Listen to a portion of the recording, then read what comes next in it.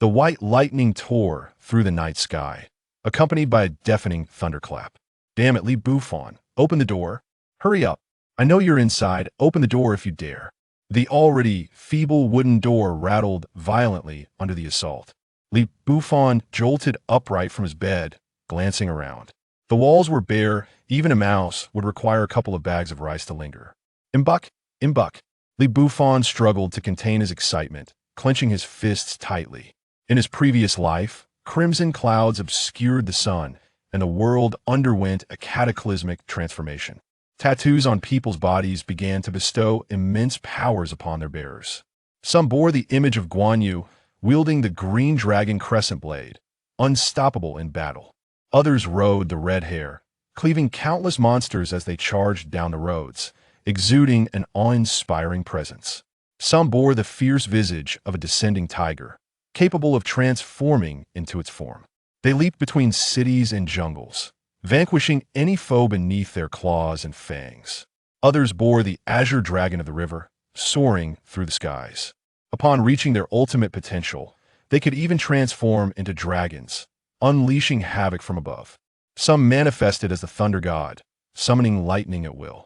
Remarkably, there were even those who bore the likeness of Uchiha Sasuke, awakening the Sharingan. These wondrous tattoos endowed individuals with varying powers, each immensely formidable.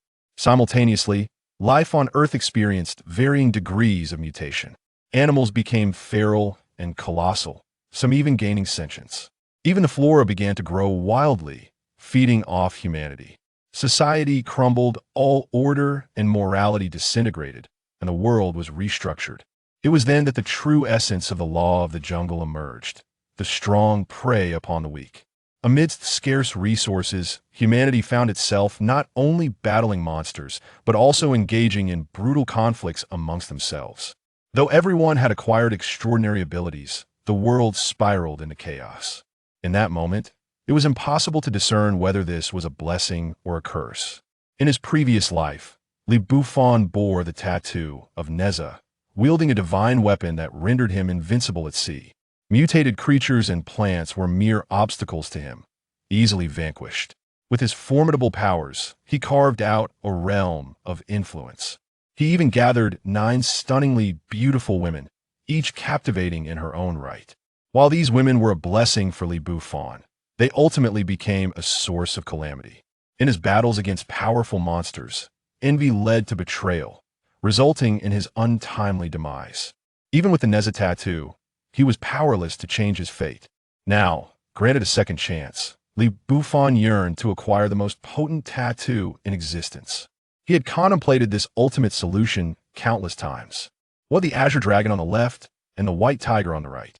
What the 9 dragons carrying a coffin? What the 10 Yama kings tattooed across his body? To Li Bufan, these notions paled in comparison to his true optimal solution. The most formidable tattoo was the tattoo artists themselves. Amass 1,000,000 tattoo stickers, then have a tattoo artist inscribe upon him. In that case, he could dictate his own abilities at will. Li Bufan remained uncertain if this plan could succeed. But should it come to fruition, he would ascend as the demon king of this realm, the most powerful deity in existence. Such rewards were worth the gamble. In this life, he vowed to protect those 9 ethereal beauties. He would ensure that the vile betrayers met a gruesome end.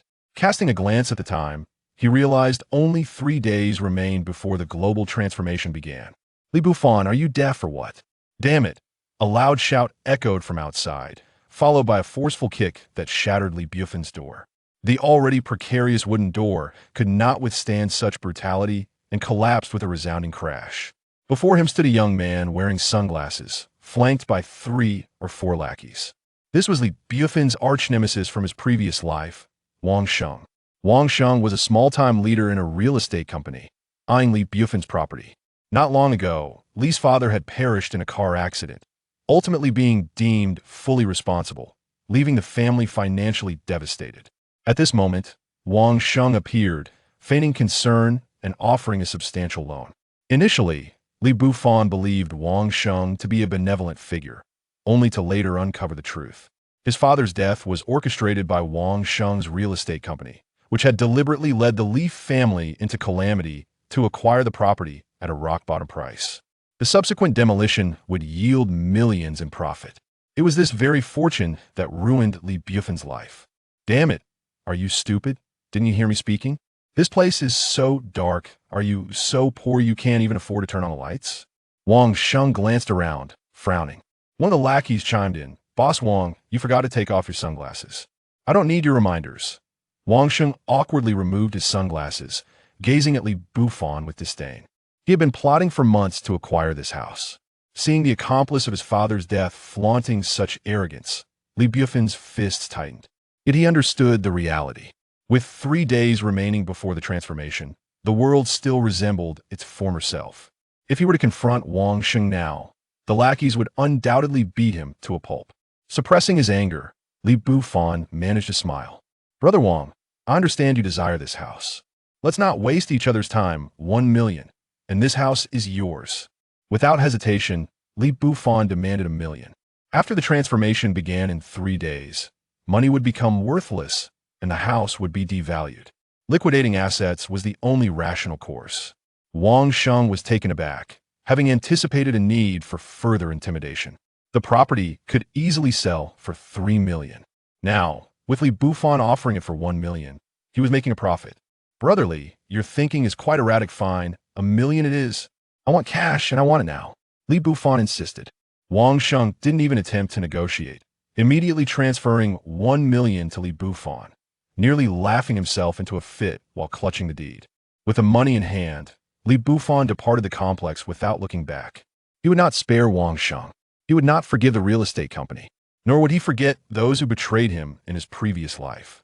Now, he aimed to accomplish something monumental. With this million, he would amass 1 million tattoo stickers. Then he would seek a tattoo artist to inscribe the most powerful tattoo in existence, one that would elevate him to the throne. And that tattoo would be the tattoo artist themselves. Chapter 2. The beautiful tattoo artist. Having sold the dilapidated house for a sum of 1 million, Li Bufan transitioned from a state of dire poverty to one of affluence. That very night, he chose to check into a luxurious hotel. Upon gazing at the plush bed, he collapsed onto it and proceeded to order 2 in-room massages. What's wrong with indulging? After a lifetime of toil, isn't it time to enjoy a little leisure? After securing the services, Li Bufan opened a shopping app and purchased an array of tattoo stickers, disregarding patterns, sizes, and prices. This extravagant purchase amounted to over 700,000. He even added an extra 20,000, insisting that all items must arrive within 3 days. Otherwise, he would initiate a return, leaving the merchants in vain. That same evening, tattoo shops across the internet were left bewildered, unable to fathom the identity of this individual who had swept away such an enormous quantity of tattoo stickers. If he truly adored tattoos, a mere 100,000 would suffice for exquisite ink. Who would opt for stickers instead? Yet, if he didn't cherish tattoos, who would squander over 700,000 on mere stickers? The incident quickly gained traction on short video platforms, drawing the attention of many. Most concluded that it was a child using their mother's phone, while others speculated it to be a wealthy individual indulging whimsically. However, the consensus on his actions was singular: foolishness.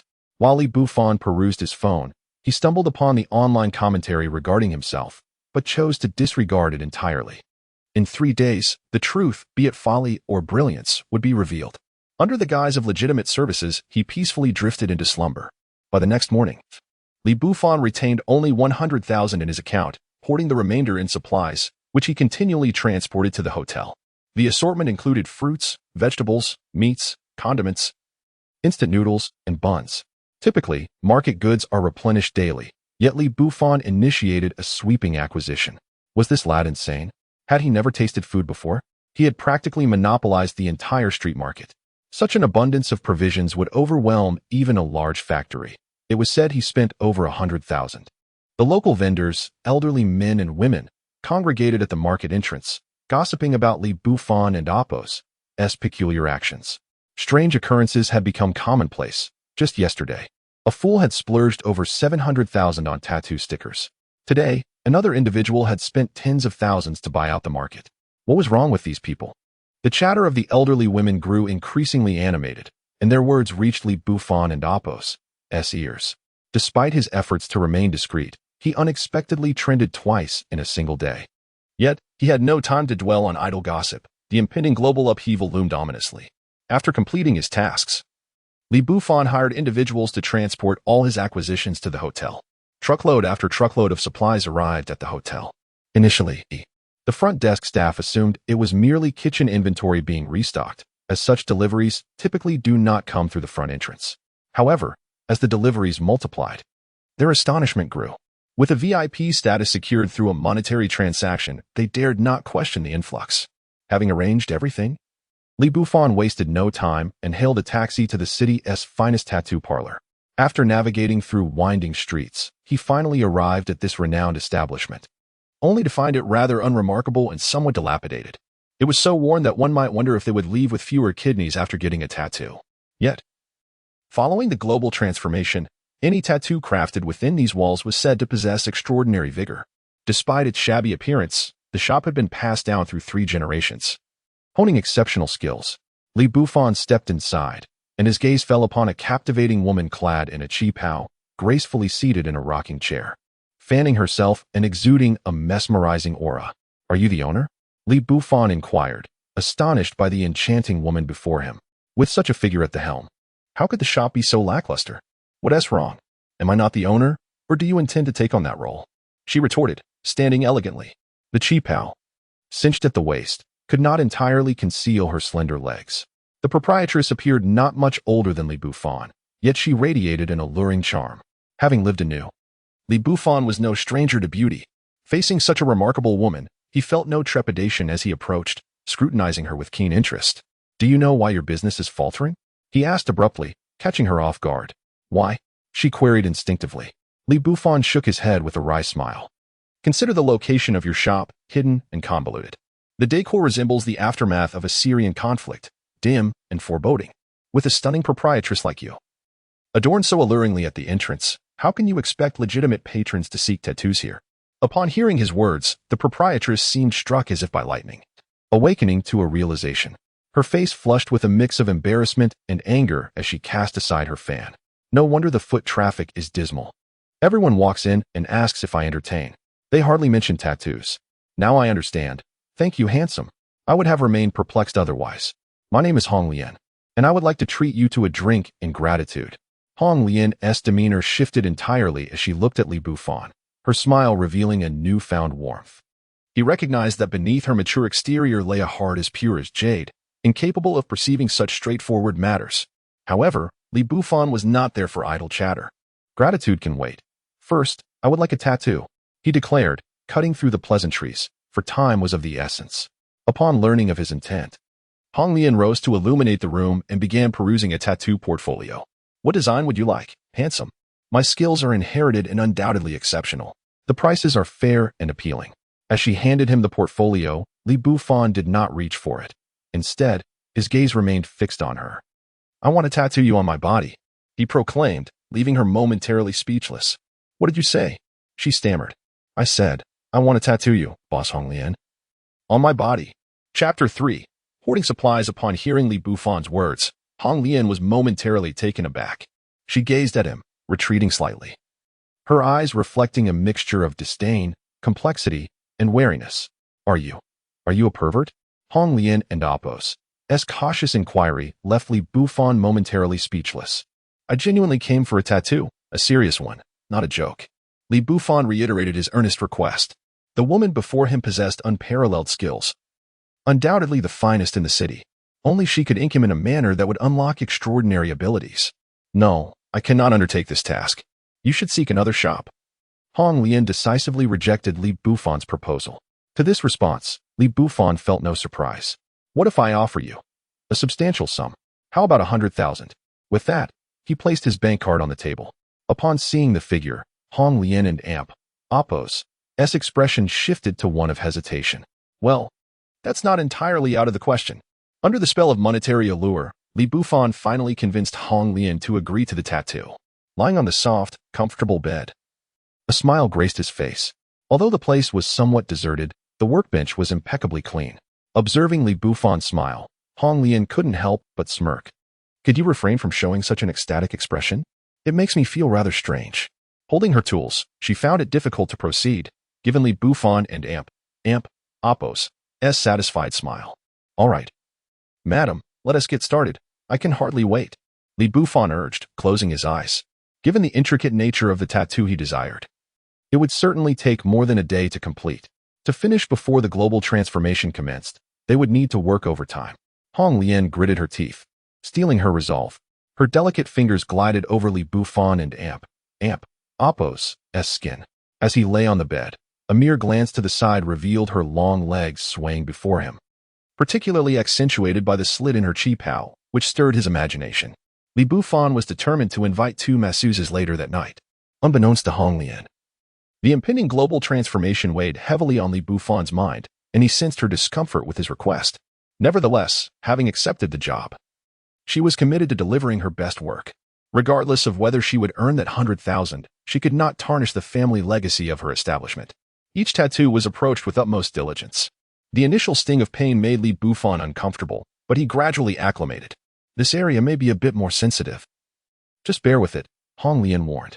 Yet, her movements were precise and fluid. When the needle pierced his skin, the unexpected pain caused Li Bufan to widen his eyes, his hands instinctively grabbing onto Hong Lian's thigh. The smoothness of her skin provided some respite from the pain. Let go of me. Release me. I will call the police. Hong Lian stood before Li Bufan, paralyzed with fear. Her hands were still busy with the tattoo, and the process required unwavering focus. To achieve perfection, she dared not move a muscle. Yet, Li Bufan's grip did not relent. He was wholly absorbed in enduring the pain, ignoring her pleas. This peculiar scene attracted the attention of passers-by, who could not help but peek into the shop. Li Bufan lay there, eyes tightly shut, hands firmly pressed against Hong Lian and Apos' thigh, while she stood beside him, exclaiming profanities, sweat beading on her forehead, too intimidated to step back. Onlookers were left astounded. Goodness, this young man knows how to have fun. A few older gentlemen even gave Li Bufan a thumbs up before turning away. The tattooing session continued until nightfall, finally coming to a close. At this point, Hong Lian had become numb to the situation, neither screaming nor struggling, merely eyeing the red marks on her thigh with annoyance. What is wrong with you? Do you believe I won't call the police? Hong Lian set down her tools and removed her gloves, her face a mix of irritation and disbelief. Madam, with such a painful procedure, you should have provided me something to bite down on. If I were to let go and bite my tongue, would your shop still be able to operate? Li Bufan argued compellingly, leaving Hong Lian momentarily speechless. Glaring at him, Hong Lian clenched her teeth, her cheeks flushed with indignation. She had never encountered anyone as brazenly shameless as Li Bufan. As tears of frustration threatened to spill from her eyes, Li Bufan felt a twinge of guilt. All right, I apologize. How about I treat you to a late-night snack as compensation? Humph, at least you have a shred of conscience. Hong Lian managed to hold back the tears that had nearly brimmed over. Despite the exorbitant price of the meal, Li Bufan felt no regret. In no time, that money would be rendered worthless. Hong Lian, meanwhile, was a girl burdened by fate. Ever since her grandfather's passing, she had lived alone, due to her appearance and profession. People often judged her unfairly, viewing her through a tainted lens. Although she had only met Li Bufan briefly, she felt a long-lost connection with him. After years of isolation, it was refreshing to be treated as a friend. Remember to come early tomorrow. We just need to finish the coloring. I hope to complete everything by tomorrow, as I don't wish to see you again, Hong Lian declared as she turned to enter the shop. Despite her words, a smile grazed her lips more frequently than usual. Watching her retreating figure, Li Bufan also smiled. This tranquil and blissful existence would likely come to an abrupt end by tomorrow night. Once his tattoo was complete, the global upheaval would commence, marking the beginning of Li Bufan's journey toward strength.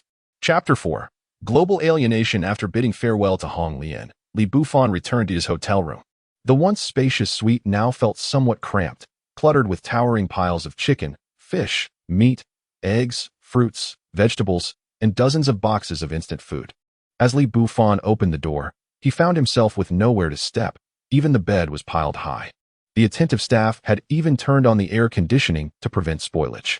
It seemed that after finishing with the tattoo artist, I would need to acquire additional items. Otherwise, I could not possibly transport all of this alone. After over half an hour of effort, Li Bufan finally cleared a small space on the bed. He then called for 2 massage therapists to help him relax. The pain from the tattoo session had left his muscles tense all day. However, when the staff entered the room and beheld the scene before them, they were momentarily taken aback. Nevertheless, since Li Bufan was a paying customer, despite their bewilderment, they dutifully provided him with their services. The following morning, a cacophony of noise erupted from outside. Upon opening the door, Li Bufan was greeted by a weary-faced receptionist. "Mr. Li, your online orders have arrived." The receptionist regarded him with an expression that suggested disbelief. Li Bufan paused for a moment before realization dawned upon him. "Ah, my treasures must have arrived." He quickly donned his clothing and dashed downstairs. At the hotel entrance, he was met with 3 large trucks, their cargo piled high, reaching nearly 6 meters. All of it consisted of tattoo stickers. Goodness, these are all tattoo stickers. Could it be that the one who recently spent over 700,000 on tattoo stickers is him? Li Bufan mused. He had seen trucks delivering large quantities of cabbage the day before, having heard they monopolized the market, and now they were bringing in tattoo stickers? If that were the case, were these two eccentricities actually one and the same? Truly remarkable. A crowd gathered, buzzing with speculation. Without hesitation, Li Bufan summoned the staff, instructing them to transport everything to his room. If the room ISN and amp, Oppos, T sufficient, then open another for me. Upon hearing his command, the staff exchanged glances of dismay. 500 in tips per person, just move it. Li Bufan insisted. Understood. Just watch us. The staff sprang into action as if invigorated, hauling the items into Li Bufan's room. Meanwhile, he hurriedly made his way to Hong Lian's tattoo shop. Upon entering, he noticed that Hong Lian had donned a new outfit. She wore a loose white blouse with a deep V-neck, revealing ample fair skin, and paired it with a short skirt that showcased her beautiful legs. Though her attire lacked the sultry allure of their previous encounter, it exuded an urban elegance. "I never knew you were such a versatile enchantress, able to pull off any look," Li Bufan teased her. Hong Lian, no longer appearing as distant as before, merely shot him a glance. "Come lie down. The work on you is just a few hours from completion." She beckoned him to the bed, though she soon questioned whether her gesture was appropriate. During the session, Li Bufan requested a toad tattoo on his arm. Hong Lian, perplexed by his tattoo preferences, nonetheless complied. The toad held great significance for Li Bufan, as it could encapsulate the supplies he had prepared, allowing him to avoid the cumbersome task of transporting them himself.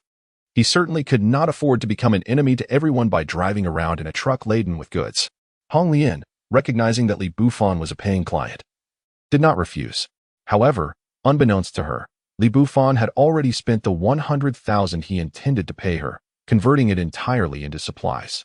Li Bufan was no fool. He aimed to expend every last cent before the impending global alienation. At that moment, Hong Lian remained blissfully unaware of his true circumstances. Once all the tattoos were completed, Hong Lian straightened up and wiped the sweat from her brow. Li Bufan admired the lifelike tattoos adorning his body. Thoroughly impressed by her craftsmanship, he stepped toward the door, noticing that night had fallen. A glance at his watch revealed it was already 11:00 and Oppos clock. In just 2 hours, the transformation would commence. "Hey, my payment for the tattoos. We agreed on 100,000. I'll give you 50. Hong Lian, seeing the protagonist, took the initiative to lower her price. However, even 50,000 was a sum Li Bufan could not muster. "I'm afraid I don't have any cash on me." "Hong Lian, what I had planned to give you has all been spent," he admitted. Hong Lian froze at his words. "What? 100,000 just gone like that? Are you playing with me? I'll call the police. I'll file a complaint." Enraged, she threatened. Li Bufan quickly interjected. "Listen, Hong Lian. Global alienation is about to happen, and the tattoos we bear will grant us power. When the animals and plants mutate, money will be worthless." Seeing Hong Lian and amp, Oppos, anxious expression, Li Bufan revealed the entire truth. With only an hour left until the global alienation began, he felt it was crucial to inform her. Hong Lian, initially in disbelief, was struck by the seriousness of his demeanor. "You should choose a powerful tattoo and get it inked immediately. This is far more valuable than that 100,000. His eyes were filled with sincerity. Having never had friends, Hong Lian regarded Li Bufan as her sole companion. She ceased her protests and turned to gather her tools. Tattooing a fierce night wanderer on her right arm and shoulder, while on her left shoulder, she inked a benevolent bodhisattva. Her exceptional skills allowed her to complete the work in just the right amount of time. After finishing, she looked at Li Bufan with determination. "I've never trusted anyone before, but today, I'll trust you once. If you deceive me, I will never make friends again." Her gaze was resolute. No sooner had she spoken than strange red clouds began to rise in the night sky. Instantly, the dark heavens appeared as if stained with blood, casting a crimson hue upon the ground. Li Bufan clenched his fists, watching the sky. The global alienation had begun. Chapter 5. Take a blow from me. The ground was drenched in crimson, and those adorned with tattoos lay sprawled, their faces contorted in agony. The luminous streams began to flicker along the contours of their ink designs. Hong Lian gritted her teeth, feeling two forces within her clash violently, as if she were on the brink of death. In contrast, Li Bufan remained largely unaffected, though the tattoo artist on his back appeared more vivid than ever, as if Hong Lian were nestled upon him. The world outside descended into chaos. Those tattoo giants who had awakened were now imbued with power. Ha ha. I'll never have to work again. Die, all of you. No more 996 for me. A masked figure, engulfed in flames, wielded a steel knife, slashing indiscriminately. I can fly. I can truly fly. One individual, adorned with angelic tattoos, sprouted wings and began to ascend, only to be met with a lethal claw that pierced his throat mid-laughter. The man bore a tattoo of a fly sprawling across his back. A sinister grin plastered on his face. Lord Ace is here, clear the way, shouted a youth with Ace inked on his body, as he unleashed a powerful punch, igniting nearby cars and flames. That night, the city transformed into a veritable hellscape, teeming with wolves, tigers, leopards, and dragons, alongside extraordinary tattoos of Sun Wukong, Luffy, and colossal spiders wreaking havoc throughout. Hong Lian, dazed, gradually regained consciousness. What is happening? What has become of this world? She wondered, momentarily mesmerized by the pandemonium outside. Meanwhile, Li Bufan, having endured a similar ordeal before, remained unfazed. Hong Lian, I require your escort back to the hotel. We have essential supplies there. He gazed at her, realizing he had little time to persuade her. His tattoo artist's abilities were formidable, yet without tattoos. He was merely an artist. The hotel contained a wealth of resources, including over 700,000 tattoo stickers, critical for his ascendance. Hong Lian nodded. Even she was unaware of why she felt compelled to heed his words. Something within her instinctively urged her that following Li Bufan was her path to survival. Together, they departed the tattoo parlor, heading towards the hotel. Along the way, many newly empowered tattoo artists cast covetous glances at Hong Lian. In normal circumstances, a beauty of her caliber would be unattainable, but the tables had turned. In this brutal age, those wielding power could easily seize such exquisite women. Release the Night Wanderer tattoo, Li Bufan urged. It was imperative to instill a sense of danger in those around them to deter their advances, lest they attract even more onlookers. Hong Lian felt the surge of dark energy enveloping her, manifesting as a steel trident in her hand, her complexion turning an ominous hue. Teeth serrated and nails razor-sharp. At a mere glance, she exuded an aura that commanded respect. Many of the onlookers, daunted, retreated in search of other targets. Though they yearned for reckless abandon, none wished to forfeit their lives so soon. After all, they had just awakened their powers and aspired to carve a niche in this new world. With Hong Lian's protection, they reached the hotel unscathed, though chaos reigned within. The transformation was in its infancy, and many remained oblivious to the significance of sustenance, reveling instead in their newfound abilities. They entered through the back door, and Li Bufan swiftly found his room. Opening the door revealed that all his belongings remained intact, prompting a sigh of relief. He summoned the toad tattoo to consume the supplies. With but a thought, he could manifest any resource he desired. How did you foresee all this? Hong Lian inquired, observing his actions. Clearly, when he tattooed the toad, he had anticipated this very step. Li Bufan offered her a faint smile. Perhaps one day, I shall explain. He sensed Hong Lian and Appo's loyalty, yet traversing realms was his greatest secret. If revealed, it could lead powerful tattoo artists to conspire against him, seeking to exploit his knowledge. Thus, he remained vigilant, guarding his secret closely. Just as they prepared to exit, two imposing figures loomed at the corridor's end. One, adorned with intricate patterns upon his brow, towered like a mountain, clad in armor and wielding dual axes. His tattoos flickered like ancient deities. The other wore a crimson mask, fangs protruding, gripping a long knife. His body marked with demonic ink. Well, what luck! A beauty here. One exclaimed, Brother, let us deal with that kid first. Then we can enjoy this lovely lady. We seldom have such an opportunity. Their eyes gleamed with avarice as they fixated on Hong Lian. Recognizing the threat, she prepared to activate the Night Wanderer tattoo. But Li Bufan halted her. Leave these two to me. Though a seasoned warrior in his past life, he felt slightly rusty in this new existence. This confrontation would serve as an ideal practice. He retrieved the Qi Tian de Sheng tattoo sticker from his space and affixed it to the tattoo artist's ink. The sticker radiated brilliance, igniting Li Bufan's body in flames as a surge of power coursed through him, and an iron rod materialized in his grasp. Before the two could react, Li Bufan leapt into action. I care not for your monstrous forms. Take this from me. Chapter 6. The surge of malevolent energy. As the words fell, Li Bufan had already leaped into the air, landing before the two waitstaff. With an iron rod raised high above his head, he swung it down, producing a resonant whoosh that seemed to tear through the very air itself. I am curious to see how you intend to confront me. One of the waitstaff, wielding two massive axes, roared, stomping his foot on the ground. Boom. The earth beneath him cracked, fissures radiating outward. You shall perish, he bellowed, bringing the enormous axe down in a fierce arc toward Li Bufan's rod. Clang. The moment they met, a flicker of surprise flashed across the axe wielder and awakens' eyes as he sensed an unexpected strength emanating from Li Bufan. Yet he thought, insufficient. With such feeble power, I can easily overpower you. His gaze grew ferocious, and he licked his lips in anticipation.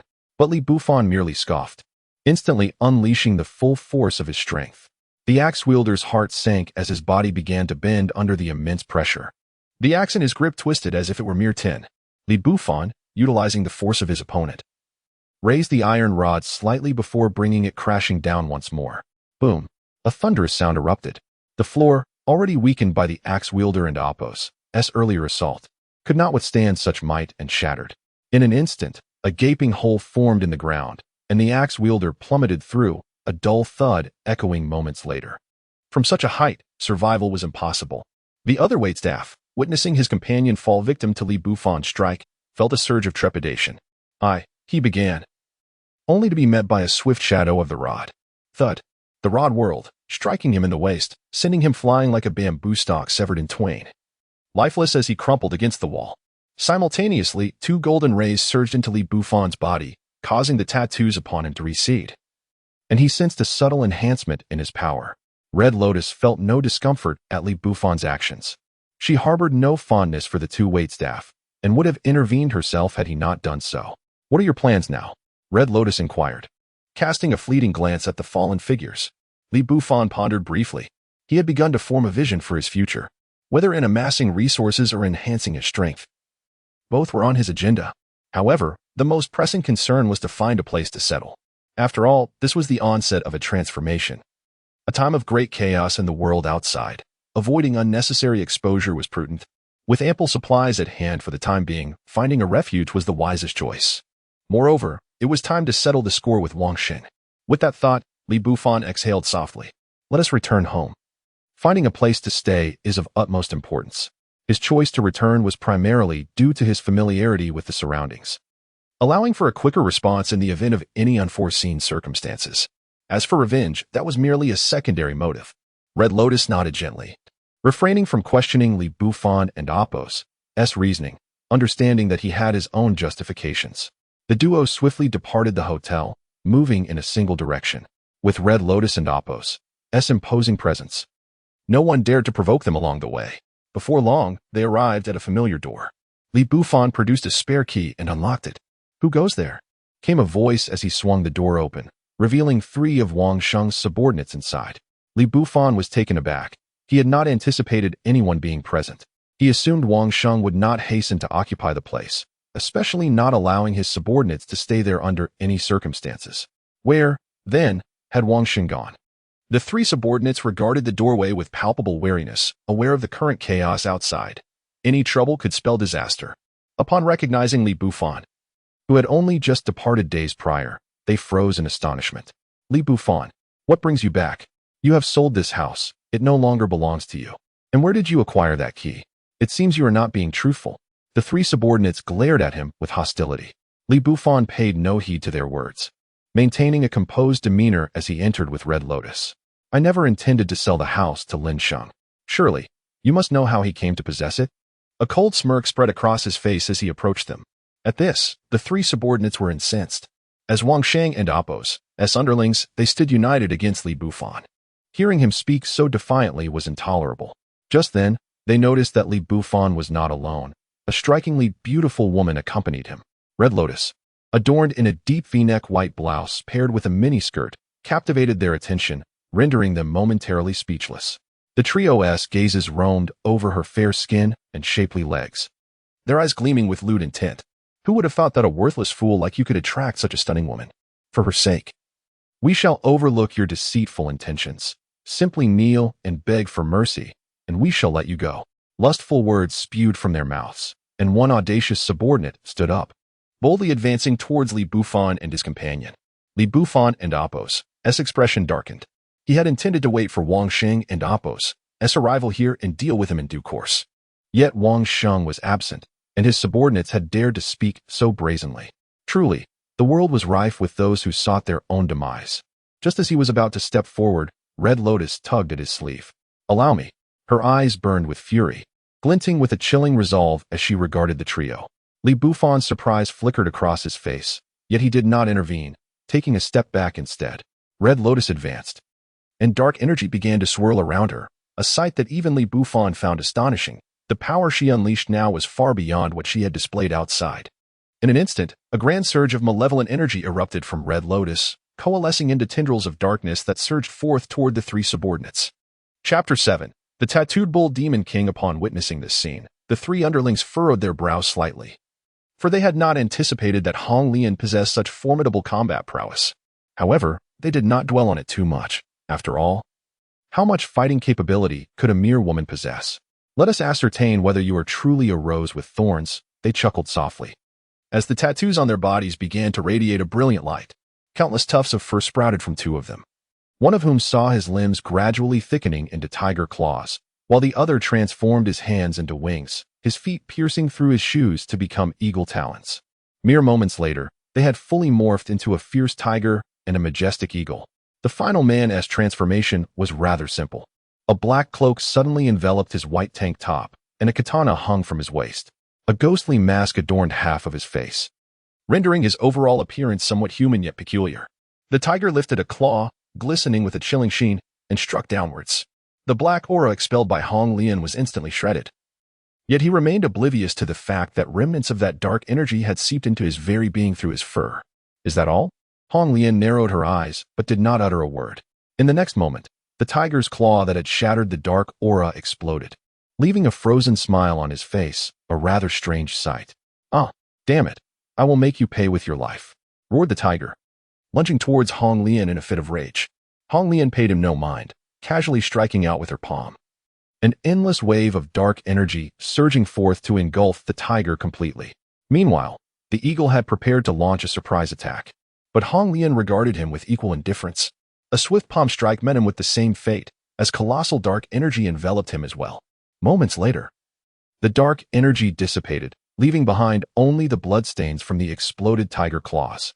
Having sliced through a strand of black energy, the samurai prepared to aid his comrades, only to be confronted with a horrifying scene.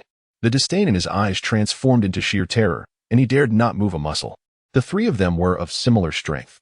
That Hong Lian could dispatch the other two in an instant meant she could do the same to him without hesitation. Hong Lian slowly approached the samurai, who was retreating step by step. "No, you cannot kill me. Wang Xing and Apos' tattoo is the Bull Demon King.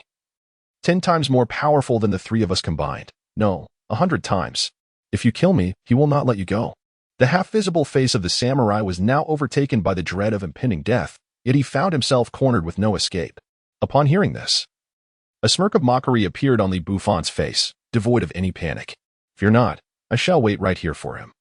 I am not the least bit concerned about his arrival.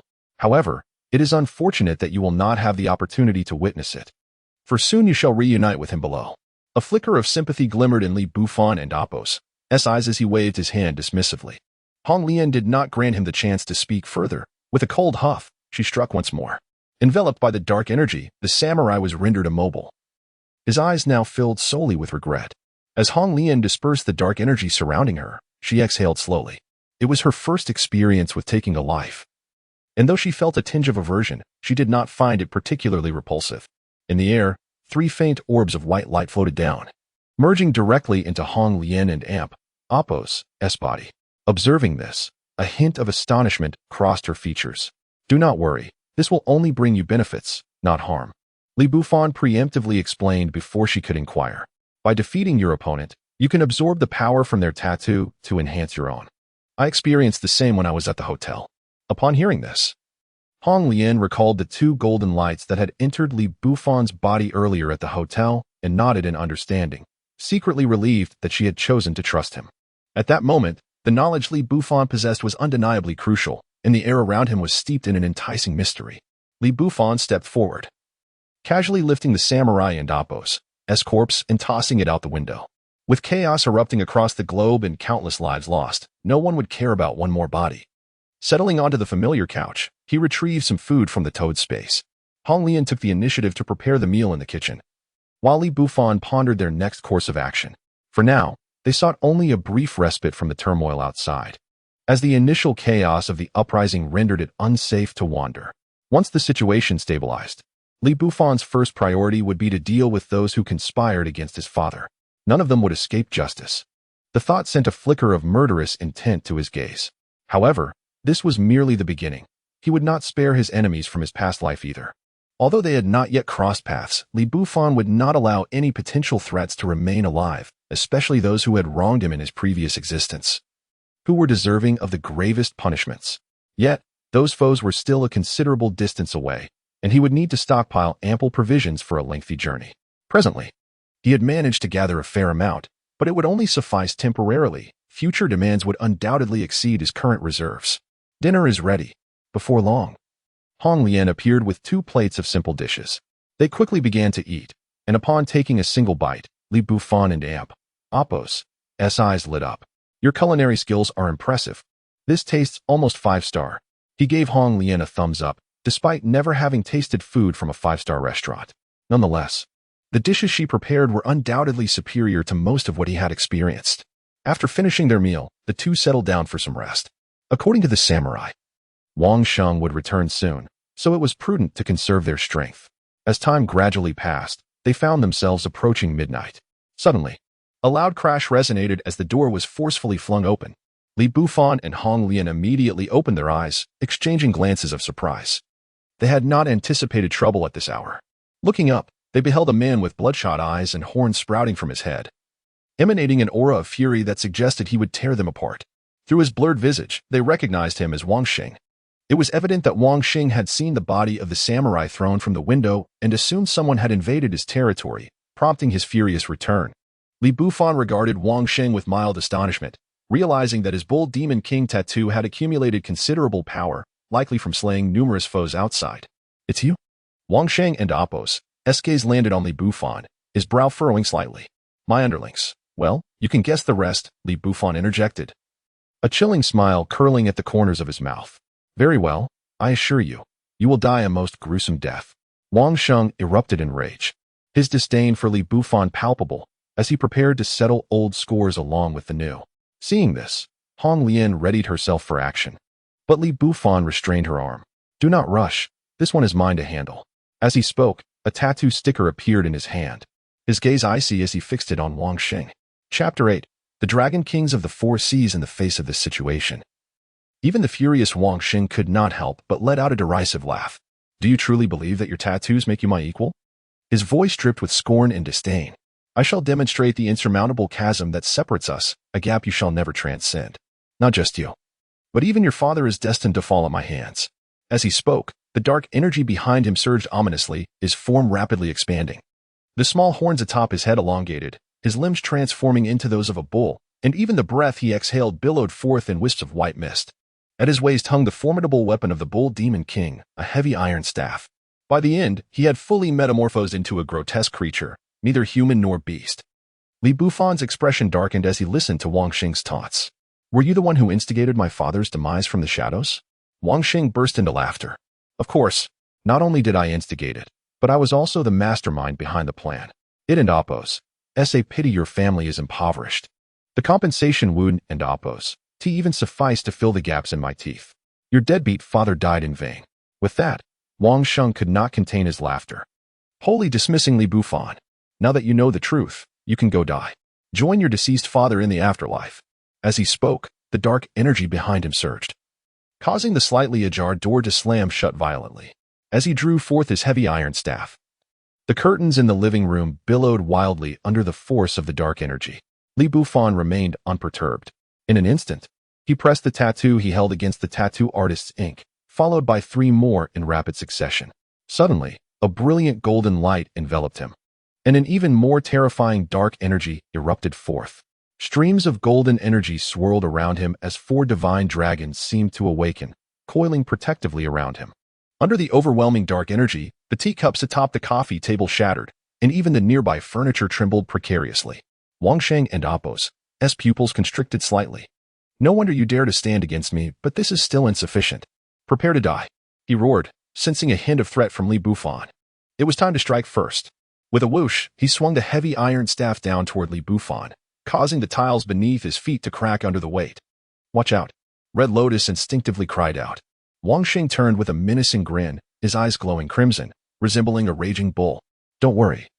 Once I deal with that brat, I shall entertain you properly. A beauty like you is wasted on such a worthless fool." With a resounding thud, the iron staff, infused with dark energy, struck Li Bufan, and a gleeful expression spread across Wangsheng and Apos' face. Yet, the next moment, his smile froze. The staff could not be retracted. Li Bufan and Apos' left hand had transformed into a dragon claw, gripping the staff tightly. "Now it is my turn," Li Bufan remarked, the corners of his mouth curling into a slight smile.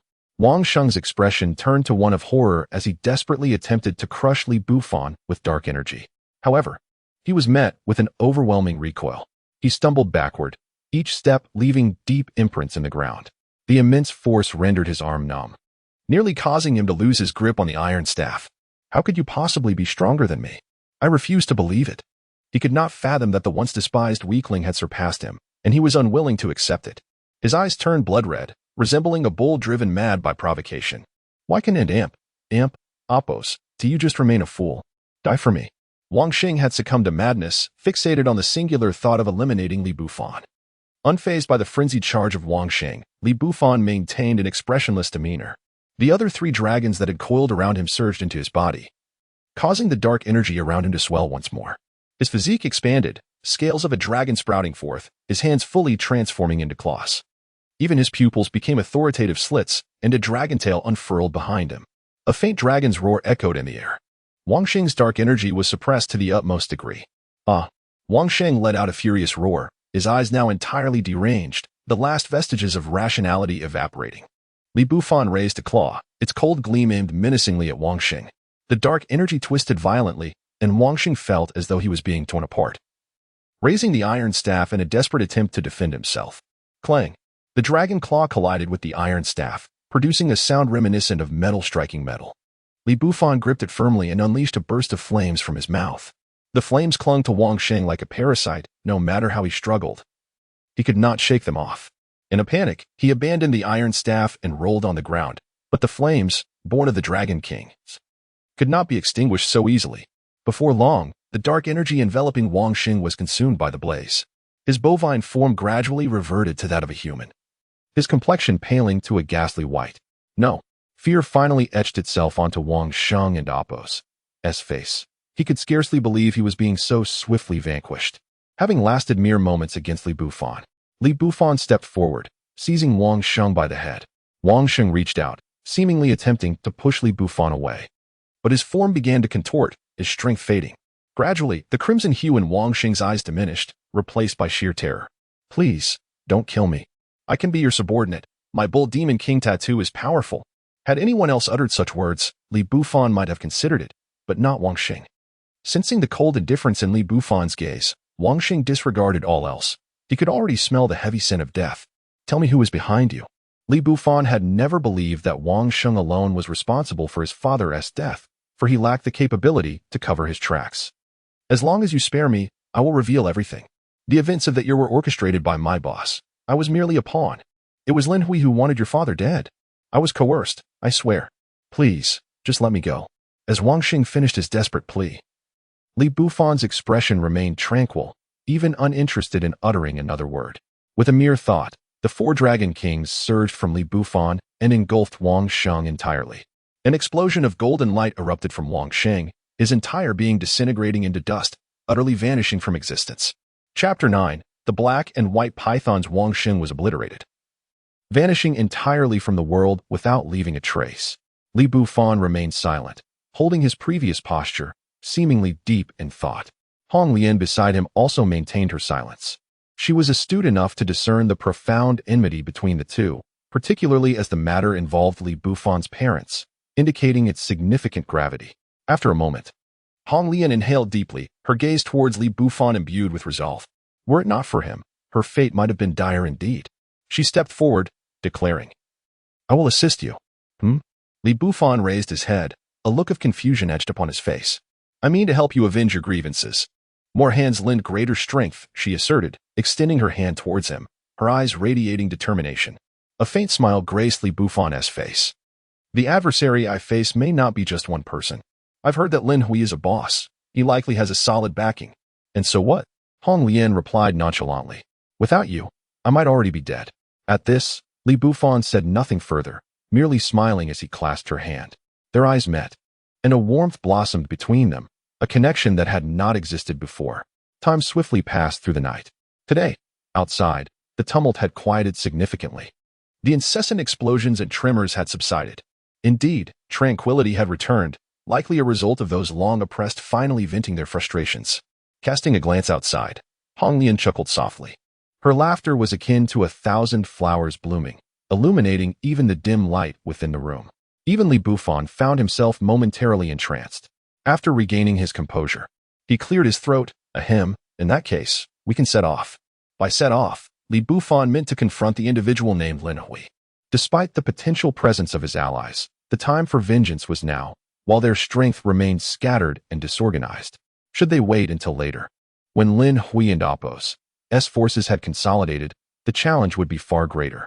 Hong Lian held no objections, and together they made their way toward the affluent district, where Lin Hui, as a boss, would undoubtedly reside. The streets were strewn with debris, pockmarked as if struck by meteoric collisions. Nearby, flames soared into the sky from a burning building. While groups of people gathered at supermarkets, their faces alight with joy, evidently reveling in their newfound freedom. Determining their direction, Li Bufan guided Hong Lian toward the city center, the heart of the affluent district. As they chatted along the way, time flew swiftly. Approaching the affluent district, they overheard idle gossip. "Did you see that woman? Those curves?" Yet, Li Bufan and Hong Lian paid no heed to such comments. Though they had heard plenty, Hong Lian had grown immune to such remarks over time. Others avoided confrontation. Those who wandered freely were not to be trifled with, as no one wished to jeopardize their newfound lives. Yet, some individuals were oblivious. Who would have thought such luck today? Strolling around, and I encounter such a beauty. Beauty? What are we waiting for? It's been ages since I indulged. Two burly men, originally scavenging for supplies, spotted Hong Lian, their eyes gleaming with desire. "Kid, hand over that woman, and bow to us. We'll take you on as our little brother." One of the twins, adorned with a white python tattoo, sneered. Li Bufan frowned slightly, taken aback by the trouble they had encountered. The two muscular men, with their bare torsos and greedy gazes, were imposing. Each bore tattoos of large pythons, coiling from their waists to their necks. Upon seeing the tattoos, Li Bufan felt a surge of pressure. Clearly, these markings were not the work of ordinary individuals. If they were merely the images of two pythons, they would not evoke such a sense of foreboding. Sensing Li Bufan's scrutiny, the twins turned their derisive gazes upon him. "So, have you made your decision? Life as our subordinate would be far superior to your previous existence." The tattooed man with the black python added, "Let us not waste time. Let's take action." In perfect accord, they launched into motion without hesitation, their tattoos shimmering with a radiant glow. In an instant, their feet fused into serpentine tails. Their bodies cloaked in an array of black and white scales, their heads morphing into triangular shapes. Moments later, they had transformed entirely, leaving only two colossal pythons in their stead. Each serpent measured over 20 meters in length and 2 meters in girth, their tongues flicking menacingly as they fixated on Li Bufan and Hong Lian. Such dimensions surpassed even the largest pythons known to history. Hong Lian gasped in shock. As a woman, she found the sight of snakes particularly unsettling. The white python wasted no time, thrashing its massive tail toward Li Bufan. In an instant, magical energy surged within Hong Lian, her night wanderer tattoo enveloping her, completing her transformation. With a powerful thrust of her arm, she braced herself against the incoming white tail, the impact reverberating through her body, cracking the already damaged pavement beneath her. Seizing the opportunity, Li Bufan swiftly retreated. "I underestimated your strength," he exclaimed. "But if that's the case, I presume you must be rather superficial. The twins are undoubtedly far more robust, capable of satisfying you better, even transformed into serpents. The twins continued their crude banter, their gazes lingering on Hong Lian and Appo's figure, making her uncomfortable. They prepared to strike again. Hold on, Li Bufan interjected, grasping Hong Lian and Appo's hand and drawing her back. I have a better plan for dealing with serpents. With a smile, he revealed a tattoo sticker he had procured earlier, depicting a bald monk whose grin was rather audacious. This monk is none other than Fahai. Chapter 10. The third Prince Neza Li Bufan raised his hand and affixed Fahai and Appo's tattoo, instantly illuminating his body with a radiant golden glow. Humph. Daring to play tricks in front of us, brothers. The black and white pythons, though unsure of Li Bufan and Appo's intentions, had exhausted their patience. Both let out a cold snort and proceeded to hurl the surrounding wrecked cars towards him. The thrown vehicles descended like meteors, threatening to reduce anyone they struck to mere pulp. Yet, Li Bufan remained unfazed, his golden aura surging as he transformed into a miniature sun. Humph, mere parlor tricks. How bold to show off in front of me. A cold snort echoed faintly. The cars, once plummeting towards him, were suddenly repelled by a golden palm imprint, embedding themselves into a nearby dilapidated building. Boom. The area where the cars were embedded was covered in web-like cracks, and the entire structure trembled ominously, as if it might collapse at any moment. Seeing this, the black and white pythons were taken aback, their expressions shifting with a newfound apprehension as they gazed at Li Bufan. The golden light enveloping him receded slightly, revealing that he had donned a monk's robe and wielded a towering vajra in his hand, resembling a monk but with a fierce, hair-covered visage akin to an enraged deity. The black and white pythons exchanged glances, their eyes darkening with unease. They sensed an unexpected pressure emanating from Li Bufan. Underestimating you was a mistake, but you shall still meet your demise. The black python, unable to contain himself, charged directly at Li Bufan. In his mind, even if Li Bufan posed some pressure, it would be inconsequential. After all, he was not alone. Together, they could easily subdue a mere Li Bufan. Great might of the heavenly dragon!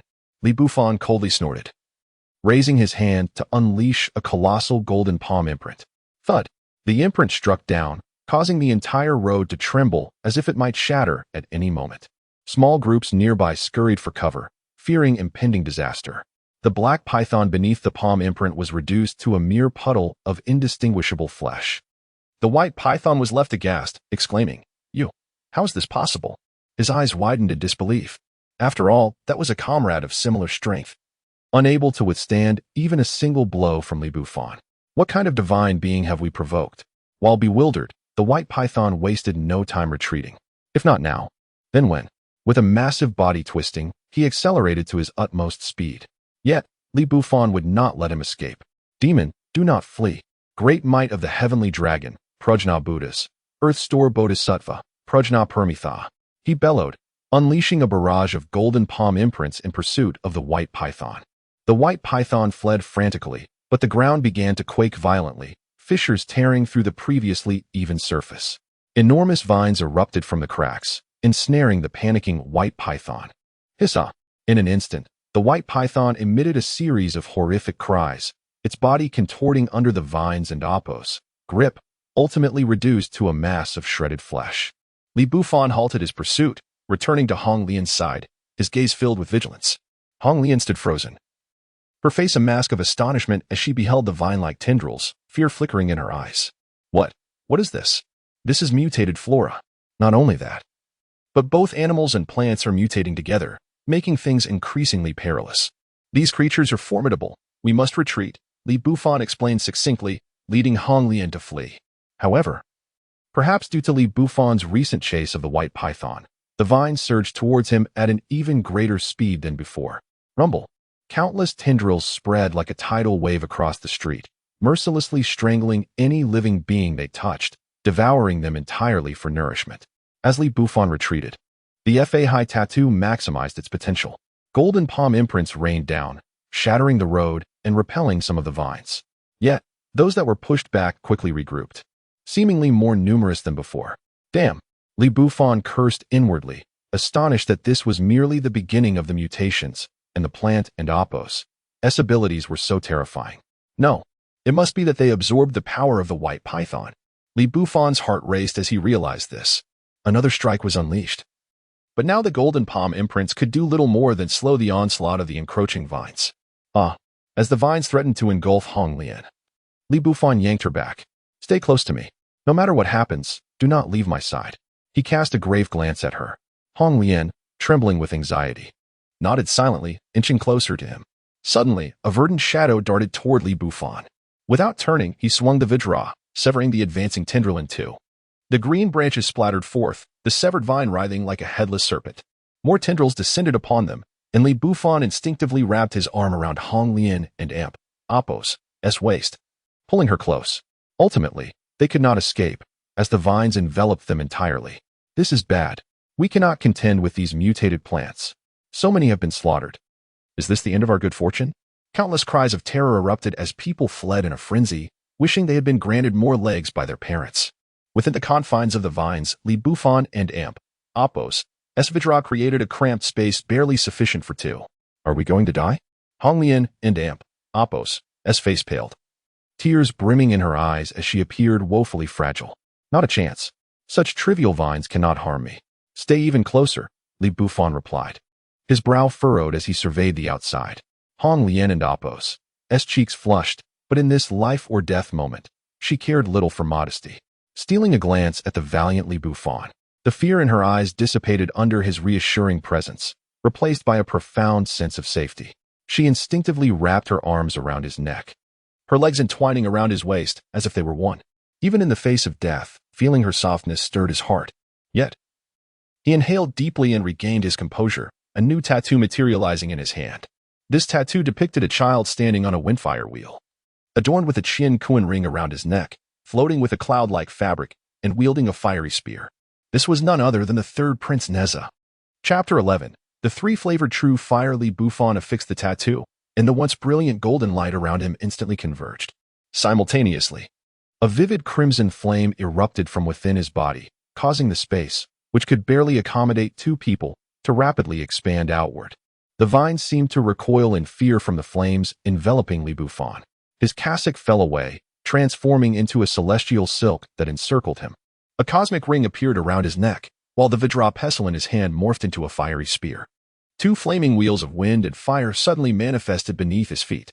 With a vigorous gesture, Li Bufan unleashed a torrent of three-flavored true fire. The surrounding vines, which were still closing in, appeared to be provoked, retreating rapidly. Any vine touched by the three-flavored true fire emitted a cacophony of crackling sounds before turning to ashes. Let us go. Li Bufan's gaze sharpened as he stepped onto the wheels of wind and fire, charging outward. Hong Lian, still lost in her shyness, had yet to register the situation. Feeling their bodies soar into the sky, she could only gasp in surprise, her grip on Li Bufan's arm tightening. As they broke free, the street outside was even more chaotic than before. The onlookers, who had retreated to a safe distance, whispered among themselves until one person suddenly widened his eyes, trembling as he pointed toward the vines. What is that? Following his gaze, the crowd exhibited expressions of uncertainty. The massive vines began to writhe once more, revealing a flicker of fiery red within. Before the spectators could comprehend, a figure shot forth from the tangle. It was Li Bufan, cradling Hong Lian in his arms. The vines, unwilling to let him escape, relentlessly pursued him, their speed increasing. However, Li Bufan, standing on the wheels of wind and fire, evaded the attacks with remarkable agility, landing effortlessly on the roadside. Witnessing this scene, countless spectators gasped in astonishment, their eyes nearly popping from their sockets, and exclamations erupted around them. How is this possible? How did he emerge from the vines? My heavens!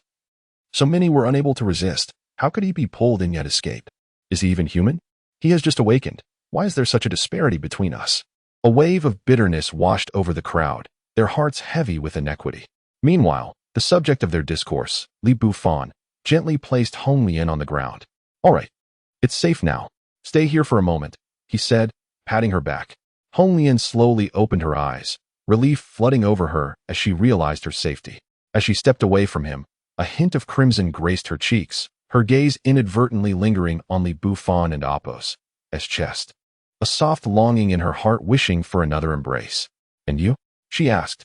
I must go resolve this matter, Li Bufan replied with a smile, ascending once more into the air. Be careful, I'll be waiting for your return. Hong Lian instinctively called out, her tone reminiscent of a wife anxiously awaiting her husband's safe return from battle. Hearing her words, a smile grazed Li Bufan's lips, brandishing the fiery spear. He charged directly at the vines. The vines, seemingly incited by his provocation, grew furious. Swish, swish, swish. Countless sounds of slicing air erupted as the vines no longer surged in a wave, but instead coalesced into a single, spear-like form, thrusting menacingly toward Li Bufan. Unfazed, he swept his fiery spear through the air, severing a vine in two. Then, with the wheels of wind and fire beneath him, he deftly evaded the remaining assaults. The vines he dodged impaled themselves into the buildings behind him, as if concrete and steel were but soft tofu, unable to withstand their assault. Merely a plant, recently mutated. Daring to stir trouble? A glint of coldness flashed in Li Bufan's eyes. Having already been pursued to the brink of fury, he showed no mercy. With every sweep of his fiery spear, he severed at least one vine. In mere seconds, the ground beneath him was coated in a layer of green liquid, a byproduct of the severed vines. The hissing sound of corrosion filled the air as the liquid effortlessly ate away at steel and concrete. Li Bufan frowned slightly at the sight, then a flash of red light enveloped him as the three-flavored true fire formed a protective barrier around him. His speed in eliminating the vines surged, as countless tendrils were incinerated before they could approach him, the green liquid meeting the same fiery fate. Watching Li Bufan engage in battle against the relentless tide of vines, the onlookers stood agape, their mouths agog in disbelief. They struggled to articulate their astonishment. Grappling with the reality that this formidable foe, capable of annihilating everyone present, was now being single-handedly confronted.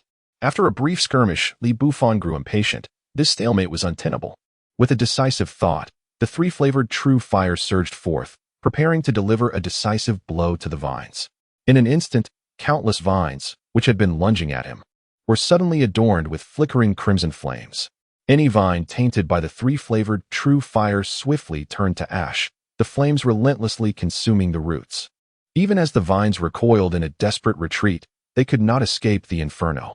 Li Bufan unleashed layer upon layer of the three-flavored true fire, and finally, sensing its defeat, the vines began to withdraw, much of their mass retreating underground in a panicked exodus. Now you wish to flee? It's too late, Li Bufan scoffed. After investing so much effort, allowing them to escape would be a tremendous loss. The three-flavored true fire, under his command, rapidly converged on the vines, mercilessly scorching even those retreating into the earth. In the blink of an eye, the flames reached the roots of the vines. Layers of fine ash fell away, leaving behind numerous craters in the street, evidence of their emergence from the ground. A glance revealed no trace of green remained. All had been consumed by the three-flavored true fire. Li Bufan slowly advanced, landing in the largest crater, where, amidst a thick layer of ash, a single verdant orb emitted a gentle green glow. His eyes brightened as he descended to retrieve the orb. Chapter 12. The Celestial Society in the Distance. Onlookers gazed in awe as Li Bufan single-handedly vanquished the vines that had engulfed the entire street. A profound silence enveloped the crowd, their astonished expressions almost palpable, tinged with a hint of numbness. Was this truly resolved? Am I dreaming? But how could this be a dream? If you don and damp, Appos, believe me. Let me pinch you and see if it hurts. Ouch. Hey, what do you mean by pinching my thigh? A burly man glared at his companion, his eyes ablaze. Honestly, had they not been acquainted, a brawl might have ensued. Yet no one paid heed to the two jesters, as murmurs of speculation spread among the crowd. Doesn't Amp, Appos, this deity seem oddly familiar? One voice exclaimed. I also think so. The monk who got caught up in this chaos bore a striking resemblance to him. With this comment, the collective curiosity of the crowd was piqued. However, having witnessed the battle from a distance and with Li Bufan emanating a radiant golden light, most had not been able to observe the details closely. Surely not? Their tattoos are distinctly different. Don't tell me that after just awakening, one can wield multiple tattoo powers. After a prolonged silence, one individual finally broke the stillness. But what about the woman accompanying this deity? She asked the one who fought alongside the Python brothers. Her being a woman doesn't necessarily imply anything significant, another remarked, slightly furrowing his brow. If you have the strength, would you really let such a chance to rescue a damsel in distress slip away? The surrounding audience shook their heads in unison. Given Hong Lian and Appos' beauty, even in the pre-mutant era, she would have been regarded as a stunning top-tier beauty, a rare sight indeed. No one could possibly overlook her allure. Hence, it was hardly surprising that this deity took notice of her and rescued her effortlessly. Realizing this, the others nodded in agreement, acknowledging their misjudgment. Hong Lian disregarded the murmuring crowd, hastening to the pit where Li Bufan had just dealt with the vines. Upon seeing the green orb in Li Bufan and Appos' hand, her eyes flickered with curiosity. What is this? Li Bufan shook the green orb, leisurely explaining. This is a spirit core, typically found only in mutated plants or animals. It represents the essence of the mutated being. Absorbing it can enhance the power of one's tattoos and fortify one's physique. Its effects are immensely beneficial. With that, Li Bufan brought the orb to his lips and swallowed it without hesitation. The jade-green orb dissolved instantly, flooding his body with a surge of potent energy. The area adorned with the Hong Lian tattoo glimmered faintly, and a warm current surged through him, amplifying his overall strength significantly. A look of delight crossed Li Bufan and Appos' face. That moment felt as if a refreshing stream had cleansed him from top to bottom. Moreover, he now felt an endless reservoir of strength coursing through him. If he were to confront the mutated vines again, he could effortlessly dispatch them. Such a sensation could hardly be described merely as pleasurable. Just as I anticipated. There will be another opportunity for you to try it next time, Li Bufan mused, nodding in satisfaction before calling out to Hong Lian. Hong Lian, her cheeks slightly flushed, found it difficult to endure Li Bufan and Appos' unwavering gaze. Let us go. The city center is not far ahead. Ignoring the still whispering crowd behind them, Li Bufan and Hong Lian pressed onward toward their objective. They soon stumbled upon a supermarket, seizing the chance to gather supplies. As they advanced, they discovered a doorway, ravaged by the vines leading into the supermarket. Without hesitation, they collected every useful resource and stashed it away in the toad space. I recall several supermarkets on this street. We won't have to worry about food and drink for a long while, Hong Lian exclaimed, clapping her hands in delight. From then on, passing by supermarkets became an inevitable spree, for no one could ever have too many supplies. After leaving the supermarket, Li Bufan and Hong Lian walked a few hundred meters before arriving at an upscale residential complex. This must be it. A single glance was enough for Li Bufan to ascertain that Lin Hui resided within this complex. The security here appeared commendable. Hong Lian observed the area, her eyes widening slightly in surprise. Compared to the dilapidated streets outside, this complex was in far better condition, most buildings unscathed, some even seemingly brand new. Faintly, they could spot people moving about inside, their activities orderly, as if each had their own tasks to attend to. Li Bufan and Hong Lian exchanged glances and ventured deeper into the complex. Shortly thereafter, a figure who seemed to be patrolling approached them and stood in their path. Are you members of the Celestial Society? The Celestial Society? Li Bufan furrowed his brow. He had never heard that name before. However, a quick glance at the individual revealed a hint of wariness and caution in their eyes, suggesting that the Celestial Society held considerable influence within this upscale complex. If his assumptions were correct, it appeared that affluent residents of this complex had gathered a formidable group to establish a new organization. Without a doubt, these wealthy individuals managed to thrive even in these chaotic times. While Li Bufan pondered this, his expression remained unchanged. Indeed, upon hearing this, the figure visibly relaxed. In that case, please follow me. With that, they strode forward, and Li Bufan and Hong Lian followed closely behind. Throughout the journey, Hong Lian remained silent, trailing quietly behind Li Bufan like an attendant. They exchanged a glance but did not communicate, merely following the guide. Soon, they traversed much of the complex. Arriving at a villa, this is, Li Bufan frowned slightly, scanning the surroundings, uncertain of the guide and Appos' intentions. Just as he was about to speak, the entire villa suddenly began to tremble. In an instant, all the doors and windows sealed shut, plunging the once bright villa into utter darkness as if the lights had been extinguished. Chapter 13. Boundless Strength. Li Bufan's expression abruptly darkened. Come closer, we are likely ambushed. He scanned the surroundings, his gaze remaining calm and unflustered. Could it be Lin Hui? Hong Lian inquired softly, inching closer to Li Bufan, though he did not respond verbally. An unsettling premonition loomed in his heart, suggesting that it was indeed Lin Hui. The tranquility lasted only a moment before the villa's lights suddenly blazed to life. Li Bufan squinted against the stark brightness. The abrupt transition from darkness to light would bewilder anyone. The sound of footsteps echoed, thud, thud, thud. A group descended the staircase not far away. At the forefront stood a man clad in a sleek black suit, his slicked back hair glistening, a cigar dangling from his lips. This was none other than Lin Hui. Li Bufan recognized him instantly. After all, Lin Hui was a renowned tycoon frequently seen on television. Behind Lin Hui trailed a cadre of shirtless henchmen, each adorned with dark tattoos that exuded an air of intimidation. You dare impersonate a member of my Tian Sha society? Lin Hui sneered, his gaze sweeping over Li Bufan. You may look frail, but your audacity is quite remarkable, truly overestimating yourself. However, given that you brought me a beauty, I shall allow you to remain in one piece. As he spoke, he flicked his cigar, and one of his subordinates hurriedly caught the falling ash before retreating. Lin Hui and Appos, predatory eyes roamed over Hong Lian, nodding in satisfaction. Hong Lian recoiled, a wave of revulsion washing over her. She detested such lecherous stares. Observing her reaction, Lin Hui laughed heartily, turning to ascend the stairs, his voice drifting back. Deal with the man. Leave the woman to accompany me to my chamber. Understood, the henchmen chorused. Stepping forward, their eyes filled with invasive intent as they surveyed Hong Lian and Appos' delicate form. Before long, one stepped forward, declaring, eliminate that kid. We can do as we please afterward. Don and Appos, keep the boss waiting. A sinister grin crept across his face as he regarded Li Bufan. Li Bufan and Appos' expression remained unchanged, though his attire bore the remnants of a prior struggle, tattered and torn. He shrugged off the ragged clothing, revealing a well-defined torso. Despite his lean appearance, he possessed a body sculpted with muscle, prompting Hong Lian, hidden behind him, to steal a few glances. However, the henchman couldn't help but mock the tattoo of a woman on Li Bufan's body. I've seen oddities, but this is a new level. Tattooing a woman? Is he auditioning?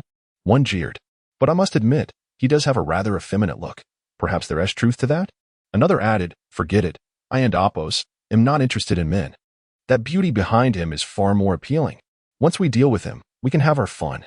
A burly man with dark skin licked his lips, a glimmer of lewdness in his eyes.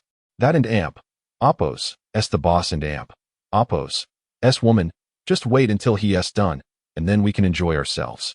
Their laughter echoed, and Hong Lian's expression darkened further. Were their numbers not so overwhelming, she would have charged at them without hesitation. Yet, the leader was not inclined to delay further.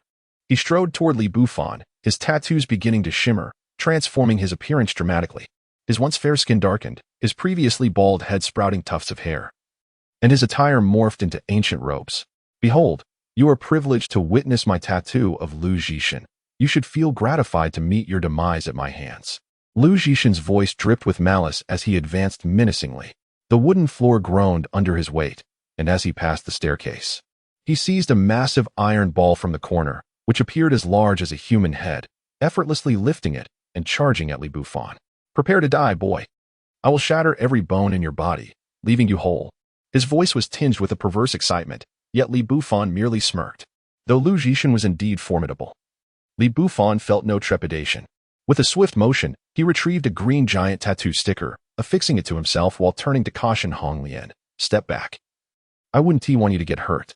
All right, be careful yourself, Hong Lian replied, retreating a short distance. Seeing her move away ignited Lu Zhishan's fury. Clearly, he was being disdained. You'll pay for that, he bellowed, swinging the iron ball toward Li Bufan. Li Bufan remained composed, showing no intention of evasion. Is he truly so daft as to remain still? Lu Zhishan mused, bemused by Li Bufan's apparent lack of fear. I suppose that's just how it is. I can't wait to unleash my fury once the boss is done with that woman. With that, more lewd laughter erupted.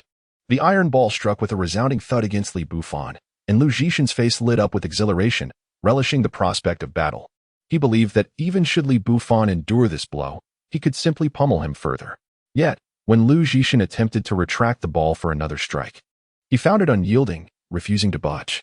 A flicker of confusion crossed his eyes. Is this the extent of your strength? Li Bufan and Appos' cold voice emanated from behind the iron ball. Impossible. Lu Zhishan and Appos' eyes widened. He was acutely aware of his own power. How could Li Bufan withstand such a blow unscathed?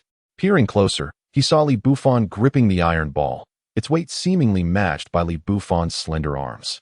Before Lu Zhishan could exert more force, the tattoo sticker Li Bufan had applied radiated blinding light. In an instant, Li Bufan's entire form began to glow green, expanding rapidly, towering nearly 3 meters tall. Thankfully, his pants were elastic. Otherwise, he might have exposed himself. Now, the iron ball in Li Bufan's grasp appeared as a mere toy. With a casual flick, he hurled it through the wall, sending it crashing into the courtyard. Li Bufan then reached out, seizing Lu Zhishan. Lu Zhishan's face flushed crimson as he attempted to resist, but the immense power emanating from Li Bufan's grip rendered him utterly helpless. He was effortlessly tossed to the ground, akin to a discarded rag.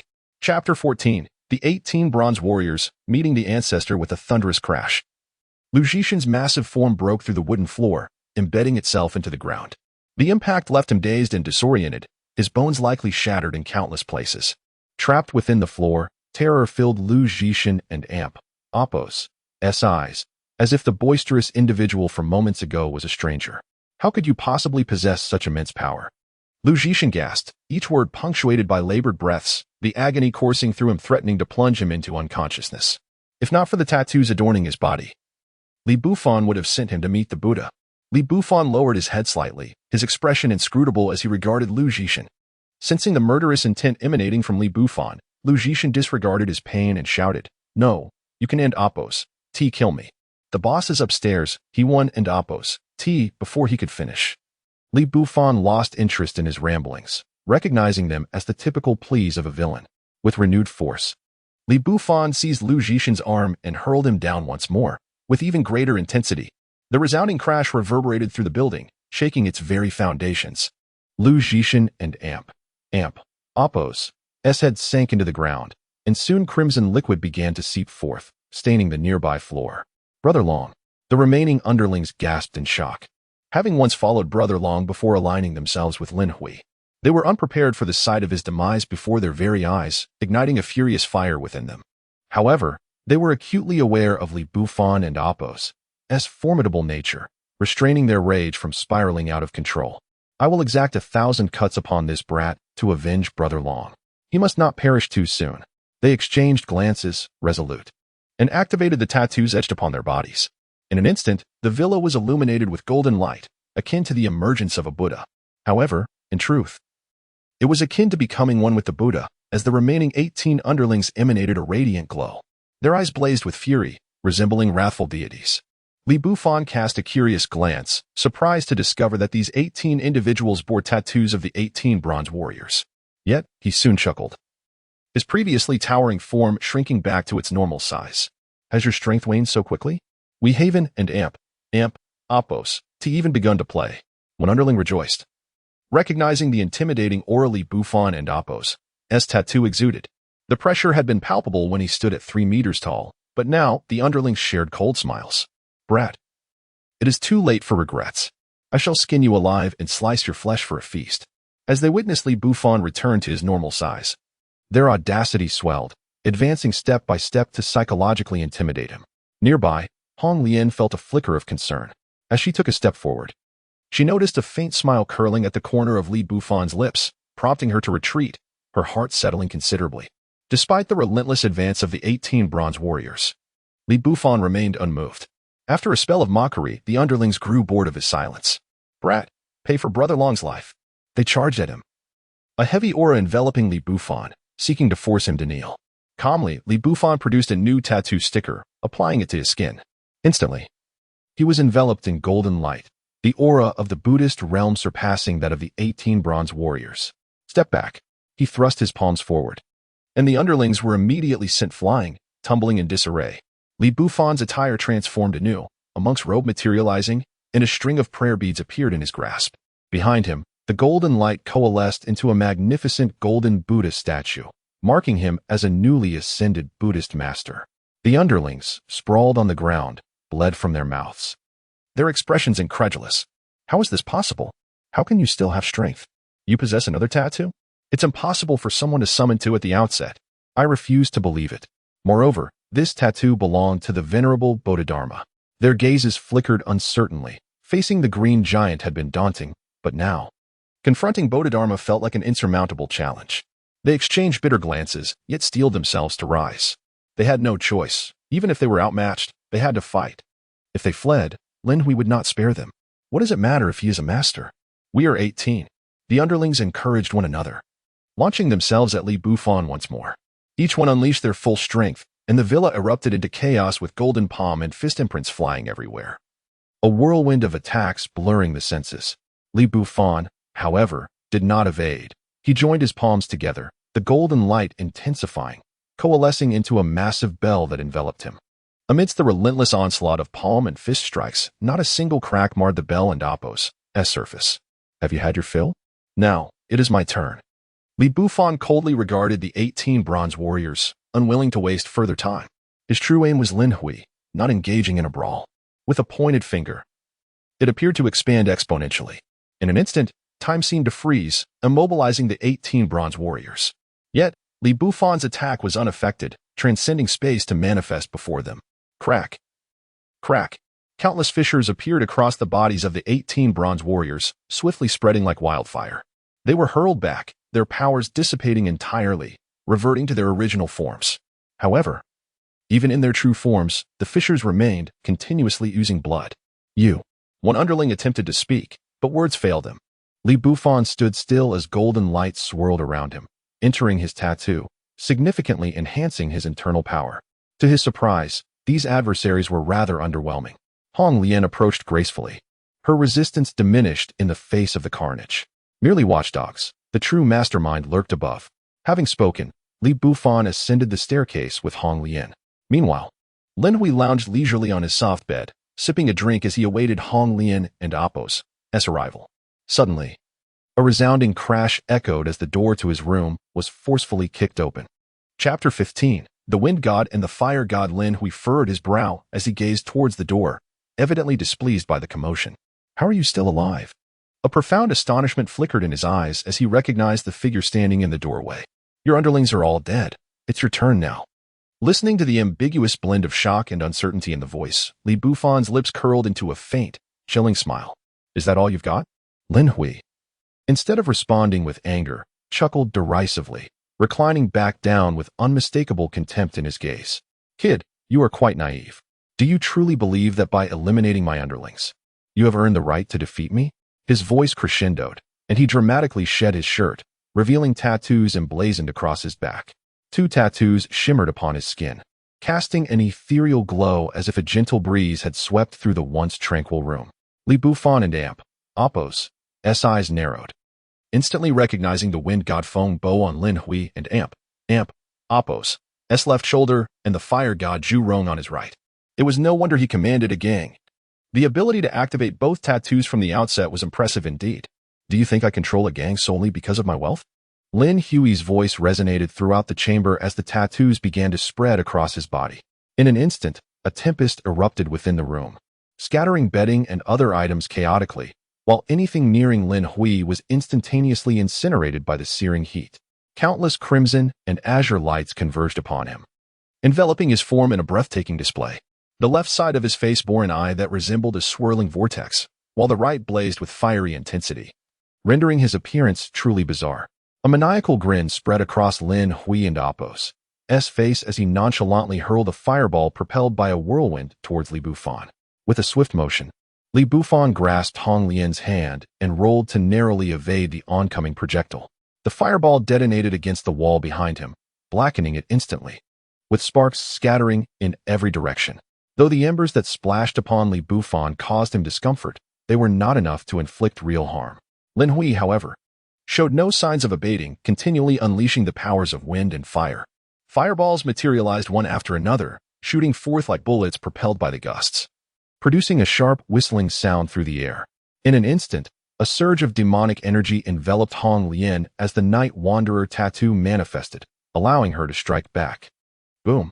The fireball erupted, yet Hong Lian was sent crashing against the wall, her demonic energy dissipating in an instant. Blood trickled from her lips, and her garments lay in tatters from the explosion. A grievous injury. Is this all you can rely on, women? It seems those useless fools below were all dealt with by this woman. Lin Hui and Appo's laughter echoed, his gaze greedily sweeping over Hong Lian and Appo's delicate form. This space is too confined. We must venture outside. Li Bufan's expression turned cold as he lifted Hong Lian into his arms, dashing towards the exit. He had already formulated his next course of action and was taken aback by Hong Lian and Appo's impulsive intervention. Stay a little farther from me and protect yourself. Leave that guy to me. Are you all right? He possesses 2 tattoos, far more formidable than his minions. Concern shadowed Hong Lian and Appos' face as she regarded him. Observing her pallid complexion and evident worry stirred a warmth in Li Bufan and Appos' heart, yet he remained silent, merely nodding confidently. Behind them, Lin Hui had pursued closely as they fled, several fireballs hovering ominously at his side. Kid, Warren and Appos, you quite arrogant just now? Why do you run like a dog? All flustered, Lin Hui taunted, his tone dripping with mockery. There are no women here to shield you. Why not submit and accept your fate? The winds howled beneath him, lifting his form gracefully into the air as he leisurely trailed Li Bufan. Fireballs occasionally hurled forth, causing walls to blacken and sparks to fly. Li Bufan paid no heed, deftly navigating down the stairs and halting at the entrance. Run? Why have you stopped? Lin Hui's laughter boomed. Do you know why I fled? Li Bufan turned, a mocking glint in his eyes. Why? Lin Hui instinctively inquired. Because I fear you might damage my villa. Otherwise, I would have to find another place to live. Upon hearing this, Lin Hui took a moment to process before fury erupted within him. You have thoroughly enraged me. Thus, you shall perish. His eyes blazed with unrestrained wrath as he fixated on Li Bufan, the hovering fireballs merging ominously. Soon, a fireball nearly a meter in diameter materialized, propelled by the azure winds charging towards Li Bufan. In that instant, Li Bufan unveiled a tattoo sticker, applying it with haste. The ensuing collision of the fireball against Li Bufan's body shattered the entrance door, sending debris flying into the distance as the fireball erupted outside the villa with a thunderous roar. Flames surged skyward, nearly painting half the sky crimson.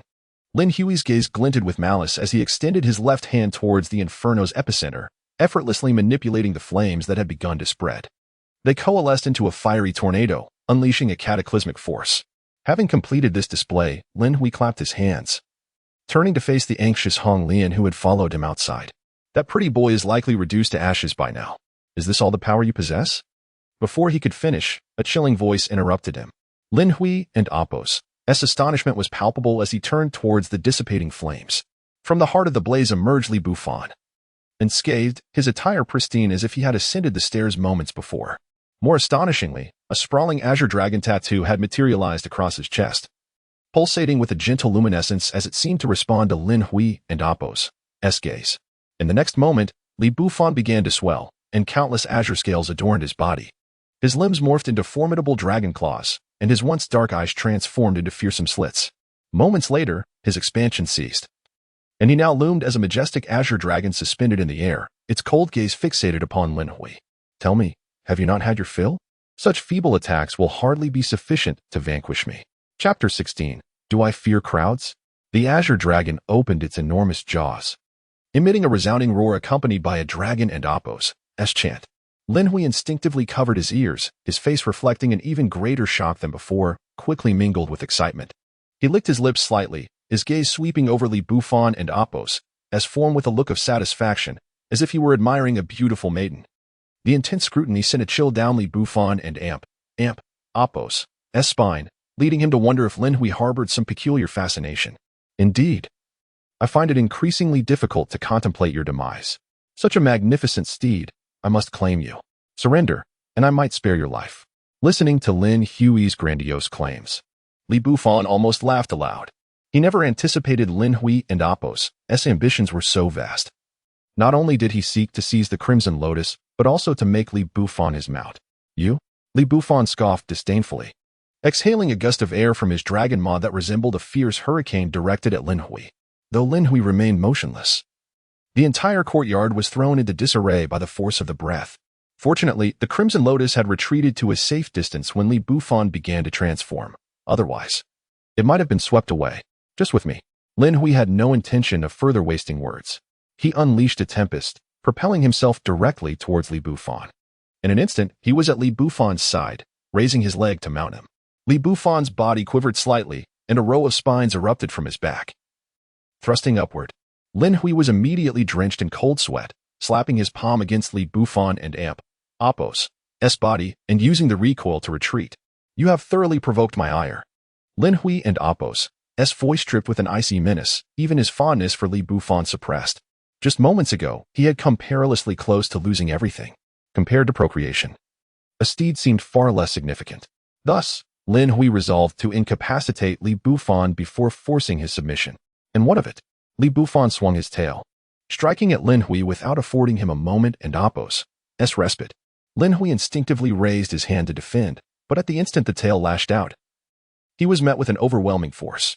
In an instant, a terrifying pressure enveloped Lin Hui, waves of agony coursing through his body. The sheer magnitude of the force sent him tumbling into the courtyard, much of his body buried in the earth. Li Bufan offered no quarter, diving down to deliver a clawed strike. Lin Hui, now inverted, felt the hair on his body stand on end. Sensing imminent danger, he disregarded his pain, scrambling to his feet and leaping aside. His gaze towards Li Bufan now bore an intense gravity. He finally grasped that Li Bufan and Apos' strength was not far inferior to his own, perhaps even surpassing it. Thus, he abandoned the notion of taming Li Bufan, readying himself to annihilate him instead. Taking a deep breath, Lin Hui summoned a surge of wind and fire. Flames ignited around him, and the howling winds created a cacophony. An overwhelming pressure descending. Crimson Lotus, who had retreated to a distance, turned pale, forced to activate her Night Wanderer tattoo to withstand the mounting pressure. Sensing the gravity of the situation, Li Bufan understood that Lin Hui was about to unleash his ultimate move. But what of it? Roar. Li Bufan raised his head, letting out a dragon and Apos' roar that sent shockwaves throughout the upscale neighborhood, even extending outward. The sound compelled numerous onlookers to exchange glances, prompting them to hasten towards the direction of the commotion. Though they dared not enter, they were undeterred from observing the unfolding scene. Outside Lin Hui's villa, the already overcast sky darkened further, streaks of lightning crackling within the clouds, threatening to descend at any moment. The thickness of the clouds continued to brew until, moments later, torrential rain began to pour. Even Lin Hui and Apos' flames were subdued beneath the deluge. The electric arcs within the clouds had stealthily taken on a faint azure hue. Lin Hui knew he could not delay any longer. Otherwise, his so-called trump card would become a mere jest. Both hands slowly thrust forward, the immense wind and fire energy coiling like a Taiji diagram. In an instant, countless azure-red chains emerged, ensnaring Li Bufan and then detonating. Boom! The colossal shockwave radiated outward, toppling nearby trees. Even Lin Hui himself staggered back a few steps, his eyes brimming with fervor. He was convinced that Li Bufan could not withstand his ultimate attack. However, while imagination is delightful, reality is often harsh. Azure Sky Divine Thunder, descend. A chilling voice resonated from the heart of the explosion, reminiscent of the time Li Bufan was blasted out of the villa prior to his transformation. Lin Hui and Apos' eyes widened, but before he could react, a faint azure divine thunder descended from the clouds, erupting above Lin Hui and Apos' head. How is this possible? Lin Hui was hurled away, sprawled on the ground in a starfish position, rendered immobile. His eyes flashed with sheer terror and confusion. He could not comprehend how Li Bufan could retaliate even under his ultimate technique. In the next moment, as the smoke from the explosion dissipated, a colossal figure gradually emerged before Lin Hui. Li Bufan remained in his azure dragon form, his body unmarred save for a few scorched scales. The look in Lin Hui and Apos' eyes turned to one of pure panic. He struggled feebly, but his movements were as sluggish as a tortoise. No, this cannot be. How could you possibly be unscathed? I refuse to believe it. This is all a deception. Lin Hui was in a state of utter disarray. There was a glint of derision in Li Bufan and Apos' eyes. How could Lin Hui possibly breach the defenses of his dragon form? Want to test what and Apos' real? Li Bufan and Apos' azure energy surged once more, the storm clouds beginning to roil. Stop. At that moment, a commanding voice rang out. Over 50 figures rushed towards Li Bufan. Seeing this, Lin Hui and Apos' previously desolate expression transformed into one of extreme elation. This was the thrill of a narrow escape. Ha ha ha, my subordinates have arrived. You are doomed.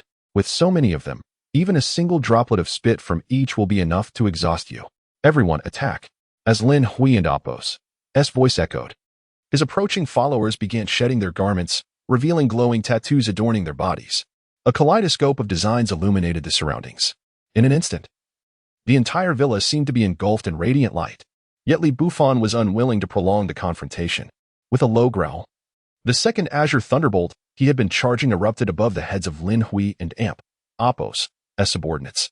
Crash! This explosion was even more powerful than the last. As the lightning subsided, over 30 charred corpses lay strewn across the ground. The remaining 20 were left dumbfounded, instinctively retreating, their gazes tower in an instant. Those still alive disregarded Lin Hui, not daring to utter even a word, and hastily retreated in the direction from whence they came. What could possibly hold more significance than one and Appo's own life? Lin Hui and Appo's smile abruptly ceased, his expression frozen upon his face, presenting a most ludicrous sight. Li Bufan glanced at Lin Hui once more. Do you believe that I would cower merely because there are many? Chapter 17. How do you think Lin Hui died? Don't come any closer. Lin Hui's lips trembled, his eyes brimming with terror as he desperately attempted to retreat from the charred remains of his body, struck by lightning. Yet, confronted with the intense malice in Li Bufan and Appo's gaze, Lin Hui and Appo's composure finally shattered. Trembling, he turned and knelt before Li Bufan. Please, Don and Appo's, kill me. I can be your subordinate. My tattoos are quite formidable in this area. I can offer you everything. Just spare my life. Just let me go. As he spoke, Lin Hui whimpered, his tears mingling with mucus, presenting a most distasteful sight. Despite the profound humiliation he felt, he had no choice but to plead for mercy, after all. His prosperous life had just begun, and he could not resign himself to death so easily. Witnessing Lin Hui's pitiful demeanor, Li Bufan's eyes filled with disdain, and he saw no reason to engage further. With a swift motion of his claw, he struck, reducing Lin Hui to a mere pulp. Li Bufan flicked his claw disdainfully, his eyes reflecting his revulsion. He then assumed human form and descended to the ground, making his way towards Hong Lian. Are you all right? Li Bufan inquired, extending his hand towards Hong Lian, who had taken refuge in a corner due to the immense shockwave. I and Appo's, fine, Hong Lian replied, gently shaking her head as she grasped Li Bufan and Appo's hand to stand. As she beheld Li Bufan and Appo's bare upper body, a flush crept across her cheeks. Through their recent battles, Li Bufan and Appo's stature had grown increasingly formidable in her eyes. This villa will belong to us from now on. Let us settle in. Li Bufan said with a smile as he noticed Hong Lian and Appo's bashful demeanor. They returned to the villa, where the first task was to block the large hole at the entrance with furniture. Everything else could remain as is. There and Appo's even a basement here, filled with supplies. Hong Lian and Appo's exclamation echoed as Li Bufan followed her voice to the underground storage. It was brimming with an array of food, countless medical supplies, and even bows, crossbows, and handguns. Clearly, this was the stash Lin Hui had accumulated. It was evident that the wealthy had a strong belief in apocalyptic scenarios, and fate had granted him a serendipitous encounter. Unfortunately, this was not the apocalypse.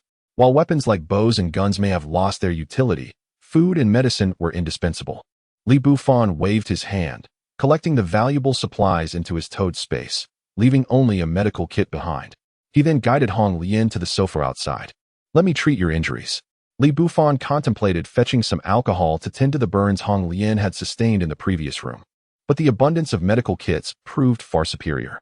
Most of Hong Lian's burns were on her arms, with bruises on her back requiring her to partially remove her top. To this, Hong Lian showed no resistance, though her face was flushed with embarrassment. This was especially true as Li Bufan treated the wounds on her back. What are your plans next?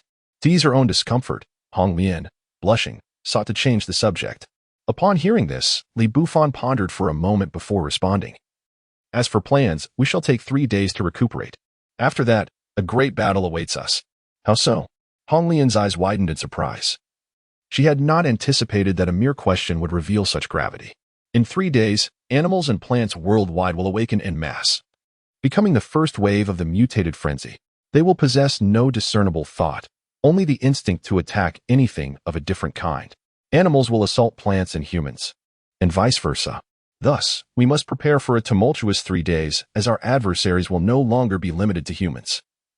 We may soon find ourselves in a triadic conflict. As Li Bufan and Appo's voice grew more solemn, Hong Lian took a deep breath, gazing intently at him. Although she was unaware of how Li Bufan possessed this knowledge, an instinctual trust blossomed within her. Will the two of us be able to withstand the onslaught? After a moment, worry flickered in Hong Lian and Appo's eyes, but Li Bufan chuckled softly, sitting beside her. It and Appo's merely the first wave. It is nothing to fear. Even alone, I would be sufficient. The unwavering confidence in Li Bufan's tone captivated Hong Lian, who found herself leaning against his shoulder, an unfamiliar warmth blossoming in her heart. A night of silence ensued. The following dawn, the two were awakened by the commotion outside. Upon reaching the second-floor balcony, they beheld the once serene neighborhood now in utter chaos. The usually tranquil roads were filled with frenzied individuals rushing towards various buildings and villas. Realizing the implications, Li Bufan understood immediately. Without the presence of the Tian Sha gang, the outside world could no longer be restrained. Those intruding were looting homes, and the sounds of distress echoed from within some residences. It appeared that restful days were no longer an option. Chaos would soon reign. Li Bufan shook his head in resignation, surprised by the keen instincts of the outsiders who surged in the moment Lin Hui fell. Don and Appos, worry. I believe you can handle this, Hong Lian said, her gaze tender as she looked up at Li Bufan. Today, she donned a red qipao, her hair elegantly styled, resembling a blooming rose, breathtakingly beautiful. After their heartfelt exchanges the previous night, Hong Lian now held a deeper trust in Li Bufan. Just as they were lost in their intimate moment, the marauding crowd took notice of the villa. Kid, if you know what's good for you, open the door and hand over your supplies, or you'll regret it. A group of fierce-looking individuals stormed to the base of the villa, and Li Bufan looked down. Observing their eager, bloodthirsty expressions, many of their gazes fixated on Hong Lian. And what about this lady? Hand her over too, the leader added, his eyes burning with desire as he fixed his gaze on Li Bufan. Li Bufan shook his head in exasperation, letting out a sigh. Why do some people insist on courting death? Do you really think you know how Lin Hui met his end? Instead of launching an immediate attack, Li Bufan posed a question to the assailants below. The crowd paused, momentarily taken aback, before one of them impatiently retorted, what does it matter how he died? Did you kill him? Just open the door already, or it won't just be a matter of taking supplies. Chapter 18, The Demon Transformed Serpent. Total annihilation. What connection do I have with this? Why would I reside in Lin Hui and Appos' villa? A faint smile graced Li Bufan and Appos' lips as he quietly observed the group below. What does your residence have to do with me? The leader of the group, a burly man, was already brimming with impatience. He was well aware that Li Bufan and Appos' villa had once belonged to Lin Hui. Otherwise, there would be no urgency to seize more resources before others arrived. Kid, I shall offer you one last chance. Open the door and surrender the supplies, along with that woman. Otherwise, bear the consequences. As he uttered the final words, a sinister expression emerged on the man's face. The tattoos on the arms of his companions flickered ominously, as though they were poised to strike at any moment. Wyken and Appos, do you understand a simple conversation? Li Bufan shook his head in resignation, turning towards Hong Lian. These fellows are not particularly strong. Would it be acceptable for you to practice on them? Rest assured. Hong Lian replied with a radiant smile, her beauty captivating all who beheld her. The leader's eyes gleamed with desire, and he swallowed hard, snapping back to reality. Kid, since you refused to drink the wine offered, do not blame us for our actions. With that, he signaled his subordinates. Charge. Take that kid down. The underlings, unable to restrain themselves, felt insulted by Li Bufan's earlier words. Rage surged within them. In an instant, their tattoos glowed brightly. Several of them roared, their bodies becoming enveloped in fur as they transformed into beasts. Within moments, a variety of predatory creatures emerged, the first attempting to leap to the second floor to strike Li Bufan down. Hong Lian slowly turned, her expression turning cold. The tattoo of the Night Wanderer on her shoulder erupted in dark light, and demonic energy surged behind her. With a mere flick of her hand, the beastly assailants were ensnared by the demonic energy. Accompanied by a sizzling sound reminiscent of oil boiling, the energy dissipated, leaving the assailants utterly vanished, as though they had never existed. The remaining onlookers gasped in horror, their pupils dilating. What kind of bizarre technique could make several living beings simply disappear, even in death? Shuden and Appos, there be some remnants? This is no ordinary foe. Let and Appos, let's not waste time. The burly leader inhaled deeply, his tattoos glowing fiercely as he summoned a pitch-black hammer that enlarged his muscles. The remaining subordinates began to transform as well, their tattoos clearly of a higher caliber, most related to weaponry. One even wielded a sniper rifle at the back of the group.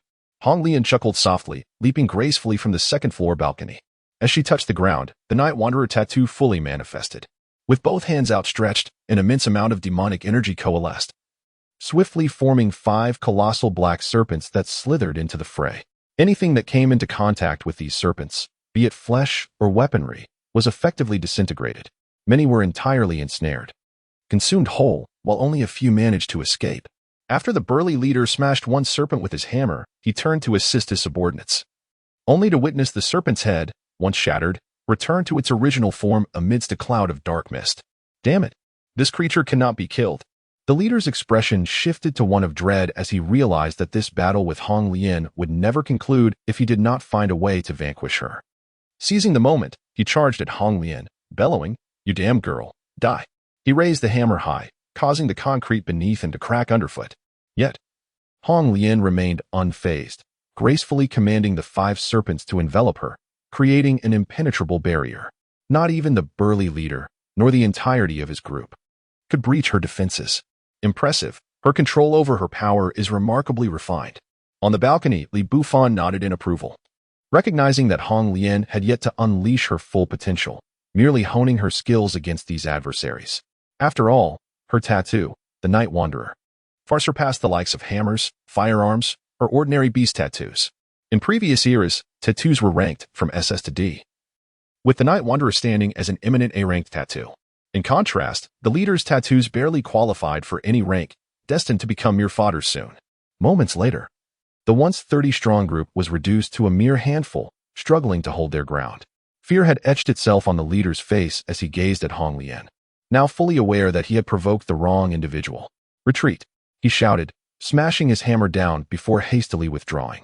Upon witnessing their leader's retreat, the subordinates followed suit, their spirits utterly shattered, eagerly awaiting his command. Yet, how could they leave so easily? With a light laugh, Hong Lian clapped her hands, unleashing a torrent of demonic energy. The swirling black mist ascended to the heavens, visible even from miles away. 15 serpents of demonic energy surged towards the fleeing group, moving at a speed more than doubled from before. The leader and his men, paralyzed with dread, summoned every ounce of strength, cursing their tattoos for not being avian, wishing they could flee. In an instant, the demonic energy dissipated, leaving no trace of the burly leader and his gang behind. Satisfied, Hong Lian surveyed her surroundings, noticing the multitude of lurking figures retreating without a second glance. She then gracefully leaped to Li Bufan and awakens' side, dispersing her demonic energy. "Remarkable progress since your last endeavor," Li Bufan praised without reservation, as Hong Lian's smile brightened even further. Just as she prepared to respond, a broadcast echoed throughout the city, its message resounding clearly. "Attention to all survivors. Please proceed to the central venue for assembly. We have established a formidable base at the city center, fortified by the best defenses and the most powerful guardians. Countless resources and provisions are stored here, and in this time of crisis, we sincerely invite everyone to come together for support." Chapter 19. The quest for treasure. The broadcast echoed 3 times before it ceased, leaving all who heard it momentarily stunned, followed by hushed whispers among companions. Before long, residents of the upscale community, including Li Bufan and his companions, began to venture outside, some carrying large bundles, evidently in a bid to join the call. Even Hong Lian and awakens' eyes flickered with surprise. Yet, Li Bufan remained impassive, unperturbed by the announcement. "Shall we go?" Hong Lian inquired, her gaze fixed on Li Bufan. "There is no such thing as a free lunch," Li Bufan replied with a cold smirk, his eyes deepening with insight. If one were to consider it, the so-called base would undoubtedly possess ample supplies and food, but whether they would distribute them to others was uncertain. If I am not mistaken, the sole purpose of summoning everyone is to gather more resources. Why else would they call for more people when they already have a shelter, supplies, and manpower? As he spoke, Li Bufan recalled his past life, having experienced similar scenarios, thus understanding the schemes of those individuals. It would be unwise to venture into such danger. Hong Lian gasped in surprise, and upon pondering Li Bufan's reasoning, she found it indeed logical. While the desire for camaraderie in perilous times existed, the risks far outweighed the benefits. Moreover, they were not lacking in resources or strength, making it unnecessary to take such a risk. "No, we shall go." Li Bufan gently shook his head, a glimmer of determination in his eyes. "Why?" Hong Lian blurted out, perplexed. "Because the base harbors a wealth of resources, and our purpose in going is precisely for those supplies. As for safety, there is no need for concern. They will not make any significant moves in the short term, and even if they do, it would matter little after a few days. If we can procure these resources, we will not need to gather supplies for some time." With that, Li Bufan smiled slightly, recalling how he had learned in his past life that the so-called base was, in fact, a vast warehouse. It contained the stockpile for the supermarket outside. The quantity of supplies was unimaginable. Very well, I shall follow your lead, Hong Lian nodded obediently, her heart settling as she gazed at his confident visage. Let us prepare briefly and set off. The two exchanged glances, swiftly packing what they could carry before heading towards the entrance of the upscale community. Upon exiting, they were greeted by a throng of people far greater than before, with countless individuals journeying in groups, most burdened with various supplies and food. Only a few solitary figures moved hurriedly, heads bowed and silent. The allure of solidarity in peril is far greater than I had anticipated, Li Bufan mused with a smile. Do you think everyone is as peculiar as you? Hong Lian lightly tapped his shoulder. As they conversed and advanced, their pace quickened due to the supplies residing in the towed space. Yet, upon their arrival, a lengthy queue still awaited them. One could not deny the audacity of those individuals. Li Bufan shook his head. Gathering such a multitude posed a risk of chaos, and no amount of skilled defense could withstand the tide of humanity. The base's operators seemed to have a profound understanding of human nature, confident that most could not resist the promise of safety in numbers. Li Bufan and Hong Lian stood quietly at the back of the line, and within mere minutes, it was their turn. You will be shown to your quarters. The base's guard merely glanced at them before gesturing towards a nearby figure, clad in sunglasses and adorned with the emblem of the vermilion bird. I am Shou Mo. You may call me Brother Mo. Do not speak or ask questions. You will understand upon arrival. Zhou Mo's demeanor was icy, preemptively silencing any inquiries. Those who attempted to offer bribes retreated awkwardly as the crowd followed Zhou Mo into the base. Even those prepared for the experience were taken aback upon seeing the base, where open spaces featured various areas for fitness, recreation, and combat. Most strikingly, a ring of missiles surrounded the perimeter. Despite the diminished role of firearms, the presence of such formidable weapons still wielded significant deterrence in the early days. Even Li Bufan hesitated to assert he could easily withstand a missile attack, pondering how they had acquired such armaments. As they proceeded, the group arrived at the entrance of a building on the edge of the compound. Aside from Li Bufan and Hong Lian, the expressions of others were filled with exhilaration. However, as they stepped inside, an overwhelming pressure enveloped them. What do you intend to do? The onlookers gasped as Li Bufan turned to observe. Unbeknownst to them, a dozen individuals had materialized within the room, seizing the belongings of those carrying supplies. Yet, under the immense pressure, none could muster the strength to resist, merely glaring in frustration at those who had taken their provisions. Li Bufan and Hong Lian, having brought no supplies, were ignored. Take them down, the young man commanded, gesturing as Zhou Mo and the others escorted the captured individuals towards a hidden passage in the corner. Once inside, they discovered it was a small prison.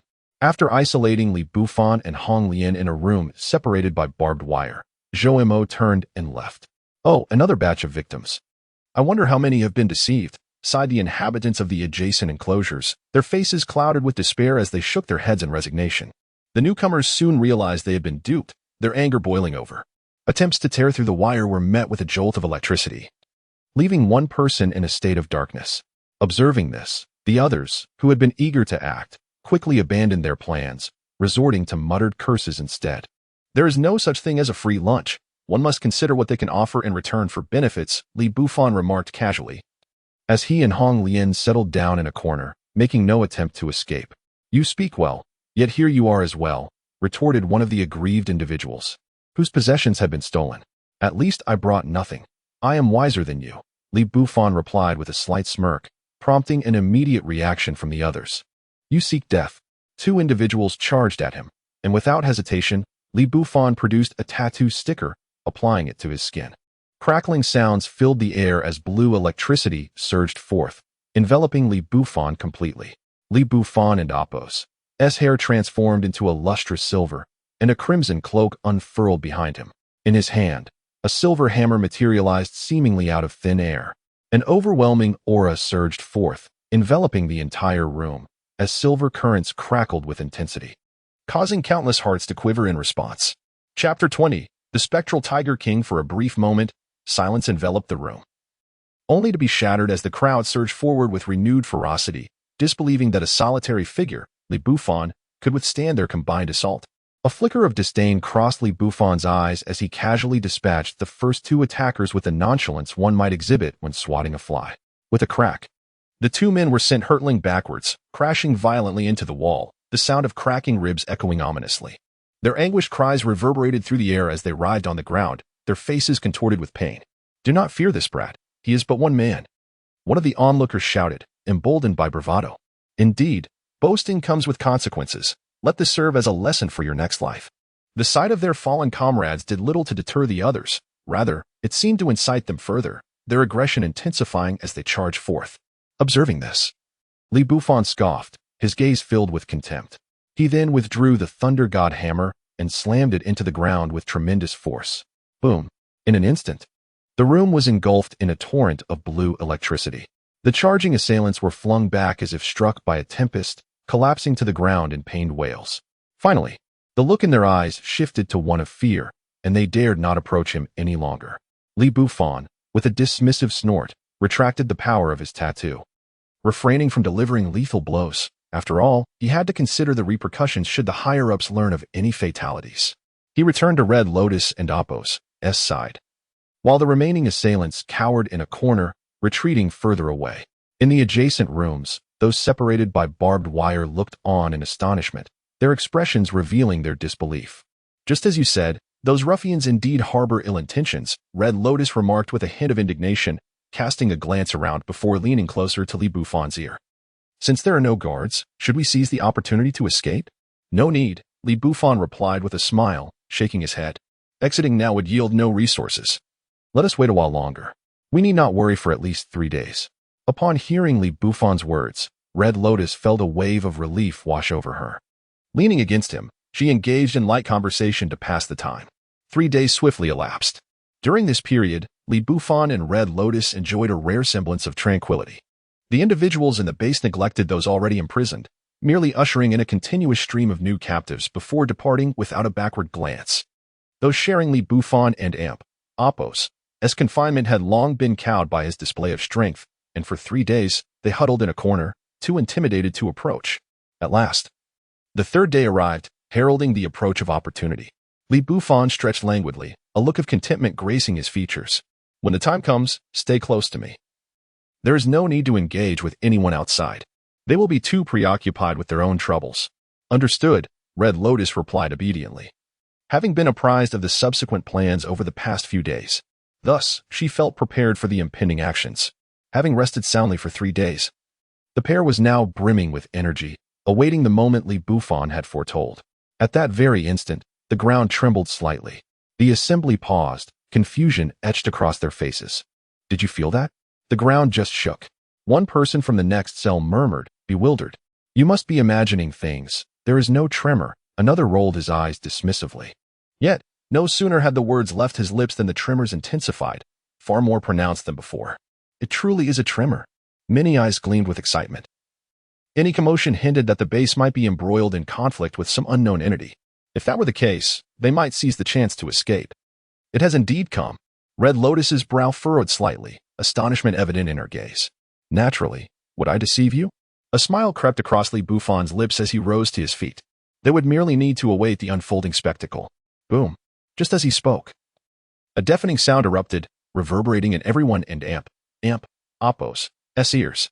Simultaneously, the ground shook violently, the plaster from the ceiling raining down. The other prisoners, once numb, now stood upright, their eyes alight with hope, wishing for the chaos to escalate. Li Bufan pulled Red Lotus back a few paces, positioning them against the wall. Mere seconds later, the familiar tremors resumed, but this time, they were accompanied by the ceiling above being violently torn away. An ethereal blue flame surged through the prison, enveloping much of the space. The previously elated individuals had no time to react to this sudden turn of events. Those caught in the blaze or ensnared by the wires vanished without a trace, not even ashes remaining. Red Lotus and Appo's pupils constricted slightly, her eyes reflecting shock and bewilderment. A fearsome roar erupted, drawing everyone and Appo's gaze outward. Within the confines of the base lay countless lifeless bodies, both human and animal alike. Additionally, 2 factions were embroiled in a fierce battle, men against beasts. The entire base had descended into chaos, smoke billowing all around. The prison was but a minuscule fragment of the devastation, as flora and fauna surged into a frenzy, just as I had surmised. The rampaging creatures had indeed arrived, the D-class mutated boss, The spectral Tiger King. Li Bufan and Apos, gaze fixated on the lone beast that had yet to engage in the fray. The very one he had mentioned, the spectral Tiger King. This creature was colossal, measuring approximately 3 meters in length and towering over a meter in height. Its white mane billowed in the wind, igniting with a ghostly blue flame. What set it apart was the layer of white bone armor that adorned its back, completely shielding it. Countless spikes jutted from the armor, occasionally glistening with a cold sheen. It was evident that the destruction of the prison's ceiling was the handiwork of this formidable beast. The others stood transfixed, their expressions a blend of awe and fear, unable to move. Fortunately, it was not a rampaging plant. Otherwise, their escape would be far more arduous. Li Bufan and Apos' smile widened, and he seized the bewildered red lotus, urging her deeper into the heart of the base. Now was not the time for stupor. They needed to gather resources swiftly. In truth, even the entirety of the base's inhabitants would scarcely measure up to a fraction of the might possessed by the spectral Tiger King. If they delayed now, their chance for escape would soon evaporate. Chapter 22. The Quest for Supplies. After wandering for a while, Hong Lian finally regained her senses and exhaled deeply. However, upon glancing around, her expression shifted slightly. Have we taken a wrong turn? She asked cautiously, glancing at Li Bufan, her face now etched with vigilance. Since they had ventured this far, how could they leave empty-handed? Given that no one was monitoring them, it would be unreasonable not to gather some supplies. Li Bufan smiled, displaying no hint of concern. Hong Lian felt exasperated. How had she not noticed Li Bufan and Apos' audacity before? Yet, at this moment, she realized that modesty was not conducive to survival. After walking a short distance, Li Bufan halted, a flicker of hesitation crossing his eyes as he surveyed the surroundings. In his previous life, although he had been captured, he had quietly escaped on the third day during the frenzy of flora and fauna, never daring to pilfer anything. Thus, he possessed little memory of the interior of the base. Nevertheless, he remained composed, pondering briefly before producing a tattoo sticker. Upon affixing it to his skin, the tattoo began to emit shimmering golden light. Before long, a faint golden glow enveloped him, coalescing into the majestic phantom of a celestial dog. Go seek out nearby food storage. Li Bufan instructed the celestial dog to scout the intersections ahead. The phantom's earlier majesty dissipated, resembling a pet dog searching for scraps. While it was not a true celestial dog, one pondered whether Erling Shun would become enraged upon discovering that his celestial companion was being utilized merely to find food. Hong Lian suppressed a laugh at the sight. After all, it's not real, so it might as well fulfill its purpose, Li Bufan remarked with utmost seriousness. Hong Lian burst into laughter, the tension from earlier dissipating entirely. Just then, Li Bufan sensed a shift in the phantom's demeanor. It had detected the scent of food. Found it. Li Bufan and Apos' eyes sparkled as the celestial dog and Apos' phantom caught the aroma, which translated to Li Bufan and Apos' own senses. Let and Apos' go. Hong Lian and Apos' excitement was palpable. After exchanging glances, they ventured into a nearby fork in the path, while the celestial dog vanished in a flash of golden light. Not long after, they stumbled upon a staircase leading underground, though the door was securely locked. For Li Bufan, however, the lock posed no challenge. With a firm twist, he snapped the iron chain like a mere twig. Following several enhancements to his strength, Li Bufan's physical prowess now exceeded that of an ordinary person. He could easily vanquish a bull with a single blow, if not 10. With no guards in sight, likely having ventured out to battle, Li Bufan pushed the door open, followed closely by Hong Lian. As they descended the dim staircase, a bright expanse greeted them. All the lights below were illuminated, and not far off, 2 generators were rumbling with life. Just as I anticipated, this place is a warehouse, Li Bufan exclaimed joyously. Since they had discovered a warehouse, the supplies must be plentiful. Let's split up and assess the quantity of resources available. Hong Lian nodded without hesitation. In truth, there was no need for extensive searching. Each room bore labels indicating the contents, food, clothing, daily necessities, and more. Their task was merely to ascertain the quantity of supplies within and gather them. Starting with the first room on the left, they entered to find an abundance of snacks. Li Bufan laughed with delight as he collected the treats. They continued forward, leaving no useful items behind. Everything was taken. By the end of their foray, Li Bufan could not help but marvel at their fortune. He had initially believed that his prior stockpiling had made him well off among others, But now he realized how limited his perspective had been. This was a veritable treasure trove. It was akin to the storeroom of a grand supermarket, replete with gasoline, generators, water purifiers, and every conceivable item. After ensuring they had not overlooked anything, the duo returned to the staircase. They were genuinely relieved with such an abundance of supplies. Even 200 people could sustain themselves for a lifetime. Honglian and Amp, Appos' excitement rendered her cheeks flushed, radiantly enchanting. Fortune favors the bold, Li Bufan remarked. Having lingered for so long, we should make our exit. The battles outside should be nearing their conclusion. He grinned, preparing to depart with Honglian. Before leaving, he remembered to gather the two operating generators, leaving no resources behind. As they cautiously emerged into the outside world, Honglian's eyes widened in shock, instinctively covering her mouth. Indeed, it was not only Honglian who felt nauseous. Even Li Bufan experienced a wave of revulsion. The scene outside was reminiscent of hell itself. The ground was drenched in blood. Countless corpses sprawled haphazardly, some still oozing blood. Among them lay both human and beast. But the majority were human, easily numbering in the hundreds who had met a tragic end. It was evident that the base had suffered significant losses. Yet, the fighting in the distance raged on, with the spectral Tiger King now entering the fray.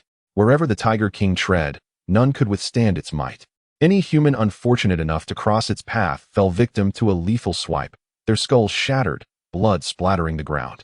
Occasionally, the Tiger King would unleash a burst of azure energy, incinerating all in its wake, whether human or building, turning them to ash. This was no mere battle. It was a massacre. To describe it as such was an understatement. It was akin to a human crushing a multitude of ants underfoot. The Tiger King and Amp, Appos' lethality stemming from sheer boredom. In a distant corner, the battle continued unabated. Humans and mutated beasts alike were consumed by rage, eager to annihilate one another. Ugh, this is revolting. We should leave, Honglian said, unable to suppress her nausea any longer. All right, let and Appos' head that way, Li Bufan replied, nodding slightly as he led Honglian toward a less crowded area, preparing to slip away unnoticed. Suddenly, the spectral Tiger King, previously roaming the battlefield, turned its gaze toward Li Bufan, leaping forward with alarming speed to stand before him. Chapter 23. The materials resting upon him, the demonic energy swirling around Honglian, transformed into the Night Wanderer, resonated ominously with that of Li Bufan. Merely standing before the assembly, the overwhelming pressure rendered some of the weaker individuals breathless, preventing them from advancing any further. Even the leader of the Knife Dragon gang, Scarface, sensed an acute danger emanating from Honglian. Ladies and gentlemen, what is your intention? Honglian's delicate countenance grew cold, her eyes flashing with a hint of peril. Who are you truly? Scarface's expression darkened further. He had initially believed that Li Bufan alone, capable of contending with the White Tiger, was already an extraordinary force. To his astonishment, the woman alongside Li Bufan exhibited formidable strength as well. Although she may not rival Li Bufan, within the ranks of the Knife Dragon gang, she would undoubtedly be among the upper echelons. Even Scarface himself, exerting his full effort, held little assurance in defeating Honglian. What manner of beings are they that possess such terrifying prowess? If I am not mistaken, that woman's tattoo must be the Night Wanderer, right? What? Such tattoos signify deities. If she were to fully mature, the implications would be monumental. Coupled with that young man, the whispers among the crowd grew, their gazes towards Honglian laden with trepidation. Scarface's expression soured further, his eyes darting between Honglian and Li Bufan, a multitude of murderous intentions flashing through his mind. Yet, he dared not make a hasty move, forced to witness Li Bufan engage with the spectral White Tiger. Behind Honglian, the spectral White Tiger, having been repelled twice, felt its rage peak, preparing to unleash its ultimate move for a decisive victory. However, impatience flickered in Li Bufan's eyes. He had no desire to prolong the confrontation. With a fierce stomp, he slammed his foot into the ground, a vast expanse of black demonic energy enveloping him. His eyes glinted with a savage red light as the demonic energy began to coalesce, rapidly soaring skyward, resembling a colossal demonic pillar piercing the heavens. The pressure within a 1,000-meter radius multiplied exponentially. Even the spectral Tiger King's eyes betrayed a flicker of fear as it hesitated to unleash its final move, choosing instead to flee. Die. Li Bufan's roar reverberated like thunder, echoing in all directions. Everyone clutched their ears, expressions twisted in agony, some even bleeding from their ears. The The terror of his bellow was unimaginable. Under the weight of his fury, a shadowy hand descended from the heavens, piercing through thick clouds to strike the spectral Tiger King. With no avenue of escape, the beast was directly struck by the hand. An eerie silence enveloped the surroundings. All eyes were drawn to the ground where the hand had landed, revealing a massive palm print measuring over 10 meters in diameter. The once formidable spectral Tiger King had been reduced to a mere puddle of flesh. A collective gasp echoed through the crowd, many retreating in horror. Their faces a mask of terror. Bufan paid no mind to the others, his expression tranquil as he approached the pit, retrieving a crystal core from the mangled remains. However, it appeared to have sustained immense force, as a crack marred its surface. As Bufan placed the crystal core in his mouth, the energy within surged forth like a warm current coursing through his body. This influx of power caused the tattoos on his body to glow brilliantly, as if amplifying his strength manifold. Having completed this act, Bufan turned his gaze towards Scarface, faced with Bufan's icy stare. A wave of trepidation swept over the crowd, prompting involuntary steps back. In the next moment, Scarface regained his composure, perhaps feeling a mix of shame and anger for being frightened. "Brothers, charge with me. Let us slay this wretch." His long-standing hatred for Bufan surged forth, especially after having lost face before everyone. At Scarface's rallying cry, nearly all members of the Knife Dragon gang surged forward, racing towards Bufan. With a disdainful snort, Bufan refrained from uttering a single word, instead bringing his foot down forcefully onto the ground. A wave of demonic energy surged forth from beneath his foot, enveloping over a dozen individuals in an instant. Scarface was among them. In the next heartbeat, those ensnared by the demonic energy erupted into crimson mist, staining the ground. "Retreat! Quickly!" The third in command, witnessing the carnage, felt his pupils constrict and halted his advance. The others gazed at Bufan in sheer terror, realizing their leader had been obliterated in a blink of an eye. "Does anyone else wish to meet their demise?" Bufan's languid voice cut through the air, his expression devoid of emotion as he surveyed the remaining individuals. Instantly, the majority felt an overwhelming urge to retreat. The third in command, in a panic, spoke urgently to the others. "I must inform you all, every resource at our Knife Dragon gang and Appos base has been seized by this rascal, yours included. If you wish to reclaim your belongings, we must eliminate this scoundrel." As his words fell, murmurs of shock rippled through the crowd. They had resolved to avoid antagonizing Bufan, merely wanting to retrieve their resources. Now they were confronted with the reality that all had been taken by him. This left them no choice but to fight. Doubt began to creep into their hearts. For Bufan and Appos' strength was undeniably formidable. Even now, they could not guarantee victory against him. Had they not just witnessed Scarface, the strongest of the Knife Dragon gang, being dispatched in an instant? Fear not. This fellow has just emerged from a fierce battle. He must be exhausted. As uncertainty lingered, another voice emerged from the crowd, a man who had previously been confined within Bufan's cage and had also received a beating from him.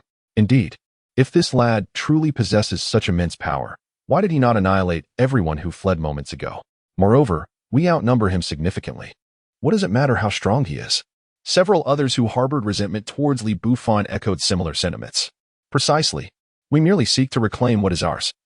This is our rightful claim. At last, the crowd stirred with excitement, advancing towards Bufan. "We harbor no ill will towards you. We only wish to retrieve our rightful resources." Among the forefront of the advancing crowd, several individuals faced Bufan without a shred of fear.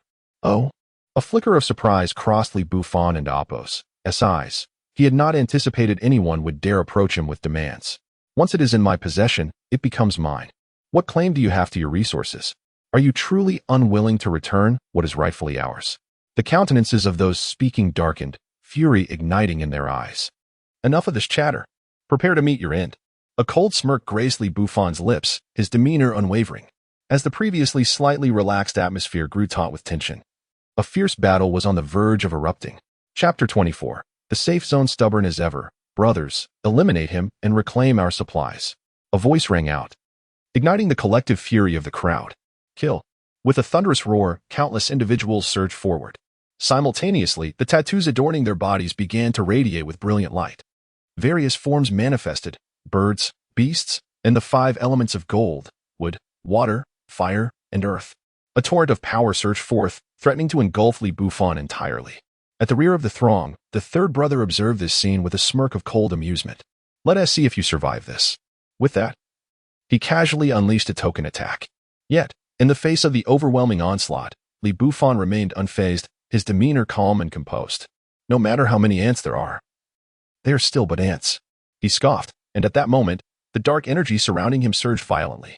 A towering column of black energy shot up towards the heavens, reminiscent of a prior devastating move Li Bufan had executed. Instantly, the crowd's expressions shifted to dread. Scatter. Panic ensued as people fled in all directions, fearing another lethal strike from Li Bufan. After all, that power had been capable of obliterating even a D-grade boss, the spectral Tiger King. They were far less resilient. However, Li Bufan had no intention of attacking. The black pillar of energy diffused, revealing a massive black shield that materialized before him. The barrage of incoming attacks collided fiercely with the shield. Boom. The colossal barrier trembled violently, and it was evident that withstanding such a relentless assault was an immense burden. Red Lotus, you should retreat. I wouldn't want you to be caught in the crossfire. Li Bufan's voice rang out, and Red Lotus nodded, worry flashing in her eyes. Be careful. If it becomes too much, don't overexert yourself. With that, she retreated, realizing her presence would only hinder Li Bufan rather than assist him. Once Red Lotus was a safe distance away, Li Bufan felt liberated from concern. Taking a deep breath, a glint of murderous intent flickered in his eyes. There would be no mercy for those who sought his demise. With a wave of his hand, the dark energy within him surged, and the atmosphere shifted dramatically. The thick clouds above began to descend, suffocating those in proximity with an overwhelming sense of oppression. Now, Li Bufan roared, slamming his left foot into the ground.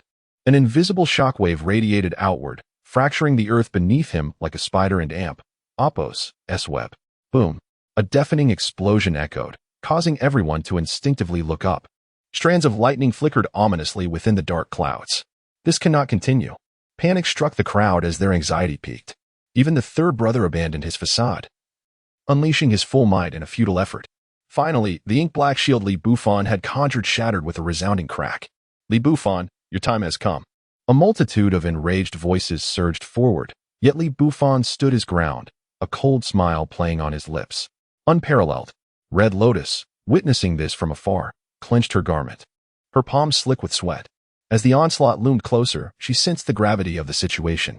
Enough, Li Bufan declared, gazing skyward. Suddenly, the heavens opened up, and a deluge of dark rain poured down, drenching everyone in its path. This rain, infused with potent dark energy, corroded all it touched. A cacophony of screams erupted as flesh began to dissolve, and while they struggled to plead with Li Bufan, their voices failed them. Others gazed at him with profound malice, their expressions hardening into a silent curse. The rain enveloped a radius of hundreds of meters, leaving no one able to escape. Only Li Bufan stood amidst the deluge, relishing the chaotic cleansing. Moments later, the rain ceased, and the hundreds of individuals had vanished without a trace. Not even a drop of blood remained. Red Lotus, stunned, covered her mouth in disbelief. The impact of Li Bufan's power overwhelmed her more with each revelation.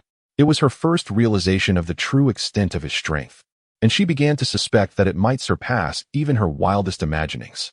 Li Bufan moved closer to Red Lotus, resuming his normal form. Let us go? This mission has been a success. He took her hand, leading her toward the distant street. What is next? Red Lotus asked, gradually regaining her composure. Li Bufan hesitated slightly. Perhaps we should venture to the safe zone. At his words, surprise flickered in Red Lotus and Oppos' eyes. Arin and Oppos, all safe zones at FAADE. Do you seek more supplies? No. We have enough resources for now. Li Bufan shook his head. Not all safe zones are illusions. I know of a legitimate one. As he spoke, a memory of a girl he had encountered in his previous life surfaced, one who had been in that very safe zone. His resolve strengthened. Then let us proceed. A place to rest would indeed be most welcome. Red Lotus chose not to question further, placing her trust in Li Bufan's words. The two exchanged a smile before setting off towards the safe zone he had mentioned. In truth, the safe zone was not far, situated on the outskirts. They arrived within half a day, and upon seeing the fortified compound, Red Lotus expressed her astonishment. This does look somewhat genuine. Li Bufan nodded slightly. This was once an abandoned military base that underwent mutations, but it has since been reclaimed by the authorities. Thus, this base is officially constructed. With that, the pair approached the entrance of the safe zone, only to be halted by the guards. Stop. What is your purpose here? We wish to join the safe zone. Li Bufan replied, a smile gracing his features, feigning an unguarded demeanor. The guards exchanged glances, their expressions shifting from surprise to disdain. Joining the safe zone requires strength. And you two appear rather unremarkable. Chapter 25. Alas.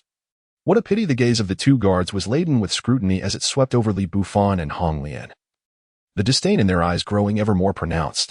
Although both Li Bufan and Hong Lian possessed striking appearances, this era demanded strength above all else. Yet, in the eyes of the guards, true power was first and foremost marked by a robust physique. To them, Li Bufan and Hong Lian appeared exceedingly delicate, devoid of any tangible strength. Surely, a mere demonstration of our abilities would suffice? Li Bufan raised an eyebrow at the guards. However, before the guards could respond, a thunderous rumble interrupted them, causing the ground to tremble violently. Turning to investigate, Li Bufan and Hong Lian beheld a multitude of plants breaking through the earth's surface. These plants appeared to possess a consciousness of their own, heralding yet another wave of chaos. As the two surveyed the scene, the guards hastily opened a small door behind them and rushed into the base, closing the door tightly behind them. What now? Hong Lian's eyes held a question as she looked to Li Bufan. He shook his head slightly, a profound sense of helplessness reflected in his gaze. He had not anticipated encountering a plant frenzy immediately following the beast tide. If only such luck could be harnessed for the lottery. Let us first deal with these creatures.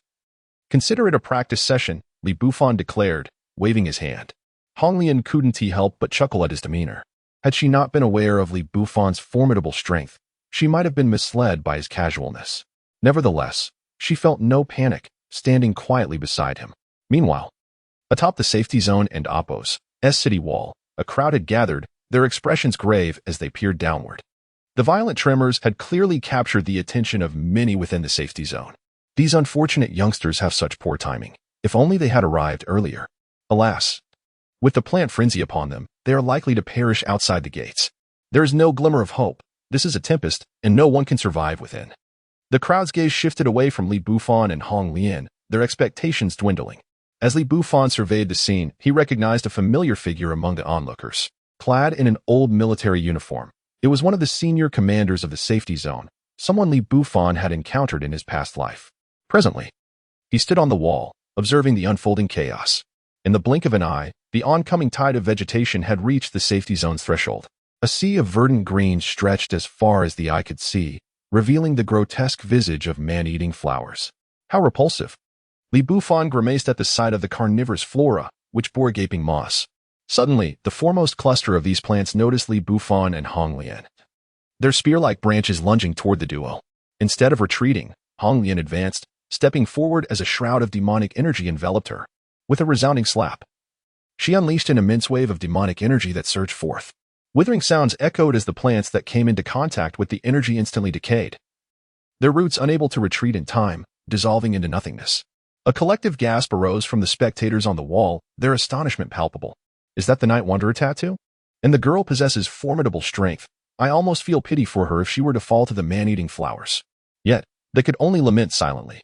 The odds were stacked against them. Even if they were all present, they would surely perish. Many sighed in regret, their eyes filled with sorrow. The middle-aged man in the old military uniform at the forefront shared the same sentiment. As a high-ranking official in the safety zone, he aspired to create a sanctuary amidst the chaos. However, this ambition required the support of powerful individuals. If only Hong Lian could enter the safety zone, she would undoubtedly secure her place as a future powerhouse. But alas, the lamentations from the wall did not impede the battle below. The demonic energy emanating from Hong Lian grew increasingly fearsome, expanding from a radius of 5 meters to dozens, while the plants ahead continued to dissolve. Those behind began to retaliate.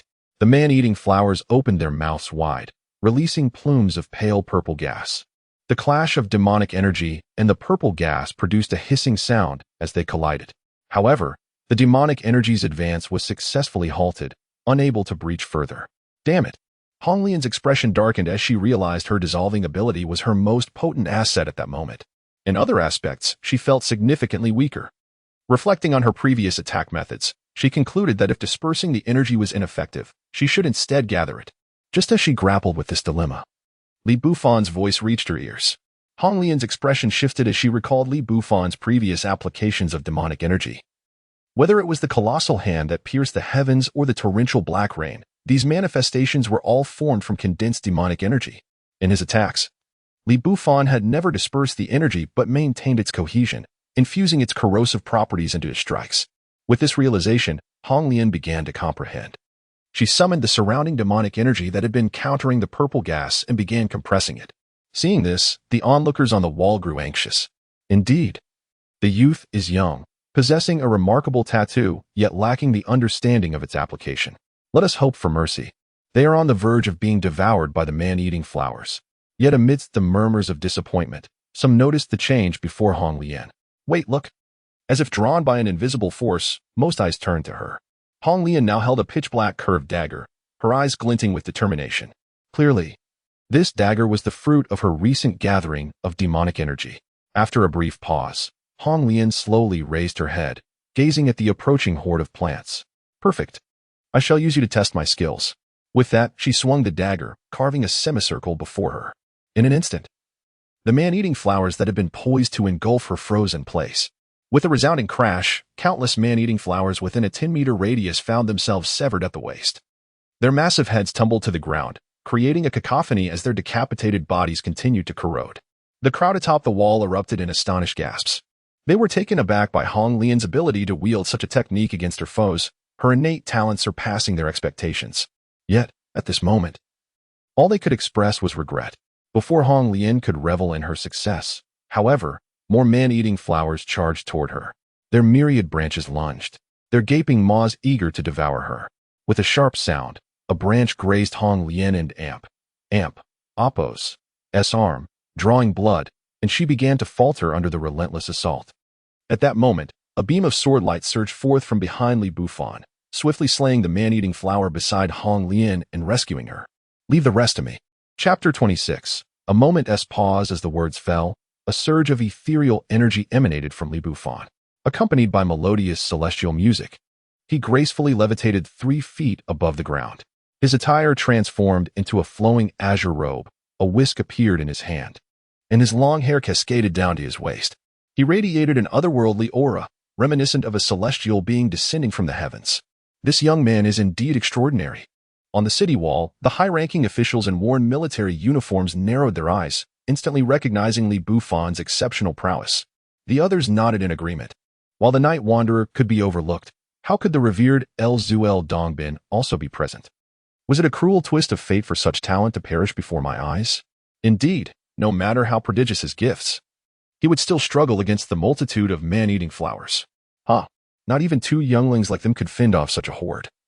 And even if all of our high-ranking members were present, we would only be left with bitter regret.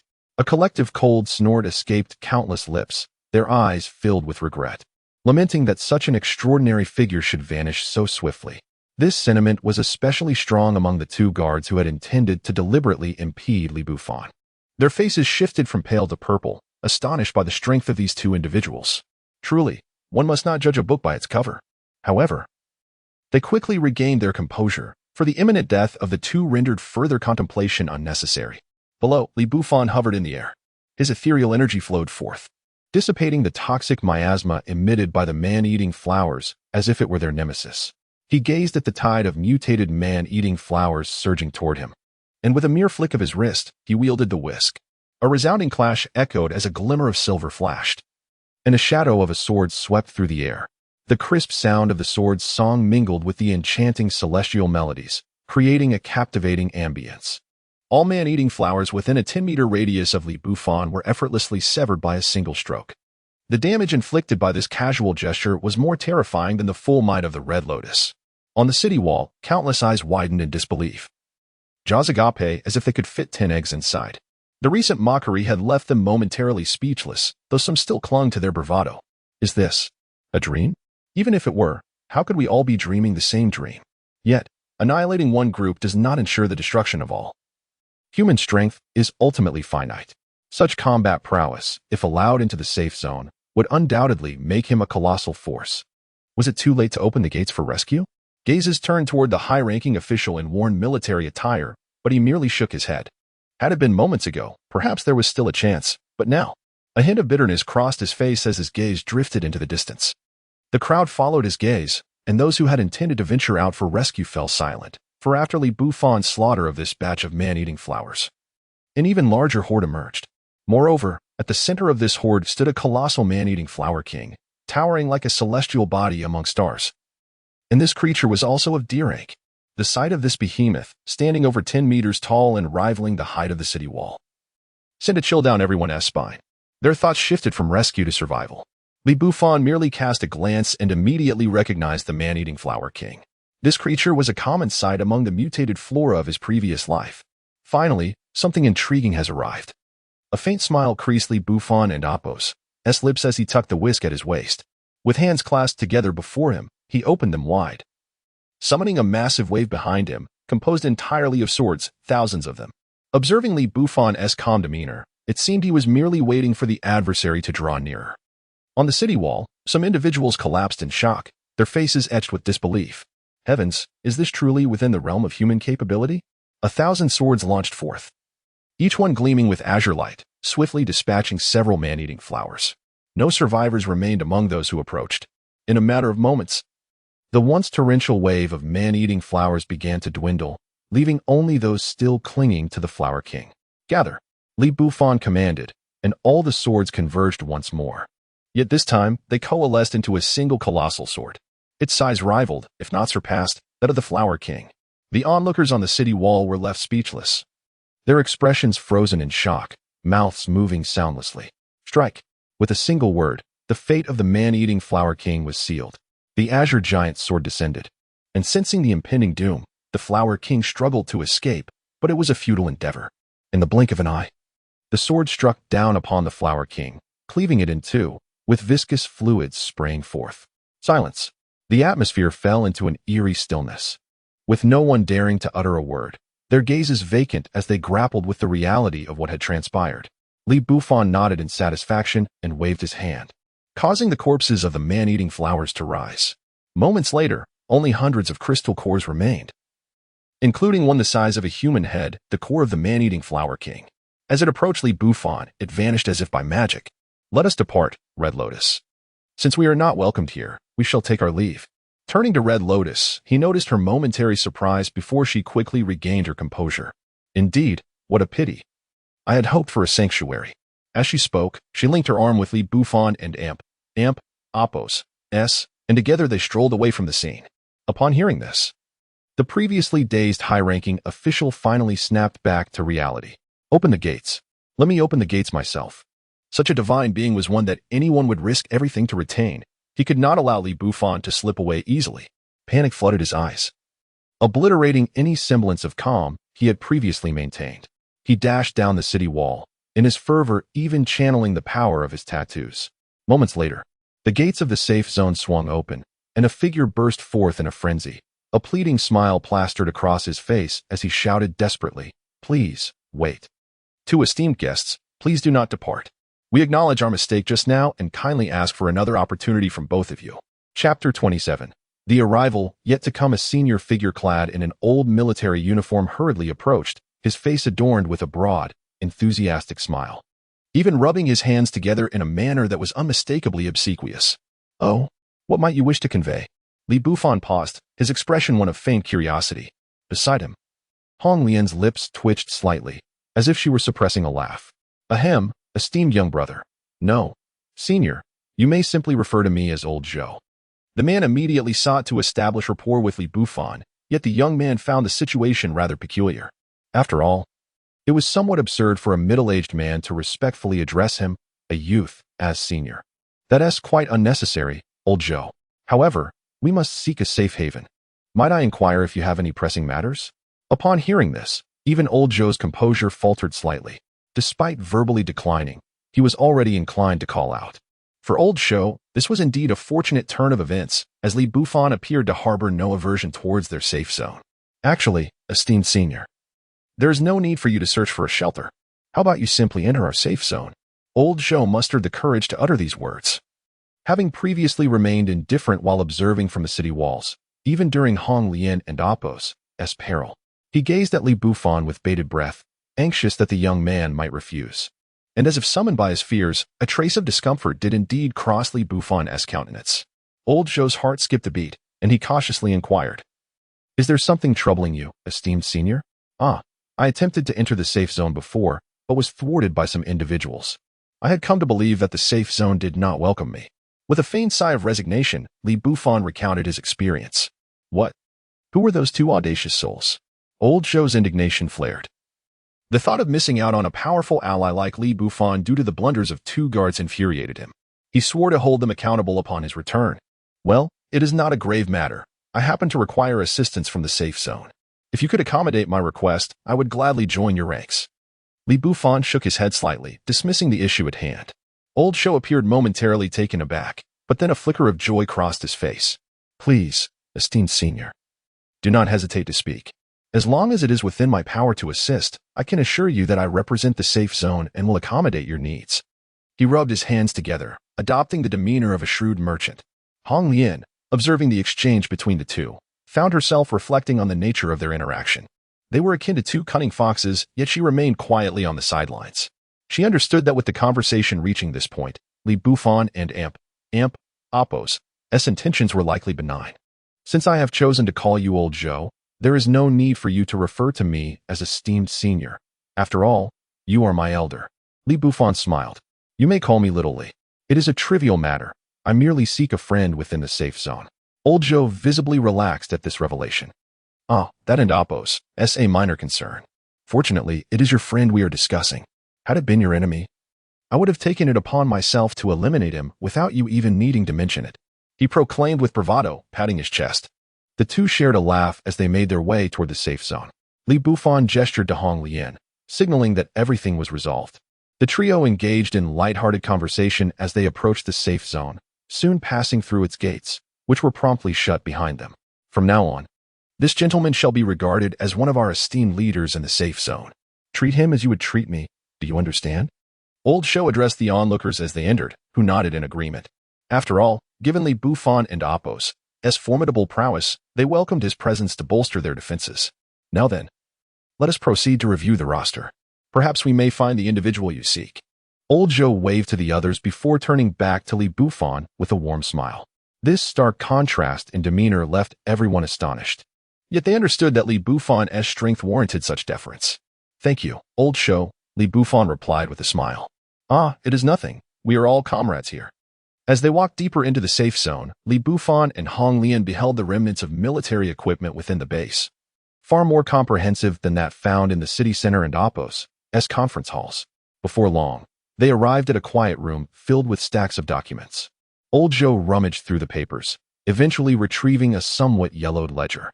This contains the names of individuals originally within our safe zone, and any newcomers have been added as well.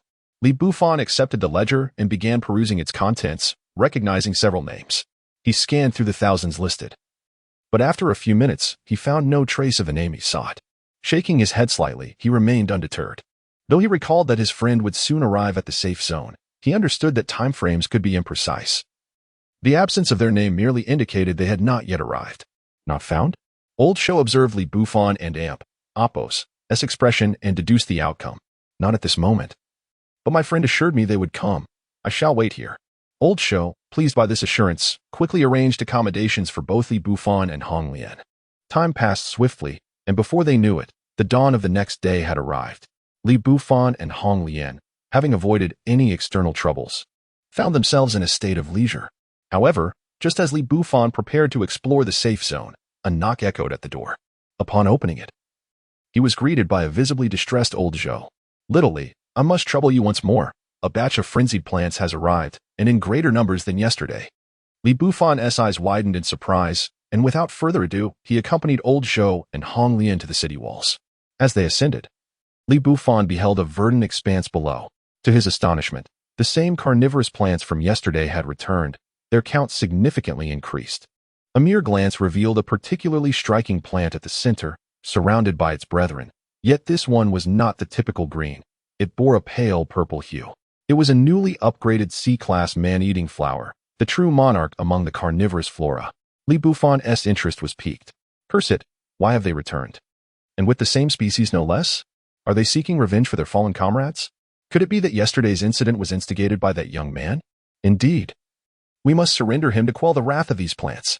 Just then, a cacophony of curses erupted from the crowd. Some panicked individuals began to shout. demanding that Li Bufan be handed over.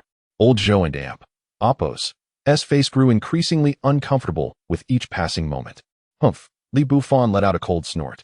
Surveying the surroundings with a steely gaze, the previously boisterous crowd fell into an immediate silence, for Li Bufan and Amp, Appo's formidable presence was utterly terrifying, even if they harbored discontent. None dared voice it openly. Merely a mere ogre flower, they thought. Unperturbed by the others, Li Bufan discreetly retrieved the tattoo sticker and affixed it to his skin. In an instant, a colossal black materialized behind him, and he was draped in a dark robe. The temperature in his vicinity surged to an entirely new level. With a sweeping gesture of his hand, a flame resembling an azure lotus erupted forth. Chapter 28. Where the mountains lie, this is the azure lotus heart fire. Indeed, the tattoo adorning Li Bufan and Appo's body is none other than that of the renowned Flame Emperor, Xiaoyan, not to mention the extraordinary fire. His dark robe and the black staff upon his back serve as undeniable proof. With a mere wave of his hand, the azure lotus heart fire cascades downward. In the blink of an eye, the carnivorous flowers, which had nearly engulfed the city walls, vanished entirely. Not even ashes remained. They disappeared within the flame that resembled a blossoming azure lotus. Such an eerie spectacle caused those atop the walls to collectively gasp in astonishment. Even old Zhou stood there, agog, staring at Li Bufan, who had merely gestured. The flames Li Bufan conjured were not the sole source of their shock. The true enigma lay in the transformation of his tattoo. Had it not been the one belonging to Lu Zhu before? Had he misremembered? How could the illustrious tattoo have changed? Surely, the remnants of yesterday's sword marks on the ground could not be mistaken. Could it be that he possesses dual tattoos? Suddenly, a voice exclaimed, plunging the walls into a profound silence. No one dared to utter a word, yet their pupils constricted, their minds momentarily paralyzed. Old Zhou, in a daze, began to chuckle foolishly. After a considerable pause, the crowd regained their composure, gazing at Li Bufan with a mix of reverence and fervor. Many bore multiple tattoos, yet most could awaken only one initially. Only those of exceptional talent could awaken two. Given that both of Li Bufan and Appo's tattoos appeared formidable, this was indeed a rarity. If he were granted time to grow, not only would his name resonate throughout this safe zone, but likely across the surrounding regions as well. While others were still reeling from the shock, Li Bufan stepped forward, a fiery cloud rising beneath his feet, lifting him into the air. As he advanced, he waved his hand once more, releasing a torrent of cold, white flames. The fluctuating temperatures rendered the atmosphere exceedingly peculiar. This was the bone ghost cold fire. Any carnivorous flower that came into contact with it was either instantaneously melted or transformed into solid ice. With another flick of his wrist, a wave of flames akin to an ocean surged forth. This was the Tide Heart Flame. With every gesture, Li Bufan unleashed a flurry of flames. A total of 22 fiery orbs wreaked havoc upon the battlefield. Countless carnivorous flowers had already succumbed to the flames even before Li Bufan had finished casting them, with the remaining ones rendered utterly impotent. The onlookers atop the walls stood frozen in astonishment. They had presumed Li Bufan's second tattoo would merely equate to Lu Zhu's. However, it was evident that their expectations had been woefully underestimated. This was not merely comparable. It was a decisive obliteration of Lu Zhu's tattoo. Countless individuals attempted to articulate their thoughts, but upon opening their mouths, they realized no words could adequately describe the current state of Li Bufan. Beneath him, as the carnivorous flowers burned, the formidable carnivorous demon flower could no longer contain itself and let out a piercing shriek, charging toward Li Bufan. The demon flower, colossal in size compared to the previous D-class carnivorous flower king, opened its maw wide, resembling a vast abyss poised to consume everything. With a mere scoff, Li Bufan displayed his indifference. Endless flames surged forth, and the demon flower emitted a wretched cry, retreating in fear. It seemed to comprehend that Li Bufan was not to be trifled with, turning tail and fleeing alongside its minions. Yet, Li Bufan was not one to let them escape so easily. He summoned the 22 blazing orbs back into his grasp, whereupon they entwined and fused into a resplendent, multicolored lotus, the demon wrath fire lotus. With a swift motion, Li Bufan sent the flaming lotus soaring toward the retreating demon flower.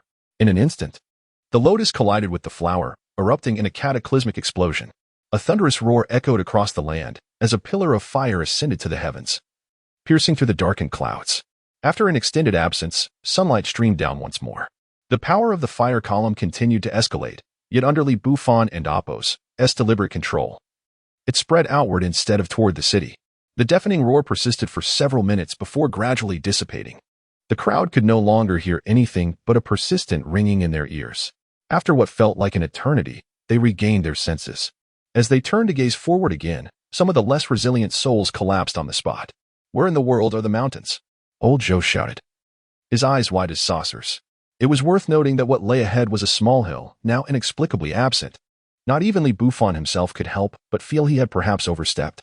However, he understood that even this was not the full extent of the demon wrath Fire Lotus's power. His strength still fell short. Shaking his head slightly, he summoned forth a crystal nucleus, larger than the one obtained yesterday. This was the nucleus of the carnivorous demon flower. Regrettably, the other nuclei had been obliterated due to the low rank of the remaining flowers. Fortunately, he had previously incinerated a substantial portion of them, yielding a net gain greater than the previous day. Bufan smiled as he collected all the nuclei before returning to the city walls. I apologize, my lord. Previously, we spoke without due consideration. Please, punish us accordingly. As he touched down, a throng of individuals fell to their knees. The very ones who had demanded Bufan and Appos' surrender moments ago. Now, their eyes reflected sheer terror, devoid of any doubt regarding his capabilities. The thought of him flattening a hill left them trembling. If he were to unleash a Fire Lotus within the safe zone in a fit of rage, its destructive power would rival that of a nuclear bomb. In such a scenario, it was certain that none would escape. Everyone would perish. Rise. I do not wish to witness a second occurrence of this, Bufan commanded, waving his hand dismissively, his gaze shifting away. Truth be told, he had little regard for these people. Thank you, my lord. Upon hearing this, the crowd collectively sighed in relief. At that moment, a guard responsible for registration hurriedly approached. My lord, I have urgent news to report. Why the haste? What matter could be so pressing? Old Joe shot a glare at the guard, internally chastising him for his lack of discretion. This was hardly the time for such discussions. Yet, the guard remained, his attention fixed on Bufan. Speak, Bufan urged, a sense of foreboding washing over him, as if he sensed something momentous was about to transpire. It is the person you instructed us to keep an eye on. They have arrived, the guard exclaimed, panting. We dared not interrupt you during your battle, but now that it has concluded, I rushed here immediately. Chapter 29. Do you believe in past lives? Bufan and Appos' gaze was fixed intently on the guard who had come to report. He felt a surge of excitement. To be honest, he had been contemplating that person for quite some time. That individual was currently waiting in the reception room. The guard spoke with utmost seriousness, standing tall and straight. Very well, this is your reward, Bufan said with satisfaction as he patted the guard's shoulder, conjuring 3 crystal cores of equal size seemingly out of nowhere. After casually handing them over to the guard, he hurriedly left with Hong Lian. Although Bufan had not spent much time in the safety zone in this life, he had lived here for a significant period in his previous existence. Thus, he was thoroughly familiar with the location of the reception room. Moments later, Bufan opened the door to the reception room, and a graceful figure came into view. This was the person he had been searching for, Yin. As he gazed at her, memories from his past life flooded back, memories of their shared battles, their brushes with death, and the perilous journeys they had undertaken together. Yet, in the end, excuse me, are you a distinguished individual from the safety zone? Yin and Appos' crisp voice broke through Bufan and Appos' reverie. Regaining his composure, he looked at the young woman before him, her long hair cascading down her back, her exquisite features tinged with a hint of innocence. A smile spread across Bufan and Appos' face. Hong Lian, who had been following him, observed the scene with a somewhat complex expression. She could immediately tell that Bufan and Yin shared a unique bond. However, she quickly regained her composure, feeling a sense of relief. In this era where strength was revered, what was wrong with a remarkable man like Bufan having multiple wives? Yes, that would be me. Please, feel free to tell me what you need, Bufan replied without a moment and Appos' hesitation. With his current strength, Old Joe would be more than eager to have him as a high-ranking member of the safety zone. My parents are trapped in a valley. I implore you to save them. Yin and Appos' eyes sparkled with a glimmer of hope upon hearing Bufan and Appos' response. Just then, Old Joe rushed in, panting and clearly distressed. Actually, there are many unresolved issues in the safety zone. Besides Xiao Li, I am the only high-ranking member present. The others are all outside, so the rescue No worries. I will handle this personally. Li Bufan interrupted old Zhou before he could finish. The others present gasped in surprise, and in Yen and Apos' eyes widened in disbelief. Though she quickly composed herself. Thank you so much. She expressed her gratitude while repeatedly bowing to Li Bufan. Old Zhou said nothing more, merely watching the interaction between Li Bufan and In Yen with a strange look. Time is of the essence. We should depart immediately, Li Bufan insisted, eager to proceed without delay. Having witnessed Li Bufan and Apos' strength, old Zhou had nothing to add. The trio set off from the safety zone toward the valley In Yen had mentioned. Throughout the journey, seeing the worry etched on In Yen and Apos' face, Hong Lian took the initiative to grasp her arm reassuringly. Don and Apos, Fred, and Yen, you have no idea how powerful Bufan truly is. Your parents will undoubtedly be fine. With Hong Lian's comfort, In Yan's anxiety began to dissipate. The two women quickly grew closer, engaging in light-hearted conversation and whispers, leaving Li Bufan puzzled, as he could not comprehend the intricacies of female camaraderie. Nonetheless, as long as they got along, he felt relieved. The trio raced onward. Yet by the time they reached the valley, darkness had already descended. We're close to the valley. If the situation weren't so urgent, we could rest here for the night, Li Bufan remarked, glancing at In Yen. My parents are hiding in a cave nearby. They should be safe for the moment. However, the valley can be perilous at night. Perhaps we should wait until tomorrow? In Yen pondered briefly before deciding to rest. Though anxious, she understood the importance of not being reckless, otherwise Li Bufan might abandon her. Before long, a tent had been pitched not far from the cliff outside the valley.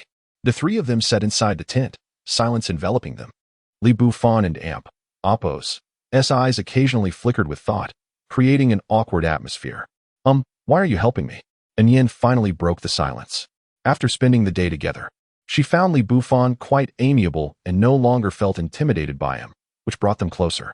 Li Bufan paused for a moment, then smiled. Do you believe in past lives? Instead of responding directly, he posed a question to In Yen. Past lives?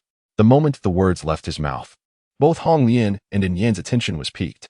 If one were to believe, it would be hard to accept, given the lack of evidence. If I remember correctly, your tattoo is of a deep-sea orca located on your back, and your ability is water manipulation. In Yen and Apos' eyes widened in astonishment as Li Bufan and Apos' description matched her situation perfectly, even down to the tattoo and Apos' location. It was a secret she had kept even from her parents, only revealed after the onset of the mutations. How did Li Bufan know? As the concept of past lives echoed in her mind, a flicker of curiosity flashed in her eyes. Hong Lian watched the exchange between Li Bufan and In Yen with keen interest, realizing that no response was needed. In Yan's reaction confirmed Li Bufan's accuracy. Simultaneously, Hong Lian and Apos' own questions began to find answers. Why was Li Bufan so familiar with the events following the mutations? Just then, a chorus of wolf howls resonated from outside the tent. The expressions of the three inside shifted dramatically, with In Yan's face paling in worry. When they stepped outside to investigate, they spotted flickering flames in the distance. That's my father and Apos' tattoo, the Thunderfire Lion. The wolf pack is headed straight for them. Please, save my parents. I will grant any request you have, just save them. In Yan's voice trembled with desperation as she fell to her knees before Li Bufan. Taken aback, Li Bufan momentarily froze before helping her to her feet. Dawn and Apos, worry. My purpose here is to rescue them. Hong Lian, take care of her, he instructed. And as his words fell, a shimmering tattoo sticker glimmering with sparks of lightning appeared in his hand. Without hesitation, he leapt from the edge of the cliff. Chapter 30. The Annihilation of the Wolf Pack. In Yen, who had just been supported by Hong Lian, gasped in alarm at the sight. Do not worry. Everything is fine, Hong Lian promptly reassured her, noticing In Yen and Apos' panicked demeanor. Crack. Before the two women could react, the sound of electricity crackled through the air. In the next moment, a silvery lightning bolt shot skyward, racing toward the source of the wolf howls. In the darkness of the night, this flash of light was incredibly conspicuous, visible even from several miles away. By the time the two women processed what was happening, Li Bufan had already soared far ahead. At this moment, he was adorned with a pair of violet wings that shimmered with the essence of lightning, his figure resembling a streak of pure electricity as he sped forward. In an instant, he reached the boundary between the outer and inner circles of the valley. Looking down, he observed a dark abyss below, where dozens of glimmering green objects floated ominously. Occasionally, chilling wolf howls echoed through the air, creating an atmosphere thick with dread. Upon closer inspection, he realized that those floating green objects were the eyes of wolves. Astonishingly, this small open area was teeming with several dozen wolves. Bufan remained still, silently gazing down from the heights. His eyes, enhanced by the power of his thunder god tattoo, allowed him to see clearly despite the distance. A quick scan revealed a wolf at the forefront of the pack, emanating a faint azure glow. This was the Azure Wind Wolf King, a D-level boss. Much like the previously encountered king of the man-eating flower, it was undeniable that the danger within this valley far surpassed that of the outside world. If even the periphery housed a D-level boss, one could only speculate what formidable foes lurked deeper within, perhaps even C-level or B-level bosses. Contemplating this, Bufan and Appo's gaze flickered. Deep in thought, yet his focus remained fixed on the wolf pack. Before long, the wolves united and began their advance. They moved like phantoms through the valley, swiftly heading toward the direction of the recent explosion of flames. On the other side, a middle-aged man with a square face, covered in a mane of hair, was slowly regaining his human form, heavy breaths escaping his lips. Before him lay a giant wolf that had long since ceased to breathe. "Are you all right? Are you hurt?" he asked, a hint of guilt lacing his voice. "It's all my fault. I shouldn't have gone out looking for food. Or else it wouldn't have drawn them here." Behind him stood a beautiful woman in her 40s, worry etched across her features as she approached, her eyes brimming with unshed tears. "Do not fret. I'm fine. It ain't Appo's, merely a small wolf," the man replied, attempting to comfort her. "I only hope that Yin has reached the safe zone. If she has, we can be at ease." These two were Yin and Appo's parents, who had sent her to seek help merely to cover her escape from the valley. They had little hope that anyone would come to their aid. After all, during such perilous times, countless individuals were preoccupied with their own survival, leaving little room for altruism toward strangers. Howl. Just then, another series of wolf howls pierced the air, causing the square-faced man's expression to shift dramatically. Without hesitation, he pulled the woman behind him. Once again, flames flickered across his body as he transformed into a half-beast form. At this moment, Bufan had followed the wolf pack to a point not far from the couple. Upon witnessing the man's transformation, his eyes gleamed with recognition. This was the very fire that had erupted from the cliff earlier. However, it was unfortunate that Yin and Appo's father was not well versed in the powers of the tattoo. Otherwise, he wouldn't have transformed into a half-beast, but rather into the form of the Thunderfire Lion. Nevertheless, his ability to hold out until now is commendable. Just as Bufan nodded in approval, the wolf pack initiated their assault. An Azure Wind Wolf leaped toward the square-faced man's side, its icy claws aimed directly at his head. What? Panic flickered across the man's face as he had not anticipated the presence of wolves lurking nearby. Coupled with his recent exertion, he found himself unable to react in time.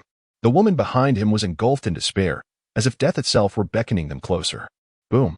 In the next instant, a bolt of silver lightning descended from the heavens, striking the attacking Azure Wind Wolf. As the lightning dissipated, the wolf lay charred and lifeless. Yin and Appo's parents were momentarily stunned as they looked up to see a figure with silver wings hovering in the air. Who is this formidable individual? Whose power is so terrifying?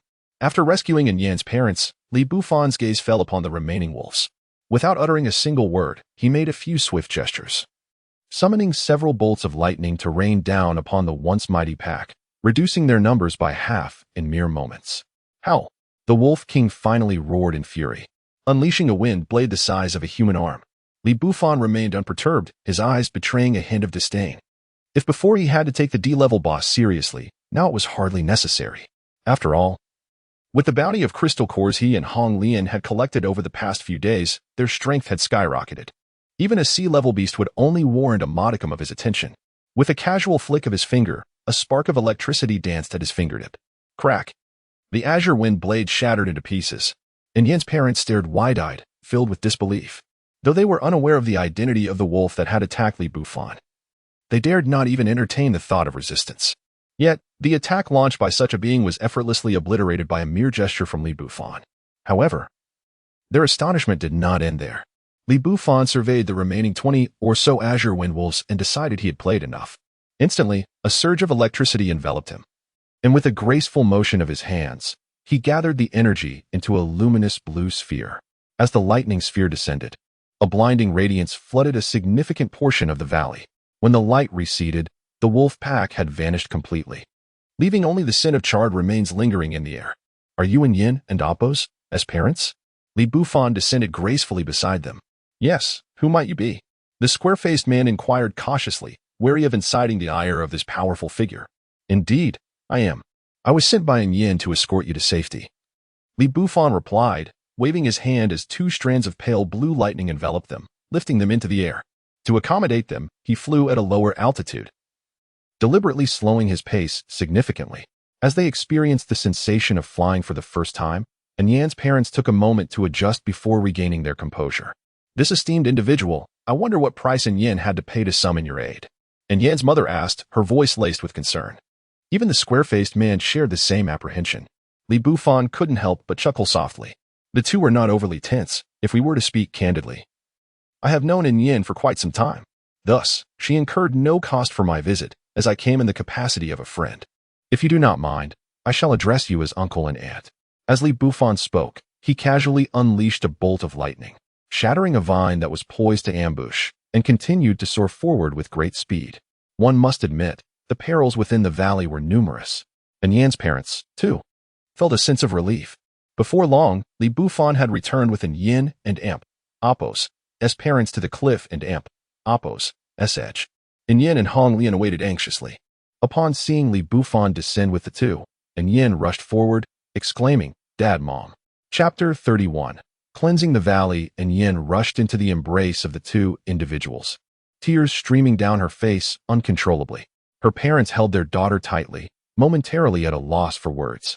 Li Bufan and Hong Lian chose to grant the family some time to reconnect after their harrowing separation.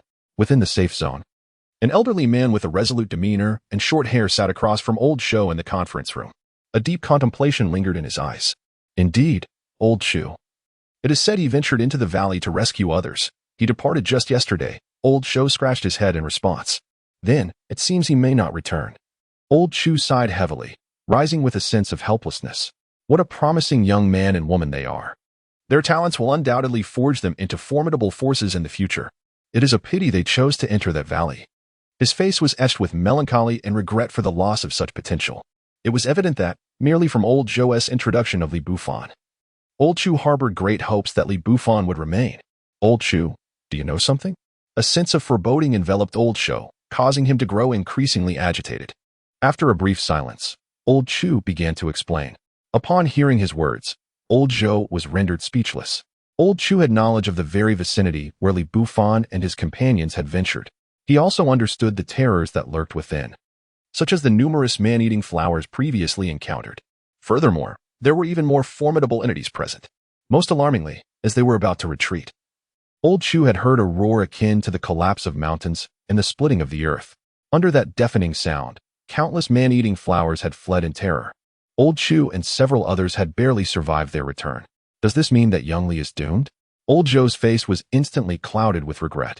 The atmosphere in the conference room turned somber, with both men at a loss for words, unsure how to alleviate the tension. Just then, a rapid knocking echoed through the room. Come in, Old Shou commanded. A guard rushed in, breathless. Sirs, outside, there are people arriving. Why report such trivial matters? Let them in directly. Old Shou's mood soured, casting an irritated glance at the guard. But the guard was nearly in tears, struggling to articulate his thoughts. Enough, let us go see. Old Shou waved his hand, seizing the opportunity to lift the heavy atmosphere and suggesting a brief respite. Upon reaching the city gate, they found no signs of anyone. They then ascended the city wall to look outward. After a mere glance, Old Shou's eyes widened, and he could not contain his laughter. Old Shou, have you succumbed to stress? Should you take a few days off? Old Shou was startled, caught off guard by Old Shou's sudden merriment. Old Shou halted, excitedly pointing towards a group of 5 approaching in the distance. Old Shou, that young man is the Li we spoke of. Upon hearing this, Old Shou and Appos' eyes widened in astonishment. This lad actually managed to return from that valley. He is undoubtedly an extraordinary talent. Our safe zone will surely stand firm in the future. Old Shou had learned from Old Shou that Li Bufan intended to delve deeper into the valley, a feat Old Shou himself had not dared to attempt, retreating even from its periphery. Quickly, open the city gate. Let us go welcome young Li. Old Shou disregarded everything else and rushed down. As the gate thundered open, Old Shou and Old Shou stood at the threshold, eagerly awaiting the arrival of the group. Moments later, when Li Bufan and his companions arrived at the city gate, they froze in surprise. "What brings you here?" Li Bufan asked, bewildered. "Welcome back, Master Li." The gathered crowd behind Old Zhou and Old Chu exclaimed in unison. The unexpected greeting left Li Bufan utterly flabbergasted, and even in Yin and Amp, Appo's parents stumbled, taken aback by the revelation of Li Bufan and Amp, Appo's formidable strength and significant status. "Haha, young Li. Welcome back.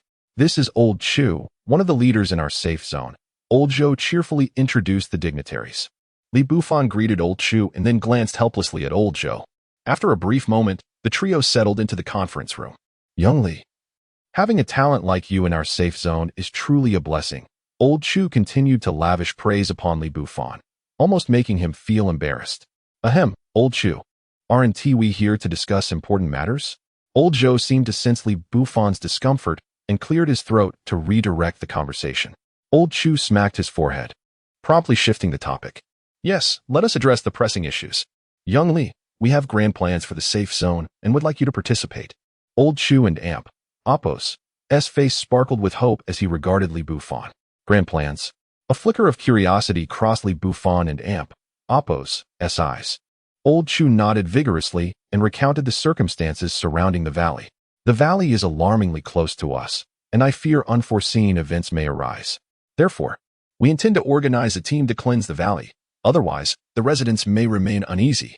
Without hesitation, Li Bufan shook his head. "Old Chu, I believe we should abandon this plan. The valley is not as simple as it appears, even if we gather a group. It would be impossible for our safe zone to breach it." As soon as he spoke, both Old Chu and Old Zhou fell silent. After all, given that Li Bufan had just returned from that very place, his words carried undeniable weight. "Moreover, I do not intend to remain in the safe zone. My purpose here was to find someone, and now that I have, I must leave to enhance my abilities." Li Bufan dropped another bombshell. However, Old Zhou and Old Chu remained silent, understanding that Li Bufan, still young and already powerful, was destined to seek further strength. There was little to advise, as each person has their own aspirations. Half an hour later, Li Bufan and the two elders exited the conference room. Li Bufan and Old Chu had reached an understanding, and Yan's parents would stay within the safe zone while he, and Yan, and Hong Lian set out to cultivate their abilities. Before departing, Li Bufan discreetly left some crystals for Yan's parents. The trio then exited the safe zone, and along the way, Li Bufan recounted their earlier discussions to the two women. "Then what shall we do now?" Hong Lian inquired with a light chuckle. With a mysterious smile, Li Bufan replied, "We are going to cleanse the valley, for within it lies something that can aid you in unlocking your second tattoo." Chapter 32. Who did this? Listening to Li Bufan and Appo's words, Hong Lian and Appo's face beamed with joy. Could there be something that could unlock my second tattoo? In the final moments, she had inscribed 2 tattoos. Yet until now, she could only wield the Night Wanderer. The other remained stubbornly dormant, to the extent that Hong Lian had nearly forgotten about it. Why not collaborate with the people from the safe zone? The more, the merrier. And Yin also chimed in, her eyes brimming with curiosity. After several days of interaction, coupled with Hong Lian's enthusiasm, she felt much less restrained. Oddly enough, she always felt an inexplicable closeness when she saw Li Bufan. Naturally, this was because those individuals were too weak. Having them around would only hinder progress. Li Bufan shook his head helplessly. Currently, there wasn't a single person in the safe zone who could even compare to Hong Lian, even if they tagged along. They wouldn't and Amp, Appo's, withstand a single slap from a D-grade boss. If they followed, it would merely be a source of chaos.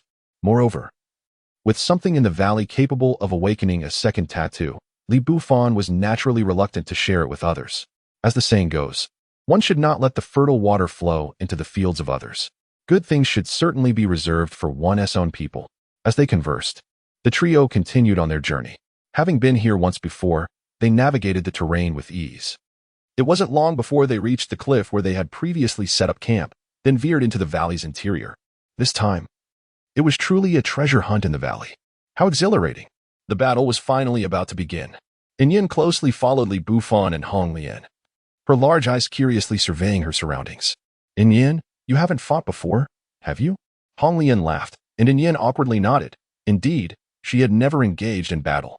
Meanwhile, Li Bufan forged ahead, clearing the path. At that moment, a serpentine creature, concealed among the trees and resembling a giant vine, descended from above. Heading straight for Yin, Li Bufan's tattoo activated in an instant. His robes transformed into a Taoist garment, exuding an ethereal aura, and a sword materialized in his hand. This was the true martial emperor. The sword he wielded was naturally the renowned demon-slaying sword of the true martial emperor. With a swift strike, an invisible wave of sword energy sliced through the air, cleaving the serpent into pieces before Yin even had time to scream. What just started past? Yin blinked in confusion, her face a picture of bewilderment, clearly still trying to grasp what had just happened. Hong Lian laughed heartily, inching closer to Yin just in case. Observing this, Li Bufan wore a wry smile, saying nothing more. After all, those outside the valley were merely there to offer themselves up to him. As they traversed the landscape, every plant and creature they encountered could not withstand Li Bufan and Apos' sword. Along the way, neither Yin nor Hong Lian had a chance to intervene. Was it really that perilous here? I'm starting to feel bored, Hong Lian yawned. And Yin nodded in agreement. You too, at least help collect some crystal cores. I made it clear, whoever gathers the cores keeps them. Upon hearing this, Yin and Hong Lian perked up, the atmosphere brightening with laughter as they advanced deeper into the valley. Suddenly, they heard a resounding roar echoing from the valley and Apos' depths, where a cave lay nestled in the rocky wall. Now at Apos' turned to engage, Li Bufan announced. Unbeknownst to them, a circle of mutated creatures had materialized around them. The weakest among them at D grade, while the strongest reached C grade, around 20 to 30 in total. Hong Lian and Yin ceased their playful banter, readying themselves for combat. One radiated dark energy, while the other was enveloped in a massive water sphere. The battle commenced swiftly. Hong Lian and Apos' dark energy coalesced into a pitch-black blade in her hand. Yin and Apos' fingers danced through the air, conjuring streams of water that transformed into tridents, blades, and spikes for attack. Just when a fierce tiger attempted to ambush Hong Lian from behind, a torrent of water cascaded down, sweeping the tiger aside. Li Bufan observed this with a glimmer of admiration in his eyes. Although Yin's combat prowess was modest, her supportive abilities were extraordinary. With Yin's assistance, Hong Lian managed to hold her ground against 8 D-grade beasts. The rest, of course, was left to Li Bufan. With a deft twist of his sword, waves of formidable sword energy surged forth. Each time the sword energy struck, a D-grade boss would meet its demise. In the blink of an eye, Li Bufan had dispatched 7 or 8 D-grade bosses, while the remaining creatures began to show signs of retreat.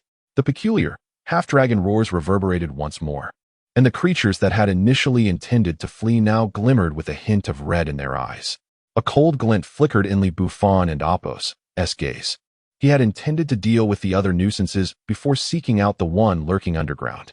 But now, since they sought their own demise, he could not be held accountable. Li Bufan plunged his sword deep into the ground, channeling his power into it. The earth trembled with a thunderous roar as a chasm appeared before him, leading straight to the depths below. Yin, sensing the upheaval, quickly summoned 2 streams of water beneath herself and Hong Lian, lifting them into the air.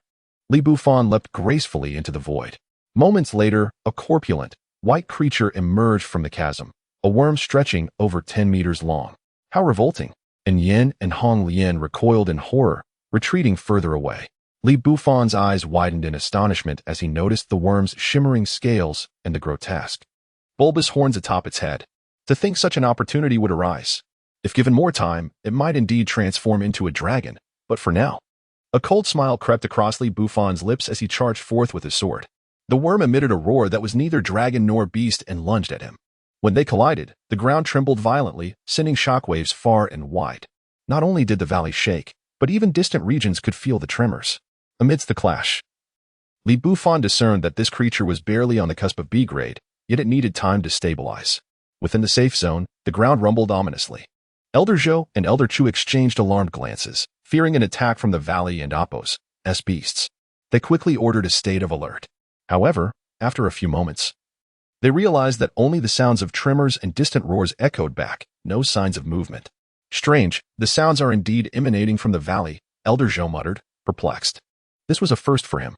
Elder Chu was equally confounded. If this continues, I'll take a few people to investigate. 5 minutes later, Elder Chu hurriedly set off towards the valley with 2 or 3 companions.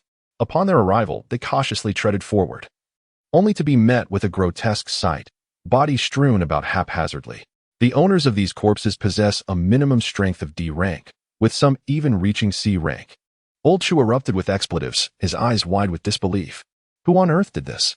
Chapter 33. A helping hand. As the words fell, an eerie silence enveloped the area, leaving no one capable of responding to Elder Chu. Compared to Elder Chu, Old Zhou and the others were in an even more dismal state, standing frozen in place, their breaths coming in ragged gasps, seemingly unable to utter a single word. After a prolonged moment, everyone gradually regained their senses. Unbeknownst to them, cold sweat had drenched their backs, and traces of fear flickered in their eyes. I had just conducted a thorough inspection, and it was clear that these individuals had been annihilated in an instant. Elder Chu gazed gravely at Old Zhou and the others. Upon hearing this, the crowd was once again struck with astonishment, gasping in disbelief. Had such formidable beings suddenly appeared in the vicinity? A terrifying roar erupted at that moment. Everyone in the safe zone felt an immense pressure bearing down upon them. Faces turned pale, and all eyes were drawn towards the depths of the valley. It was the sound of battle. Elder Chu, maintaining a semblance of calm, discerned the situation and spoke in a hushed tone. It could be that powerful being. Perhaps we should investigate. It might be possible to form an alliance. Old Zhou's eyes sparkled with intrigue as he exchanged a glance with Elder Chu. They waved their hands behind them, cautiously leading the others deeper into the valley. The path was strewn with various corpses, showcasing a multitude of levels, particularly D-rank bosses. By my estimation, there were at least 20 or 30 of them. Elder Chu and the others felt a chill run down their spines as they traversed the gruesome scene, almost succumbing to the urge to turn back. Finally, amidst the torment, they reached the heart of the valley. Upon witnessing the scene before them, they were utterly astounded. The ground was littered with corpses, D-rank monsters were ubiquitous, and even C-rank ones were present in considerable numbers. Blood flowed freely, and the once-even terrain was marred by countless sword scars. What is this? Old Zhou exclaimed, pointing ahead. The group shifted their gaze from the corpses to a massive creature looming in the foreground. It was a plump, pale worm adorned with golden stripes, currently launching frenzied attacks into the air. Beams of light erupted from its mouth, resembling a barrage of arrows. Yet, the figure in the air did not flinch. Instead, it retaliated with sword energy that sliced through the worm's emitted beams as effortlessly as cutting through vegetables. It seemed as though both parties had been locked in this stalemate for quite some time. Another roar echoed through the valley, and the golden light from the worm and Apos' mouth began to shift to a pale red hue. This roar snapped the individuals in the safe zone from their stupor. We must lend our support to that esteemed being. Determination gleamed in Elder Chu and Apos' eyes. Count me in. Old Zhou and the others echoed in unison. With their keen eyes, they had already discerned that this worm was the final boss of the valley. If they could take this opportunity to eliminate it, the crisis threatening the safe zone would be averted. More importantly, the mutated beasts in the valley had mostly been dealt with. Relocating the safe zone here would create a bastion that was easy to defend, yet hard to attack. The safety level would surpass that of the existing safe zone by leaps and bounds. As this thought crossed their minds, a spark of fervor ignited in Elder Chu and the others. Such temptation was something no one in the entire safe zone could resist. Esteemed one, we come to assist you. With that declaration, everyone activated their tattoos in an instant. Elder Chu and Apos' originally frail body rapidly transformed into a robust figure, soon towering 3 meters tall. Old Zhou wielded a massive axe, his physique expanding slightly, yet it was not immediately apparent what his tattoo was. The others, too, showcased their unique powers, charging forward with fierce roars. However, the worm seemed to sense the impending ambush from behind. Its colossal tail slammed down with tremendous force, causing the ground to tremble violently. Countless rocks erupted, and a terrifying shockwave violently hurled Elder Chu and the others away. Gasping, Elder Chu and the others spat out blood, their eyes wide with disbelief. How could it be so powerful? The individuals from the safe zone lay on the ground, groaning in agony. It was crucial to note that those selected by Elder Chu to accompany him were all top-tier fighters within the safe zone. Now, before this massive worm, they could barely withstand even a casual blow. The mental blow was immense, causing Elder Chu and the others to collapse, momentarily forgetting to rise. In the next instant, the worm turned, and a concentrated beam of red light was unleashed from its mouth. Old Zhou and the others stood frozen, their faces pale with terror. It was not that they wished to evade the attack. Rather, they had been injured moments prior, and the overwhelming pressure from the worm left them paralyzed. Am I truly destined to perish here? As the red beam hurtled towards them, their minds were blank, with only a fleeting thought lingering. At that critical moment, A figure materialized before Elder Chu and the others. With a powerful swing of his sword, an awe-inspiring sword energy shot into the sky, instantly shattering the oppressive force surrounding Old Shou and his companions. A flash of silvery light surged forth, and the red beam disintegrated in an instant. Even the worm's pale body bore numerous minute wounds, oozing viscous liquid. Casting a glance at the dazed individuals from the safe zone, Li Bufan let out a soft sigh. He had never intended for the safe zone inhabitants to become a hindrance, yet they had arrived nonetheless. If that were the case, he could no longer afford to delay. With that thought, Li Bufan drew his sword forward, and a colossal yin-yang symbol materialized in the air.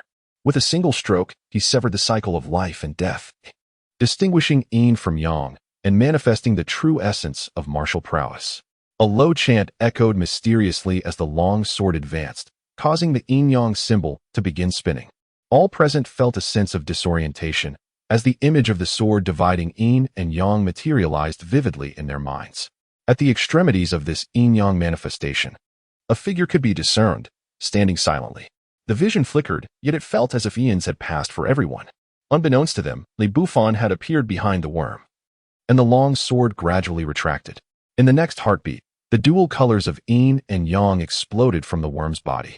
With a pained howl, the worm writhed in agony, its immense form convulsing violently. The valley once more succumbed to chaos, as soil and debris were sent flying. Even the worm's dwelling collapsed. With a cacophony of sounds, the dual colors of yin and yang erupted entirely, and the worm and Apos' body emitted a sound akin to popping beans. Moments later, the creature collapsed to the ground, devoid of life. Strangely, apart from the previously inflicted minor wounds, there were no fatal injuries to be found. In the hushed valley, the sound of swallowed breaths echoed, as the inhabitants of the safe zone stood in complete disbelief. The creature that they collectively could not withstand a single attack from had been vanquished in an instant by a single strike. Chapter 34. Are you looking for someone? A faint groan escaped the lips of one trailing behind Old Shou, his eyes clouded with confusion, as if he were still ensnared in the recent spectacle. What sort of divine being is this? No, this truly is a deity. The others could only manage to utter dull exclamations. At this moment, Li Bufan waved his hand, gathering the scattered crystal cores around him. He approached the worm, and with a swift motion, severed the two protruding horns from its head. These were remnants of its incomplete transformation into dragon horns, which would prove invaluable later. Next, he extracted the worm's crystal core, and was taken aback by its size. It measured a full meter in diameter and was of considerable weight.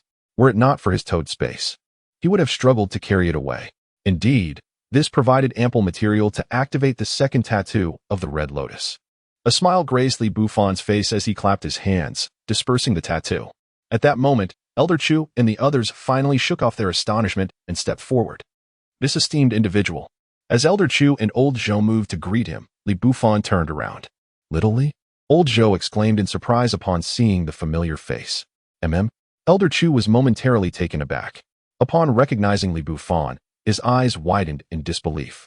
Little Li, is that truly you? Not only Elder Chu and Old Zhou, but the others in the safe zone also trembled slightly at the revelation. What a remarkable coincidence! Li Bufan greeted them with a cheerful demeanor. Yin and Hong Lian, who had flown far away at the onset of the battle, returned. However, the others in the safe zone stood speechless, their hearts racing at an alarming pace. Just moments ago, they had been pondering how to communicate with this esteemed individual. Yet, in the blink of an eye, he had transformed back into the familiar Li Bufan. More importantly, it seemed his strength had surged once again. Panting heavily, the onlookers, except for Elder Chu, recalled witnessing Li Bufan's earlier battle. Though he had been formidable then, he paled in comparison to his current prowess. Now, a single individual had cleared an entire valley, vanquishing dozens of D-grade bosses and nearly 10 C-grade monsters, even slaying the ruler of this valley with a single sword strike. Was this not the very embodiment of a celestial being descending to Earth? Wait, Little Li, your tattoos. Old Zhou seemed to have realized something. Staring at Li Bufan's current appearance in a daze, the others quickly caught on as well. A third tattoo? Elder Chu gasped. Though he had not witnessed Li Bufan and Apos' previous displays of power, he had certainly heard of them. Now, the emergence of a third tattoo, each one more potent than the last, was astonishing. Was this still human? The gazes of everyone began to burn with envy. They had only awakened a single tattoo and felt their futures were bright. Yet here was Li Bufan, with 3 tattoos, each more formidable than the last. Why was the gap between individuals so vast? After a moment, Elder Chu and the others finally regained their composure, their expressions complex as they regarded Li Bufan. Little Li, will you still be leaving? Indeed, I merely wish to visit for a moment. I have other matters to attend to, even if I journey elsewhere. I shall not linger long, Li Bufan nodded, acknowledging the many tasks that awaited him, revenge yet to be exacted, and important individuals still to be found. How could he afford to tarry here? Very well. Old Zhou sighed regretfully. Given Li Bufan's words, what more was there to say?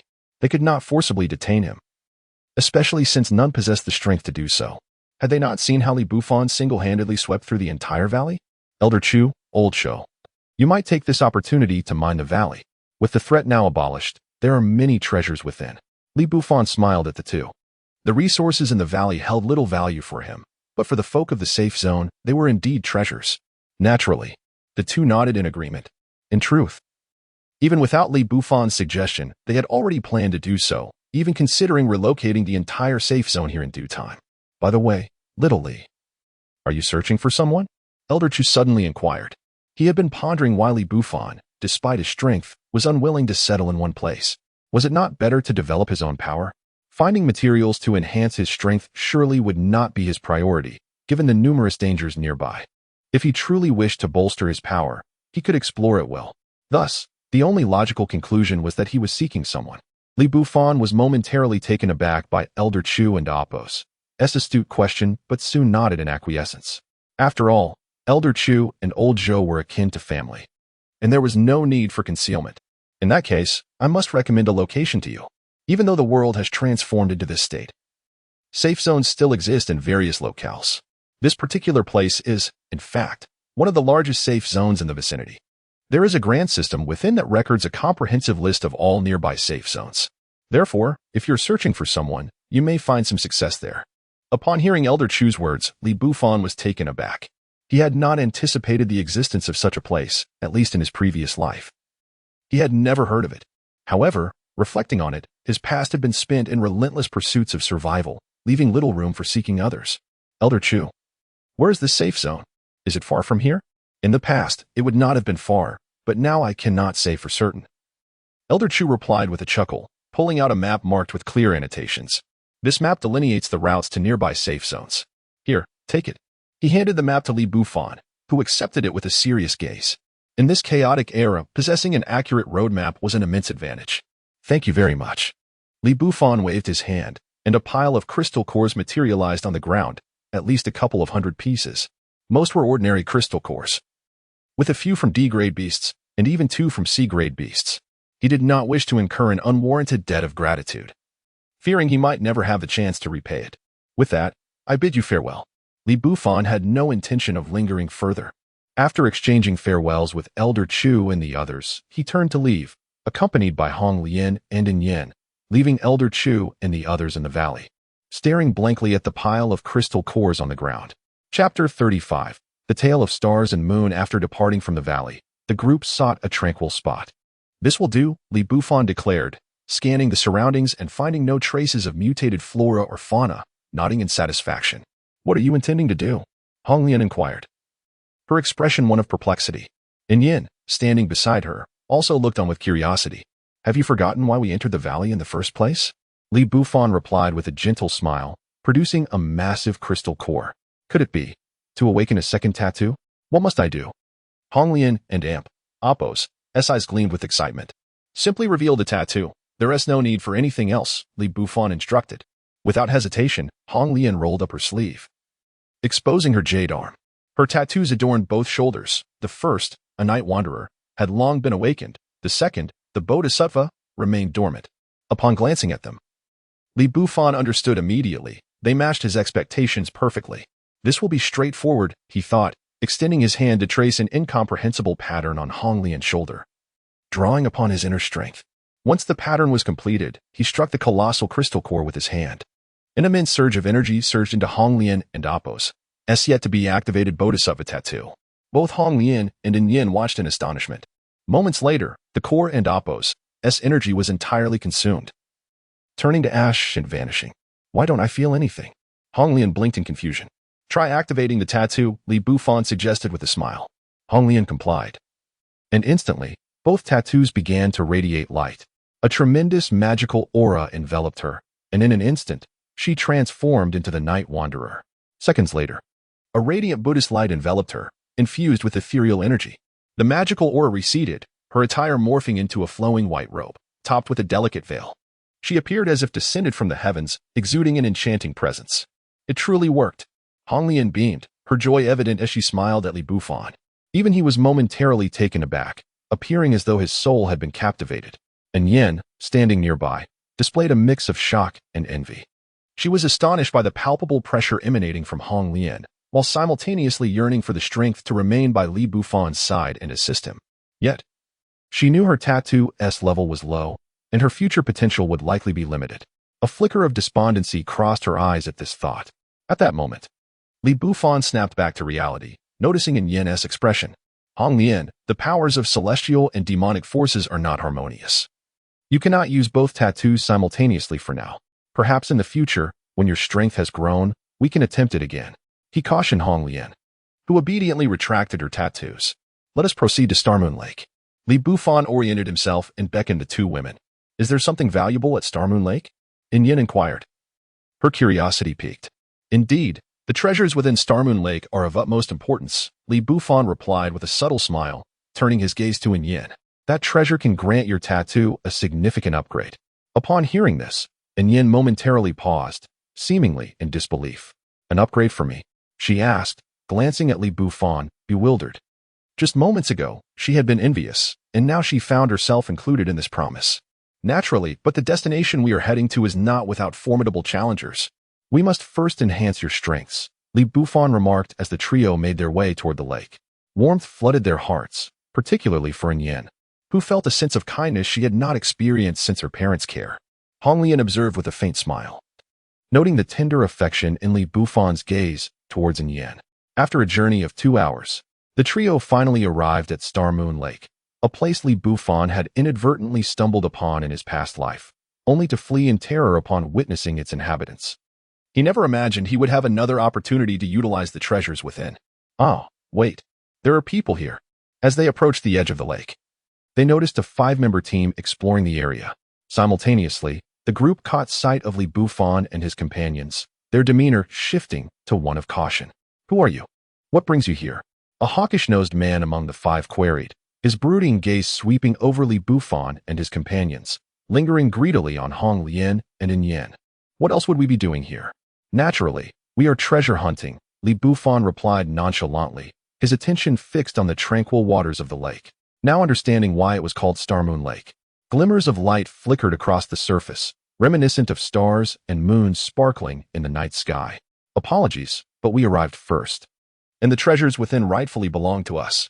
We kindly ask you to leave, otherwise, our tempers may soon flare, the hawkish man retorted, his face darkening with anger. However, the bulliest member of the group intervened, regarding Li Bufan with a calm demeanor. Oh, a hint of surprise crossed Li Bufan's face, realizing these 5 were also aware of the treasures within Starmoon Lake. Listen to me, the treasures here are beyond your grasp. Should you insist on remaining, do not blame me for any ensuing consequences, Li Bufan warned, choosing to ignore the 5. The hawkish man, who had intended to speak, now wore an expression of fury, while the others' faces darkened. Kid, whether we can handle it is not your concern. If you refuse to leave, you may find yourself trapped here forever. With that declaration, the hawkish man's tattoo erupted in brilliance. Just as they were about to engage, the lake began to tremble. The formerly calm waters surged violently, as if a shadow darted beneath the surface with incredible speed. Suddenly, an enormous figure burst forth from the depths, rising majestically above the lake. Chapter 36. What they should fear. All eyes were instantly drawn to the colossal creature on the water's surface, its body adorned with scales as dark as ink, and spikes protruding from its back. The fearsome dragon head bore a menacing expression, its vertical pupils radiating a hint of fury as they scrutinized the onlookers. Upon recognizing the creature, both Hong Lian and Yen were struck with awe, for it was none other than a flood dragon. What was even more alarming was the 3-foot-long, jet-black horn that crowned its head, indicating that this beast was currently in the transformative state of becoming a dragon. Gasp! The realization sent a chill down their spines. In contrast, Li Bufan remained unfazed, as if he had anticipated the creature and Appos' arrival. Meanwhile, the five-member team, disregarding Li Bufan, gazed at the dragon with palpable greed. It was evident that their purpose was solely to capture this magnificent being. Let us go. Whoever gets to it first claims it. The man with the hooked nose declared, charging forward without hesitation, followed closely by the other four, their eyes alight with fervor. Li Bufan, however, exhibited no concern. He crossed his arms, a smirk playing on his lips. Brotherly, aren't you worried? And Yin approached Li Bufan, her expression tinged with anxiety. Despite having accompanied him for some time, she still lacked a clear understanding of his combat capabilities. Why should I worry? The ones who should be concerned are those fools. Li Bufan replied, his smile widening. Bang! Suddenly, a deep thud reverberated nearby. The flood dragon was now engaged in battle with the five intruders. The man with the hooked nose had transformed his hand into a claw, striking the dragon's body fiercely. Yet, rather than causing any harm, the dragon remained utterly still, lowering its head to regard the insignificant creature with cold disdain. The hook-nosed man was instantly paralyzed with fear, instinctively attempting to retreat. But it was too late. The dragon's massive form coiled around him in a flash, and with overwhelming force, his eyes bulged as he was reduced to a mist of blood, splattering the dragon and Apos' scales and staining the waters of Xingyue Lake. How is this possible? The expressions of the remaining four shifted dramatically. They had never imagined their comrade would vanish so abruptly. Retreat. This creature is far too powerful. We stand no chance. The burly man exclaimed, his face pale as he turned to flee, followed swiftly by the others. Yet, having been cornered in their own territory, the flood dragon would not allow them to escape so easily. It plunged into the water, re-emerging moments later behind the remaining four. In an instant, despair gripped their hearts, regret and a desperate yearning for life flickering in their eyes. The dragon, indifferent to their plight, opened its maw and unleashed a surge of dark energy toward them. Terrified, they scattered in a frantic bid for survival. However, the ink-black beam swiftly struck one of the women, and when the light dissipated, she was left with half her body obliterated, lifeless beyond recovery. Xiaoyu. Another woman cried out in anguish, tears welling in her eyes. In mere moments, their group had been reduced from 5 to 3. This is futile. We cannot escape. We must fight with all our might. The burly man and Apos' face was grim as he realized the dragon and Apos' overwhelming strength. Roar. The flood dragon let out a resonant roar, followed by a sweeping tail aimed at the 3 survivors. Without hesitation, they activated their tattoos. The burly man and the last remaining woman sank into the water, transforming into a massive octopus and a magic-patterned tiger shark, respectively. The shorter man merged his hands, creating a shield. Bang! With a single strike, their combined defenses were shattered. Brother, help us. The octopus implored, its eyes filled with desperation as it turned to Li Bufan. Li Bufan's sardonic smile broadened, showing no intention of intervening. They were adversaries, after all. Even if they weren't, he had no inclination to play the savior. Should you not save us, you may be next. The octopus's eyes darkened, its threats growing more menacing as it perceived Li Bufan and Apos' indifference. Li Bufan remained unmoved, even as the flood dragon prepared to unleash another dark beam. In an instant, the magic-patterned tiger shark, previously fighting back, met the same fate as the woman before, its form drastically diminished. Yet another member of their group had fallen.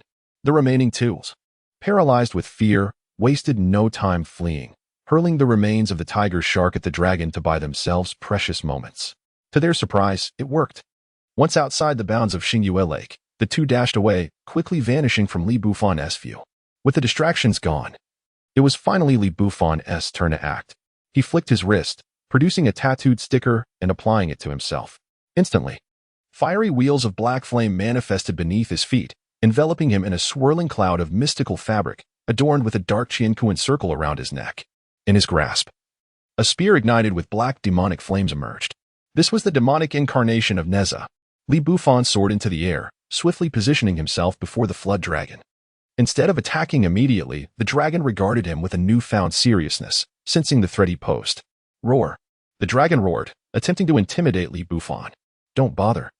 I came here specifically for you, Li Bufan retorted, provoking the dragon further. Enraged, the noble creature, disturbed on its transformation day, unleashed a beam of dark energy. Li Bufan scoffed, showing no inclination to evade. He simply removed the Qiankuan circle from around his neck and tossed it forward. The dark beam collided with the circle, vanishing as if consumed, while the Qiankuan circle mercilessly struck the dragon's head. The dragon let out a horrific wail, propelled backward, and without resistance. It plunged into the depths of the water. Chapter 37. Want to escape? Have you consulted me? Li Bufan found himself utterly astonished at this scene. To be frank, the mutated animals and plants he had encountered thus far were all rather obstinate creatures. Even when they knew they were outmatched, they would stubbornly persist unless they faced a life-threatening situation, in which case their instincts would compel them to flee. Yet, after only one encounter with this dragon, it chose to flee outright, indicating a remarkable level of intelligence. No wonder it was on the brink of transformation into a true dragon. However, having come this far, how could he possibly let it go? Moreover, to enhance in yin and appos' tattoo, he required the dragon tendons and horns from this creature. Thus, it was imperative that he did not let it escape. Wait here. I shall return shortly, Li Bufan instructed Hong Lian and In Yin before plunging into the water. Brotherly, In Yin exclaimed just as he vanished beneath the surface. Have no fear, his strength is formidable, and he shall be fine, Hong Lian reassured her, exhibiting unwavering confidence in Li Bufan and Appos' abilities. Underwater, upon entering the depths, Li Bufan was enveloped in a layer of black flames, rendering the lake water incapable of dampening his form. With the aid of the wind fire wheel, his speed was astonishing. Nevertheless, it must be acknowledged that the Star Moon Lake was exceedingly deep. After 5 minutes of diving, he had yet to reach the bottom. At that moment, he heard the sound of bubbles. Turning, he spotted the dragon he had previously sent flying, now lazily resting nearby. However, it seemed the dragon had also sensed his arrival and lazily opened its eyes. Upon realizing that Li Bufan had pursued it, its eyes widened in shock. Quite the find you are, Li Bufan sneered, intensifying the flames of the magic eye on his fire spear. The surrounding water was swiftly displaced, and he thrust the spear directly at the dragon.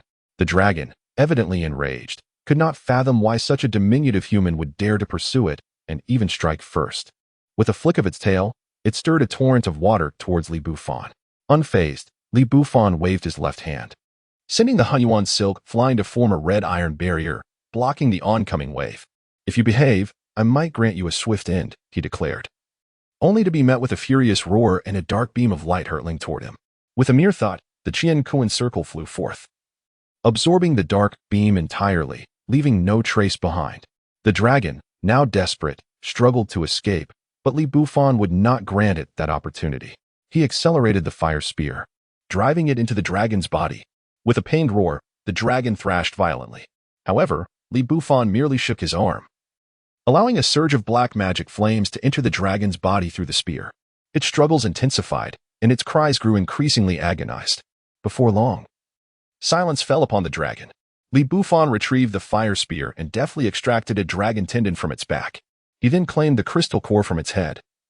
After all, this dragon was a C-grade boss, and he would not overlook the core. Next, he summoned the dragon's entire body into his possession. After all, dragon meat was a prized delicacy, beneficial for consumption. Emerging from the water, Hong Lian and In Yin were confronting two men, one burly and the other slight, who were, in fact, the same two who had fled earlier. They had not truly escaped, but had merely hidden nearby, observing the unfolding events. The lad has gone under. I did not expect he would leave behind two enchanting maidens, the burly man remarked, casting a sidelong glance at the other, who shared a wicked grin. I want that delicate beauty, he declared. You can have the other one. Once I grow weary of her, we can switch, without even engaging in battle. The two had already begun to divide their spoils, dismissing Hong Lian and In Yin entirely. At this moment, Hong Lian and In Yan's expressions darkened, their eyes betraying a fierce intent. Have you two lovely ladies made your decision? The burly man taunted, taking a few steps closer. Yet, Hong Lian's murderous intent vanished, replaced by a hint of mockery. Oh, my husband is quite formidable. Are you certain you won't be seeking revenge soon? Seeing the playful smile on Hong Lian's face, In Yin was taken aback but remained obediently by her side, silent. The two men felt a twinge of unease, but quickly composed themselves. The young man had been submerged for so long without a sound. Surely, he was beyond saving. As if on cue, bubbles began to rise from the water's surface.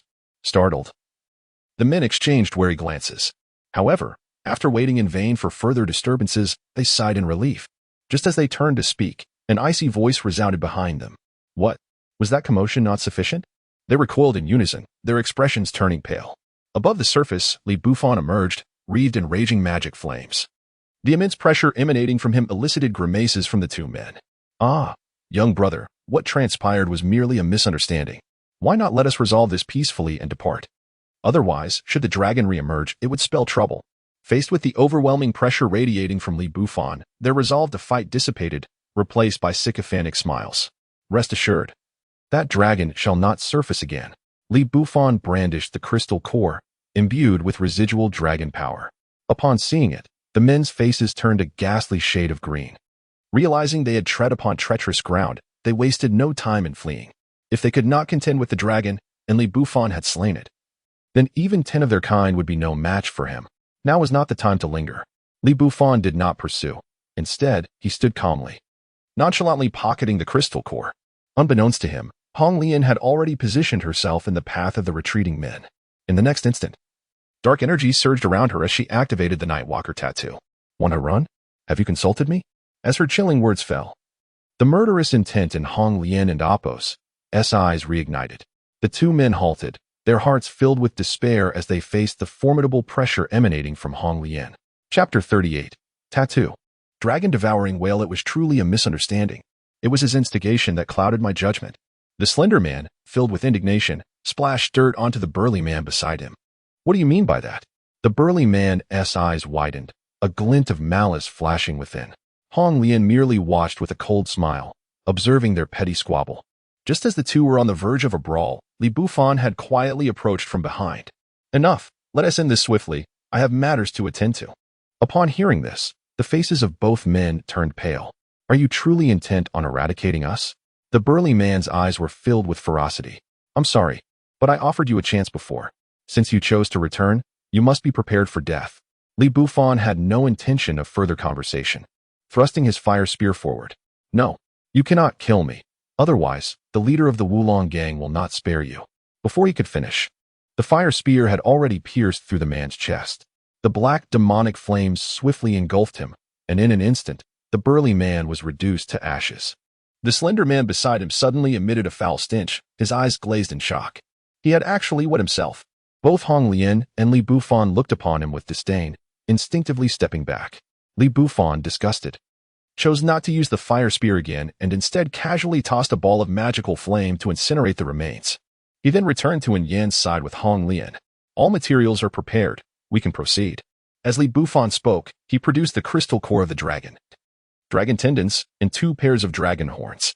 One pair had been severed from the previous worm and still bore traces of dragon blood, significantly enhancing Yan's chances of success. Are we starting now? Yan and Apos' cheeks flushed with a rosy hue, her gaze towards Bufan somewhat evasive. Bufan, absorbed in arranging the materials, remained oblivious to Yan's unusual demeanor, merely responding affirmatively. Suddenly, a rustling sound came from behind. When Bufan turned around, he found that Yan had shed her outer garments, leaving only her form-fitting pink attire. Gazing at her smooth, jade-like back, Bufan and Apos' jaw dropped. While Yan shyly lowered her head, it dawned on him that his earlier request for Hong Lian to reveal her tattoo had led to Yan and Apos' misunderstanding. However, it was also his fault for not clarifying that awakening and activation were not the same. Nonetheless, it was even better that she could reveal it. Clearing his throat, Bufan retrieved a coat from the toad's space and draped it over Yan, exposing only the tattoo on her back. He then began to channel spiritual power, inscribing a power entirely different from before upon her back. The arranged crystal cores, dragon tendons, and dragon horns seemed to be drawn toward her. 3 streams of pitch-black energy and one of faint golden light converged upon Yan and Apos' back. Hiss! And Yan and Apos' body began to tremble, as if she were enduring extraordinary pain. Hold on. The initial pain is the worst. It will ease after that, Bufan reminded her, his expression grave. If Yan could endure, her advancement would undoubtedly succeed. If she faltered, the outcome would be dire. Fortunately, Yan and Apos' determination to grow stronger was formidable. After a harrowing scream at the onset, she gritted her teeth, her body shaking violently but remaining silent. Bufan and Hong Lian quietly observed, as there was little they could do at that moment. After approximately 10 minutes, Yan's trembling finally ceased. The crystal cores had lost their power, becoming dust, and the dragon tendons and horns had dimmed, losing their luster. A faint dragon roar resonated. Li Bufan and Hong Lian turned their attention toward the source of the sound. To their astonishment, a black dragon tattoo had appeared on Yin and Appo's back, and the roar emanated from it. The whale tattoo seemed to react as if provoked, and the two tattoos began a fierce battle upon Yan's back. However, the whale, being inherently slow and weak, stood no chance against the black dragon. In no time, it had retreated to her shoulder. With no avenue for escape, the whale pressed on, but the black dragon coiled around it, opening its maw as if to devour the whale. Stop! Li Bufan intervened, extending his hand to halt the consuming actions of both tattoos, leaving them still upon Yin's shoulder. After completing this, Li Bufan exhaled deeply. Why not allow the dragon to continue its consumption? Hong Lian inquired out of curiosity. If it continues, while the dragon would grow stronger, it would lose the whale's abilities. But now, with the tattoos merged, neither will lose their capabilities. And the dragon can transform. It's as if both are being elevated simultaneously. Li Bufan chuckled lightly, gesturing toward Yan's back. Hong Lian looked and was astonished to see that the black dragon had transformed into a true black dragon, now coiled upon the whale. The whale, too, had grown significantly, appearing more ferocious overall. The tattoo of dragon-devouring whale was of a caliber rivaling that of the Night Wanderer. As the words fell, Yin opened her eyes, fully aware of Li Bufan and Hong Lian's conversation. Her eyes sparkled with newfound determination. Then I can assist brotherly. In a secure conference room elsewhere, two factions sat opposite each other. Brother Su, what do you think regarding the recruitment matter? A man in military attire pushed a document across the table to Brother Su. Su picked it up, glanced at it, and nodded, a satisfied expression crossing his fleshy face. Indeed, negotiating cooperation with Manager Ouyang is quite agreeable. Before Su could finish, the conference room door swung open, and a subordinate rushed in. Not good, Brother Su. The octopus squad has perished. The subordinate lifted his shirt, revealing a tattoo of a longevity lamp surrounded by flickering flames. Though this tattoo bore no offensive capability, it allowed one to retain spiritual energy within. Should its bearer die, the flames would extinguish, turning dark. Manager Ouyang, intrigued, glanced over, clearly fascinated by the longevity lamp tattoo. Su observed closely and noted the absence of 5 flames on the subordinate's back, corresponding to the 5 members of the octopus squad. Chapter 39. A chance encounter with the dragon clan. Su Gu cast a glance behind him, and his previously cheerful demeanor darkened abruptly, a fierce anger flashing in his eyes. Where did the octopus squad head off to? He inquired. To Xingyue Lake. They claimed there was something valuable there, replied a subordinate. Upon hearing this, Su Gu rose sharply, and his subordinates followed suit, standing up with a clamor. My apologies, Manager Ouyang. I have some personal matters to attend to.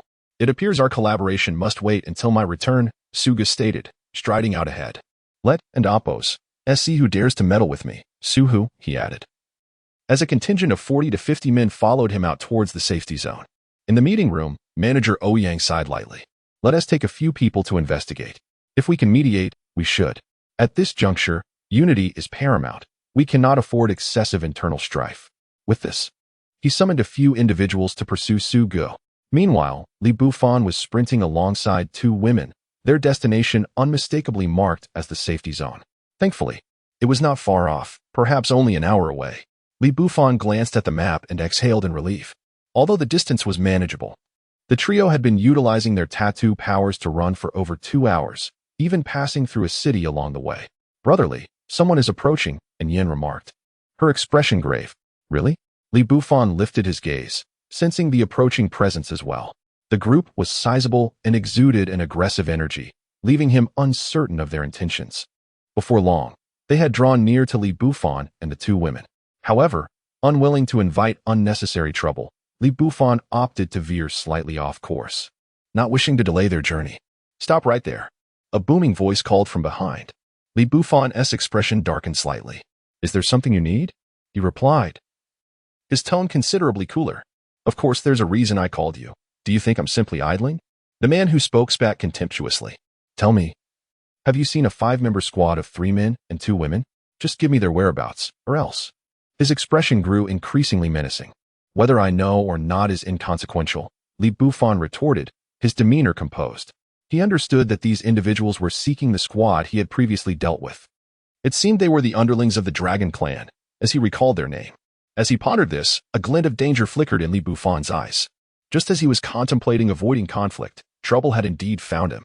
"Ah, so you do know," the man exclaimed with delight, waving his hand dismissively without a second glance at Li Bufan. "Just tell me, and I shall spare your life." "Is that so?" Li Bufan scoffed, his arrogance palpable. "And what if I choose not to?" At that moment, a burly figure approached, and the man before Li Bufan lowered his head in deference. "Boss. Oh, you are the so-called leader of the Dragon Clan?" Li Bufan observed the newcomer with surprise, not expecting the leader to personally intervene over a few individuals. "You have indeed encountered the Octopus Squad. I am Su Hu, and if I'm not mistaken, they have met their demise at your hands, correct?" Su Hu and Apos. Gaze bore into Li Bufan with ferocity. "Indeed, it was I who ended them," Li Bufan declared brazenly. The eyes of all present widened in shock. Su Hu included, who had anticipated a trick from Li Bufan but was taken aback by his outright admission. "Very well, you dare to harm my people. You are finished now. Brothers, attack." Su Hu commanded, and more than 10 men stepped forward, their tattoos glowing ominously, signaling their intent to strike. "Wait." A sharp voice pierced through the tension. Everyone turned to see another group rushing in, the speaker at the forefront being manager Ouyang. "What is the meaning of this, Ouyang?" Su Hu glared menacingly at him. Disregarding the hostility, Ouyang took a few breaths before responding calmly. "This is a crucial time for us. Why continue in conflict? Perhaps we could sit down and discuss matters amicably. If possible, let's shake hands and reach an understanding." He smiled warmly at Li Bufan and the two women. "Impossible. This brat has killed 5 of my men. He must die today." Su Hu's face darkened, disregarding Ouyang's suggestion. "Ouyang, you'd best not interfere, or our cooperation with Zero Safety Zone will be nullified." With that, Su Hu turned back to Li Bufan, leaving Ouyang with no choice but to sigh in resignation. Li Bufan regarded Ouyang with mild surprise. He had heard of Zero Safety Zone from Old Chu, never expecting to encounter it here, thus saving him considerable effort. "Since the boss has given the order, you shall meet your end, brat." The advancing group of subordinates wore sinister smiles, displaying their tattoo abilities. Li Bufan surveyed them with indifference. Most of their tattoos were ordinary, with many not even reaching E grade, merely existing as cannon fodder. He dismissed the need to even recognize them. "If you choose to strike, know that there will be no future opportunities for cooperation," he stated, his expression unchanged. Standing calmly in place, the subordinates paid him no heed, rushing forward with wild shouts. And Yen, standing behind Li Bufan, scoffed coldly and stepped forward. A layer of pale blue energy radiated from her, causing the attacking subordinates to recoil in agony. Su Hu and Apos' fury intensified at this sight. "You dare to resist? Attack them all. Kill them." He charged forward with his remaining subordinates, their tattoos glowing fiercely, the surrounding energy growing oppressive. Red Lotus, standing behind Li Bufan, could no longer hold back. "If that is the case, I shall also showcase my new tattoo." As she spoke, an ethereal aura emanated from Li Bufan, transforming him into a figure of celestial grace, an overwhelming pressure enveloping all present. Chapter 40. The war ended in an instant. An immense pressure caused everyone to momentarily pause. Su Hu's expression grew grave, yet he did not relent. He firmly believed that the duo of Hong Lian and In Yin could not possibly withstand the collective force of their group. After all, the entire Panlong gang, numbering at least 40 to 50 individuals, was present. If they could not overcome just 2 adversaries, then their existence would be futile. Hong Lian and In Yin remained unperturbed. Having faced the army of aberrant beasts, how could they fear a mere handful of opponents? Halt. Wait a moment. There is no conflict that cannot be resolved. Ouyang Guanshi interjected, astonished by the power emanating from the two women. If such formidable tattoos could enter the safety zone and flourish, the strength of Zone 0 would only increase. However, Su Hu and his companions ignored Ouyang Guanshi's voice, continuing to unleash their tattooed powers. In contrast, Li Bufan flashed a disdainful grin at Ouyang Guanshi. "Such trash is of no use to keep around. Though I am unaware of your collaboration, this waste is hardly significant." Ouyang Guanshi shot him a glare. "Are you not concerned for your companions?" Li Bufan merely shook his head, offering no further response. The battle had already commenced, with Hong Lian and In Yin showcasing the might of their new tattoos. The dragon-devouring orchid tattoo enveloped In Yin, transforming her aura into one of nobility and purity. She remained encased in a shimmering bubble, while a shadowy dragon coiled around her. Among the ranks of the Panlong gang, towering columns of water erupted sporadically, accompanied by colossal waves that disrupted their once orderly formation. Even Su Hu found himself swept away by the force. Hong Lian, embodying the essence of a divine being, did not hesitate. With a single, fluid motion, she summoned ethereal energy that manifested into lifelike ferocious beasts, each endowed with formidable strength. Charging into the ranks of the Panlong gang, countless underlings were unable to withstand such an onslaught, despite their desperate resistance. They were no match for the ferocity of the attack. In a mere blink, the original force of 40 to 50 dwindled to just over 20, having their numbers. Suhu and Appo's eyes turned crimson at the sight. With so many of his men fallen, even if he managed to eliminate Li Bufan and his companions today, the strength of the Panlong gang would be severely diminished. Perhaps, this collaboration with Zone Zero would also fall through, not to mention any deeper alliances.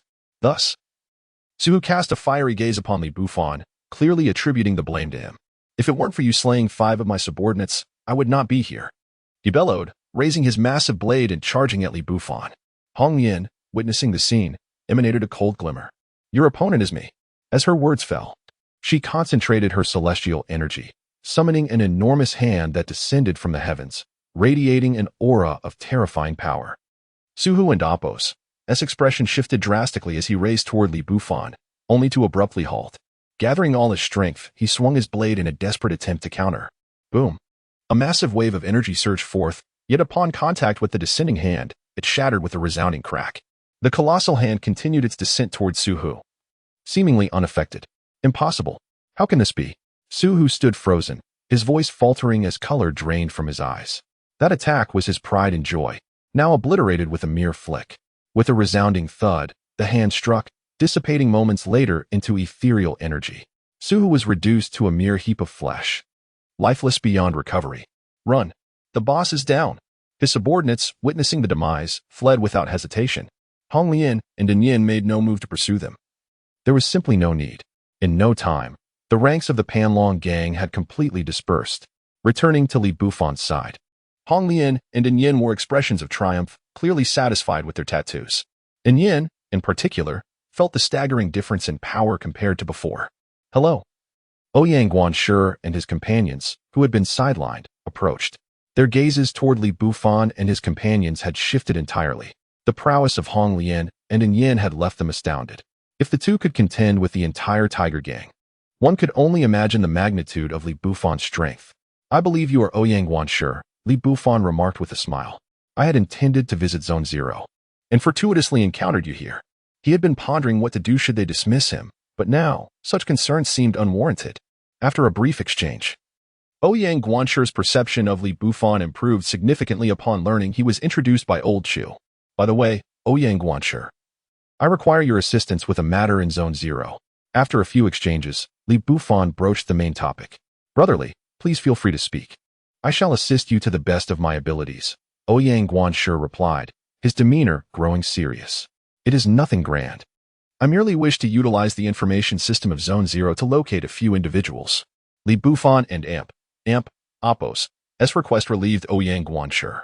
If it were merely this, he was more than capable of assisting.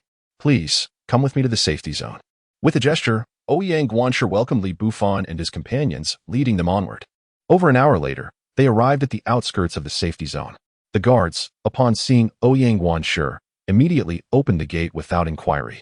Without delay, Ouyang Guanshi escorted Li Bufan and his companions to the information repository. I wonder what names you seek. I shall have someone investigate, Ouyang Guanshi offered. Li Bufan casually mentioned a few names, prompting Ouyang Guanshi to issue commands for the search. However, after a considerable time passed, the news returned dishearteningly. Those Li Bufan sought were not found within any safety zone. Brotherly, this? Ouyang Guanshi began, somewhat at a loss, when another individual approached. Report. Guanshi, we have located one individual, but they are listed on a wanted notice. Upon hearing this, Li Bufan and Appo's expression shifted. Who is it? Why are they on the wanted list? Chapter 41. Expose them. The individual reporting appeared troubled, glancing at manager Ouyang for confirmation. Upon receiving a nod, he continued, introducing himself as Su Ling, who was reportedly wanted for infiltrating a secure zone, attacking others, and seizing supplies. Listening intently, Li Bufan narrowed his eyes slightly. Please, continue with your duties. Manager Ouyang gestured dismissively, then turned his attention to Li Bufan. I intend to investigate this matter. Li Bufan and Appo's voice revealed no discernible emotion. I am quite familiar with the Bloodhand safe zone. I shall accompany you, brotherly. Manager Ouyang exhibited no surprise at Li Bufan and Appo's words. It was evident that if Li Bufan was determined to seek someone out, that individual must hold significant importance to him. Thus, it was only natural for him to pursue an investigation. There and Appo's no need for that, Manager Ouyang. You have many responsibilities at the base. I would not want to delay you on my account. Just point me in the right direction. Li Bufan resolutely declined, sensing something amiss. In his recollection, Su Ling was the kindest of the women from his past life, fiercely opposed to evil. The individuals she had slain were all malevolent beings. Furthermore, given that the mutations had only recently begun, there was no shortage of supplies. The risk of raiding a secure zone seemed unfathomable unless driven by desperation. Thus, there was undoubtedly something amiss. If Manager Ouyang accompanied him, Li Bufan would need to consider his actions with caution. Very well, brotherly. I will provide you with a map. I wish you safe travels, Manager Ouyang conceded, observing Li Bufan and Appo's demeanor. He then handed over a map. Thank you. Li Bufan expressed his gratitude before departing the Zero safe zone with Hong Lian and An Yin, heading towards the Bloodhand safe zone as indicated on the map. Meanwhile, within the Bloodhand safe zone, a report was made. There are individuals approaching from Zero, intending to investigate Su Ling. In the office, a man bearing documents reported to a middle-aged man seated at a desk. Who is coming to investigate? Is the information credible? The middle-aged man adjusted his glasses and looked up. It is the young man you previously reviewed. Our people just confirmed the news, the reporting individual replied respectfully. The middle-aged man's body stiffened slightly, a grave expression crossing his face. To personally investigate for the sake of a woman indicates a significant relationship. Moreover, if these two women's abilities are already formidable, what must his capabilities be? Images of a battle video featuring An Yin and Hong Lian defeating the Panlong gang flashed in his mind. Even now, recalling the footage filled him with trepidation. He understood that he could not allow their entry into the secure zone. Otherwise, even if Hong Lian and her companions were defeated, the losses to the secure zone would be catastrophic. Transmit my orders. Dispatch teams 2 and 3 to intercept their path. This mission must ensure the elimination of those 3. With that command, a glint of fierce determination ignited in the middle-aged man and Appo's eyes. Understood. The reporting individual exited, leaving the middle-aged man alone. His expression dark as he fixated on the computer screen. Elsewhere, as Li Bufan sped forward, he suddenly halted, narrowing his eyes at the horizon. Brotherly, what's wrong? An Yin blinked, momentarily bewildered. There are individuals ahead, and quite a few of them, Li Bufan replied as several figures emerged from the hilltop, seemingly searching for something. Upon spotting Li Bufan and his companions, their eyes brightened, and they hurried towards them. Is there something you need? Li Bufan's expression remained indifferent, tinged with annoyance, as if their interruption had soured his mood. Esteemed ones, we have discovered a formidable thunderstorm rhinoceros nearby.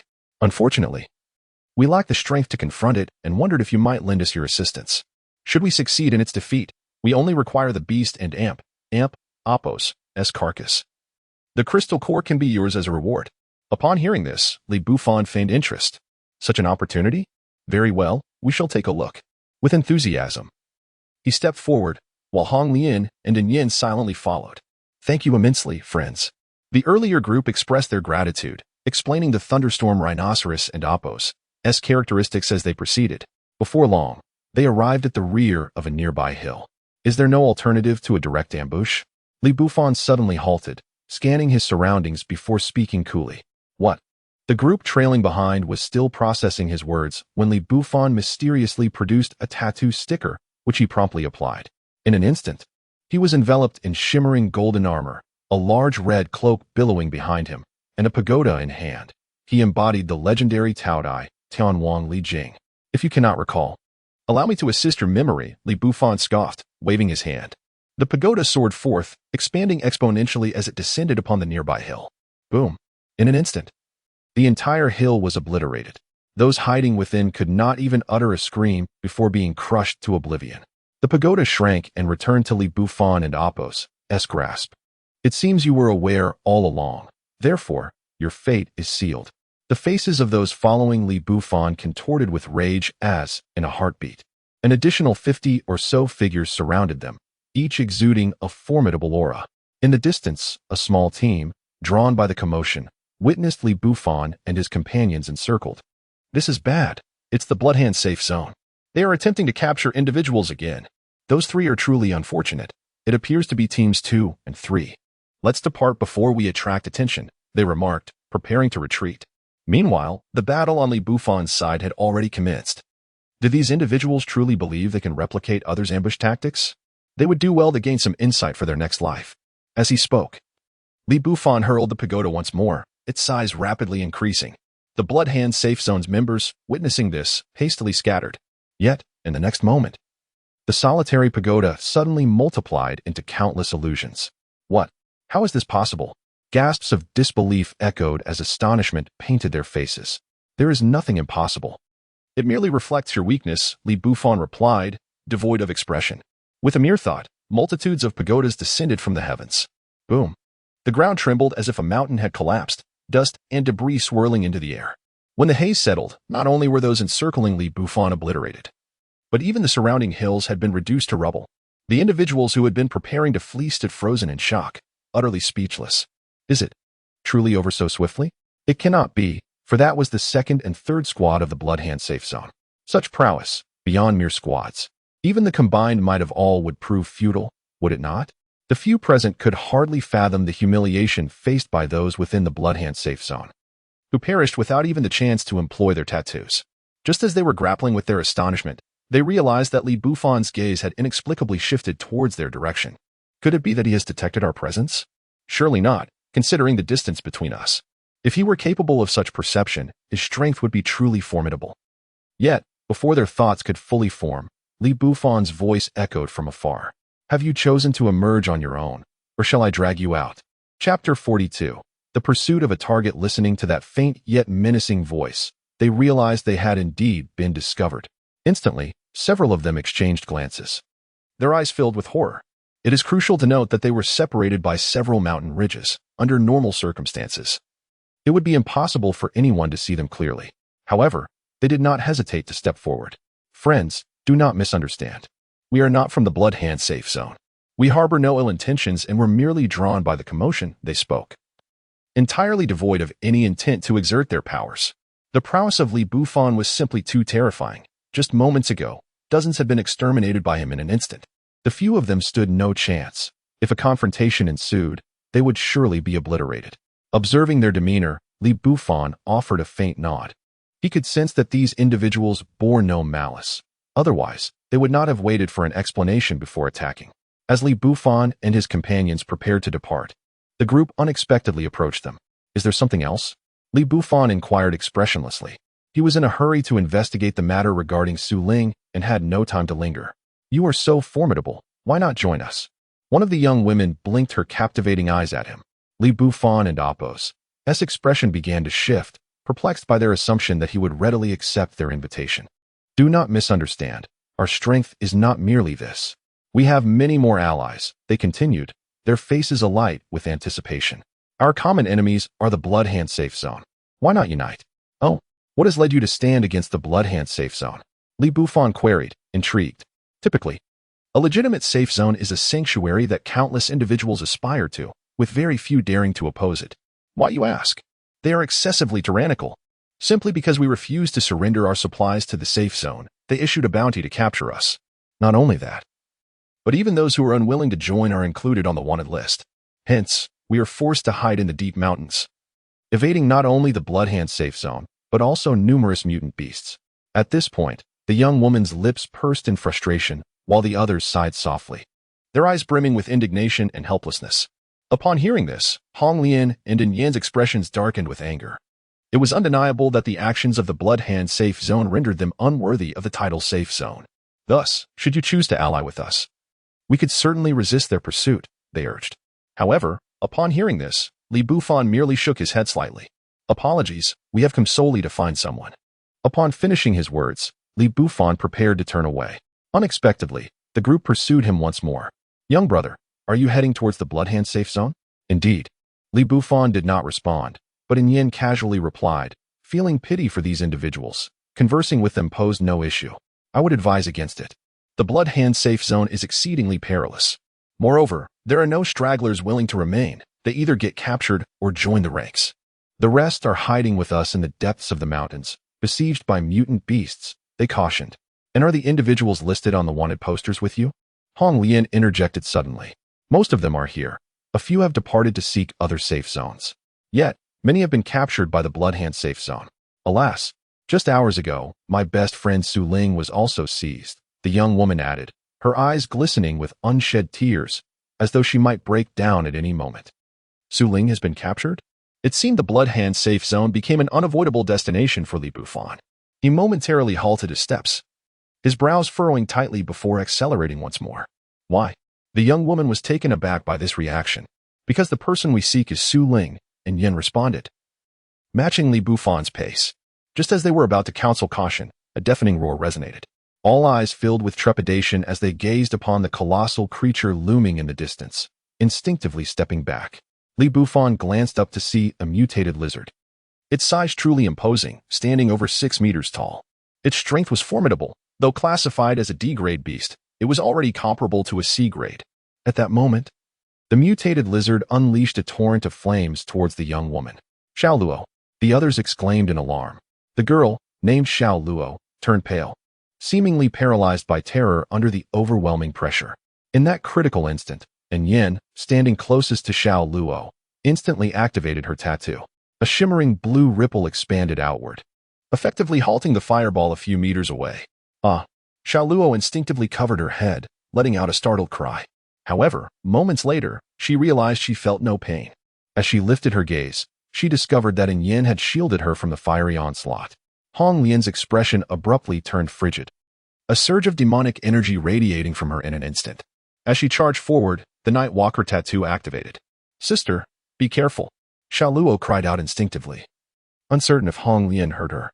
Meanwhile, the others gasped as they witnessed Hong Lian rushing towards the mutated lizard. Young brother, quickly call that young lady back. Yes. Even combined, we wouldn't stand a chance against that mutated lizard. Fear not. Leave it to Hong Lian, Li Bufan reassured them nonchalantly. It is absurd to doubt her capabilities. She has mastered 2 tattoos and possesses strength far surpassing a mere D-grade beast. Even against a C-grade beast, the outcome remains uncertain. Can this young lady truly handle it? Indeed, young brother, perhaps you should intervene. Lives are at stake. To the trepidation expressed by the others, Li Bufan merely smiled, remaining silent. On Hong Lian and Appo's side, the demonic energy coalesced in her hands, granting her remarkable speed. In an instant, she arrived before the massive lizard, summoning the energy into a blade that she brought crashing down upon it. The lizard roared, rearing its head to launch a fireball, with the fireball poised to engulf her. Xiao Luo and the others instinctively shut their eyes.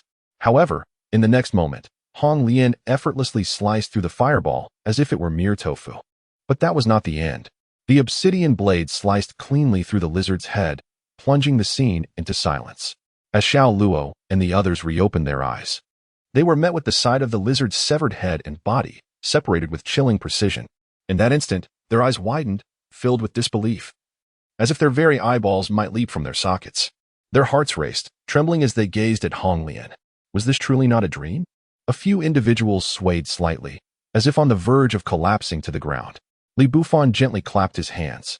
Let us proceed to the Bloodhand safe zone to gather assistance. Chapter 43. A single man guards against thousands, and Yin pulled Xiao Luo to keep pace with Li Bufan, while Hong Lian, after stowing away the crystal core, followed suit. Only the remaining individuals rushed over after Li Bufan, and the others had distanced themselves. Are you truly going? One inquired. Is there any doubt about it? Hong Lian chuckled lightly, producing a handkerchief from seemingly nowhere to wipe the blood from her hands. The group exhaled deeply. In that case, we shall also proceed. However, should any unforeseen circumstances arise, we will certainly take Xiao Luo and depart first. As they spoke, a glimmer of boldness flashed in their eyes, reminiscent of their youthful days. Li Bufan merely nodded. He understood that in the face of danger, prioritizing one's own escape was only natural, especially given their lack of familial ties. The mere fact that they could articulate such thoughts indicated their commendable character. After more than half an hour, Li Bufan and his companions finally arrived before a colossal structure. The safety zone loomed before them like a gigantic steel beast on the horizon, its walls painted a vivid red, aptly named Bloodhand. A glance was enough for Li Bufan to ascertain that the size of the Bloodhand safety zone was at least 4 times that of the first safety zone he had visited. "Stop! What are you doing?" shouted the guards as Li Bufan and his group reached the base of the wall. "Looking for someone," Li Bufan replied nonchalantly. "Who are you seeking? If it's someone inconsequential, don't blame us for being impolite." The guards above were brash, their tone as if mocking Li Bufan and his companions. "You lack the qualifications to summon someone of importance. Have them come down." Li Bufan and Apos' eyes finally glinted with coldness. "You dare to underestimate me? You seek death." The guard's fury ignited, and he hefted a stone the size of a head, hurling it downwards.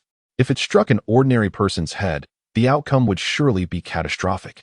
With a cold snort, Li Bufan produced a tattoo sticker in an instant and struck upward with his fist. Boom!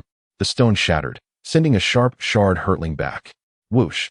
A piercing sound rang out, and the guard who had thrown the stone barely had time to scream before his head was pierced by the fragment. "Why you dare to resist?" Another guard exclaimed, terror etched across his face. He had not even witnessed how his comrade had met his demise, realizing that the person before him was beyond his capability to confront. In a panic, he withdrew his head. Mere seconds later, a deafening alarm blared. Hong Lian and In Yin quickly retreated with their companions, stopping 500 meters away from the wall. Within moments of the alarm sounding, countless figures surged forth from the safety zone, led by 5 middle-aged men. Upon seeing the fallen guard, their faces glinted with malice.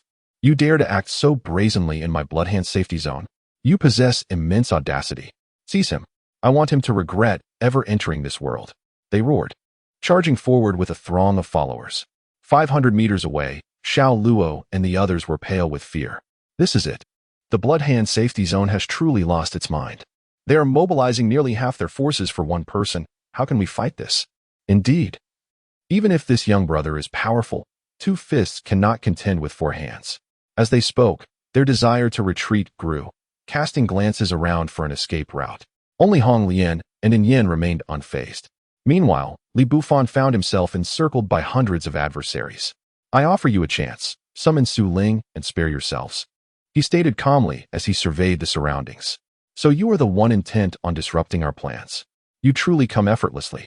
Yet, you appear quite arrogant. I wonder if you possess the strength to back it up." As he observed the incessant chatter from the others, a flicker of impatience crossed Li Bufan and Apos' eyes. It seemed that without a taste of hardship, they would not relent. With a thought, a layer of golden light enveloped Li Bufan, transforming into an outer garment of power. This was the strength of the 9 tails. He then formed seals with his hands, and amidst a swirl of smoke, the solitary Li Bufan multiplied into hundreds of identical figures. The earlier overwhelming numerical disadvantage vanished in an instant. All present from the Bloodhand safety zone stared wide-eyed, quickly regaining their composure. "Do not be distracted. These are illusions. The true body is but one." They began to utilize their tattoos, launching their attacks. "Is it real? Let's find out." Li Bufan's lips curled into a smile. And then, countless versions of himself, cloaked in the guise of the tailed beast, raised their hands. Waves of wind-based energy coalesced, and within moments, a massive orb appeared in his grasp. "Sage art, super Odama Rasengan." As his voice echoed, swarms of Li Bufan surged forward, each bearing the colossal orb. In the blink of an eye, over 100 of the charging foes were obliterated by the swirling sphere, exploding into a mist of crimson. The remaining adversaries bore injuries, their bodies stained red with the blood of their fallen comrades. A wave of terror washed over them, and they instinctively began to retreat. Xiaoluo and the others widened their eyes once more. Is this the legendary ability where one man guards against 1,000? My heavens, and he's wielding a second tattoo. No wonder this young brother shows no fear of the Bloodhand safety zone. He alone can stand against hundreds. Amidst the gasps of astonishment, Hong Lian and In Yin remained unperturbed. The battle for Li Bufan raged on. As they were at the enemy and Apos' doorstep, he unleashed his ultimate technique. The power surged within him, swiftly transforming into a gigantic fox-head. Tailed beast bomb. In a voice devoid of emotion, terrifying energy began to coalesce. "We cannot allow him to continue attacking. Charge forward." The leading 5 felt a surge of dread as they sensed the looming threat of death. The others gathered their strength and unleashed a barrage of attacks upon Li Bufan. After a round of assaults, the area where Li Bufan stood was engulfed in a cloud of dust. "Is he dead?" someone quavered. In the next moment, as the dust settled, Li Bufan emerged unscathed. Not even his power had been dispersed. Have you finished your fun? Now, it's my turn, Li Bufan said, observing the terror-stricken faces before him. And with a gentle wave of his hand, the coalesced-tailed beast bomb shot forth. Chapter 44. Wanna run? Dream on. Boom. A terrifying explosion surged outward in an instant, resembling a mushroom cloud that shot skyward, even causing those 500 meters away to feel as though they might be swept away. The deafening roar echoed for 2 to 3 minutes before gradually dissipating. As all eyes turned toward the epicenter of the blast, the atmosphere became suffocatingly tense. There lay a crater several dozen meters in diameter, and the crowd that once thronged the area had vanished, leaving only a handful of individuals cowering at the back, alive. Gasp. The sound of collective inhalation reverberated throughout the safety zone. What manner of monster is this? It single-handedly claimed the lives of over 200 people. Is this truly a human being? And what of the 5 overseers of the Bloodhand safety zone? Am I truly not dreaming? Xiao Luo and the others rubbed their eyes incessantly, yet the spectacle before them remained undeniable. This was no dream. Damn it. Everyone, attack. A heart-wrenching roar erupted from the safety zone's walls, followed by a throng of figures rushing forth. Witnessing this, Li Bufan's eyes glinted with a cold light. He understood that even if they slaughtered another batch of people, the Bloodhand safety zone would never allow them to escape. Thus, the only solution was to breach the entirety of the safety zone. With this thought, Li Bufan flickered and vanished from his position. Moments later, he appeared beside Hong Lian and the others. Let us go back first. With that, he surged forward into the distance. Understood. Xiao Luo and the others finally grasped the situation, their faces lighting up with a glimmer of hope as they hurried to keep pace with Li Bufan. At that moment, Li Bufan's mind was already formulating a plan. If he wished to forcibly breach the entire safety zone, opportunities did indeed exist. However, he would need to engage with Zero safety zone and potentially more in the future. Therefore, personally annihilating the safety zone would not be prudent. Yet, were there not many exotic beasts dwelling in the depths of the mountains where Xiao Luo and the others resided? If so, it would suffice to wield another's hand to enact his vengeance. A sinister smile curled upon Li Bufan's lips, which did not escape the notice of Xiao Luo and the others, causing an involuntary shiver to run down their spines, as if foreboding some ill fate. Under Xiao Luo's guidance, they traversed narrow paths and entered the depths of the mountains in less than half an hour. Li Bufan realized the reason why the Bloodhand safety zone had failed to seize Xiao Luo and the others in one fell swoop. It was indeed due to the existence of these backroads. Had they taken the main route, it might have taken over an hour to reach the mountains. Consequently, by the time the Bloodhand safety zone personnel charged in, Xiao Luo and the others would have already hidden away through the narrow paths. Brotherly, our dwelling lies just ahead. Not long after, Xiao Luo and Appo's eyes sparkled with joy as she pointed to a few rudimentary houses halfway up the mountain. There were only about 40 to 50 people here. Li Bufan glanced around and nodded slightly. I won't return with you. Remember to hide well. Without waiting for a response, he charged deeper into the mountains. Brotherly, but there are exotic beasts in there, Xiao Luo exclaimed in alarm. Yet Li Bufan not only did not slow down but quickened his pace. What is this young man thinking? While his strength is formidable, the exotic beasts in the mountains are numerous. Indeed, D-grade beasts are the weakest, and there are said to be many C-grade beasts. This time, the young man is truly reckless, the companions beside Xiao Luo lamented, already beginning to feel pity for Li Bufan. In their eyes, there seemed to be no hope for his survival. Fear not, Brotherly must have his reasons for this course of action. We and Appo's followed him for a long time. He would undertake anything without certainty. Hong Lian and Yin consoled Xiao Luo as they led the group toward the simple dwellings. Despite this, Xiao Luo and her companions remained anxious, fully aware of the terrifying nature of the mountains. After all, it was a place the Bloodhand safety zone could not conquer. Or else they would have been captured long ago. Could it be that Li Bufan's strength surpasses that of the entire Bloodhand safety zone? Any rational person would recognize the impossibility of that notion. He has come out, Hong Lian said, looking towards the spot where Li Bufan had just charged in. As they reached the simple houses halfway up the mountain, Xiao Luo and the others barely had time to explain to others when countless roars erupted from behind them. All turned in horror. Boom. The ground began to shake, and those resting in their dwellings rushed out, their faces etched with fear. What happened? Is there a beast riot? No, someone just charged into the mountains. What? How dare that person do such a thing? We're doomed. That individual has brought calamity upon us. If he dies, we'll perish along with him. Those unaware of the situation began to wail in despair, and some even prepared to flee. Just then, a figure burst forth. Still clad in the guise of the tailed beast, Li Bufan. On his way back, he had merely restrained his power without dispersing the tattoos. Behind him trailed dozens of exotic beasts of various forms. A quick glance revealed at least several D-grade beasts, and even more than 10 C-grade beasts. Good heavens!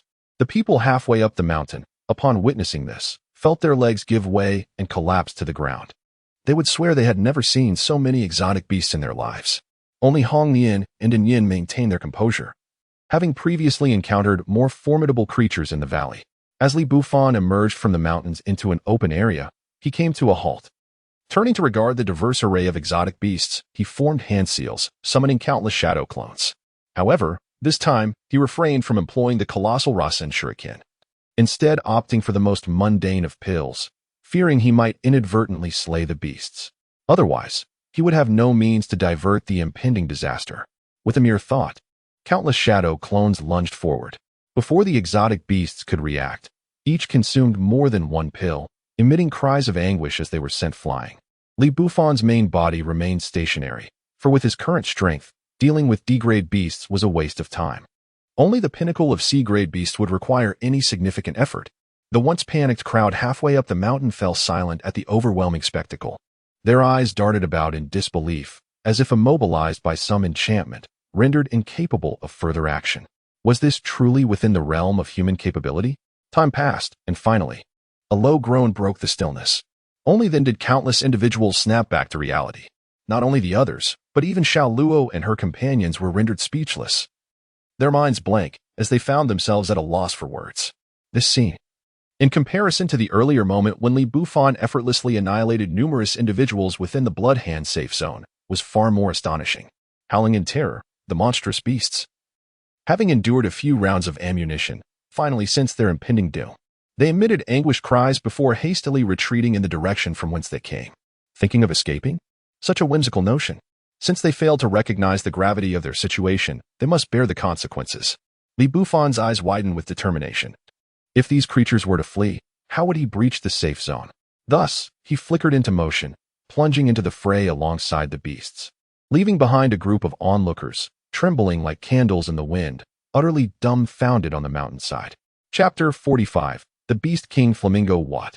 Why has this esteemed individual dashed back once more? Confused glances were exchanged among the crowd, each face reflecting a sense of bewilderment. Clearly, none could fathom Li Bufan's intentions. Xiao Luo and the others, upon hearing the commotion, seemed to have regained their composure from the earlier shock. They recounted the events from their first encounter with Li Bufan to their return to this place. After a lengthy pause, some continued to swallow nervously, each person regarding Li Bufan with a sense of awe, their gazes toward Hong Lian and In Yin slowly transforming into expressions of respect.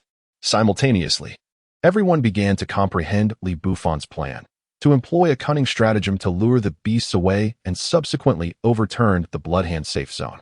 As this scheme was unveiled, excitement illuminated the faces of all present. At that moment, Li Bufan once again plunged into the depths of the mountains, with the beasts refusing to emerge. He had no choice but to resort to more unconventional methods, such as capturing their young or eggs. Faced with these creatures, Li Bufan bore no psychological burden whatsoever. Time passed quickly, and soon half an hour had elapsed. The crowd, once brimming with anticipation, began to feel a twinge of anxiety. Why had so much time passed without their esteemed individual emerging? Could an unforeseen mishap have occurred? The onlookers exchanged uncertain glances, their expressions rife with apprehension. Surely, they had all witnessed Li Bufan and Apos' formidable prowess together. Xiao Luo, suddenly anxious, spoke up. Despite the calmness in her voice, she was acutely aware that the number of beasts in the mountains was far greater than what they had just seen. Suddenly, someone voiced a thought that resonated with the others. Indeed, there were rumors of a beast king residing in those mountains, one whose power surpassed that of a typical C-grade beast. Upon hearing this, the crowd fell silent once more. If it was stronger than a C-grade beast, could it not be classified as B-grade? With this realization, their initial hope began to dissipate. Many let out a soft sigh, as if they had completely surrendered their expectations. Indeed, it had been quite some time, and the esteemed individual had yet to return. Then, a voice broke the tension. Here it comes. Before the speaker could finish, Hong Lian interjected. The others were uncertain of what this meant, but Xiao Luo and Apos' S eyes widened with excitement. Hong Lian had just mentioned that Li Bufan had charged out. And now she was speaking again. Did this imply that Li Bufan was about to emerge once more? Xiao Luo quickly turned her gaze towards the entrance from which Li Bufan had vanished. A thunderous rumble echoed. This time, the crowd remained composed, no longer in a state of panic. In the next moment, countless figures, cloaked in the skins of tail beasts, surged forth. However, unlike before, Li Bufan appeared to be carrying a number of items. Some were young beasts barely covered in fur, while others were eggs significantly larger than half a person. Was this an act of robbery? One individual muttered in disbelief. Indeed, Li Bufan had engaged in an act of theft, stealing the offspring of the beasts. Why hide away? If I take your young, you will have no choice but to follow me. Before the crowd could fully absorb this, an onslaught of beasts erupted from the mountains. The numbers had more than doubled from earlier. Hundreds of various beasts charged forth, their eyes ablaze with a crimson fury, an unmistakable madness spreading amongst them. Each creature fixated on Li Bufan, their intent to rend him to shreds palpable. The majority were D-grade beasts, with the remainder classified as C-grade. At that moment, Li Bufan turned back, a smirk of derision etched upon his face. With a ferocious roar, the multitude of beasts surged forward like a tidal wave towards his position. Simultaneously, an intensely scorching aura shot skyward as a massive flaming figure appeared on the horizon. It was a colossal flamingo. Its feathers resembled roaring flames, and its fierce gaze was locked onto Li Bufan. After letting out a piercing cry, it pursued him relentlessly. Minutes passed, and the stream of beasts emerging from the mountains finally ceased. Many of those on the mountainside had collapsed to the ground, their faces etched with terror, sweat soaking their backs. The sight of the flamingo had nearly shattered their resolve. After a prolonged silence, they shakily rose to their feet. My goodness. There truly exists a beast king within those mountains, and it possesses the legendary bloodline of the phoenix. How formidable must Li Bufan be to face such a creature unflinchingly? It was evident that their previous assessment had been short-sighted. The crowd began to extol Li Bufan's virtues, as if they had never doubted his survival. What are you waiting for? Hurry and follow to witness the coming annihilation of the Bloodhand safe zone. With this thought, the crowd shook off their earlier fear and hastily set off in pursuit. Meanwhile, Li Bufan, while running, examined the egg adorned with fiery patterns in his grasp. The moment he laid eyes on the flamingo, he recognized its phoenix bloodline, which was why he had chosen to take its egg. He swiftly stored it within his toad space and turned his cold gaze towards the direction of the Bloodhand safe zone, silently quickening his pace. Within the Bloodhand safe zone. You useless fools. Over 200 of you to deal with one fledgling, and only a handful remain alive. Am I merely feeding you for your incompetence? A crisp, shattering sound echoed as a middle-aged man at the forefront wore a sullen expression. The scar on his face twisted like a centipede. The dozens of individuals below him remained utterly silent, too afraid to speak or even lift their heads. After a bout of fury, the man's expression softened slightly. Report, Brother Dao. At that moment, a serious voice broke through the tension as a figure entered the hall. The second and third squads have confirmed total loss. Furthermore, the mountains where they lay in ambush have been utterly leveled. As the words fell, an oppressive silence enveloped the hall. Even Brother Dao's countenance twitched. If the previous 200 were the elite of the safe zone, then the second and third squads were the CR Mi de la CR Mi, now completely annihilated. Taking a deep breath, Brother Dao forcibly suppressed his rage, finally acknowledging Li Bufan's formidable strength. Yet he remained unperturbed, for he still had Su Ling in his grasp and was confident that Li Bufan would surrender without a fight. Suddenly, the ground began to tremble. Panic spread among the crowd. Brother Dao, it's bad. A horde of beasts is approaching from outside. At least 100 of them. And the weakest among them is D-grade. Chapter 46. A lone warrior breaches the Bloodhand stronghold. As the words fell, the entire hall was enveloped in silence. All eyes were fixed on the individual who had just delivered the report, their gazes akin to those directed at a fool. Even the man seated at the forefront, known as Brother Dao, had a slight twitch at the corner of his mouth. It was not that they doubted the veracity of the report, but rather the notion of over 100 beasts, each at least of D rank, was patently implausible. Boom. Just as the reporter prepared to elaborate, a terrifying explosion reverberated through the air, followed by a chorus of furious roars. Brother Dao and Appo's expression shifted drastically. This was indeed true. Why are you still standing there? Rush to the front lines. With that, he surged towards the base, a gnawing sense of foreboding gnawing at him. This matter was likely connected to Li Bufan. Brother Dao navigated swiftly, soon arriving at an underground entrance. As he prepared to step inside, a series of footsteps echoed nearby. Who? Brother Dao became instantly vigilant. From the shadows, Li Bufan emerged, calm and collected. It's you. Brother Dao's complexion turned ashen. He had seen the footage of Hong Lian and Yin in action. He recognized the man before him, Li Bufan. He never anticipated that a figure of such insignificance would be known among the higher echelons of the Bloodhand stronghold. However, since I am here, would it be too much to ask for your cooperation? Li Bufan smiled, his eyes glinting with mischief. Brother Dao's face fluctuated between hues of green and purple. An overwhelming sense of pressure emanating from Li Bufan. I do not comprehend your words, Brother Dao replied, his tone grim. No matter, once the beasts breach the stronghold, you will understand everything. Li Bufan remained unfazed, confident in his ability to bide his time. As if to affirm his words, the roars and cries from outside intensified. Clearly, the Bloodhand stronghold was at a disadvantage. How did you accomplish this? Brother Dao's eyes began to redden, brimming with murderous intent. Oh, you mean the beasts? I merely snatched away their offspring and eggs. Just a moment ago, I lost my grip on them, and they all fell from the walls of the stronghold. Regrettably, most of the younglings were dispatched by your guards, and the eggs are nearly shattered. By the way, I forgot to mention, among those beasts is one with the bloodline of a phoenix. With a grin, Li Bufan revealed this shocking information. Madman. Brother Dao was at a loss for words to describe Li Bufan. Such acts could only be attributed to madness. Well, I believe your time for delay is nearly over. Since we are all here, let us engage together. I would prefer not to go through this trouble repeatedly. As Li Bufan finished speaking, his tailed beast cloak enveloped him instantly. Not only that, countless black patterns adorned his form as he maximized his Jinchuriki mode. Brother Dao ceased speaking, merely gesturing with a wave of his hand. Over 20 individuals emerged from the shadows. Attack! Reduce him to dust. They roared in unison, their tattoos igniting, flames erupting from their hands. The rest followed suit, unleashing a myriad of abilities in a dazzling display. Li Bufan had no opportunity to evade as a torrent of attacks descended upon him. Surely, this should bring about his demise? No matter how powerful this kid is. United we stand. Frankly, even our leader would struggle against us. Indeed, this kid is finished. Let us go deal with those beasts. The assailants exchanged glances, prepared to depart. Is that all the strength you possess? I prepared so many beasts for you. It would be a waste otherwise. Li Bufan emerged unscathed from the explosion. Not a scratch upon him. The sight rendered everyone, including Brother Dao, as if they had seen a ghost. How can you possibly be unharmed? One individual stammered. Unharmed is simply the state of affairs. Now, prepare to meet your end. Li Bufan grinned, his tailed beast cloak beginning to extend, morphing into several hands. Spiraling spheres, spinning shurikens, miniature-tailed beast orbs, and planetary spirals manifested one after another. Today, I am in a good mood. Allow me to treat you to some dumplings. No need to thank me.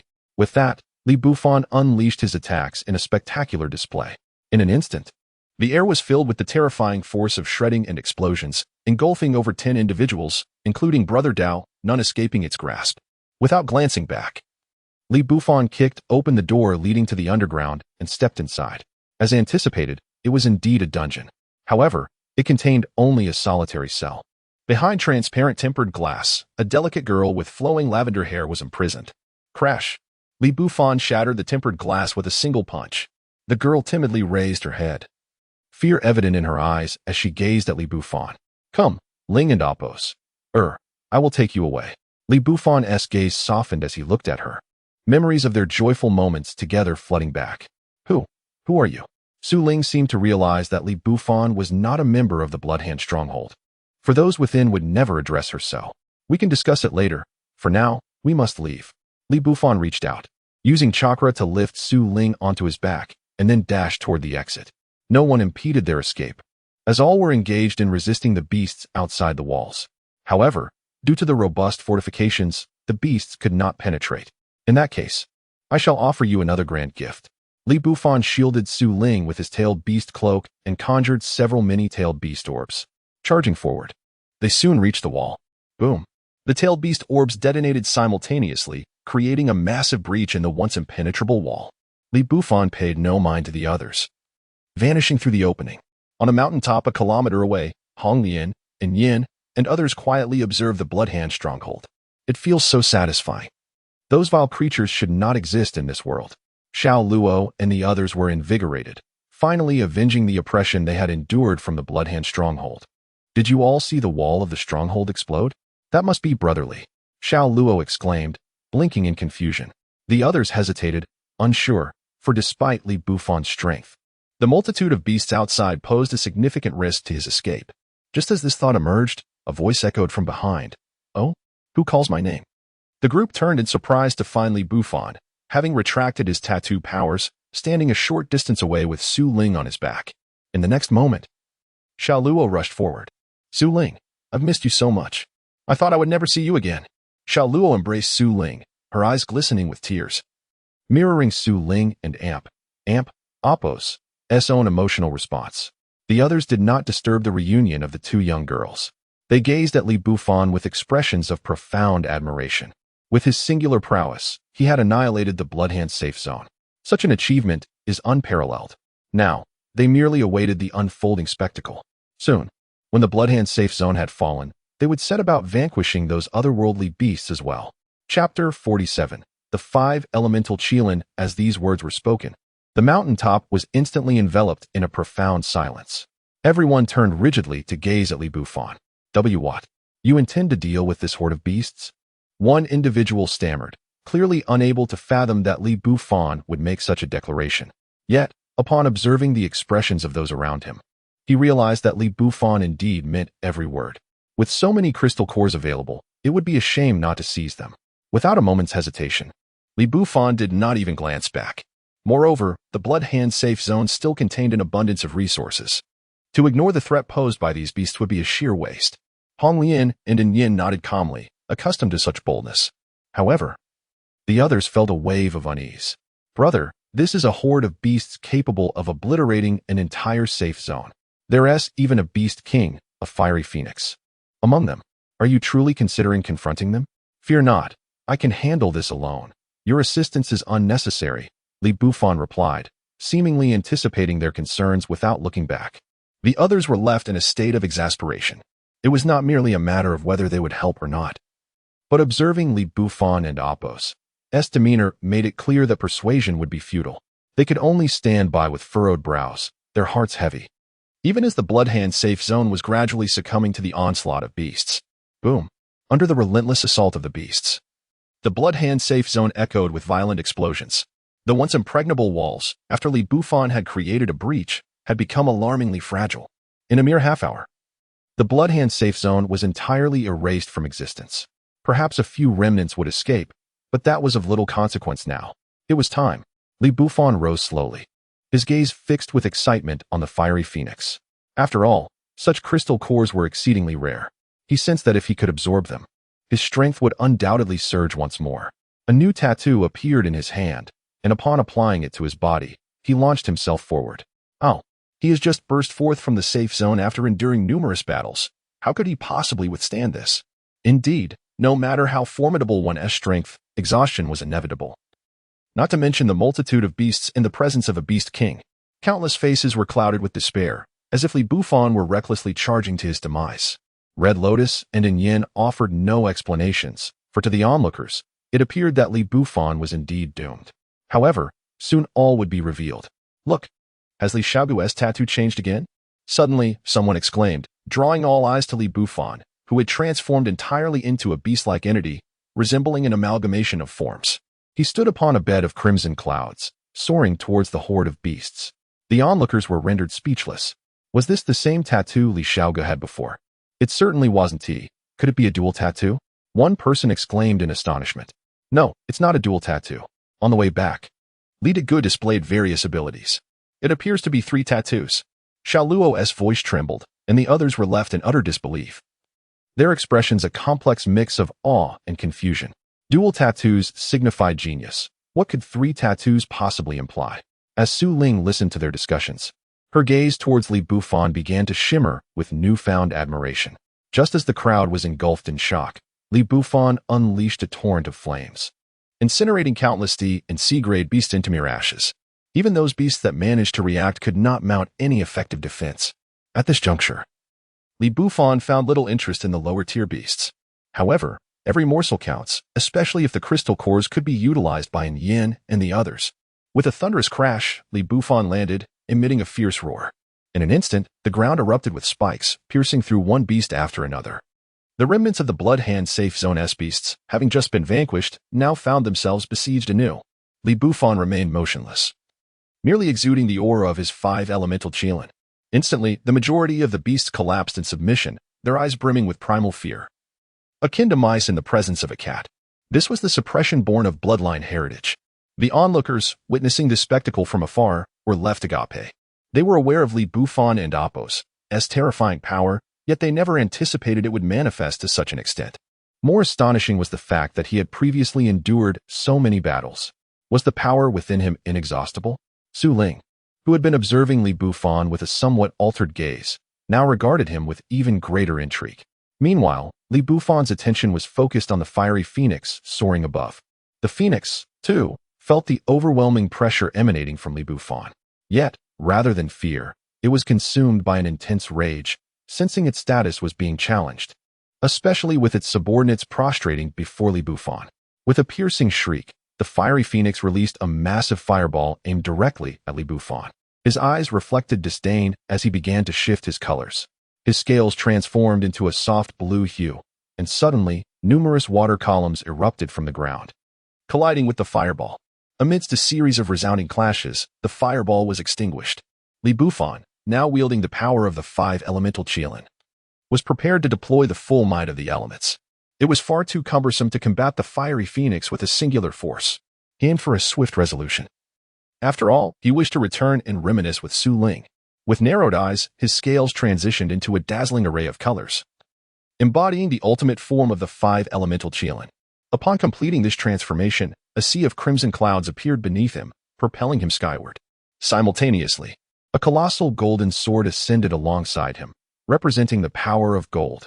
The fiery phoenix had not anticipated the ferocity of Li Bufan's assault. In a moment of unpreparedness, it was struck and sent hurtling away.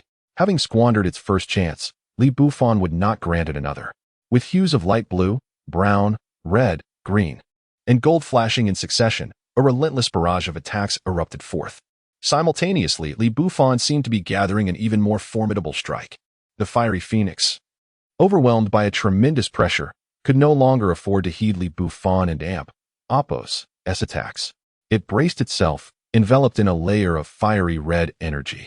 Moments later, a colossal fiery phoenix materialized in the air. Though Li Bufan's assault was fully charged, it paled in comparison to the massive form of the fiery phoenix. It was merely a cluster of ordinary multicolored orbs.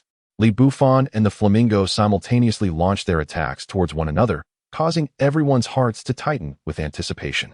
Chapter 48. You may not believe it, they were uncertain who would ultimately triumph in such a fierce battle.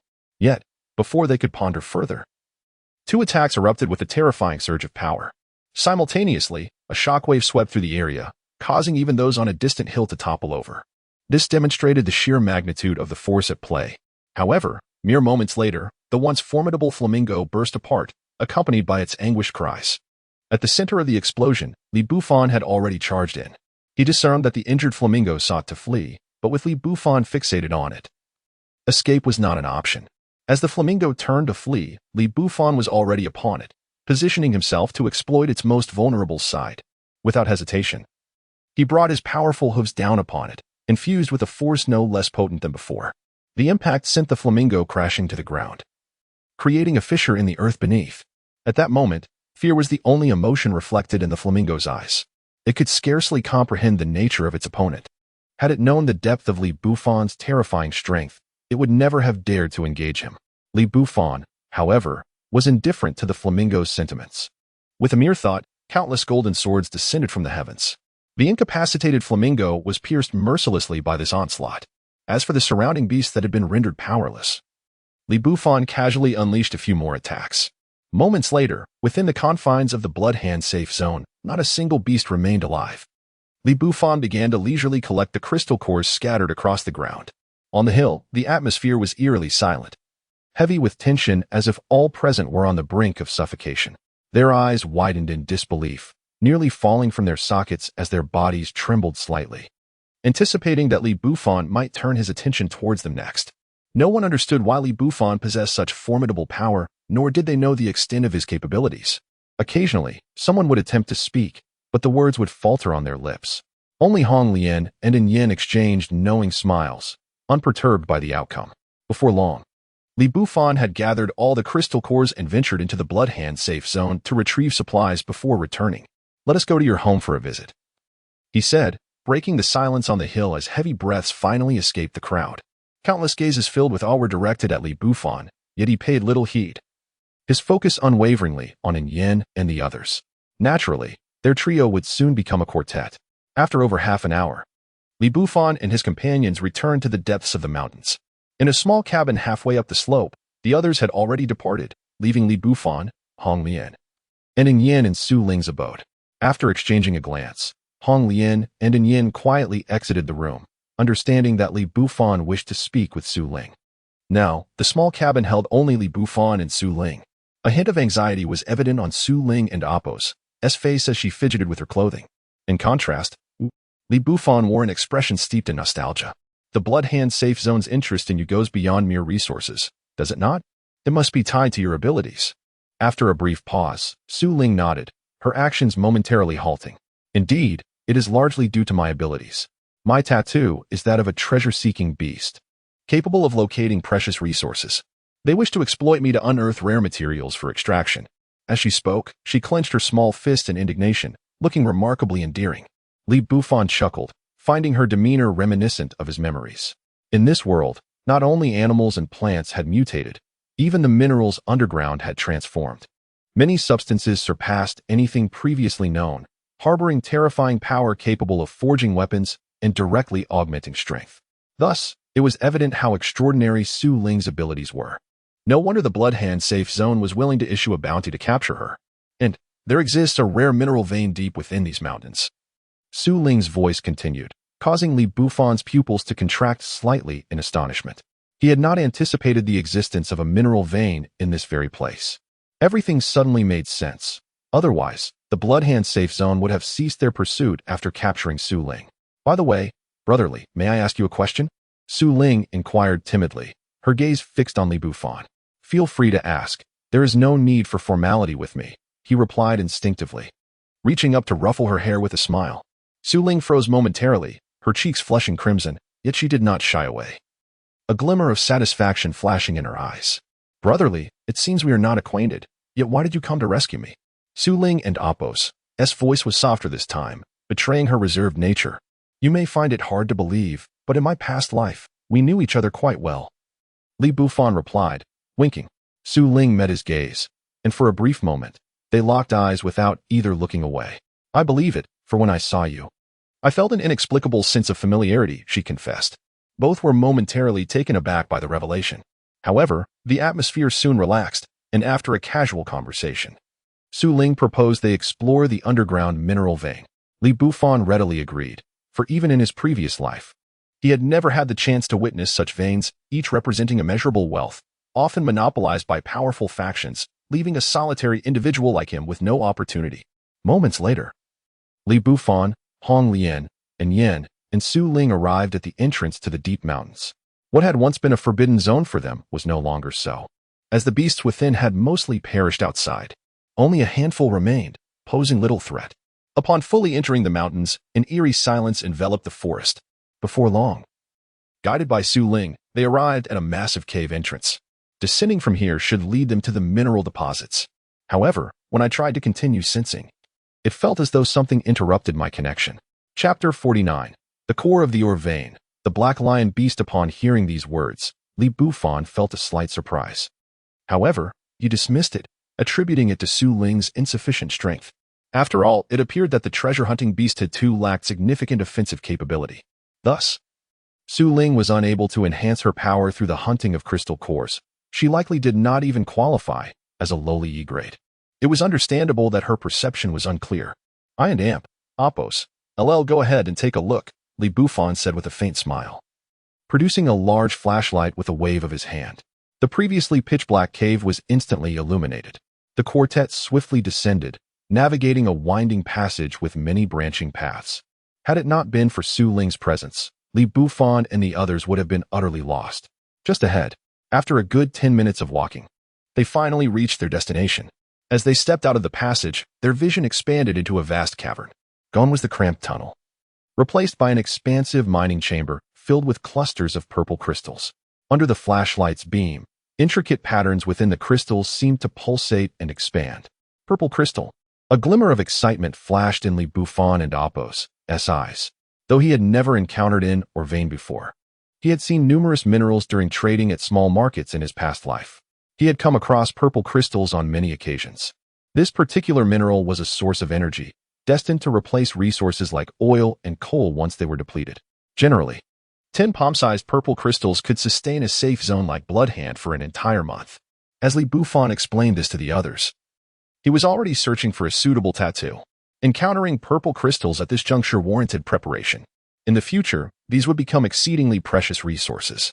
Listening attentively to Bufan's introduction, Hong Lian and the others were filled with curiosity about the purple crystals, especially upon learning that just 10 palm-sized pieces could provide a month's worth of energy for a safe zone. This implied an immense reservoir of energy within. Meanwhile, Bufan had acquired a tattoo. Once applied, his appearance began to transform. He was now bare-chested and clad in remarkably sturdy cloth shoes. His face bore stubble, and he wielded what seemed to be an extraordinary pickaxe. Indeed, this was the tattoo of the foolish old man, a figure capable of moving mountains, a rather extravagant choice for mining. Without further ado, he swung the pickaxe down, and a fist-sized piece of purple crystal was unearthed. Surprisingly, the seemingly resilient purple or shattered upon contact with Bufan's pickaxe. With just a few more swings, a mound of purple crystals, towering as high as a person, began to accumulate. Despite this, Bufan felt no strain. "Brotherly, I have a feeling this stuff looks quite delectable," Su Ling suddenly remarked, gazing hesitantly at the purple crystals. "Eat." Bufan and the others were taken aback, staring at Su Ling in confusion. Su Ling, undeterred, picked up a piece of purple crystal and began to absorb its energy. Witnessing this, a jolt of realization surged through Bufan. "I understand now. The treasure-hunting beast consumes minerals to enhance its strength." Moments later, clarity dawned upon him. It wasn't Apos' tea that Su Ling found the crystals appetizing. Rather, it was the tattoo of the treasure-hunting beast that craved them. It was no wonder Su Ling and Apos' power had stagnated in her past life. Bufan had had little opportunity to come into contact with minerals then. Consequently, Su Ling's growth had been hindered. Of course, an abundance of crystal cores could have served a similar purpose. Su Ling, hold off on consuming for now.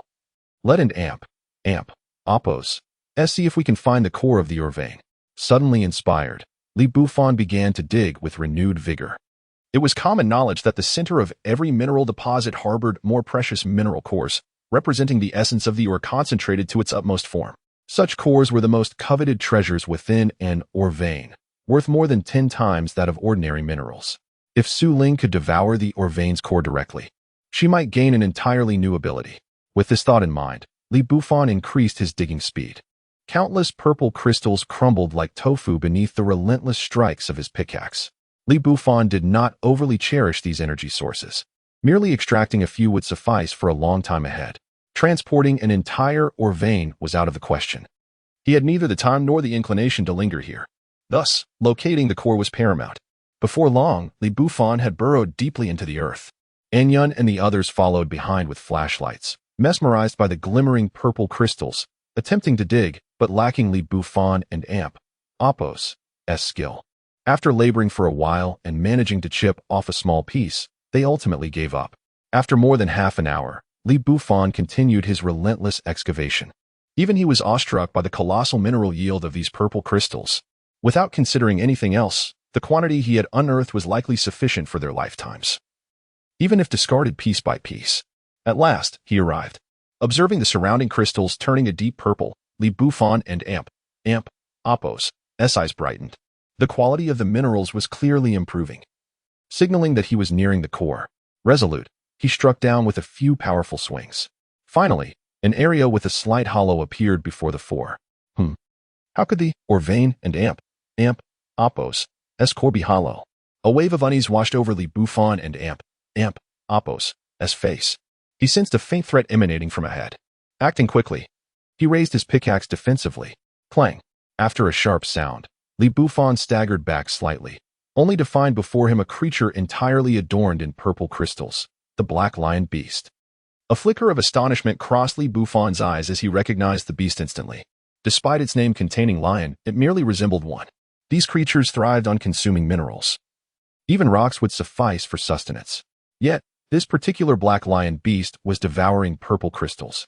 Clearly, it had reached a level of growth comparable to the fiery bird Li Bufan had previously vanquished, thanks to the crystals. Fortunately, Li Bufan caught a glimpse of the vein and awakens core behind the Black Lion Beast, which had only nibbled a small portion. Had he arrived any later, the core might have been entirely consumed. Roar. The Black Lion Beast let out a thunderous roar and charged directly at Li Bufan and the others. Chapter 50.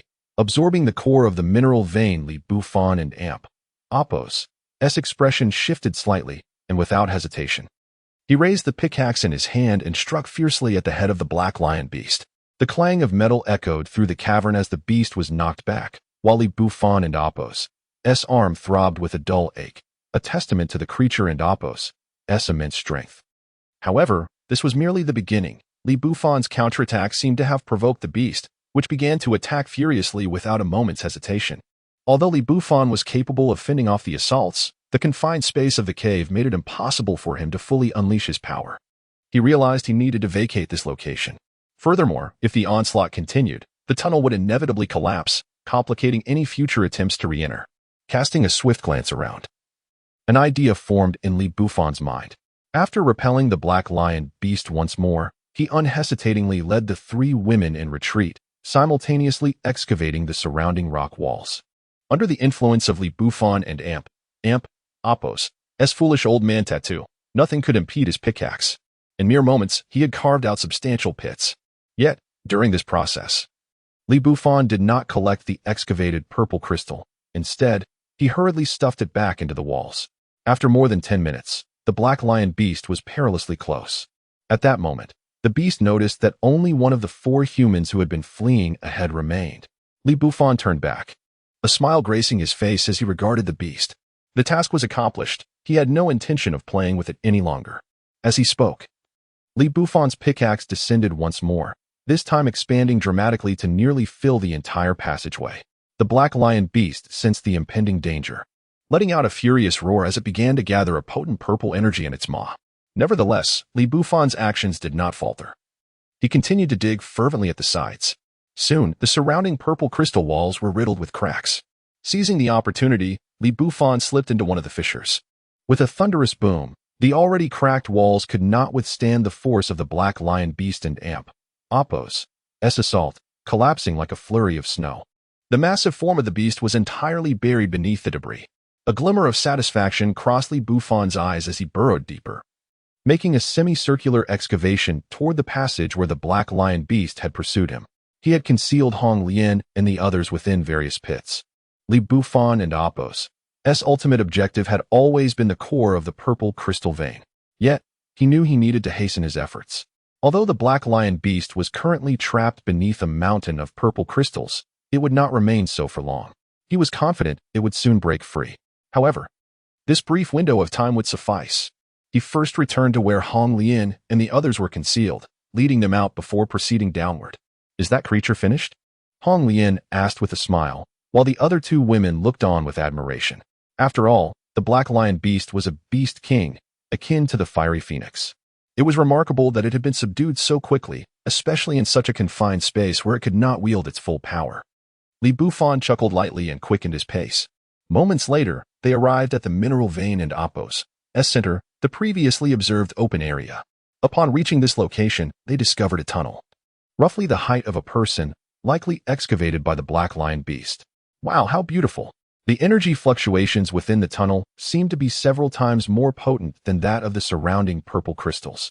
The 3 women gathered around the mineral vein and awakens' core, their eyes sparkling with astonishment. It must be said, regardless of the time, women have an undeniable weakness for beautiful things, especially when they are both stunning and useful. Alas, it was a pity that the core had been bitten into. Otherwise, it would have been perfect. After a moment, Su Ling regarded the core with a hint of hesitation. "Brotherly, I feel I can consume this." At her words, everyone turned to look at her, and a trace of shyness flickered in Su Ling's eyes. "That's perfectly fine. It was intended for you to absorb."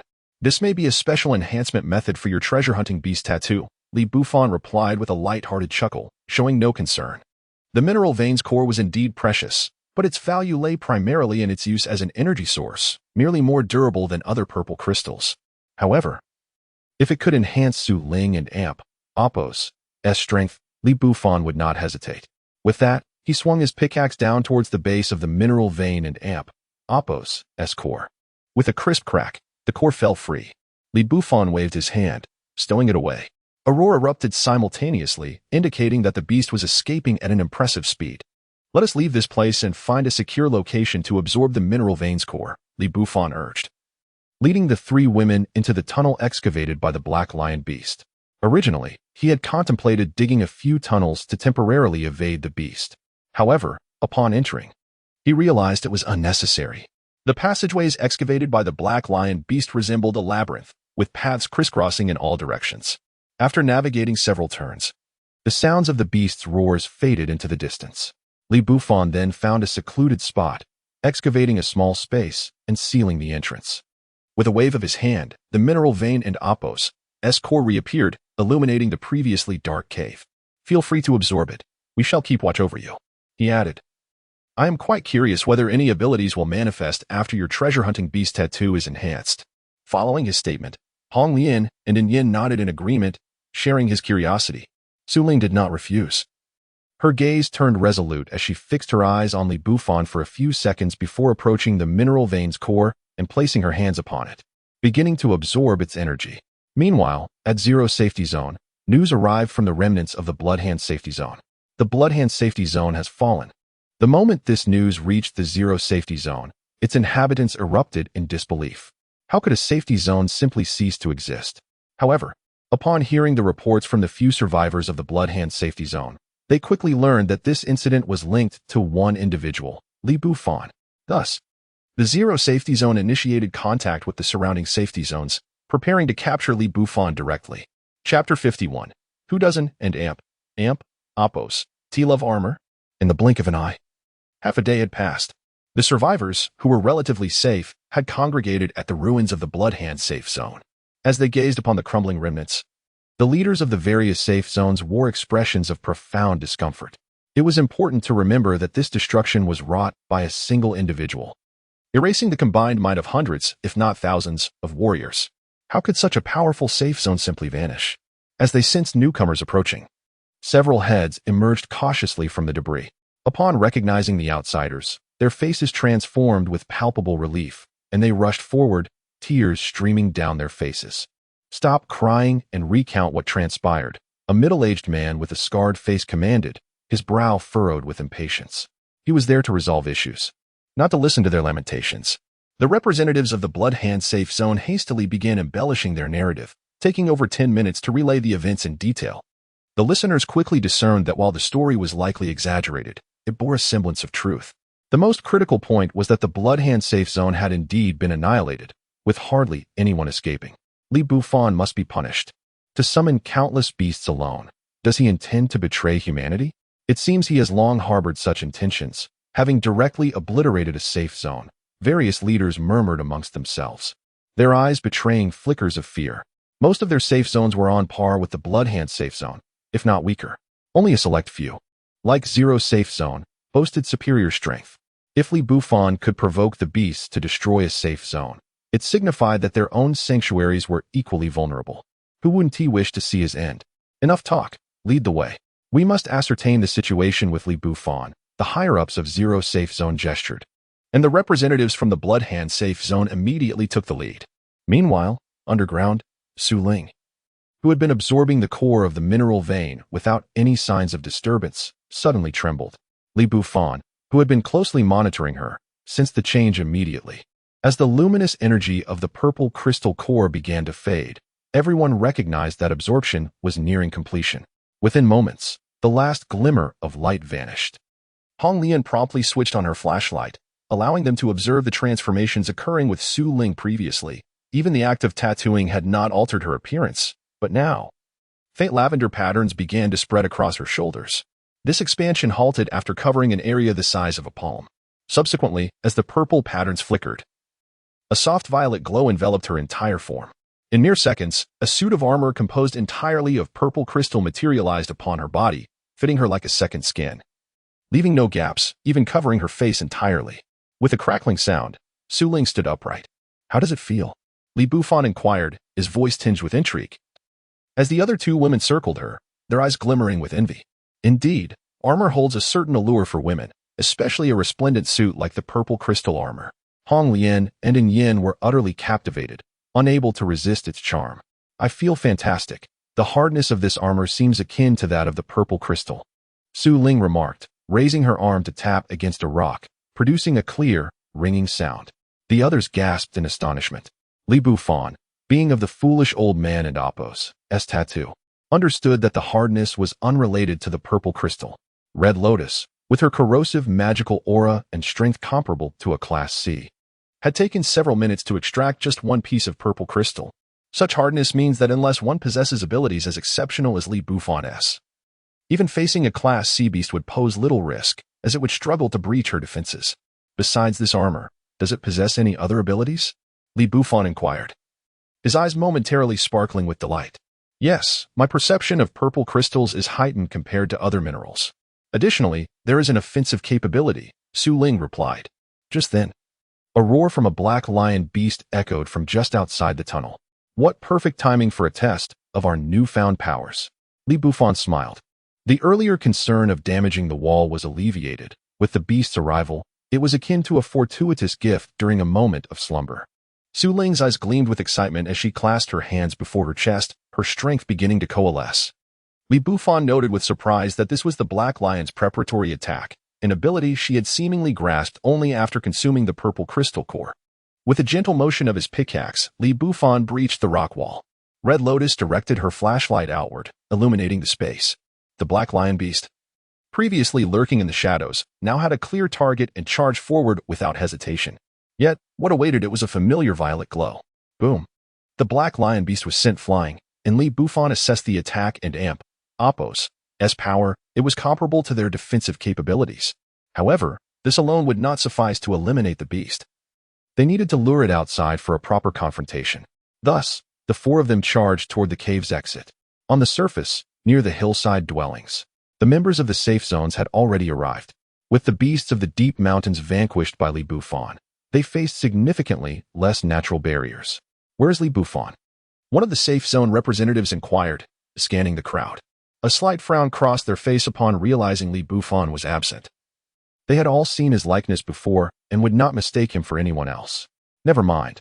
If he is not here, let us interrogate these individuals, they decided.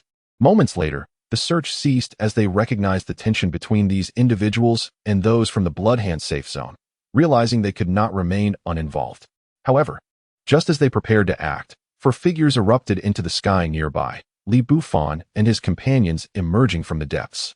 The onlookers were momentarily stunned, their faces lighting up with joy.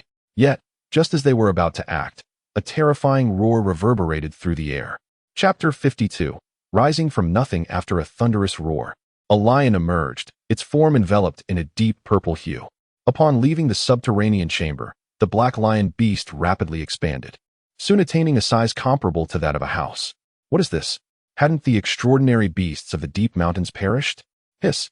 Why do I sense that this beast's power rivals that of the fiery phoenix? The Beast King. This creature is undoubtedly another Beast King. The expressions of the onlookers at the halfway point were filled with terror. Their eyes reflected palpable fear, given their strength. They could not hope to withstand even a C-class beast, let alone this formidable foe. It was unclear how Li Bufan had procured another Beast King, and the beast and Appo's demeanor indicated it was exceedingly enraged. The inhabitants of the safe zone were even more aware of the threats posed by such creatures, fully cognizant of the overwhelming power before them, one that they could not hope to resist. As fear gripped everyone, the Black Lion beast, incensed by the multitude surrounding it, perceived them as a trap and reacted without hesitation. It unleashed a beam of purple light towards the crowd in the safe zone. A collective gasp echoed through the air as countless individuals scattered like petals in the wind. Yet, many failed to react in time, falling victim to the purple ray. Moments later, a chilling realization swept over the crowd. Those struck by the beam had vanished without a trace, not even a remnant left behind. How can we combat this? Indeed, This creature and Appos' power, if not B-class, was perilously close. Despair washed over the people in the safe zone. A profound sense of dread enveloped them. What are we shouting about? Even if we cannot win, we must fight. Do you think we can escape? Fortunately, the cooler heads among the higher-ups rallied their subordinates with fierce commands, managing to bolster a fraction of morale. Since the outcome was inevitable death, why not fight with all we have? Prepared for battle, they united their efforts in an all-out assault.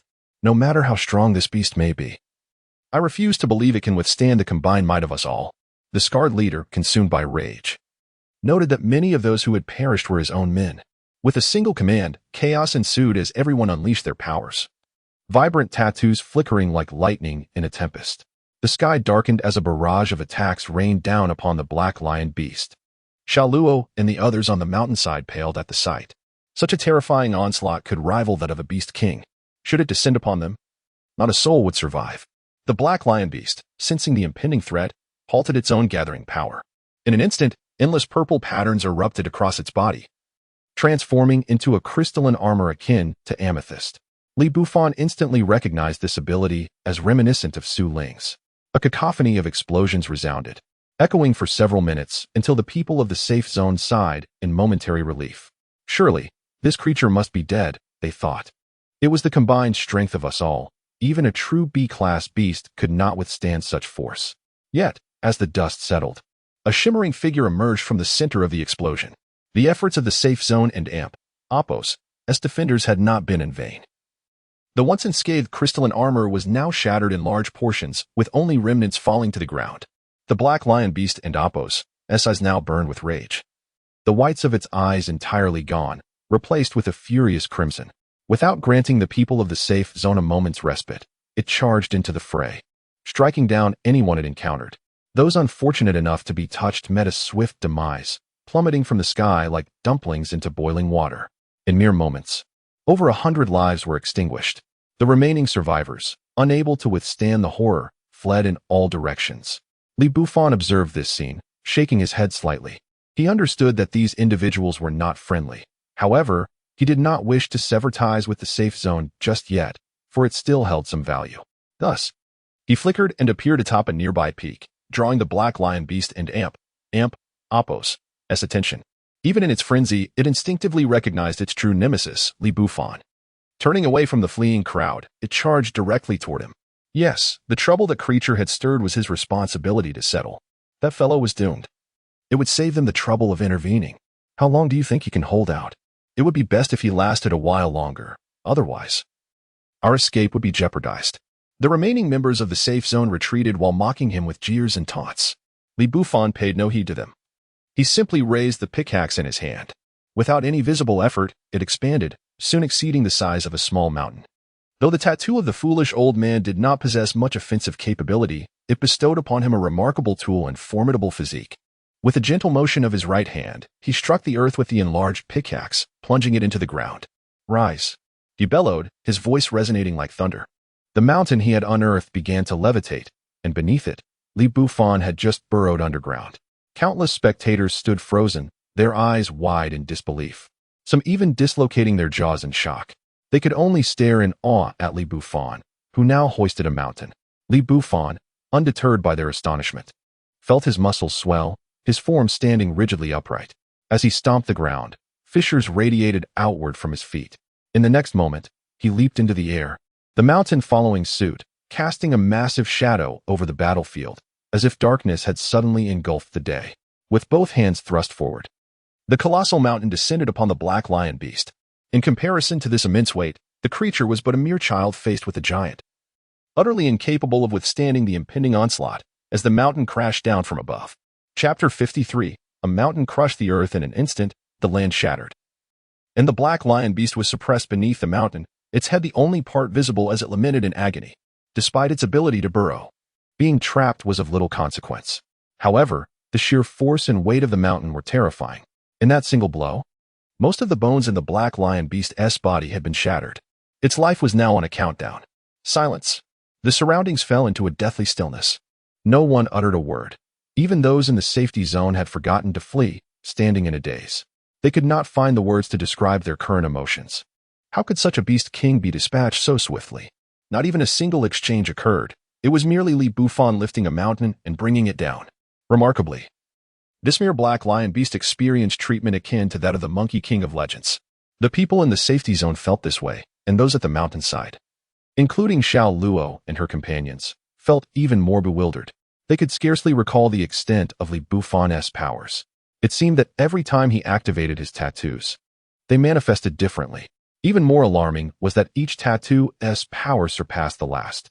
Li Bufan paid no heed to the astonishment of others as he strolled over to the barely breathing black lion beast. Without hesitation, he delivered a merciful blow to end its suffering. Extracting the beast and Appo's core, he returned to the group of women, casually handing the core to the astonished Su Ling. Hong Lian gently patted Su Ling's shoulder, whispering words of comfort. Li Bufan then turned his gaze towards the individuals in the safety zone. Following the recent shock, the higher-ups had regained their composure and gathered their subordinates. Their faces now bore no trace of resentment or dissatisfaction. After all, they were in the presence of a being capable of lifting mountains with bare hands. They could flee, but what of their safety zone? Moreover, what would become of their current mission? Regardless of the reasons, they could not abandon their post. "Excuse me, are you Mr. Li Bufan?" The scarred face, once menacing, now wore a flattering smile. There was no room for rudeness. Should Li Bufan take offense, they would be left to lament their demise. If there is no one else here like Li Bufan, then that would be me. Enough with the pleasantries, let us get straight to the point. Li Bufan gazed calmly at the safety zone personnel. The senior members nodded with difficulty. "We have received news from headquarters that the Bloodhand safety zone has been destroyed. Please do not misunderstand. We are merely here to investigate this situation." They seemed anxious to clarify, fearing Li Bufan might misconstrue their intentions. However, Li Bufan scoffed, questioning the need for numerous safety zones and hundreds of personnel for a simple inquiry. Yet, he could not be bothered to argue. As he had considered before, he did not wish to sever ties just yet. However, should the safety zone personnel overstep, they would have no one to blame but themselves. The destruction of the Bloodhand safety zone was the work of aberrant beasts. What concern was it of his? That is the situation. You may leave now. Li Bufan dismissed them with a wave, akin to swatting away flies. The expressions of those in the safety zone darkened, yet they found themselves powerless against Li Bufan. As he prepared to depart, they felt a growing urgency, but dared not intervene. Moments later, they exchanged helpless glances. However, they soon noticed the others present, their eyes gleaming with newfound hope. "Ahem, we merely wish to understand the process. There is no malice intended. We simply aim to document and fulfill our mission. You see." Observing the once arrogant figures now wearing sycophantic smiles, Xiao Luo and her friends felt a wave of disdain. Had it not been for Li Bufan's display of strength, they would likely have been seized by now. The personnel from the safety zone had been branded with the same stigma as the Bloodhand safety zone in the eyes of Xiao Luo and her companions. However, given the opportunity, why not make the most of it? Thus, they recounted all the misdeeds committed against them by the Bloodhand safety zone, detailing how they had been pursued into the depths of the mountains, leading to the emergence of countless aberrant beasts that ultimately resulted in the annihilation of the Bloodhand safety zone. Their narrative was compelling, leaving no room for rebuttal. Upon hearing this, the safety zone personnel erupted in fury, eager to track down those who had accompanied the Bloodhand safety zone. Yet, they found no trace of them, uncertain whether they had perished in the Black Lion beast's attack or had escaped amidst the chaos. The matter concerning the Bloodhand safety zone was left unresolved. Inside the room, Li Bufan and his companions heard every commotion outside. Su Ling could hardly contain her laughter. Once the mirth subsided, Hong Lian and In Yin turned their attention to Li Bufan. "What are your plans moving forward?" they inquired, their gazes fixed on him, especially Su Ling, who had already resolved to depart with him. Li Bufan's intentions were straightforward. He had already formulated a plan. Continuing the search for others would likely prove futile in the short term. Not only were many individuals far afield, but even the Zero safety zone had no records. Locating them would not be a simple task. Thus, he decided it would be best to focus on enhancing their strength. While Hong Lian and In Yin required certain conditions to bolster their abilities, for Su Ling, the path was rather simple. She could absorb mineral veins, and fortuitously, Li Bufan knew the location of a significant mineral deposit. This place had been a coveted resource in his previous life, now forgotten by all. It was perfect for Su Ling to claim as her own. "Let us head to the Hongshan Highlands. There are many treasures awaiting us." Unfolding the map, Li Bufan traced a route from their current location, His chosen path conveniently passed through several safety zones, allowing for the possibility of searching for others as well. I've heard of this place. There was once a construction team intending to develop a tourist site here. However, they abandoned the project due to some underground obstruction that proved too difficult to excavate, requiring vast manpower and resources. Honglian's eyes brightened as she shared her knowledge. Li Bufan was taken aback, realizing he had not known of this situation. However, the Hongshan Highlands at that time differed significantly from what he had known. It was possible that the formation of the underground mineral zone was indeed related to its original existence. After a brief discussion among the four, they prepared to embark on their journey. As for gathering their belongings, there was little to pack, with Li Bufan's toad space. Collecting items was merely a matter of a wave of his hand. Once ready, Su Ling exchanged farewells with Xiao Luo, and the four departed the depths of the mountains. Xiao Luo was reluctant to part ways. Had Li Bufan not moved swiftly, she might have followed him without hesitation. Chapter 54. Boldness of Youth. After the departure of Li Bufan and his companions, the news had swiftly circulated back to their respective safe zones, igniting a wave of astonishment. No one could fathom that Li Bufan possessed such formidable strength. Yet, the evidence was irrefutable, compelling even the most skeptical to accept the reality. In the headquarters of the safe zone, within the confines of the conference room, a somber assembly encircled the meeting table, their gazes fixated on the documents laid before them, their eyes shimmering with a flicker of intensity. "What are your thoughts on this individual?" inquired the man seated at the head of the table, his visage obscured by the shadow of his lowered head. The others, upon hearing his voice, began to voice their opinions in a cacophony of assertions. "Unrivaled. At least within our safe zone, there is no one capable of matching him, save for that behemoth we have sealed away. However, that assessment is limited to one-on-one confrontations. Should the numbers be sufficient, he may not stand a chance. Moreover, we possess an arsenal of weaponry at our disposal. The crux of the matter lies in whether he can be utilized for our purposes. If not, it would be prudent to eliminate such a threat at the earliest opportunity. This point is rather self-evident. This incident has made it abundantly clear that the Bloodhand safe zone is a product of his doing."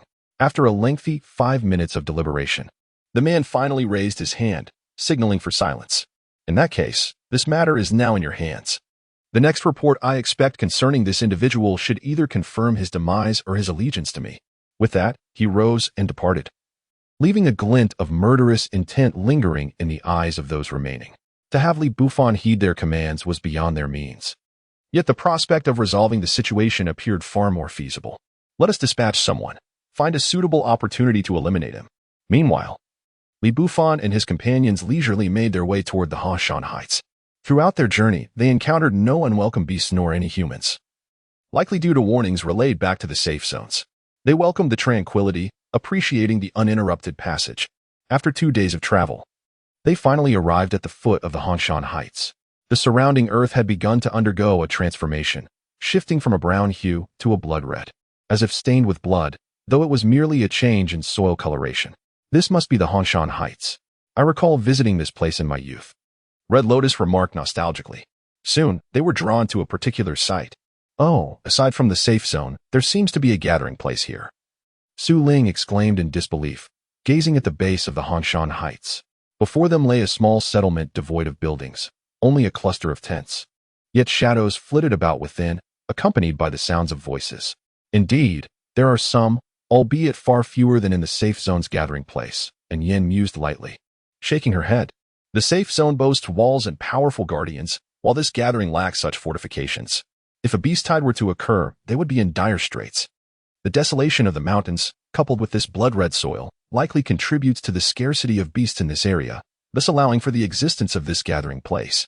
Let us proceed and take a look, while also resting our feet," Li Bufan suggested, leading the way toward the settlement. After 2 days of travel, a pause was indeed warranted. The 3 women followed closely behind, and soon they entered the gathering place.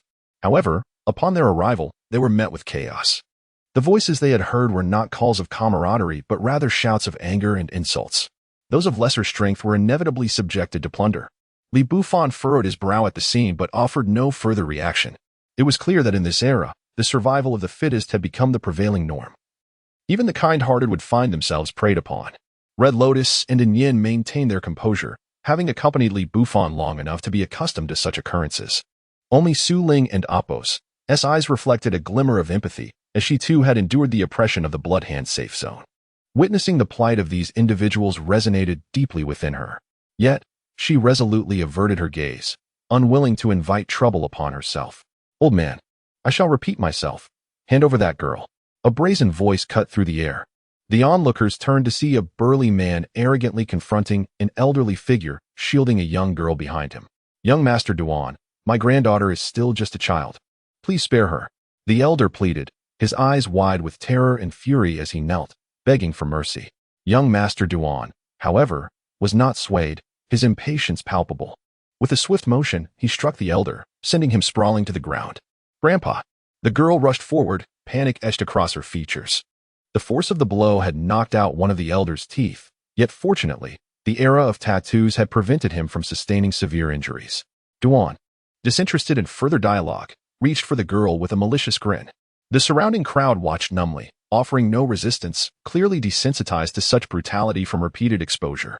Su Ling, witnessing the scene, nearly lost her composure but glanced at Li Bufan, ultimately choosing to look away. She longed to intervene, yet felt powerless. It was a futile endeavor in this era. Li Bufan and his companions paid no heed, moving past the unfolding drama with indifference. Just then, young Master Duan turned his attention to them, his interest piqued upon spotting the three women. "Hey, you four, stop right there," he shouted, directing his command at Li Bufan and his companions. Unaware that the command was directed at them, Li Bufan and the others continued on, indifferent even if they had understood. "I said stop. Are you deaf?" Young Master Duan's irritation mounted as he witnessed their disregard. With a wave of his hand, a throng of individuals emerged, encircling Li Bufan and his companions. With his hands clasped behind his back, he approached them. "You possess quite the audacity, ignoring my words. However, consider this a fortunate opportunity. Surrender the three of them to me, and I shall ensure you become my right-hand man." Chapter 55, The Blood Glove and Amp, Appo's deputy leader as he spoke. Young Master Duan cast a lewd gaze over the three women of Hong Lian, lingering particularly long on Hong Lian herself, causing her countenance to darken instantly. The onlookers murmured among themselves, their eyes glinting with a hint of envy towards Li Bufan. "Ah, this lad is indeed fortunate. Having caught young Master Duan's favor upon his arrival, all he needs to do is offer up three women, and he can stride through here unchallenged. What kind of woman would he not be able to obtain then? Alas, I am not so blessed. You should take a good look in the mirror. With your looks, what woman would ever glance your way? You're looking for a beating, aren't you? Don't go stirring up trouble for no reason." Amidst the clamor, Li Bufan raised his head coldly. "I apologize, but I have no intentions of being anyone and Appo's dog. Moreover, if you dare to gaze upon my women again, I shall have your eyes removed." As his words fell, the surrounding chatter ceased, leaving everyone dumbfounded, their eyes wide with disbelief. Had he truly lost his mind? How could he dare to offend young Master Duan in such a brazen manner? This lad was doomed. Indeed, he was just a reckless outsider who failed to seize such an opportunity. "Let us disperse. This fool is finished." Everyone cast pitying glances at Li Bufan. For young Master Duan was akin to a tyrant in this domain. Now that Li Bufan had incurred his wrath, his fate was surely sealed. The atmosphere grew cold as the murderous intent emanating from young Master Duan enveloped the area. Since he had given face and received none in return, he ordered, "Kill this brat. No, break all his limbs. I intend to make an example of him." It had been a long time since he felt such rage. Normally, not even a soul dared to meet his gaze, let alone openly slap him in the face. With a single command, those surrounding Li Bufan began to close in. Li Bufan remained motionless. Even Hong Lian and In Yin wore expressions of cold disdain. Just as the others assumed he would concede, Su Ling stepped forward. A flash of purple light enveloped her, and she donned a suit of purple armor. The crowd, initially advancing, sensed something amiss and activated their powers to charge at her. Yet, their speed paled in comparison to Su Ling's. In a blink, she surged forward, appearing beside one of them. Bang! With a swift strike. The man's eyes bulged as he was sent flying. Clang! Another assailant swung a tang knife at Su Ling's armor, but it left no mark whatsoever. Without turning her head, she unleashed another punch, sending yet another adversary sprawling. Soon, she resembled a wolf amidst a flock, mercilessly dispatching them. The assailants were scarcely of E rank, the lowest tier of strength, with only one being D rank, far inferior to Su Ling. In less than a minute, she stood before young Master Duan. Having sent all 10 or so attackers crashing to the ground, lying in disarray, their fates uncertain, fear flickered in young Master Duan's eyes.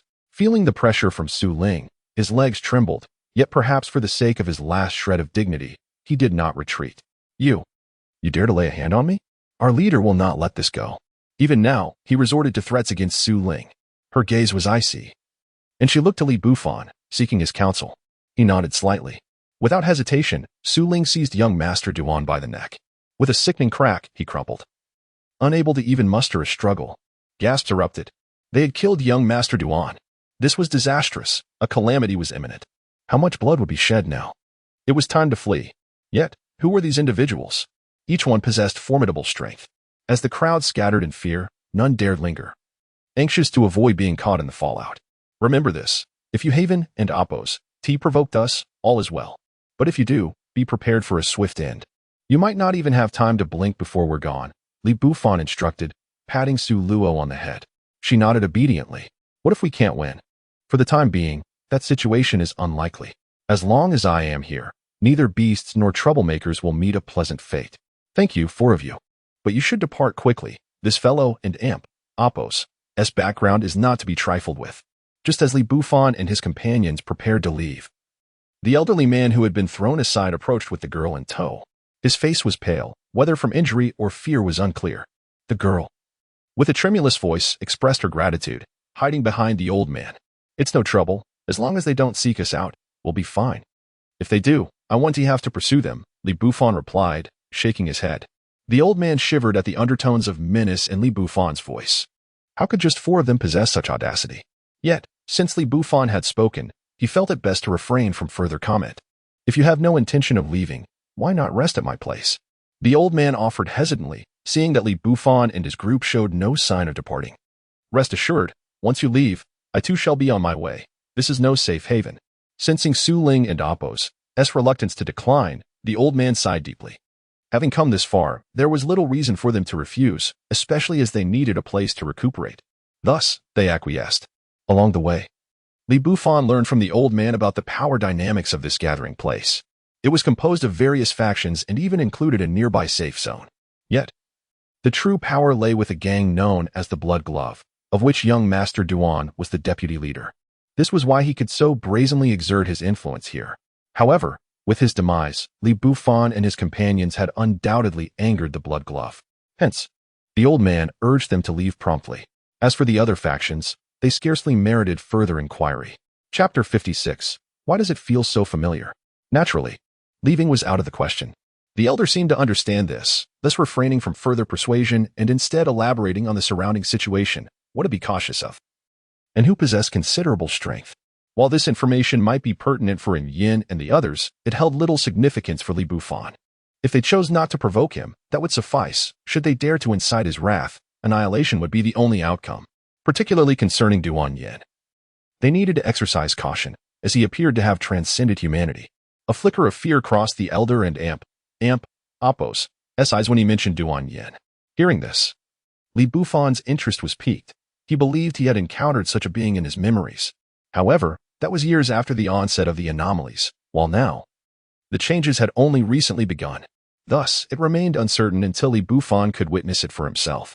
Rumor had it that Duan Yin could assume the form of a beast without the aid of tattoos, and could simultaneously amplify his powers through tattoo layering, which accounted for his ability to dominate this chaotic territory. Did this mean he could also control the beasts? Li Bufan abruptly interrupted the elder, causing the onlookers to momentarily pause in surprise. After careful contemplation, the elder solemnly nodded.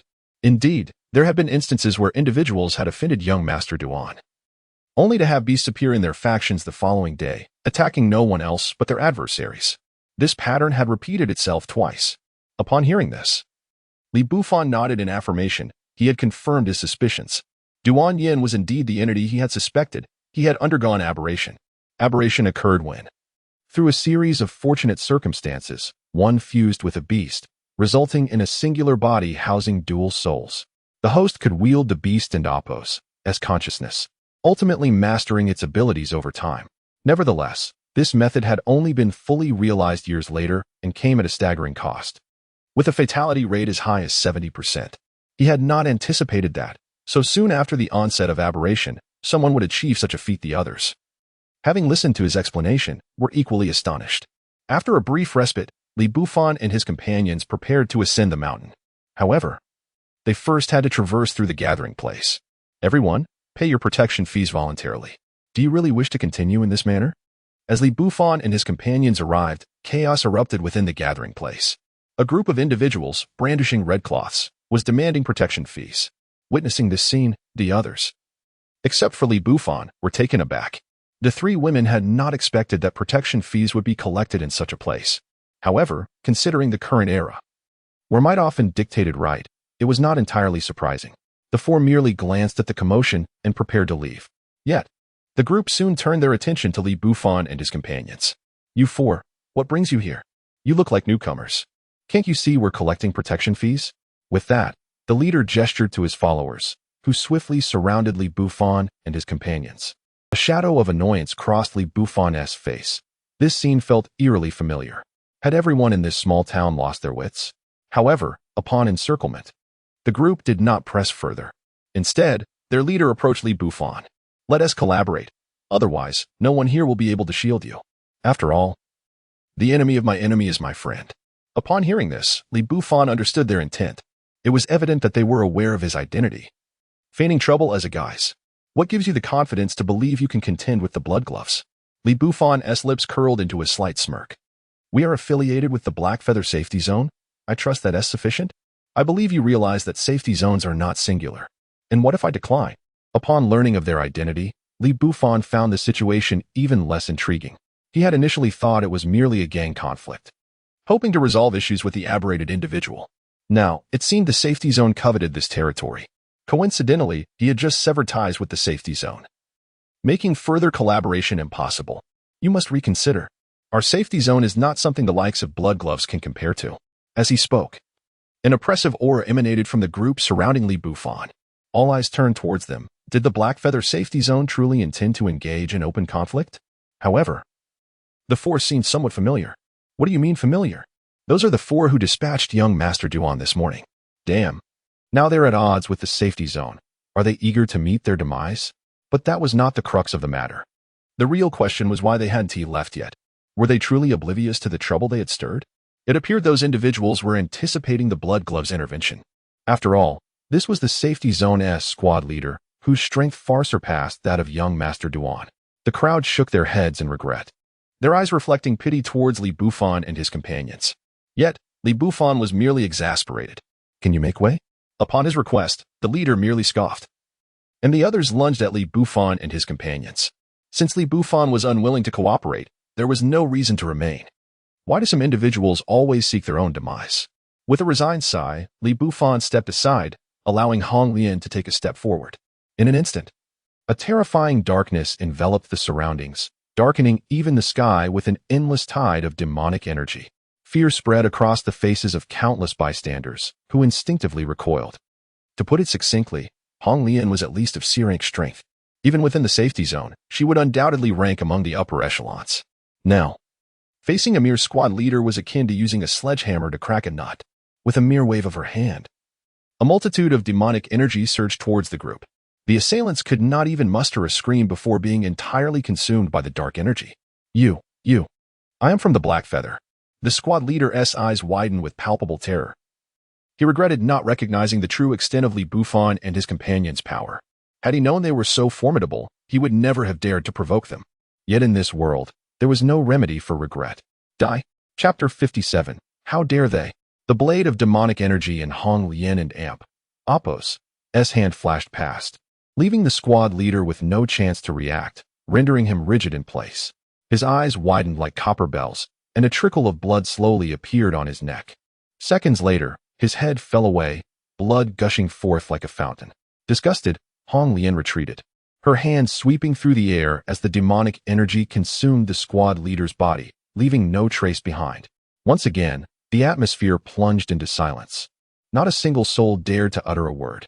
In their eyes, only profound shock and terror remained. After completing this grim act, Bufan and his companions did not spare a glance at the surrounding witnesses, making their way up the mountain. Only after they had distanced themselves did someone tremble and finally speak. How could they have dared to do that? Just this morning, they had offended the Blood Gloves, and now they had also provoked the Black Feather Safe Zone. They had now angered two significant factions in this gathering place. the consequences would be catastrophic.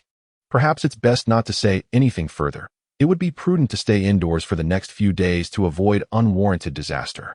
Indeed, while they were powerful, no matter how formidable, they could never stand against two major factions. They were doomed. As the conversation continued, the people around lowered their voices in hushed tones, fearful that Li Bufan and his group might overhear and return to deal with them as well. After exchanging furtive words, they began to disperse, some already packing their belongings, preparing to seek refuge until the storm passed. On the mountain, the four figures steadily advanced, climbing higher. Traces of anomalous beasts had once appeared here, but they seemed to have vanished. After surveying the surroundings, Hong Lian softly remarked, "Indeed, there were quite a few, yet now not a single one remains." And Yin nodded in agreement. It must have been Yan's doing. He can transform into a beast, naturally leveraging their strength. Perhaps some were under his control. Li Bufan shook his head, not overly concerned. His purpose for coming here was merely to mine the local ores to enhance Su Ling's strength, with no intention of inviting trouble. However, should anyone come seeking conflict, he would not hesitate to recalibrate the balance of power in this gathering place. After all, threats to him and his interests had no place in this world. Having circled the area, Li Bufan and his companions chose not to continue their ascent. Their ultimate goal was merely to locate the ores and extract them, not to scale the mountain. Li Bufan once again retrieved the tattoo of the foolish old man.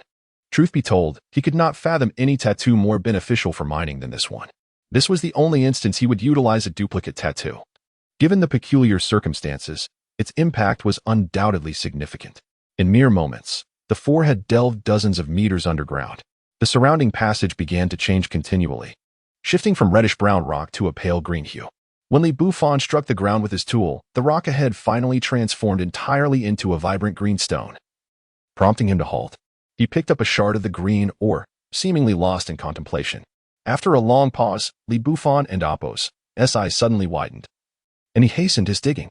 The three women accompanying him, always by his side, expressed subtle astonishment at this unexpected reaction. Clearly, the discovery of this ore had brought him immense joy. They had followed him for quite some time and had never witnessed such a look of surprise. This time, they had truly struck gold, encountering such a rare find. As he continued to excavate, the smile on Li Bufan's face grew increasingly pronounced, and he turned to the three women, who wore puzzled expressions, to explain. "What you just saw, that vibrant green ore, is merely ordinary turquoise, which can only serve as a strengthening mineral to enhance the resilience of armors and weapons. However, turquoise possesses a peculiar trait. It has a chance of harboring another mineral at its core. This mineral is known as spatial stone, a substance that, even now, and for many years to come, remains extraordinarily precious." As he spoke, Li Bufan and Appo's actions quickened, and the surrounding rock and Appo's green hue deepened. "What is the use of this spatial stone?" And Yin inquired with curiosity, as the era of mutations had only just begun, leaving everyone in the dark about its properties. "If it proves useful, once the profession of blacksmith emerges, it will be invaluable. They will be able to forge the spatial stone into mediums for storing items, akin to my toad space. However, for now, if Ling absorbs it, she might even comprehend some spatial abilities." As he spoke, Li Bufan and Appo's gaze instinctively turned towards Su Ling, his eyes ablaze with fervor. Spatial abilities. Possessing such a talent would undoubtedly classify the associated tattoo as of S grade or higher, provided there are no unforeseen circumstances. She would undoubtedly become a formidable force in the future. Listening to Li Bufan's explanation, the breaths of the others grew heavy with anticipation. Clearly, they had begun to look forward to the spatial stone. Along the journey, Su Ling seized the opportunity to grow stronger, continuously consuming the turquoise. While it might not grant her new abilities, it would incessantly fortify her existing amethyst armor. Suddenly, a rumble echoed from deep underground. The intensity of the tremor could be likened to a magnitude 5 or 6 earthquake. Fortunately, the turquoise passage was relatively sturdy. Had it been a standard rock wall, it would have likely collapsed by now. "There's movement ahead," Li Bufan remarked, his gaze fixed intently on an unexcavated area.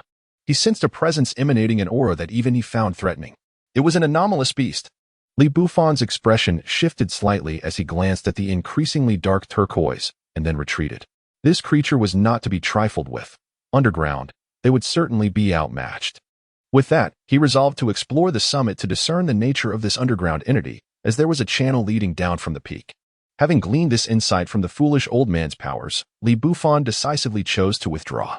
The three women, of course, followed closely behind, all the while collecting the rapidly accumulating turquoise. After all, while Li Bufan might overlook such treasures, they could fetch a handsome price if sold. However, as Li Bufan barely poked his head out, his expression underwent a subtle change. Chapter 58. Acknowledgement is sufficient once desolate. The mountain now buzzed with hurried figures hastening towards a distant point. Yet, just moments ago, those same individuals had donned expressions of trepidation, hesitant to ascend the slopes. What had changed? The trio of Hong Lian followed, their eyes brimming with curiosity. Let us proceed and investigate. Perhaps there is something of value, suggested Li Bufan, casting a glance around before resolutely moving towards the gathering crowd. In his lexicon, the term and amp, opos, fear and amp, opos, held no significance. As they approached, the throng of people swelled in number. And within moments, it appeared that at least several hundred had amassed. Perhaps even more lurked within. Could this be the entirety of the settlement's populace converging here? Li Bufan's mind raced with doubt, which he quickly dismissed. The gathering was vast, housing thousands, far exceeding the usual safe zones. It was implausible for everyone to have come. Upon their arrival, the crowd instinctively parted. An evident awareness of the notorious quartet that had stirred chaos in the settlement spreading like wildfire. No one wished to entangle themselves with Li Bufan and his companions, resulting in a clear path as they advanced to the forefront of the assembly. Before them lay a vast pit, its depths obscured from view even from several meters away. Encircling the pit were individuals clad in red gloves, their eyes glinting with an ominous intensity, ready to unleash violence upon any who dared approach. This is the domain discovered by the blood gloves. All must vacate within 3 minutes. Should you linger beyond this time, do not blame us for the consequences, warned one of the red-gloved sentinels, their expressions darkening as the crowd continued to swell. Reluctant to share their spoils, they would typically instill fear in others. Yet, faced with the prospect of potential gain, only a handful chose to withdraw, while the majority remained rooted in place. Is it merely a band of blood gloves? Do they truly wish to offend the hundreds present, perhaps even the entirety of the settlement? A voice, dripping with sarcasm, emerged from the crowd, revealing a slender man donned in old gold attire and round spectacles. His face bore a peculiar grin as he regarded the blood gloves. "Monkey, I never imagined the Black Feather safe zone would unleash you upon us," remarked one of the blood gloves, his demeanor growing grave as he fixed his gaze on the man he referred to as Monkey. "You aren't far behind yourself, esteemed third-in-command of the blood gloves." "Personally tasked with security here," Monkey retorted, a cold smile dancing upon his lips. Tension thickened in the air as the two locked eyes, the atmosphere growing increasingly charged. The crowd instinctively recoiled, wary of becoming collateral in the impending clash between two powerful factions. To offend one side might yield a chance for survival through unity, but to provoke both could spell disaster. As the crowd stepped back, it inadvertently drew attention to Li Bufan and his companions, prompting the sharp gazes of both the third-in-command and Monkey to sharpen. "It's you," they exclaimed in unison, taking a step forward. "You are the one who killed our young Master Duan. You eliminated our captain from the Black Feather safe zone." In that pivotal moment, the two factions set aside their grievances, swiftly surrounding Li Bufan and his companions. The surrounding crowd gasped in shock, struggling to comprehend the unfolding events. As recognition dawned on some, astonishment turned to alarm. Was this the same quartet that had slain young Master Duan in the morning and dispatched a captain in the afternoon?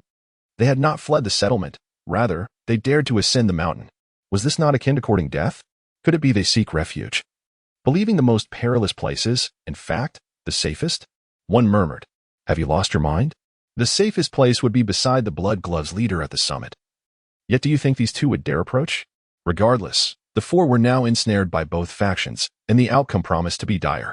As derisive murmurs rippled through the throng, many bore no malice towards Li Bufan, yet reveling in others' misfortunes was an instinct too tempting to resist. "What of it?" Li Bufan replied, his expression devoid of emotion as he regarded the two groups, showing no sign of concern. "Very well, as long as you acknowledge it," Monkey replied, unperturbed. To him, a captain from a safe zone was of little consequence. As long as he could bring someone back, the details were irrelevant. If need be, they could dispose of him on the spot. The third-in-command, however, wore a grim expression. This individual was coveted by their leader. Should Monkey wish to risk offending the leader, so be it. A fleeting glance exchanged with Monkey revealed their mutual understanding. "That is acceptable, but I require one of his arms to present as proof," Monkey asserted, and they reached an agreement with a shared glance. The throng of dozens began to close in on Bufan and his companions, an overwhelming pressure emanating from them as their tattoos ignited with energy. Previous attempts to encircle the quartet had resulted in devastating losses. They were acutely aware of Bufan and Apos as formidable prowess. Thus, they were prepared to unleash their full might. Why do some insist on courting death? Bufan sighed, a hint of impatience lacing his tone as he surveyed the gathering. And Yen, you should assist as well. Let us resolve this swiftly and descend the mountain together. With his words, a chilling aura and intent for bloodlust emanated from him. The expressions of the three women shifted to one of alarm as they grasped Bufan's intentions. Chapter 59. The three women strike together for a swift resolution? How naive of you. The crowd surrounding Bufan and his companions erupted with derisive laughter. Yet, before the echoes of their mockery faded, a mist of crimson burst forth. Bewilderment spread across their faces as they glanced around in confusion. Moments later, terror gripped them as they realized that several of their comrades, who had stood beside them just moments ago, had vanished. The sanguine mist was a grim testament to their fate. The onlookers, who had previously reveled in their misfortune, were now engulfed in disbelief. Did these individuals still dare to resist? With death looming, they foolishly chose to struggle, as if they were eager to hasten their demise. Perhaps they were cognizant of their inevitable end and were merely seeking to take a few with them? A chorus of scornful voices arose. Unlike before, the crowd now perceived Bufan and his companions as hopeless. How audacious to strike back! The expressions of the dozens encircling Bufan twisted into grotesque masks of rage, their eyes ablaze with fury as they could no longer suppress their murderous intent. Without the slightest hesitation, they activated the tattoos adorning their bodies. Instantly, a dazzling array of lights ignited, unleashing a plethora of supernatural abilities. Flames, ice shards, lightning, blades, and a cacophony of ferocity encircled Bufan and his companions.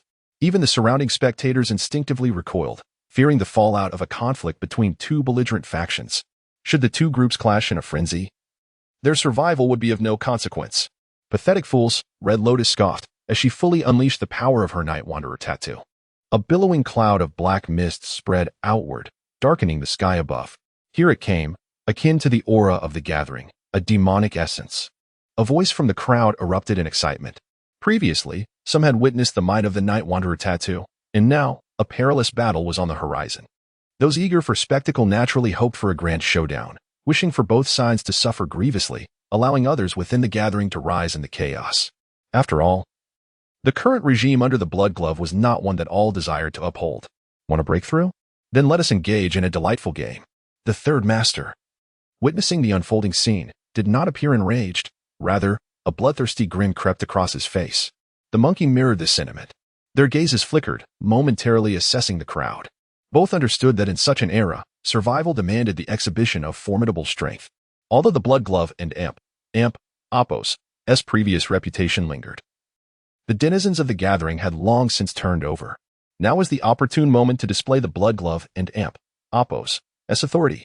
As for the monkey, he too sought to showcase the prowess of the Black Feather safe zone, facilitating their plans. In the midst of the fray, Red Lotus single-handedly repelled the surrounding assaults. Yet, despite her status as the strongest among Bufan and Apos' group, her strength was merely on par with a sea-level aberration. Successfully defending against the initial wave of attacks was her utmost limit. The subsequent waves would soon follow. However, Red Lotus was not alone. Simultaneously, a faint azure energy enveloped in Yen. The tattoo upon her shoulder erupted in brilliance. In an instant, the surroundings transformed into a hazy realm, as if something monumental were about to materialize. Roar! In the next moment, the sound of a dragon's roar resonated, and Yan's form began to morph, scales covering her body as she transitioned into a dragon-like entity. Once her transformation was complete, her form swelled dramatically. She had become a dragon. In the blink of an eye, and Yen and Apos' figure had transfigured, while the surrounding mist coalesced into a colossal orca, floating beside the black dragon. And Yen and Apos' regal, slit-pupil gaze swept over the area with indifference before she struck with her tail. A chorus of anguished cries erupted as many were sent flying, some even suffering broken bones. Even now, dragons remained among the most formidable of tattoos. Many bore dragon tattoos yet lacked the awakening due to various reasons, underscoring the rarity of such marks. Heavens!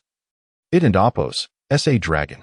This girl and Appo's talent is extraordinary, coupled with the Night Wanderer tattoo. Where did they emerge from? Hiss, despite the disparity in strength, I find myself somewhat intrigued. Futile. Regardless, this is merely an appetizer. Haven't we seen that the monkey and the third master have yet to make their moves? Indeed. It is a pity for these two formidable women. The onlookers, witnessing in Yan's might, expressed their sentiments, most lamenting the unfortunate fate of the women. Regrettably, they had offended the wrong people. Otherwise, their futures would have been boundless. Kill them. Whoever claims these heads will receive double the rewards for the entire year. Sensing the shift in the atmosphere, the monkey and the third master's expressions darkened. Their objective was to establish dominance through bloodshed. If the skirmish dragged on, it would yield little effect. While both were tempted by the talents of Red Lotus and in Yan, they were acutely aware that winning them over was a futile endeavor. Thus, it was better to eliminate them outright to prevent future complications. Upon hearing the third master and Appo's command, the Blood Glove and Appo's members surged with excitement, each imbued with fervor as they charged forward. Meanwhile, the denizens of the Black Feather safe zone were equally unwilling to be overshadowed by a mere gang, launching themselves into a frenzy despite the absence of incentives. At that moment, Su Ling, who had remained still, finally made her move. Her tattoo shimmered brightly, and a suit of violet armor materialized. An overwhelming pressure descended, her aura rivaling that of an yin. An epic clash was imminent. Yet Li Bufan and Appo's eyes betrayed a flicker of astonishment. He could distinctly perceive that the hue of Su Ling and Appo's violet armor had undergone a slight alteration, with numerous faint green patterns emerging within its depths. Could this signify the absorption of turquoise? Contemplating this, a profound joy illuminated Li Bufan's gaze, for it confirmed his suspicions. Su Ling's ability indeed allowed her to consume minerals to enhance her power. Chapter 60. Now it's your turn. While Li Bufan contemplated, the surrounding crowd had already descended into chaos, launching frenzied attacks. At the forefront was a group of individuals who had transformed into ferocious beasts. Indeed, the presence of cannon fodder was unmistakable. Su Ling, refusing to be outdone, began to gather a violet beam of light in her hands, which soon shot forth like a laser. The sound of sizzling filled the air as the foremost attackers were utterly obliterated, leaving no trace behind. What a spectacle! Had she tattooed a futuristic machine on her skin? It must simply be armor, yet it was surprising to see a girl so fond of such things. This was the very dream of my childhood. Had I been capable, I would have eagerly joined the fray. Xinyan, such thoughts are best left unspoken. If overheard, it could lead to dire consequences. Alas, I truly wonder what is so remarkable about this lad that 3 girls are enamored with him. Perhaps we should simply let him perish and keep the girls for ourselves? Not that I dare to act. Their fates are sealed. Have you not seen the expressions on the faces of the monkey and the third boss? As everyone turned to look, they noticed the grim visages of the monkey and the third boss. Initially, they believed that even if Li Bufan and his companions were formidable, such a multitude should have been manageable. However, upon closer inspection, the 3 women were effortlessly contending with a dozen foes each, showing no signs of strain. Even Li Bufan seemed disinclined to intervene. Though he had not yet lifted a finger, it was evident that Li Bufan was the one calling the shots among the 4. Thus, the 2 men exchanged glances and charged into the fray, targeting the formidable Hong Lian, who posed the most significant threat. The monkey and the third boss had made their move. Those attackers were doomed. Oh, my armored goddess, is she about to perish? How disheartening. I had anticipated a longer battle, yet it appears the conclusion is near. Shall we disperse? At this juncture, that pretty boy still refrains from acting? You've labeled him a pretty boy. Without strength, how could he possibly intervene? Amidst a chorus of mockery, the third boss and the monkey activated their tattoos. The third boss appeared to embody a creature of Titan blood, though he was not a Titan. In an instant, his physique expanded dramatically, resembling a towering colossus. The monkey was no less impressive, sprouting an abundance of fur as his face morphed into that of a gorilla. His tattoo was that of a King Kong. While not as majestic as a dragon, it certainly ranked among the elite. Seeing this, a flicker of astonishment crossed Li Bufan's eyes. He had not anticipated encountering 2 individuals of sea-level strength here. This implied that there were even mightier forces lurking behind them. The situation was becoming increasingly intriguing. With this thought, a smile crept onto Li Bufan and Appo's lips. If all he faced were easily dispatched adversaries, it would truly be a bore. He felt no urge to engage. As the monkey and the third boss advanced, Hong Lian and Appo's expression grew serious. Her strength hovered around sea level, yet she had not surpassed that threshold. Facing two sea-level opponents alone would undoubtedly pose a challenge. Nevertheless, she resolved to deal with the lesser foes first. With that, a surge of demonic energy enveloped Hong Lian. Dark clouds roiled above, and in an instant, a deluge of black raindrops began to fall. This was the very ability Li Bufan had employed against a multitude of humans. Now fully mastered by Hong Lian. Under her command, the countless black droplets spread forth, corroding anything they touched. Without exception, all were affected. In mere seconds, the more than 10 assailants besieging Hong Lian were left in a ghastly state, their bodies riddled with gaping wounds, blood oozing profusely, and some even revealing their internal organs and bones. They sought to flee, but with such grievous injuries, escape from the shroud of dark raindrops proved impossible. Ultimately, they succumbed to the demonic energy. Witnessing this scene, the surrounding crowd felt a chill of dread. As they glanced back at Hong Lian, they instinctively retreated a step. One must understand that those were more than 10 individuals, obliterated in an instant. If Hong Lian were to unleash her rain upon them in a fit of anger, how many would emerge alive? No one knew for certain, but many unday Chapter 61. Total annihilation cursed be it, action must be expedited. The monkey and amp, Oppos, heart roared, his eyes igniting with a fierce glint as he let out another bellow and charged forward. The third in command followed closely behind, his muscles swelling continuously. Initially, he had intended to let the monkey take the lead, but it was clear now that this was no longer feasible. Moreover, devoid of fur, his defensive capabilities paled in comparison to those of the monkey.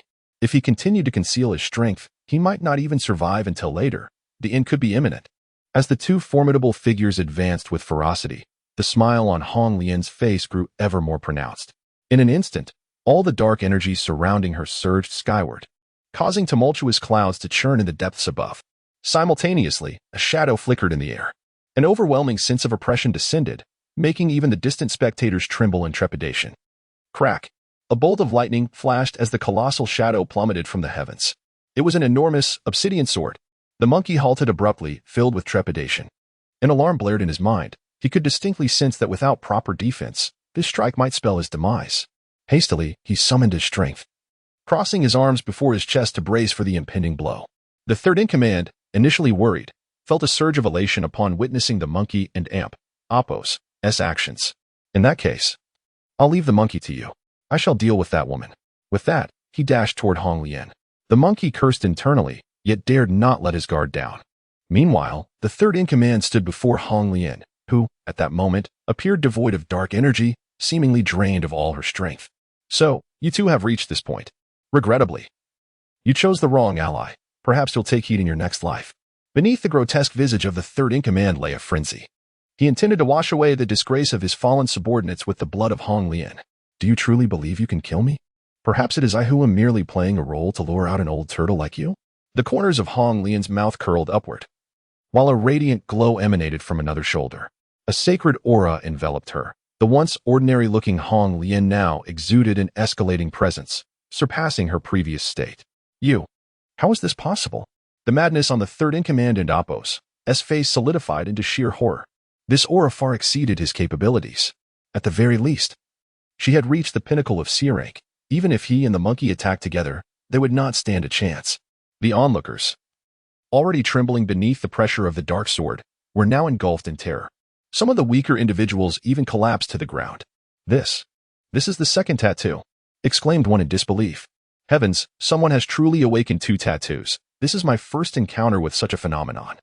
Gasps of astonishment filled the air as they realized the implications of such talent, recognizing her as an absolute powerhouse. Seems like the blood glove and black feather safe zone are doomed, murmured another, although skepticism lingered. The strength of these 2 prominent factions cannot be underestimated. If they unite, these 4 are destined for death. But will they truly sacrifice such a rare genius? A profound silence enveloped the crowd. Such a prodigy, even if there were past grievances, one would likely seek reconciliation. After all, every faction requires a few powerful entities to sustain itself. Should the pillars falter, the entire structure is bound to collapse. And Hong Lian was precisely that kind of talent. Damn it, I never expected you to have such a hidden trump card. But today, regardless of the circumstances, you shall still perish. The third in command finally succumbed to madness. His initial inclination had been to resolve the conflict, perhaps the chief would accept Hong Lian, recognizing her awakened dual tattoos. After all, while a son could be replaced, such a genius was hard to come by. However, upon sensing Hong Lian's murderous intent directed at him, he swiftly changed his mind. Whether the chief would choose to resolve the conflict was irrelevant. If he hesitated now, he would surely be the first to perish. Thus, he could afford her no opportunity. With this thought, the third-in-command unleashed a powerful punch, his arm muscles bulging to their limits. This strike represented the apex of his current strength. His colossal fist thundered toward Hong Lian, the disparity in size between them glaringly evident. Yet, she remained unfazed, her delicate arm merely waving lightly, her slender hand pressing against his fist. What appeared to be a gentle motion transformed with a flicker of light, summoning a colossal golden hand from the sky. The massive golden hand seized the third-in-command's fist. Realizing the peril, he did not withdraw his attack but prepared for a desperate struggle. Yet, the immense hand gripped his fist and mercilessly tossed him aside, left and right. With a series of resounding thuds, the once formidable third-in-command was reduced to a mere punching bag. Astonished gasps filled the air as all eyes turned to Hong Lian, now filled with dread. What manner of monster was she? Despite the third-in-command and Appo's apparent disarray, he had only sustained minor injuries. Hong Lian and Appo's gaze turned frigid. She did not wish to prolong the confrontation any further. Raising her hands high above her head, she summoned even greater pressure. As the third-in-command staggered to his feet, an icy shiver ran down his spine. Before he could react, another brilliant silver sword descended from the heavens. Boom! The black and white swords clashed, pinning both the monkey and the third-in-command beneath their weight, rendering them immobile. Having played long enough, it was time to conclude this. The murderous intent in Hong Lian's eyes flared as the sacred white light split in two, revealing the Night Wanderer tattoo once more. The monkey and the third-in-command, who had barely managed to withstand the attacks, could no longer hold their ground. Their bodies were forced backward in desperate attempts to escape. In an instant, both colossal swords pierced through their chests. The expressions on their faces were one of disbelief. How could this happen when there was still distance between them? Simultaneously, on another front, Yin and Su Ling had also dispatched their adversaries. The forces of the Blood Glove and Black Feather Safe Zone faced total annihilation. The entire arena fell into a deathly silence, with nearly everyone bowing their heads, unable to meet Hong Lian and Appo's gaze. Bufan, however, observed Hong Lian and her companions with a grin. Now that it is over, shall we descend the mountain together? Such trivial troubles are truly tiresome. Chapter 62. The provocation. As the conversation unfolded, Bufan had already taken the lead in descending the mountain, with the three women closely following in his wake. The previously congested crowd parted, silently observing the four as they made their way down. Once they had distanced themselves, whispers began to ripple through the crowd. What manner of killing god is this? Even the elite teams of the Safety Zone and Blood Glove fell victim to him. Indeed, the strength of the third chief and the monkey was comparable to that of C-grade aberrations, yet they had perished so easily. But do you think they will return? Return? Not a chance. They have thoroughly offended those two behemoths. Why would they return to meet their doom? Wait. That direction leads to the gathering place of the Blood Glove and the Safety Zone. They are not leaving. Suddenly, a voice rang out, drawing everyone's attention. It became evident that Bufan and his companions were heading towards the gathering area, specifically the heart of it, where the Blood Glove and Black Feather Safety Zone resided. What could they be planning? This question lingered in the minds of countless onlookers, who exchanged glances before resolutely following suit. A shared thought coursed through them. Something monumental was about to unfold. Moments later, Bufan and his companions arrived at the depths of the gathering area. In stark contrast to the bustling outer edges, this place was markedly quieter, dominated by two imposing courtyards. Kid, this is not a place for you. Get the hell out. A scornful voice interrupted as they prepared to advance further. Looking up, they beheld a muscular giant with arms crossed, his gaze toward Bufan brimming with disdain. The folks from Black Feather Safety Zone said you could leave, but we never said you could. Simultaneously, a cold snort echoed from the other side, accompanied by an unmistakable scent of blood. A group clad in crimson approached, brandishing large blades. You can leave, but leave those three girls behind. The burly men scoffed, spitting out a toothpick. The expressions of Hong Lian and her companions darkened immediately. In the next instant, a trace of demonic energy flickered around Hong Lian. With a mere wave of her hand, a blood hole appeared in the forehead of the man who had spoken, his demise swift and unnoticed by all. Hey, kid. Why aren't you leaving? Can't you hear what our boss said? The last few men turned their heads. their impatience evident as they noticed Li Bufan and his companions still standing their ground. They advanced with blades drawn. Yet as they passed the spot where the 4 burly men stood, those men fell to the ground, lifeless. "Boss?"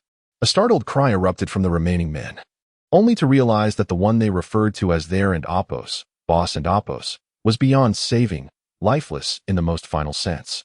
Fear etched on their faces, they abandoned their comrades and fled. Li Bufan, however, made no move to impede them, merely watching with a smile. Meanwhile, the guards of Black Feather Safety Zone, sensing the disturbance, rushed into the courtyard. Within half a minute, a multitude of figures poured out from the 2 courtyards, each face marked by vigilance, fixated on the still-standing Li Bufan and his companions. "Are you the ones here to stir trouble?" An emaciated old man emerged from the blood glove side, one eye concealed beneath a black patch. But his remaining eye glinted with malice. No one from the Black Feather Safety Zone stepped forward, their focus seemingly elsewhere.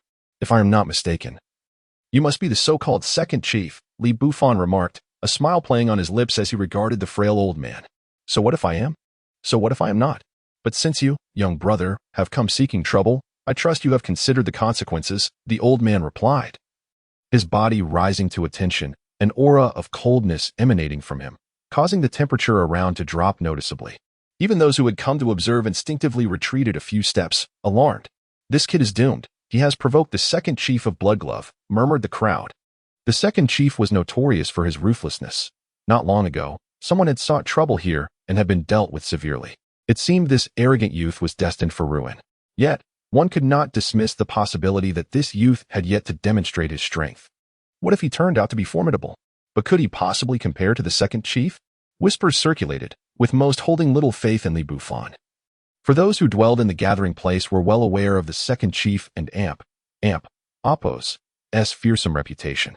As the conversation continued, a tattoo appeared in Li Bufan and Appos' palm.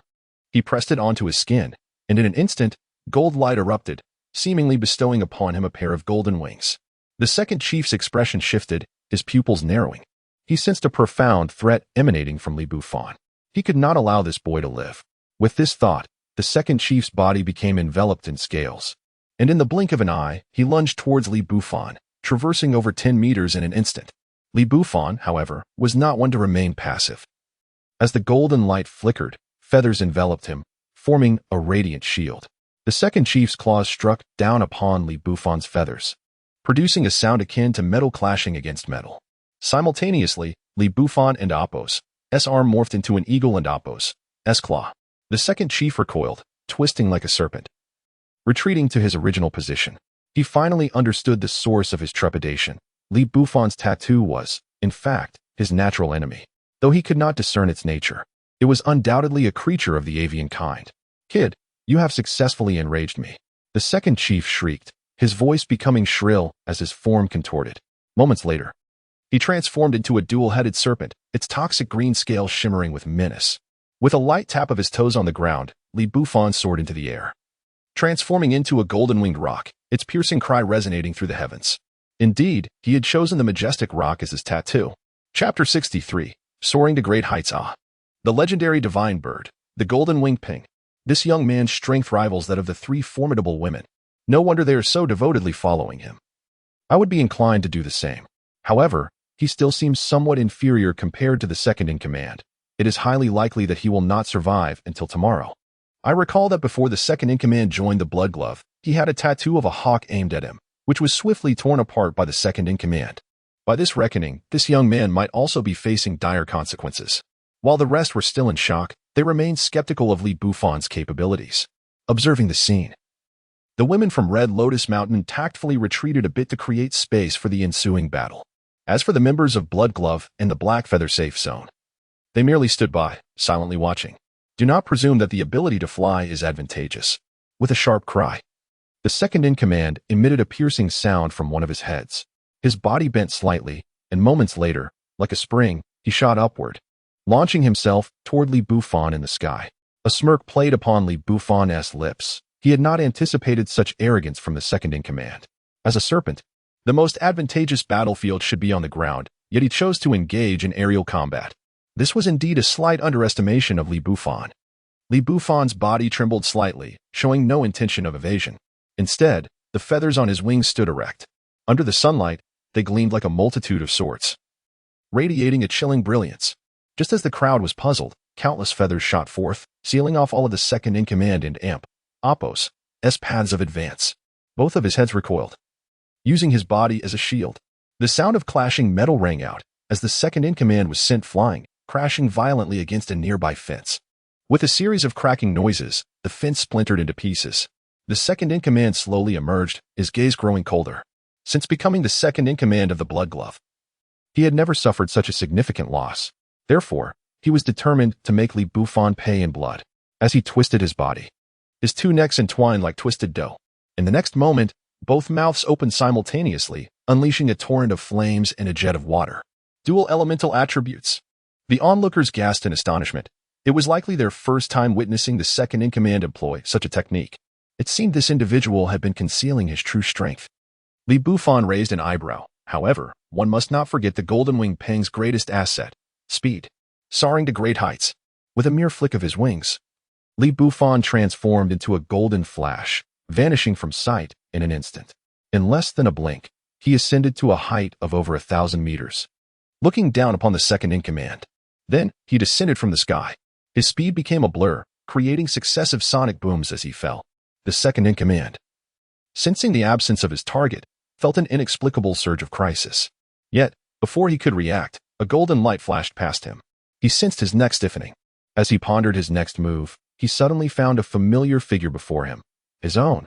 The second-in-command and Apos' eyes widened in shock, marking the last vestige of his awareness. His head fell to the ground, lifeless.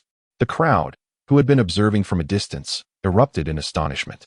They had been speculating how long Li Bufan could endure. Yet the second-in-command lay dead before their eyes. How could this be? This was the second-in-command of the Blood Glove. Just a week ago, I witnessed him single-handedly take down a C-class beast without a scratch. How could he have this strength? No wonder he had previously looked down upon the need to intervene personally. It seems that this time, the Blood Glove and the Black Feather Safe Zone are truly doomed. As whispers filled the air, the crowd cast sympathetic glances toward the members of Blood Glove and the Black Feather Safe Zone. The fate awaiting those individuals would undoubtedly be grim. Just as this thought crossed their minds, Li Bufan unfurled his wings once more. Countless feathers shot forth, raining down upon the densely packed crowd. The sounds of screams echoed as the members of Blood Glove and the Black Feather Safe Zone were mercilessly slaughtered without any means of resistance. Li Bufan had never known the meaning of sparing his enemies. Witnessing this, the remaining onlookers hastily fled, abandoning even their stronghold. Chaos erupted within the two large compounds. Minutes later, all that remained were lifeless corpses scattered across the ground, leaving behind a profound silence. "Let us depart," Li Bufan stated calmly, dispersing his tattoos as he continued his ascent up the mountain. After all, he had yet to find what he was searching for and would not leave empty-handed. However, the surrounding crowd erupted once more.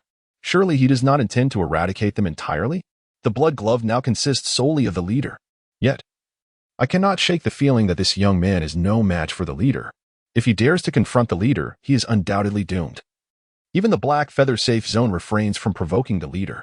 Some individuals who had previously maintained amicable relations with the Blood Glove cast malevolent curses, unbeknownst to Li Bufan.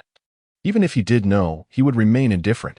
As he continued his ascent, countless spectators lingered a short distance behind, seemingly poised to witness the unfolding drama. Progressing onward, silence enveloped the group, as if they were intent on maintaining an unspoken balance. After more than 10 minutes, Li Bufan finally beheld the situation atop the mountain. It was far from the supposed flat ground. Instead, it was a bottomless pit. Strange sounds emanated from within.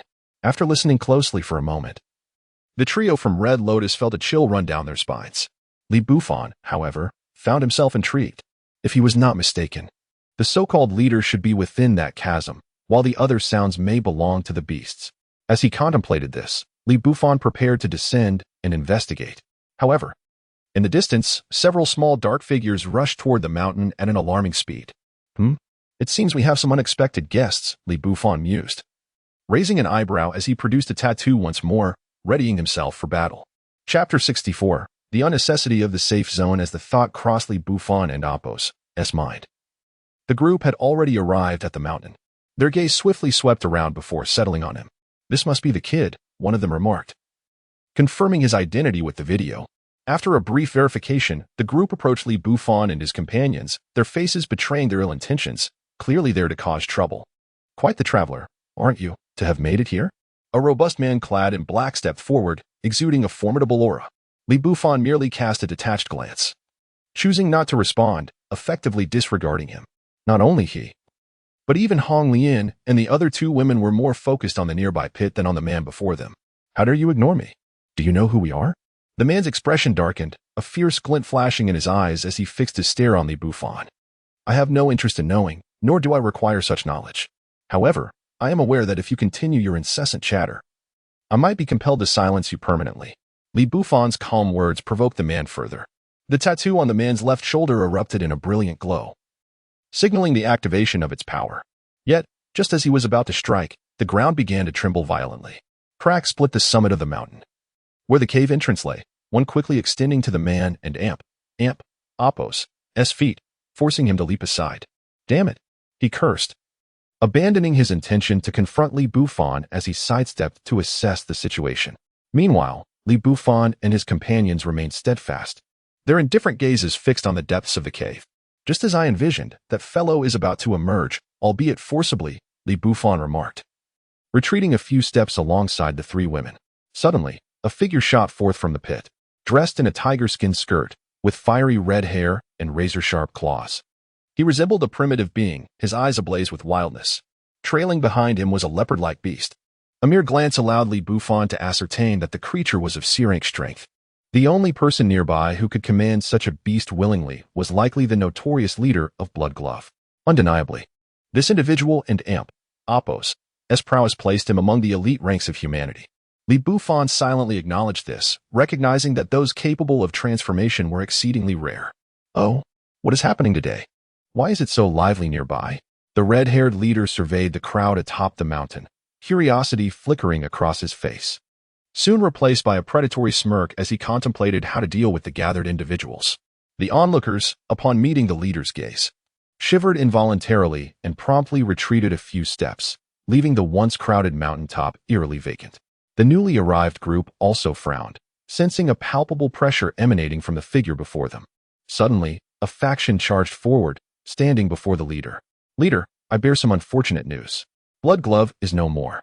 Not only that, but the base of our black feather safe zone has also vanished. The speaker and Apos' face was etched with fury. The leader and Apos' expression, which had been shifting, darkened with murderous intent upon hearing this. His aura exploded, causing nearby rocks to shatter under the force. Who did this? Those four.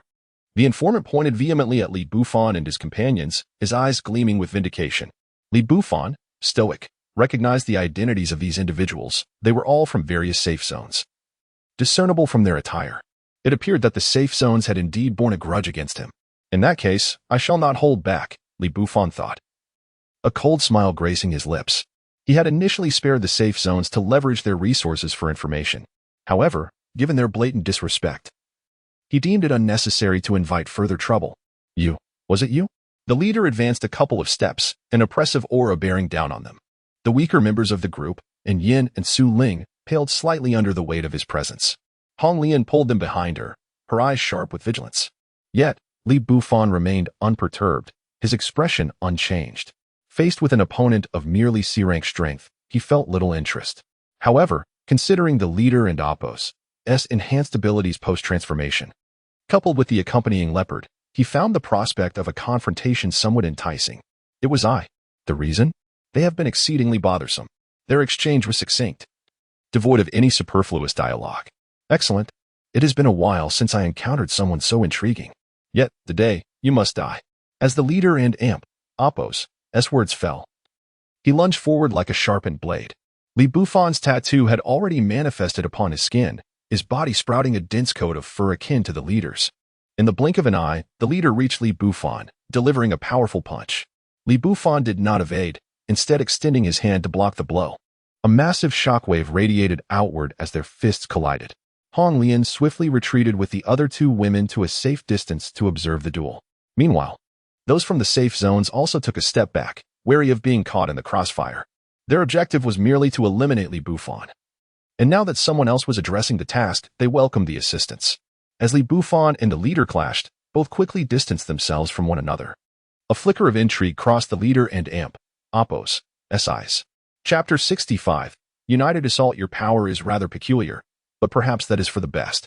After such a long wait, it is refreshing to finally encounter an opponent of some merit. An early demise would certainly diminish the thrill of the encounter.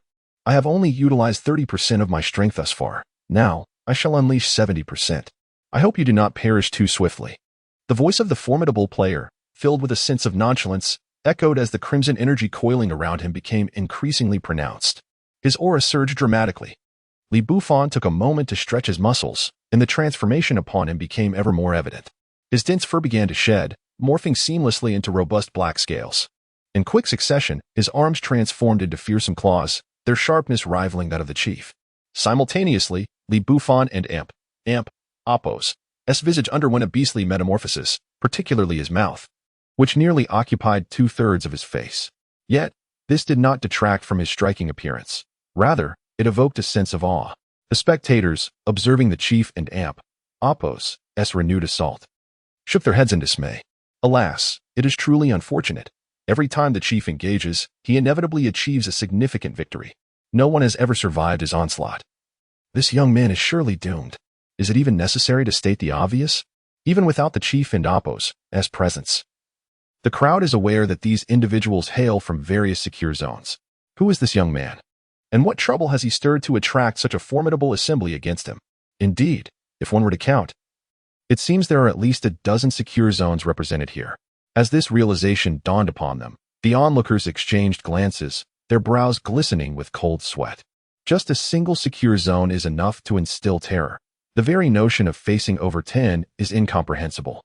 Thus far, even the entire Blood Glove gang lacks the confidence to challenge a secure zone. Otherwise, they would not still be congregating here. They would have already risen to dominate the shadows and secure zones alike. Yet, Bufan has managed to provoke more than a dozen. Is that not pure folly? But have you noticed? It seems the young man's tattoo has changed. Suddenly, someone observed the alteration in Bufan's tattoo, their eyes widening with intrigue. They distinctly recalled that his tattoo was that of the golden-winged roc. However, the current transformation bore no resemblance to the roc. Could it be that he possesses a second tattoo? Surely not. It was said that only the rarest of geniuses could awaken 2 tattoos in the early stages. The crowd exchanged glances, their previous certainty of Bufan's impending doom now tinged with a sense of mystery. The battle commenced, with the chief employing 70% of his strength in a calculated strike. However, Bufan stood his ground, a glimmer of mockery dancing in his eyes as he regarded the chief. Dark energy enveloped him, its hue more bizarre than the chief and Amp, Oppos' crimson aura. Suddenly, the chief's expression shifted, and with a tremor of his arm, he propelled Bufan away and retreated hastily. You can actually devour my power? The chief's demeanor fluctuated between anger and disbelief. Just moments ago, he had felt as though his strength had vanished into the abyss. Now, he realized that the source of this phenomenon was Bufan. I didn't end Amp, Oppos' expect you to catch on so quickly, Bufan smirked, revealing that he was channeling the tattoo of the gluttonous beast. Known in ancient lore to consume even the earth itself, the gluttonous beast devours everything. Any power ingested can be transformed into the beast and Oppos' own strength. Bufan, having invoked the gluttonous beast tattoo, was experiencing this effect as well. Damn it! The chief was incensed. Just moments ago, he had confidently proclaimed that Bufan should not die too soon. Now, it seemed the tables had turned against him. This loss of face ignited a fury within the chief. Meanwhile, the golden leopard that had been trailing him approached his side, and the chief's form fully morphed into that of a beastman. However, beneath his majestic fur, his tattoo remained obscured. Fortunately, Bufan paid little heed to this. His form twisted once more, and in a matter of moments, a colossal beast over 10 meters in height emerged, its head's mouth consuming 2/3 of its visage. Indeed, this creature was the embodiment of the gluttonous beast. Bufan transformed into the essence of the gluttonous beast, unleashing a roar that resonated from the depths of antiquity. The golden leopard and the chief seemed to be struck by some unseen force, their eyes flaring crimson.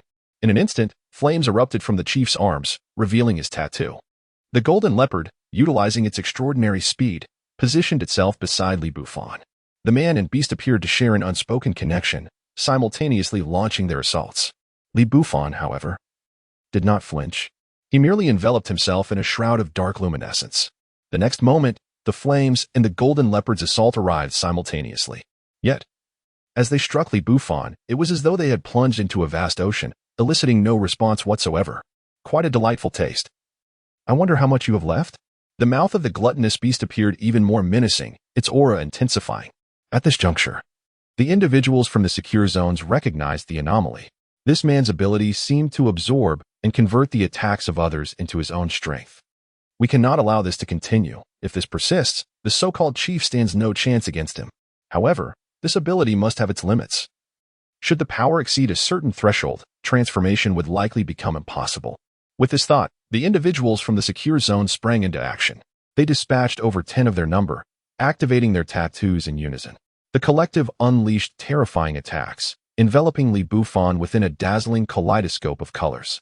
In an instant, Li Bufan's massive form was pushed back over 10 steps, nearly toppling from the mountainside. You have played your cards well. And perhaps you have indeed disowned part of the truth.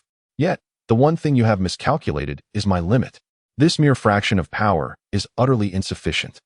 Li Bufan roared, as the very attacks that had just struck him were successfully converted. His form seemed to swell even larger.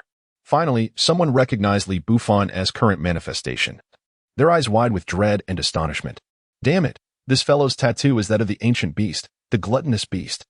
Chapter 66. Why engage in internal strife at such a time? Upon hearing these words, all present were left in utter astonishment. If there had been any uncertainty regarding Li Bufan's abilities, the mention of the devouring power made it abundantly clear. Li Bufan was voraciously consuming their strength. Realization dawned too late. His voice reverberated like thunder in their ears. A roar, reminiscent of ancient times, erupted, prompting everyone to instinctively cover their ears. Those observing from a distance were spared, but those who had launched an attack against Li Bufan were not so fortunate. As they ceased to wield their power, a dark aura began to envelop Li Bufan, and in an instant, an immense maw, formed from swirling demonic energy, materialized in the air. Devour. With that command, an overwhelming force surged forth. Those in the safety zone nearby found themselves lifted into the air, hurtling toward the gaping maw. No. A cry of despair echoed as the onlookers recoiled in horror. Dozens were drawn into the cavernous mouth, which began to chew with an unsettling crunching sound. The chilling reality of being consumed by a mouth conjured from demonic energy sent shivers down the spines of all who bore witness, though the mouth was but an illusion. The brutality of the act was undeniable, even causing the self-proclaimed ruthless leader to display a flicker of trepidation. Consequently, the members of the safety zone hesitated to strike again. Within mere minutes, several elite warriors from various bases vanished without a trace. Though over 200 had initially arrived, how many remained after Li Bufan's insatiable feasting? Moreover, with each consumption, Li Bufan's strength seemed to ascend to greater heights. It appears I underestimated you. Prepare to witness my unhinged side. As those words fell from the leader and Apos' lips, the atmosphere shifted palpably, fear etched across the faces of those surrounding him. They instinctively retreated, inching back until they were nearly out of sight. In the next heartbeat, the crimson aura surrounding the leader began to fade, only for the golden leopard beast to approach him, merging into his being as a radiant flash. With a feral roar, the leader transformed entirely into a beast, taking on the form of the golden leopard that had fused with him. Is this the beginning of life depletion? Observing the leader's transformation, Yi Xiu felt no trepidation, instead awaiting the unfolding spectacle with keen interest. The metamorphosis continued. A bony armor seemed to materialize from the leopard and Apos' back, encasing him in a fearsome visage. The onlookers from the safety zone collectively gasped, bewildered by the monstrous spectacle. What manner of creature is this? I can assure you, this is no mere tattoo ability. One of the safety zone members recalled that this was likely a power that merged with beasts, yet such transformations often led to the loss of reason. How does this differ from a beast? They fell into a ponderous silence, contemplating whether they could truly contend with such an entity, before they could further deliberate. The battle between Li Bufan and the leader commenced. Now transformed, the leader lashed out with claws, embodying the primal ferocity of a wild beast devoid of human thought. Yet Li Bufan chose not to evade but rather met the assault head-on. Upon impact, the leader was sent sprawling. In terms of sheer strength, he was no match for Li Bufan. Seizing the moment, Li Bufan swiftly closed the distance and struck the leader and Apos' head with tremendous force. The onlookers were left agape. The leader and Apos' transformed state was supposed to be the pinnacle of power, yet Li Bufan dominated him effortlessly. Was he concealing his true strength all along? A chill ran through the safety zone members at the realization that their previous attacks had merely bolstered Li Bufan. Act quickly. That fellow is on the verge of collapse. If he perishes, we will be next. In light of the dire circumstances, one from the headquarters stepped forward, fully aware of the orders from above. Failure to accomplish the mission would result in dire consequences, even if they managed to return to safety. They were left with no retreat. However, many in the safety zone were not of the same mind. Their expressions soured as they considered the repercussions of crossing such a formidable adversary. You brought this upon yourselves. We wish to offend such a terrifying being no longer. We shall take our leave. In an instant, half of the safety zone opted to withdraw. Casting cold glances at the headquarters personnel who had led them into this perilous situation. Prior to this day, many had been unaware of Li Bufan and Apos' true nature. Although they had suspected he was formidable, none had anticipated he would be utterly insurmountable. This was a calamity for them. Are you attempting to revolt? The leader of the group seethed with anger, taken aback by the descent at such a critical juncture. Is this not hastening our demise? You may represent the headquarters, but that is contingent upon your ability to secure support from the safety zone. Today, you have alienated us all. Do you truly believe the headquarters can endure? The other safety zone members, not lacking in intelligence, joined in the derision. Surprisingly, the leader found himself unable to mount a rebuttal. Meanwhile, Li Bufan had pinned the transformed leader to the ground. No, it cannot be. How could you possibly defeat me? The leader, now lucid, was filled with disbelief. Though he had succumbed to madness moments ago, his memories remained vivid. He recalled being thoroughly dominated. Li Bufan, however, had no inclination to respond. The colossal maw of demonic energy reappeared, swiftly engulfing the leader once more. After a bone-chilling cacophony of chewing, the leader's form vanished entirely. Chapter 67. The element of fire feeling the surging power within him, Li Bufan displayed an expression of contentment. He discovered that the strength devoured through the power of the Tao Tai was intrinsically his own, rather than a mere temporary enhancement.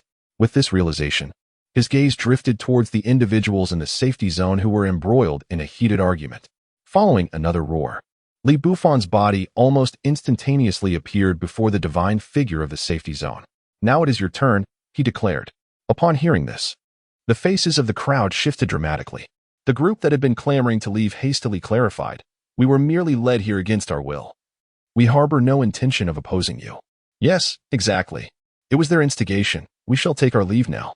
With these words, the group wore ingratiating smiles, casting fierce glares at their instigators before departing. Did I permit you to leave? Li Bufan's voice resonated after they had taken only a few steps. And what do you intend to do about it? The expressions of the individuals grew somber. They believed they could arrive and depart at will. Did they truly think the world was so accommodating? Since you have come, you shall remain, he asserted.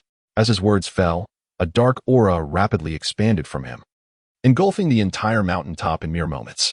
Ominous clouds gathered, shrouding the world in an eerie darkness. A terrifying Taodai, entirely composed of demonic energy, emerged. Are you not afraid of completely offending all of us in the safety zone? Finally, the individuals in the safety zone were stricken with fear. Terror gripped their hearts, and some could not withstand the pressure, collapsing to the ground. The sensation Li Bufan instilled in them surpassed even that of their formidable leader after merging with the beast. Even the leader and imp, Apos' complexion turned ashen. Perhaps, this time, they had truly encountered an insurmountable obstacle. His face was etched with bitter resignation under such immense pressure. Not only did he lack the will to resist, but he could scarcely muster the desire to flee. And what of the others? Their strength barely matched that of a sea-level beast, rendering them nothing more than ants easily crushed by Li Bufan. The Taodai, formed of pure demonic energy, opened its colossal maw, unleashing an incomprehensibly potent force of absorption, far exceeding what had transpired moments earlier. The mountaintop was devoured in a single gulp. The remaining 100 or so individuals possessed no capacity for resistance, swiftly consumed in an instant. Is that all it takes to resolve this? They gasped in disbelief. Who is this individual? I know those were beings from dozens of safety zones. What? Dozens of safety zones? Is he not afraid of his own demise? Forget it. We must leave. If he sets his sights on us, we are doomed. With these thoughts, the others were overtaken by dread. They had merely come to observe, not to wager their lives. Thus, without hesitation, they turned to descend the mountain, some even abandoning their gathering point entirely to hastily flee in the opposite direction.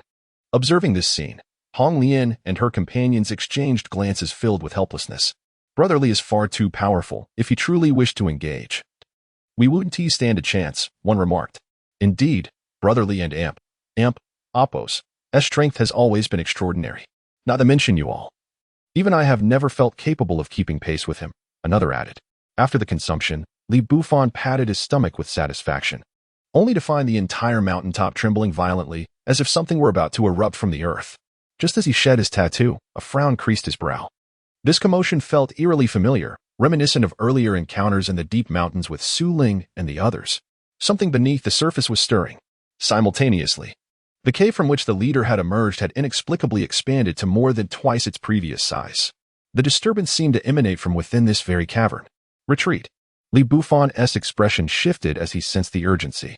He swiftly moved backward, with Hong Lian and her companions activating their tattoos to follow him to safety. Suddenly, a torrent of red-hot magma erupted from the ground. Following this, a figure enveloped in molten rock began to rise. Fire element? Bufan's face twisted in disgust. He had initially been astonished to witness a transformed leader, but he had not anticipated the emergence of a fire element in this locale. This is peculiar. It is too soon for such formidable entities to appear after the transformation. Could it be that the second phase of transformation has been expedited? A fleeting thought crossed Bufan's mind, accompanied by an urgent sense of foreboding. He felt compelled to hasten his pace. Otherwise, after the second phase of transformation, locating the others would become exceedingly difficult. However, he first needed to deal with this fire element. Resolving himself, a new tattoo materialized in his hand, which he promptly affixed to his body. In an instant, the surrounding temperature plummeted several degrees. This time, the tattoo he employed was not an elaborate one, but a straightforward ice-type tattoo. While elemental tattoos are generally weak, Bufan and Appos, as current power, at a level comparable to a B-level beast, allowed him to easily vanquish a fire element. With a single wave of his hand, the clouds that lingered above released a cascade of snowflakes. Countless flakes coalesced in the air, forming a blade reminiscent of ice. Gripping the icy blade firmly, he aimed it at the fire element, the magma-clad humanoid creature. Sensing the threat posed by Bufan, roared in fury. In an instant, the ground erupted with torrents of magma, swiftly enveloping the mountaintop. Thankfully, Hong Lian and her companions had retreated in time. Otherwise, they would have suffered severe burns from such an overwhelming surge of magma. The searing magma completely melted the ice blade, inflicting no harm whatsoever. Humph, Bufan scoffed, unfazed. This was merely a preliminary test. Now that he was certain, the real performance was about to commence. Chapter 68. The Feast of All Things. Bufan let out a cold snort, causing the ambient temperature to plummet. Countless snowflakes spiraled into existence, and in the blink of an eye, the mountaintop, once cloaked in lava, transformed into a pristine white expanse. How chilling. Is this truly the power of ordinary elements? Su Ling remarked, rubbing her hands together. Even Yin and Hong Lian released puffs of white breath, compelled to summon the power of their tattoos to envelop their bodies and fend off the cold. Typically, elemental powers, in their purest form, are deemed the weakest. However, this assessment is contingent upon one's inherent strength. Currently, Bufan's prowess was beyond even my comprehension. Even if his tattoos were feeble, it would hardly matter. Yin shook her head in resignation. It was somewhat embarrassing. While others might remain oblivious to the extent of Bufan's strength, the three of them, who had consistently lingered by his side, were no wiser. Unbeknownst to them, Bufan had already charged toward the fire element. As he reached out, his arm was encased in a layer of ice. Without hesitation, he grasped the fire element and hurled it to the ground. With a resounding crash, the fire element was obliterated. Yet, in the next moment, streams of lava surged forth, and the creature reformed itself. What a nuisance, Bufan mused, furrowing his brow. However, that was the extent of his concern. In an instant, the chill emanating from Bufan surged forth like a tidal wave. The entire mountaintop was swiftly encased in ice, leaving the fire element helplessly ensnared. Bufan delivered a powerful punch to the frozen creature, shattering it into countless shards. The battle concluded in mere minutes. And Yin, Hong Lian, and Su Ling approached the remnants of the fire element, their curiosity piqued. What is this, Bufan? Hong Lian inquired, with the other two joining in their intrigue. With a gentle smile, Bufan began sifting through the pile of fragments. This is called a fire element. To put it simply, it is akin to a mutated beast. However, these entities rarely appear at the onset of a journey, as they are far too formidable for novices. Typically, they emerge only after a year or so of mutations. It's perplexing how one appeared now. Of course, there are valuable items within a fire element. Aha! Found it. As he spoke, he unearthed a crimson, irregular gem from the debris. Brotherly, what is this? Yin inquired, her curiosity akin to that of an eager child. This is a precious item, the essence of the fire element. Its function is similar to that of a mutated beast's crystal core, yet its efficacy is significantly superior. It can vastly enhance the power of fire-based tattoos and may even lead to their evolution, though a considerable quantity is required. Bufan concluded, shaking his head in regret. For no one in their party possessed a fire-based tattoo at that moment. Thus, while the item held great potential, it would have to be set aside for now. Brotherly, there's something I hesitate to mention. Su Ling timidly raised her hand. Yes? Bufan responded, a flicker of curiosity in his eyes. I feel as though I might be able to absorb this, Su Ling stated. Bufan's eyes widened in astonishment, as did those of Yin and Hong Lian. This is not mere war. You can absorb it? He exclaimed, intrigued. In his previous life, he had not thoroughly examined Su Ling and Appos, as tattoos or understood how to enhance them. Now, it appeared that her treasure-seeking beast tattoo was far more formidable than he had anticipated. If she could absorb sufficient minerals, she might become a being with a myriad of combined abilities. Goodness, had he not possessed a plethora of tattoos, he might have thought himself inferior to Su Ling. For her talent was indeed extraordinary, almost otherworldly. Without further ado, Bufan handed the crimson gem to Su Ling. She began to absorb it as she had with the amethyst earlier. A soft, rosy stream of energy enveloped her, and within moments, the gem transformed into a colorless stone. Do you feel any different? Bufan inquired, scrutinizing her closely. Su Ling's eyes flickered with contemplation. After a moment of silence, she released her tattoo. Although it remained the treasure-seeking beast tattoo, its ability had shifted to that of amethyst armor. Yet this time, the amethyst armor exhibited no changes from before. Unexpectedly, Su Ling snapped her fingers, igniting a flame atop her fingertip. It seems this is all I can manage. The firepower still feels insufficient, she remarked. A hint of disappointment in her voice. However, the others and Appos, eyes sparkled with excitement.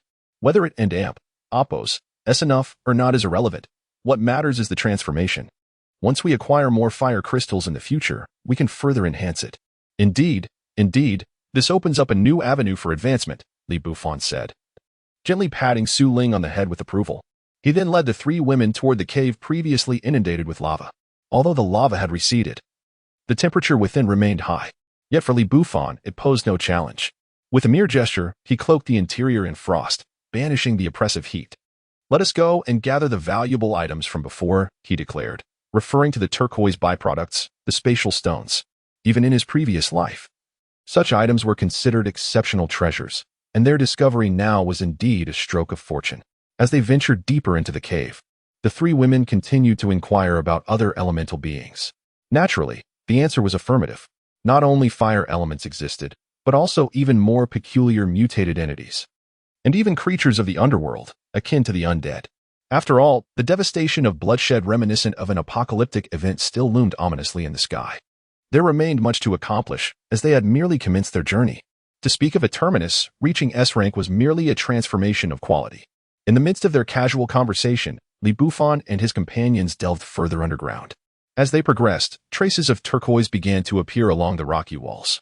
The deeper they ventured, the hues shifted from pure green to an enchanting blend, flecked with silver. Chapter 69, Uncertain Destination for the Space Stone. Bufan's eyes brightened as he hurried over. After sensing the energy within, he confirmed his thoughts. This was imbued with profound spatial power, which would prove invaluable in the future. Furthermore, such artifacts were exceedingly rare. Many turquoise mines might not even yield a single space stone. Thus, it was imperative to collect them all. With this in mind, Bufan unhesitatingly affixed another tattoo of the foolish old man. He had always selected tattoos for their utility, ensuring he had ample quantities of those he frequently employed. After all, what could be swifter for mining than the foolish old man and Appos, as tattoo? It was undeniably a mere tool. As Bufan continued to excavate, Su Ling began her absorption. Yet her pace paled in comparison to Bufan and Appos' relentless digging. It took the better part of half a day before Bufan finally ceased his efforts, having successfully extracted all the space stones. Naturally, the core of the mine was left for Su Ling to absorb.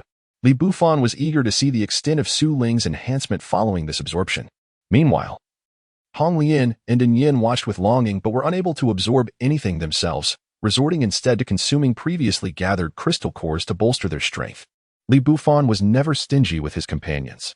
While he occupied himself, he occasionally indulged in a few crystal cores like snacks. Although these lower-tier cores held little significance for him, their sweet flavor was still a delightful treat. Bufan also collected a significant amount of turquoise. While it may not have been of great utility, who could resist the allure of possessing fine items? In future endeavors, once the civilization of mutated humans was established, selling such treasures would prove advantageous. As everyone waited, Su Ling finally completed the absorption of the mind's core. The previously absent violet crystal armor re-emerged upon her, while the light green patterns of turquoise vanished, replaced by silver-white markings representing the power of space. In comparison to all other attributes, this was undeniably elevated to an entirely new echelon. Brotherly, there seems to be something over there, Su Ling exclaimed. Her gaze fixated on the area where the core of the space stone mine had been located. The others turned their puzzled eyes toward the direction Su Ling indicated. However, it appeared unchanged, devoid of any discernible object. Su Ling, noticing their bewilderment, felt a pang of helplessness. She quickly stepped forward. While Bufan and Apos' expression abruptly shifted as if he had realized something. Wait, but it was too late. Su Ling had already touched what her eyes discerned. Bufan, unable to explain in time, swiftly conjured a block of solid ice to bind himself with Hong Lian and Yin, grasping Su Ling and Apos' hand. The three women remained puzzled as an overwhelming force of attraction surged toward them. A fissure tore open in the previously empty space, akin to a gaping maw, and the four of them were consumed within. Before they could utter a sound, a flash of light enveloped them, and they found themselves in an entirely new location, a dense jungle. There was no discernible danger in the vicinity, even the sounds of insects had vanished. Yet, it was precisely such tranquility that posed the greatest peril. Fortunately, Bufan had not dispelled the ice attribute tattoo, safeguarding them from potential ambushes in this unexpected scenario. After observing their surroundings for a moment, the three women gradually relaxed, albeit still perplexed. Where is this? Even Hong Lian and Apos' eyes exhibited traces of fear. That sudden experience had been akin to being devoured, especially the overwhelming sense of helplessness that could easily instill despair. Given a choice, they would undoubtedly wish to avoid such an ordeal again. If I recall correctly, that was the power left behind by the core of the space stone mine. This type of energy is distinct from ordinary power. Its primary function is transportation. For instance, we have no idea where we have been sent, Bufan explained. The three women finally grasped the implications. If they had separated at that moment, finding one another again would have been nearly impossible, especially in an era devoid of communication devices. The world was vast. Where could they possibly search for one another? However, I have no idea where we are, nor how far we are from our original location, Bufan remarked, glancing around helplessly. He had only heard of spatial teleportation in his past life, never having had the opportunity to witness it firsthand. Otherwise, he would have recalled it sooner, rather than waiting until the last moment to remember. Nevertheless, whether he understood it or not was irrelevant. They had intended to leave, and fate had fortuitously aided them. Yet, since Bufan needed to locate others, he could only do his utmost. The group began to explore their surroundings, wandering about. However, after over an hour of wandering, they found no way out. The forest was simply too expansive. They had not made any progress in a straight line. Moreover, it struck them as odd that, despite their search, they had not encountered a single mutated beast. This was decidedly peculiar. Suddenly, Bufan sensed something. His gaze sharpened, locking onto a particular direction, up the mountain, where a precipice loomed. A milky white mist began to spread outward from that very cliff. What is this? The three women, unable to suppress their apprehension, activated the powers of their tattoos, their faces betraying a hint of wariness. I'm not certain, but I feel that this mist poses no immediate danger, Su Ling replied, shaking her head slightly. And Yin remained silent, extending her hand thoughtfully, her eyes reflecting a flicker of contemplation. Something seems to be calling me from that direction. Upon hearing this, Bufan furrowed his brow. He could not recall any similar experiences, causing him to hesitate momentarily.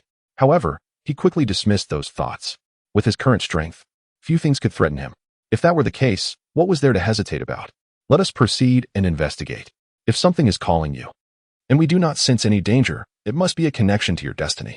Perhaps it will lead to a significant breakthrough in your power, he urged. Chapter 70. The Ruins? Submerged beneath. Listening to Li Bufan's words, Yin felt a surge of excitement. Without much hesitation, she proceeded towards the source of the call. Li Bufan and the others followed closely behind. After all, with him present, there was little cause for concern regarding danger, as it would likely be more of a thrilling experience than a perilous one. Soon, the four entered a dense fog. The moment they crossed the threshold, a chill enveloped them, as frigid as the cold emanating from Li Bufan's ice-themed tattoos. This place feels rather peculiar. Why does it seem like we might have lost our sense of direction? Hong Lian remarked, glancing around before turning back to find the path they had taken had vanished entirely. They appeared to be in a silent forest, where the only sound was their own breathing. Let us proceed. Where there is a will, there is a way. Let us secure the treasures first, Li Bufan suggested, casting a contemplative glance over his shoulder. He vaguely recognized this place but could not recall the details. However, that mattered little. What was significant was that something new appeared to lie ahead. As they focused their attention forward, they beheld what resembled the remnants of an ancient ruin not far away. Are there truly ruins here? Could this place have once been inhabited? An incredulous thought crossed their minds. It seemed improbable. The ruin appeared grand enough to suggest that it was built by someone of considerable means. Yet, the call that had beckoned them seemed to originate from this very location. The three women began to express their thoughts excitedly upon realizing the sound emanated from here, suggesting the potential for valuable discoveries. Caution, however, was prudent. Dangers might lurk within. While they discussed this, they kept their gazes fixed on Li Bufan, who, upon seeing the ruins, felt his eyes light up. He hadn't anticipated this location, but it dawned on him, new wonders had arrived earlier than he had expected. As he scrutinized the ruins, his conviction grew stronger. This site was one he had witnessed only 2 years into his previous life before it became known to the public. These ruins, of mysterious origin, housed relics from a distant past, perhaps even documents concerning awaken tattoos. Many had attempted to trace the origins of these ruins, but even to the day of Li Bufan's demise, no conclusive answers had been found. He speculated that these artifacts had arrived alongside the phenomenon of mutation and that more treasures would soon emerge in this world. After sharing his knowledge with the three women, they gazed at him in astonishment. Though they had their suspicions, they had not considered that ruins could also manifest alongside such occurrences. The tumultuous events accompanying their arrival had drowned out any other disturbances, leading to questions about the emergence of these ancient sites. Who could elucidate this mystery? It was no wonder that little research had been conducted on such phenomena. Does this mean there truly exist items that can enhance tattoos within? Yan's excitement intensified.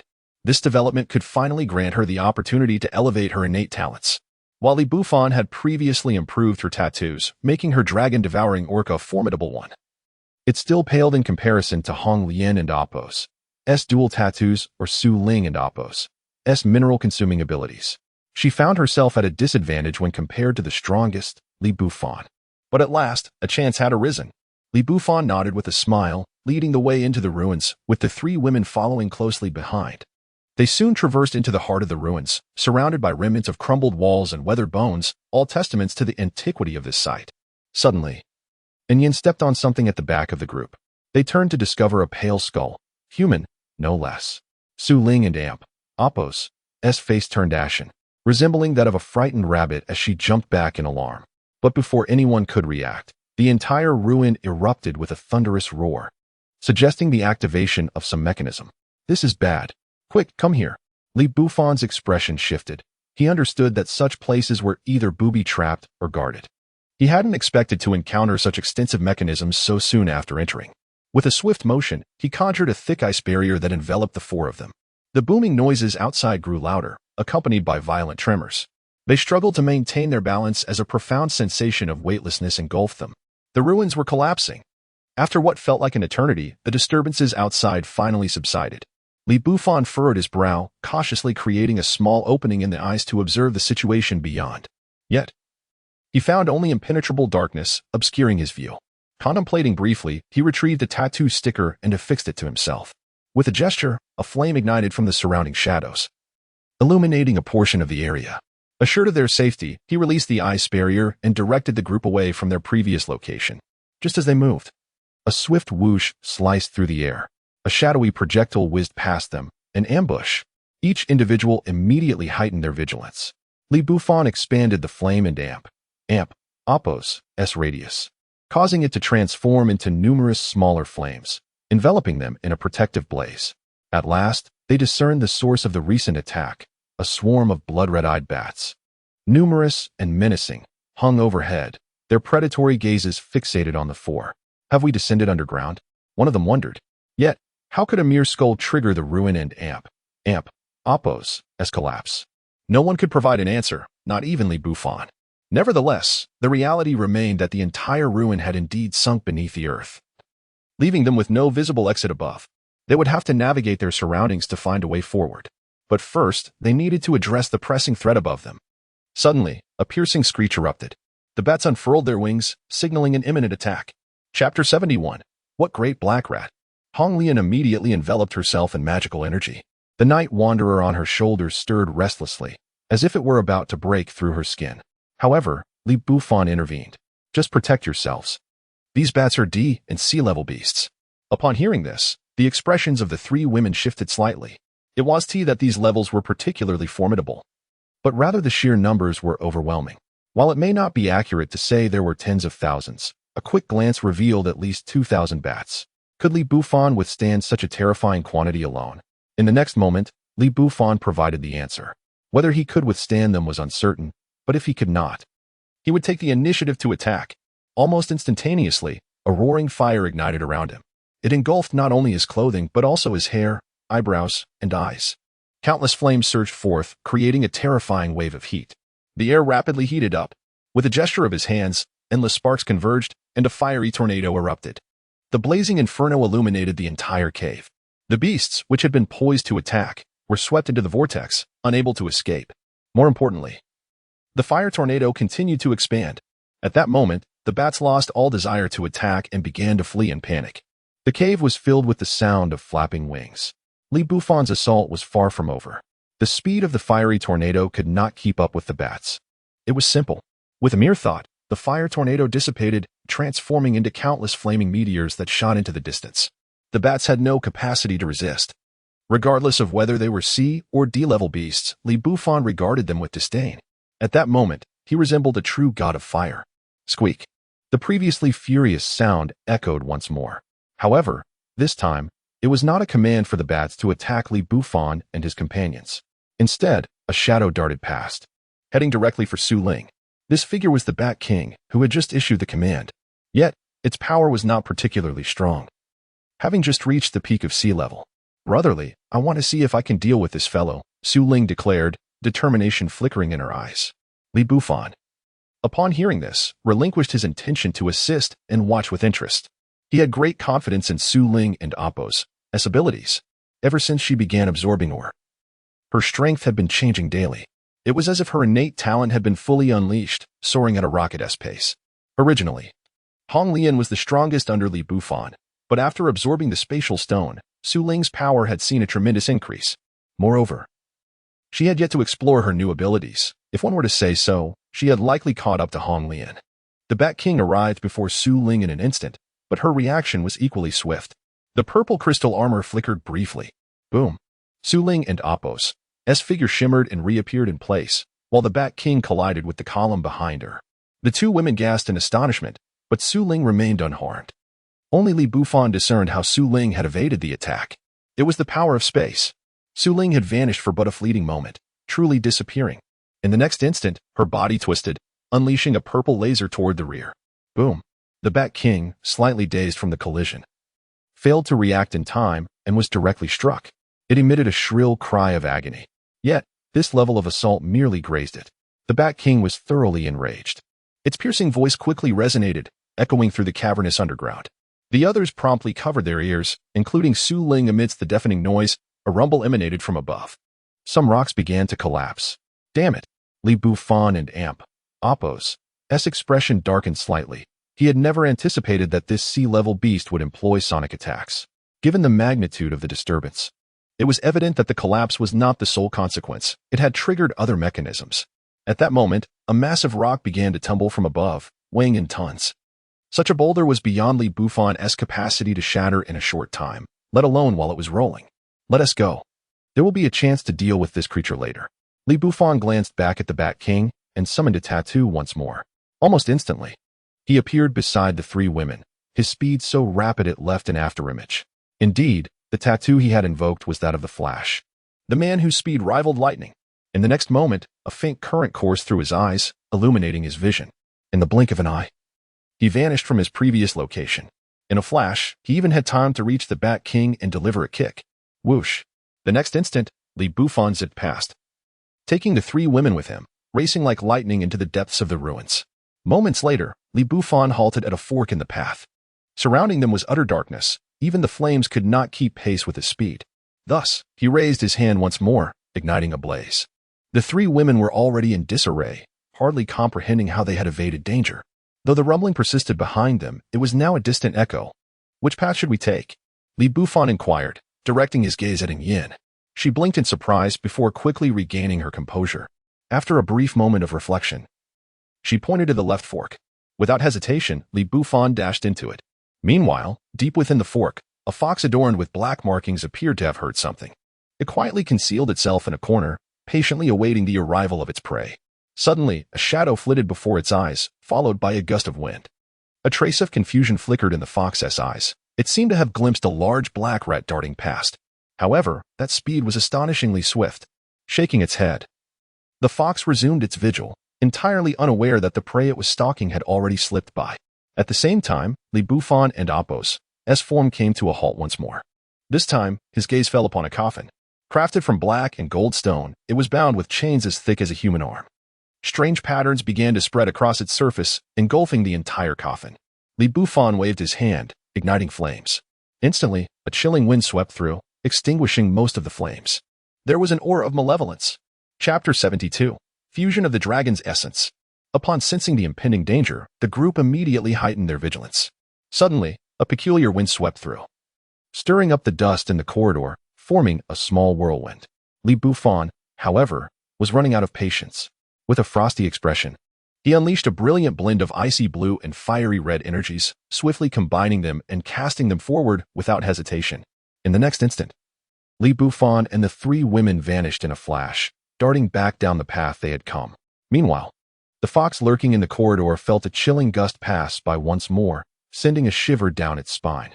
Once could be a mere illusion, but a second time raised questions. He certainly didn't, and Apos. He believed this place was devoid of peculiar happenings. Boom!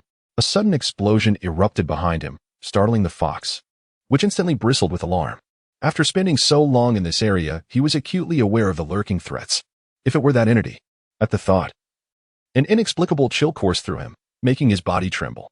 Just then, the previous shadow flickered past again. The fox was utterly undone. Once could be a trick of the mind, twice perhaps a coincidence, but a third time left no room for doubt. Without a moment's hesitation, he bolted toward the entrance, not daring to glance back. What the fox remained blissfully unaware of was that the source of his fear had already been obliterated by Bufan and Apos' explosive force. The shadow that had just darted back was none other than Bufan, who had heard the explosion. Upon their return to the chamber where the coffin had been stored, they were greeted by a scene of shattered stone strewn across the ground. The coffin had vanished without a trace, likely disintegrated under the terrifying dual forces of ice and fire. How utterly violent! Yin murmured in disbelief, prompting giggles from the other two women. Either face the consequences or hide away. Who else could we target if not him? Bufan felt no shame in his actions. He loathed anything that wasted his time. After scanning the vicinity for any remaining threats and finding none, he led the trio onward. This time, however, no further surprises awaited them. As they traversed the passage, they emerged into a vast cavern. The silence was palpable, even the sound of their breathing echoed clearly. With a wave of his hand, Bufan ignited a multitude of flames that illuminated the entire cave. The tension that had gripped the group eased as they observed that no dangers lurked within. There were no corpses, not even a trace of peril. The voice calling to me lies ahead. Yin exclaimed, her face alight with joy. The group followed her pointing finger to a chilling pool, from which wisps of mist rose. More significantly, they could faintly hear the resonant sounds of a dragon and Apos' roar emanating from within. At that moment, a pale blue dragon silhouette flitted above the cold pool, causing the temperature in the cavern to plummet. Frost began to rapidly spread around the pool, encasing the area in a glacial grip. Bufan furrowed his brow. His keen perception revealed that the dragon's essence within the pool was far beyond that of the previous serpentine creature. This was a true dragon. But why would a dragon appear here? Dragons are primordial spirit beasts, supreme among all creatures. given the current state of the world. It should be incapable of sustaining a dragon's existence. At least 2 years of mutated beasts would be required before a dragon could emerge. As Li Bufan pondered, the dragon's silhouette began to flicker erratically, seemingly attempting to break free from the confines of the pool yet unable to escape its boundaries. It exuded an icy aura, trying to capture the attention of Li Bufan and his companions. It appeared to beckon him closer, and Yan's eyes sparkled with curiosity as the tattoo on her back began to glow. Even her entire body started to emanate dragon scales. Li Bufan's expression tightened as he focused intently on the pulsating dragon essence before him, feeling an urgency but no other emotions. Go ahead, I will watch over you. Activate the tattoo if anything arises, he instructed, nodding slightly after a moment. And Yin and Apos' eyes glimmered with excitement, clearly thrilled yet mindful of Li Bufan and Apos' words. The tattoo manifested prominently as she cautiously approached the edge of the cold pool. As she stepped into the frigid waters, frost immediately enveloped her. The dragon silhouette glimmered with delight and surged toward her. Red Lotus and Su Ling gasped in alarm, their tattoos glowing as if ready to intervene. However, Li Bufan halted their advance, his gaze fixed on Yin. In the next instant, the dragon essence plunged into Yan's being. Gradually, a pale blue energy orb began to rise from the depths of the cold pool. Observing this, Li Bufan exhaled a breath of relief. It was indeed as he had envisioned. This was not a real dragon, but rather the essence of the dragon itself. As he spoke, Red Lotus and Su Ling exchanged curious glances, their eyes reflecting intrigue. After all, reaching this point was largely due to Li Bufan and Apos' efforts. Without him, they pondered their own survival, knowing that Yin might endure, but her parents would likely not. The essence of the dragon was akin to the crystalline core they had encountered, embodying the quintessence of its being. Additionally, dragons were believed to possess their own cores. While absorbing a core could enhance individual power, it would not bring about significant transformations. The essence, however, was different. If absorbed, it would not only strengthen the individual but also bestow merging attributes and more. Li Bufan elaborated on this, and the two women nodded in comprehension. It was akin to Su Ling's experience after assimilating the core of a mineral vein. As the group awaited the outcome, their gazes returned to the cold pool. To their surprise, Yin had completely submerged within, yet they could still see her tranquil visage through the crystal-clear waters, her scales shimmering brilliantly. In a brief moment, the original water-blue hue of her scales faded, replaced by a gentle sky blue. The fusion had begun. Chapter 73, Successful Fusion and Departure upon witnessing the unfolding scene. Li Bufan and his companions ceased their scrutiny of the cold pool. With the fusion now underway, there was little more that Li Bufan could contribute. The ensuing events would depend solely on Yin. Consequently, the three of them dispersed, preparing to search the surrounding area. After all, this vast relic was likely to contain far more than just the cold pool they currently observed. Since they had come this far, it would be remiss to overlook potential discoveries. As they scattered, each began to seek out noteworthy objects. Li Bufan's gaze remained fixated on a column that seemed to support the entirety of the cavern. Intricate inscriptions adorned its surface. While he could not comprehend them, he sensed that these engravings could be perceived through the exertion of power. Gradually, he channeled his energy into the column before him. Almost immediately, a soft white light flashed, and a wealth of information materialized in his mind. Whenever blood-red hues descended, it heralded the day of transformation. This world would progressively grow stronger and more resilient, its forms expanding in size. The spatial realm would extend beyond what was currently visible. After a considerable duration, Li Bufan opened his eyes, feeling as though he had gleaned insights that had eluded him in his previous life. He also discerned that the frequency of these transformations would steadily escalate until the world achieved its complete evolution. The power of tattoos would evolve into an innate ability for humanity, ensuring the survival of their race within this realm. More crucially, the stele recorded that the original dimensions of this world would also expand. For instance, the relic they currently inhabited had descended from other regions into this world. Furthermore, such relics were plentiful across the globe. Li Bufan suddenly understood why everything felt so familiar. It resembled scenes he had encountered in novels. The so-called revival of spiritual energy was, in fact, a resurgence of tattoos in his world. The more he pondered, the more exhilarated he became. He realized that what he had witnessed was merely a fragment of the greater picture, with even more wonders awaiting discovery in this realm. Meanwhile, Hong Lian and Su Ling, who were also exploring the vicinity, approached, each carrying crystals of various hues, brimming with immense power. These were the cores of extraordinary beasts. some even exhibiting energy levels classified as B-grade. Li Bufan paid little heed to the cores, allowing the two women to absorb them to enhance their own strength while sharing his newfound knowledge. At that moment, Yin, who was continuously absorbing the energies of the cold pool, began to undergo a transformation. The faint dragon scales that had merely shimmered before were now gradually morphing into a dragon-like form. Simultaneously, a soft white power enveloped her, forming a cocoon-like structure that completely encased her body. A pale blue pillar of light shot skyward, disintegrating everything it touched into nothingness. In the vast cavern, a passage materialized out of thin air. As the pillar of light emerged, the cold pool visibly diminished, its essence being absorbed entirely. The scales on Yin and Apos' exterior shifted from a muted black to a crystalline ice blue. Truly, the essence of the dragon had altered her attributes. Witnessing this transformation, Li Bufan could only marvel. Previously, Yin had merely been a black dragon, lacking the ability to harness the power of her dragon essence. Now, having genuinely fused with the dragon's core, her primary strength had transitioned from water to ice, although she retained her mastery over water as well. A flicker of unusual emotion crossed Li Bufan's eyes as he realized that the strength of the three women was rapidly approaching his own. Perhaps, after their departure, it would be time for him to focus on enhancing his own abilities. After what felt like an eternity, Yan's cocoon finally shattered, and an ice crystal dragon ascended. The chilling aura enveloped the cavern, dropping the temperature significantly.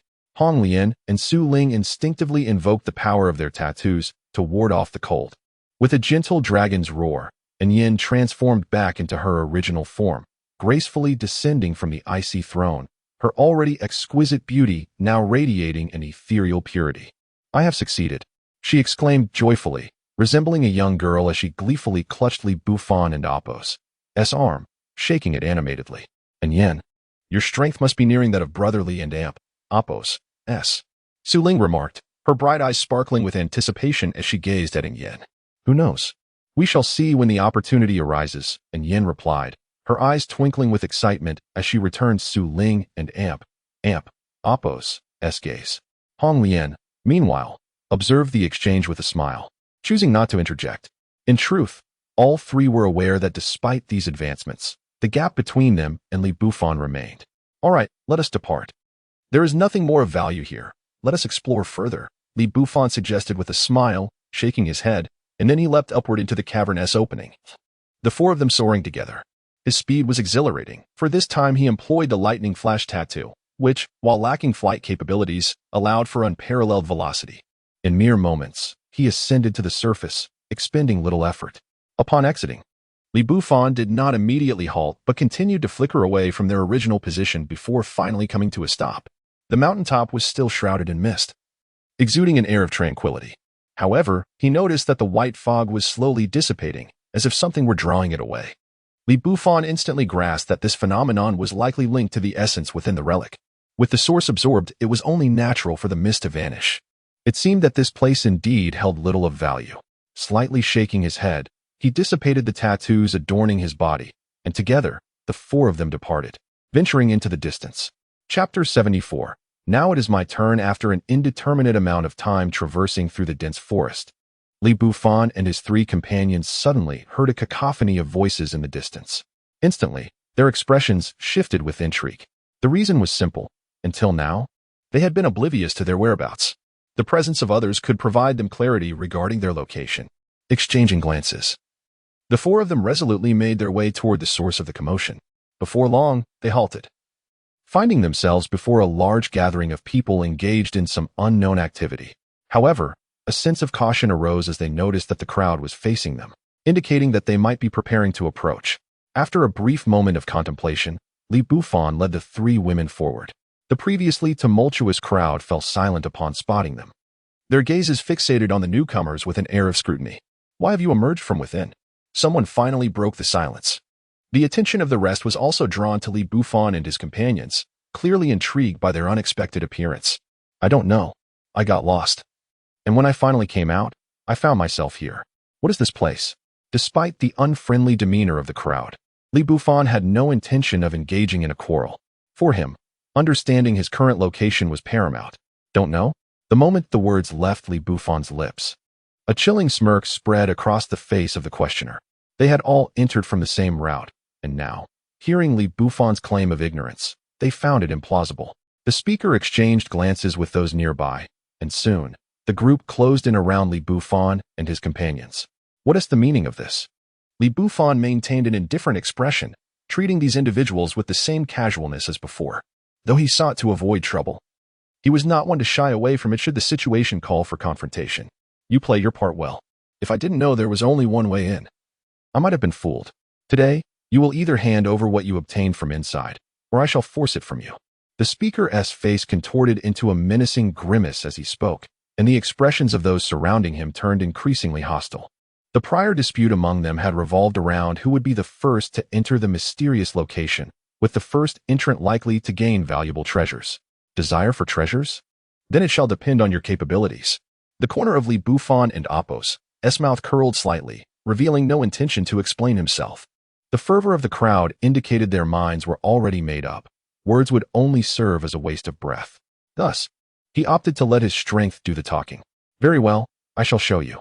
As he spoke, the speaker in damp Apos' form began to swell, transforming into a towering figure, his body rapidly adopting a verdant hue as muscles bulged forth. In mere moments, he had morphed from a slender man into a towering giant over 3 meters tall. The pressure of his presence palpable. The onlookers instinctively retreated, recognizing the signature green giant tattoo that adorned his body. Looks like we owe our thanks to those foolish enough to challenge him. Do you think this kid can withstand a punch from the boss? With that physique? He'll be reduced to pulp. They mocked, their disdain for Li Bufan and his companions evident. From the outset, they had dismissed them, and now they merely voiced their contempt. Yet Li Bufan's expression shifted slightly, not due to the taunts, but because the tattoo of the green giant resonated deeply with him. He had once wielded the same tattoo himself, finding its power exhilarating. However, he had never anticipated encountering another who bore it, especially since its ranking was no less than B-level, indicative of substantial potential. Shaking his head slightly, Li Bufan produced a tattoo sticker and affixed it to his own skin, then provocatively beckoned the giant with a flick of his fingers. The once smug expression of the green giant darkened upon witnessing the provocation. You have squandered your last chance to survive, he growled, lunging forward. The gargantuan figure leaped effortlessly, soaring several meters into the air. The strength of the green giant was indeed formidable, but Li Bufan remained unperturbed. To the onlookers, it appeared as if he had yet to summon the powers of his tattoo, simply extending a hand with an air of calm. A resounding thud echoed as the giant and Apos' fist struck downward, sending a cloud of dust billowing into the air. I told you, this kid won't even manage to take a punch. Indeed, the boss is simply too powerful. This lad is destined to be nothing but a smear on the ground. Ladies, do step back. You might not want to witness the ensuing carnage. The crowd continued to jeer, but as the dust settled, their voices were abruptly silenced, their expressions frozen in disbelief. For standing firm against the giant's colossal arm was none other than Li Bufan, his slender frame resolutely holding its ground, refusing to budge an inch. How was this possible? The green giant was engulfed in incredulity, fully aware of the sheer magnitude of his power. He could easily lift a ton of stone and had even torn apart cars in the past. Yet here stood Li Bufan, unyielding, having received his punch without so much as a flinch. At this realization, the green giant felt a wave of despair wash over him, his mind spiraling into chaos. How does it feel to be outmatched? Li Bufan taunted, a smirk playing on his lips. Now it is my turn. Chapter 75. Emotions are truly lost. As Li Bufan's voice faded, the green giant felt his arm forcefully pushed aside by an overwhelming power. In the next instant, Li Bufan flickered and vanished from his sight. A sense of dread enveloped the green giant's mind, and he instinctively attempted to evade, but how could he possibly escape? This thought had scarcely formed when a searing pain surged through his abdomen. In an almost instantaneous motion, the green giant was hurled backward, crashing violently against the rocks behind him, which split apart under the impact. Meanwhile, Li Bufan's form began to expand gradually, transforming from a seemingly slender figure into a towering giant exceeding 3 meters in height. His muscles bulged slightly, presenting an imposing figure reminiscent of a colossal stone statue. Cough. Young one, I underestimated you, the green giant exclaimed, his countenance darkening. Fortunately, his skin had turned entirely green. Otherwise, his grim expression would have been quite an unsightly sight. With a roar, he opened his mouth, and his body began to swell once more, now towering close to 4 meters. The redness in his eyes signaled that he had pushed his abilities to their utmost limits. Witnessing this transformation, A flicker of intrigue crossed Li Bufan and Apos' face. Even when faced with the formidable leader before, he had not felt such exhilaration. The previous leader, despite his immense power, had lost all semblance of human thought upon fully transforming, resulting in a brutish struggle devoid of any real thrill. However, the green giant before him possessed commendable talent. Though his strength was vastly inferior, the prospect of combat felt genuinely engaging. Die! The green giant bellowed, charging forward with a speed that rendered him a mere green blur. The distance of several dozen meters vanished in an instant. At last, this is the true strength of the boss. I told you that kid could never withstand such an attack. The boss must have been holding back. Yet, I must admit, this kid has some talent. What a pity he must perish here. So, does that mean all his treasures shall belong to us brothers? The eyes of his subordinates gleamed with excitement, clearly relishing the anticipated outcome. However, as their words fell, the previously charging green giant was sent reeling backward once more, this time with even greater velocity. Accompanied by a deafening crash, the rock that had merely cracked before was now utterly shattered. Finally, all onlookers stood in stunned silence, their expressions filled with disbelief as they gazed at Li Bufan. No one dared to fathom that their powerful leader had been sent flying twice in succession. If the first instance could be dismissed as the leader holding back, the second blow was undeniably earnest. Yet, the outcome remained unchanged, and the speed of his return was significantly greater. Lying amidst the rubble, the green giant wore an expression of utter despair. Acutely aware of the chasm that separated him from Li Bufan, regret began to seep in, questioning why he had provoked such a formidable entity. Even if Li Bufan possessed the treasures he coveted, what good would it do him if he were to lose his life in the process? Is anyone else inclined to step forward? Li Bufan's gaze turned towards the surrounding crowd, his expression a blend of amusement and challenge. Those whom he had regarded met his gaze with bowed heads, each feeling a tremendous pressure descending upon them as if a weighty force had fallen from the heavens. Are you jesting? Even our leader has been rendered disoriented. What could we, mere subordinates, possibly do? We must preserve our strength to collect his remains. Anything less would be utterly insubordinate. And you? Li Bufan's eyes shifted to the other two groups, those who had previously quarreled with the green giant. They, too, remained silent. Earlier, they may have entertained the notion of a collective assault, believing that even if Li Bufan were formidable, the sheer number of them would suffice. Yet, that confidence had now wavered. They knew that even if they combined their efforts, overcoming the green giant would require considerable effort. Yet, here was Li Bufan, who needed only 2 punches. The green giant remained prostrate, unable to rise. Approaching him now would be tantamount to courting death. Observing the silence enveloping the crowd, Li Bufan shook his head.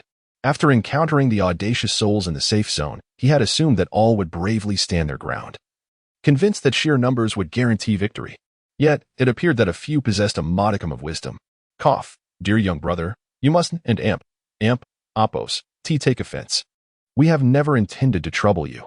It was that fellow acting on his own accord. Regardless of whether you have acquired something, it is undoubtedly your strength that has earned it. We harbor no ulterior motives. After a brief silence, the other two groups donned smiles, clearly not in high spirits, but compelled by the instinct for survival to express conciliatory words. Then, I would like someone to enlighten me on where exactly this place is. Noticing their compliance, Li Bufan chose not to pursue further retribution. He dissipated the energy of his tattoo and spoke leisurely. The remaining individuals exchanged bewildered glances, their expressions brimming with confusion. What was happening? The newcomer was asking them where they were. Could it be that Li Bufan and Apos' earlier inquiries were not mere pretexts? It dawned on them that he was genuinely lost. Pity tinged their gazes as they looked at the green giant, still sprawled on the ground in a daze. It seemed he had endured a senseless beating. After all, anyone would feel aggrieved if they were lost and approached for directions only to be met with accusations and demands for treasures. It was a miracle he had not been outright dealt with. Chapter 76, Yanglu Town in the red leaves observing the inaction of the individuals before him. Li Bufan narrowed his eyes slightly. In the next moment, the group that had just cast sympathetic glances toward the green giant suddenly regained their composure. Young brother, this is Saddle Ridge. We are adventurers from nearby towns. As for why we are here, there was a commotion in the mountains, and a beam of white light shot into the sky. That is when we encountered them, leading to this conflict. Upon hearing this, Li Bufan finally understood why these individuals were so aware of the treasures within. It was the radiant pillar that had erupted when Yin absorbed the dragon's essence. The mystery was unraveled. However, Li Bufan had no intention of providing any explanations. A hint of skepticism lingered in his eyes. as he had never before heard of the Saddle Ridge. Neither had the three women following him. Do you happen to know where the Saddle Ridge is in relation to Tianhai City? Li Bufan inquired lightly. The expressions on the faces of the individuals in front of him turned to confusion. We cannot say.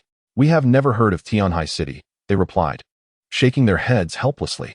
Realizing they were not deceiving him, Li Bufan understood that while people can lie, expressions and eyes cannot. This situation had become troublesome. He had assumed that even if they were transported, it would not be to an excessively distant place. Yet, it appeared he was mistaken, as they had ended up in an unfamiliar location. He could only ascertain that they remained within the borders of their own country, but beyond that, he was at a loss. With a soft sigh, he decided to accept his current circumstances. Regardless of where he found himself, enhancing his strength was undoubtedly essential. In that case, please guide us to the nearest town, Li Bufan said, waving his hand slightly. Observing that he was not angry, the person who had just answered him visibly relaxed. Fortunately, our search is concluding. Let us accompany you to the town, he said warmly, as the others made way. Just then, the previously disoriented green giant finally stood up unsteadily. His eyes held a complex intensity as he approached Li Bufan directly. Thank you for your mercy, boss, he said, and to Li Bufan's astonishment, he bowed before him. Taken aback, Li Bufan wondered, what does this mean? I, Hao Miao, once declared that whoever could defeat me would earn my respect as my boss. You have proven your strength to me, and henceforth, you shall be my leader. Will you not pay your respects to your new boss? With that, Hao Miao turned to glare at a few of his loyal followers. Greetings, boss, the followers chimed in, approaching in acknowledgement. The other two factions observed this scene with wide eyes, their expressions shifting to surprise before quickly reverting. Li Bufan remained stunned, unable to fathom that merely exchanging a few blows resulted in a new group of followers. He had no intention of establishing his own faction, at least not for the time being. He knew that once he gained sufficient strength and influence, forming his own faction would be necessary. With this thought in mind, the light in Li Bufan's eyes flickered subtly. Your current strength is insufficient to be my subordinate. We shall see how you perform in the coming days. And if you impress me, I may make an exception, he said, waving his hand as he began to walk forward. Hao Miao showed no signs of resentment. Instead, his face radiated joy. Thank you, boss. With that, he eagerly followed. The other two factions promptly brought their followers along as well, and the group made their way toward the surrounding towns. As they traveled, Li Bufan inquired about the local situation. It was striking how similar this place was to Tianhai City. Powerful individuals naturally gathered together, forming new factions, particularly in Yanglu Town, where Hao Miao and his companions resided. A gang known as the War Wolves dominated. Even Hao Miao was merely a minor figure in the face of this gang, as their leader had ties to a larger background in a nearby city. Thus, despite having greater strength than the War Wolves, the townsfolk dared not provoke them. For offending such a gang was a trivial matter compared to incurring the wrath of even more formidable forces. Intrigued, Li Bufan considered his ambitions. His aspirations lay far beyond Yanglu Town. It was merely a temporary stop on his journey. He envisioned himself in larger cities, where he could encounter more people and seek out the many cherished companions he had yet to find. Only in the grander urban landscapes could he gather information on their whereabouts. Moreover, there was a notable absence of safe zones in this region. A powerful faction known as the Red Leaves had gained notoriety, yet no one knew how they had risen to prominence. Shortly after the upheaval, they appeared in various towns and cities, including Yanglu Town, but their true nature and the affiliations of their subordinates remained a mystery, far more enigmatic than the operations of any safe zone. Li Bufan found himself increasingly captivated by this place. If the safe zones held no significance in his eyes, the Red Leaves sparked a profound curiosity within him. The surrounding mountainous terrain suggested an abundance of resources. Crystals and ores were plentiful in the mountains, facilitating the enhancement of strength. Lost in contemplation, he soon found himself standing before a small town. Boss, this is Yanglu Town, one of his companions announced. Chapter 77, The Wolf Warriors? Annihilated the moment Hao Miao caught sight of the distant town, his eyes sparkled with excitement. Boss, you're back. As he stepped into the town, a throng of people swiftly surrounded him. In the midst of the crowd, Hao Miao radiated pure joy. Come. From today onward, let me introduce you to a new boss. This new boss is far more powerful than I am. Under his leadership, you will undoubtedly enjoy a life of abundance. With that, Hao Miao took a couple of steps to the side, initiating the introduction of Li Bufan. Li Bufan, however, was rather helpless regarding this situation. Yet, Having contemplated the establishment of his own influence, he found himself somewhat receptive to the idea. He even glanced around, nodding in mild satisfaction.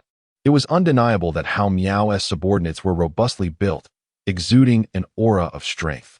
Notably, as they listened to Hao Miao introduce their new boss, there was no trace of the expected reluctance. Instead, their faces were painted with curiosity, particularly when they heard Hao Miao profess that Li Bufan was even stronger than him. Admiration radiated from their expressions. Enough standing around. Instead of wasting time, let us enhance our strength. Observing Hao Miao's incessant chatter, Li Bufan waved his hand dismissively, releasing hundreds of radiant shards. Just as Hao Miao and his subordinates were still in stunned silence, someone gasped, "Crystal cores." Indeed.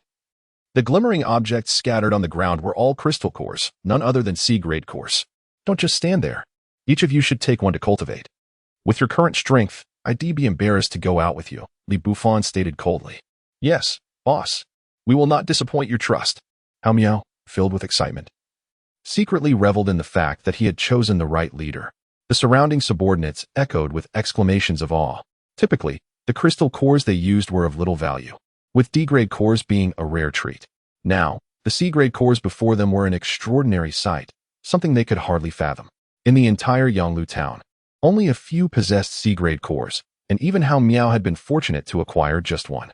It was not due to their lack of strength that they couldn't and oppose to obtain more. Rather, C-grade beasts were elusive, making it nearly impossible for them to capture one. Thus, only the wolf warriors had the prowess to hunt such formidable creatures. Yet here was Li Bufan, effortlessly casting aside hundreds. This clearly showcased the magnitude of his strength. Thank you, boss. We will not let you down. Each of Hao Miao and Amp, Oppo's subordinates picked up a core, their faces glowing with fervor. If their earlier acknowledgement had been superficial, it was now deeply rooted in admiration. The generous offering from their new leader was simply overwhelming.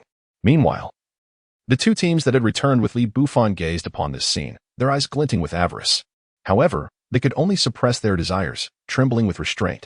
If they had previously been unaware of Li Bufan's capabilities, it was now abundantly clear that he was not someone they could provoke. Regret gnawed at them for not having humbly addressed him as boss earlier. Perhaps they too could have shared in the rewards. Haha. With so many C-grade cores, Hao Miao, you can no longer claim you lack the funds for protection fees. At that moment, a brash voice interjected. A group of about 10 individuals approached, their eyes filled with greed and arrogance, clad in blood-red attire that bore the insignia of the wolf warriors. Hao Miao and Amp, Oppo's expression darkened, his eyes flashing with murderous intent. Humph. With our strength, we don't need the wolf warriors for protection, he retorted defiantly, refusing to grant them any respect. The opposing group, however, remained unperturbed, their faces adorned with mocking smirks. Oh really? Without the wolf warriors, are you certain you could establish a foothold in Yanglu town? The leader of the wolf warriors sneered. Hao Miao's expression grew increasingly grim, yet he refrained from countering. So, hand over the protection fee. I won't ask for much, just half. The rest you can keep for yourselves. As he spoke, their gazes grew ever more avaricious, fixated on the C-grade cores, nearly drooling with desire. Hao Miao turned his gaze towards Li Bufan. What do you think you are? Ignoring Hao Miao and Oppo's look, Li Bufan and Oppo's intentions were unmistakable. In 3 minutes. I do not wish to hear anyone boasting. Then come with me to the wolf warriors. I wish to see just how arrogant they truly are. Upon hearing this, excitement illuminated Hao Miao's face. The earlier gloom vanished, replaced by a fierce bloodlust. Did you hear that, brothers? These scoundrels have gone too far. It is time they learned the meaning of strength. In unison, over 100 individuals stepped forward, activating their tattoos. As Li Bufan had surmised, these tattoos were predominantly related to strength, be it designs of primates, bears, or pure enhancements of power. Some even bore marks from special races. Witnessing this, Li Bufan felt a surge of satisfaction. Are you plotting a rebellion? Let me warn you, should you dare to strike today, you will all perish here, including him. The leader of the opposing group glared viciously at the composed Li Bufan. Daring to threaten the boss? Seeking death, Hao Miao roared, his physique swelling as he prepared to confront the leader.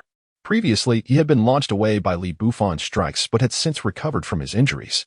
Now, he charged forward, delivering a powerful punch at the leader. In that moment, fear flickered in the leader's eyes. He realized that Hao Miao was genuinely serious this time.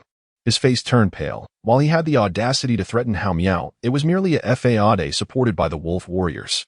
In terms of genuine strength, even 10 of him would not measure up to Hao Miao alone, let alone the 100 subordinates behind him. Chapter 78. Well done. Now hand it over to me, kill me, and you shall surely meet a most dreadful end. In the final moments, the members of the Wolf War Gang continued to struggle desperately. However, Hao Miao showed no intention of sparing them. He stepped forward and delivered a powerful punch. The remaining henchmen surged forward as well. It was not even 3 minutes before these men were utterly vanquished. Let us go? Now we must see just how formidable the Wolf War Gang truly is. Li Bufan nodded with satisfaction, for this was precisely the kind of subordinate he desired.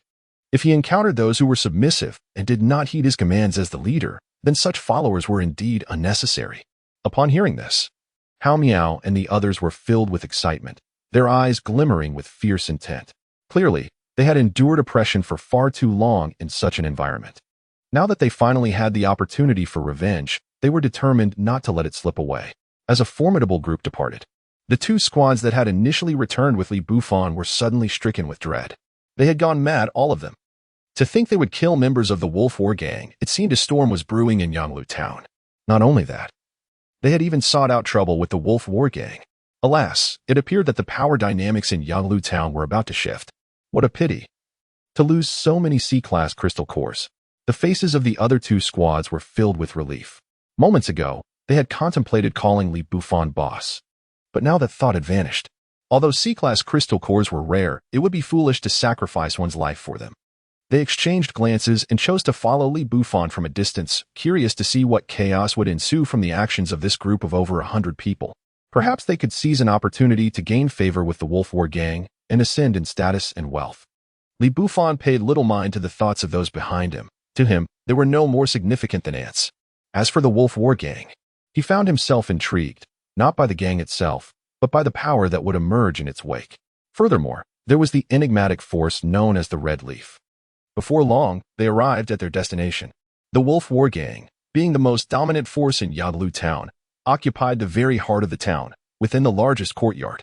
There were no guards at the entrance, indicating their confidence in their strength and their belief that others would not dare to offend them. Just as Li Bufan and his group arrived, several individuals sauntered out of the courtyard. Upon noticing the large crowd gathered outside, they halted abruptly. "What are you doing?" The voice dripped with palpable impatience. "Clearly, we have come to take your lives," Hao Miao replied with a cold chuckle, stepping forward. His physique suddenly enlarged, transforming into a green giant once more. Upon hearing the menacing tone, the individuals instinctively took a few steps back, their expressions turning grave. However, after glancing at the crowd, they smirked mockingly. "I wondered who it was. It turns out to be Hao Miao, the one our boss nearly beat to a pulp last time. What brings you here today? Are you ready for another thrashing?" As he spoke, one of them leisurely pulled out a cigarette and lit it. His nonchalance in the face of over 100 people revealed just how arrogant the Wolf War Gang truly was. Yet, the present moment was vastly different. Hao Miao was not here to turn a blind eye. With a disdainful snort, Hao Miao stepped forward and threw a punch at the ugly face before him. With a sickening thud, the immense force shattered the man's skull, splattering blood and brain matter across the ground. The nearby individuals were also doused in blood. In an instant, the scene fell silent, the metallic scent of blood permeating the air and heightening everyone's senses.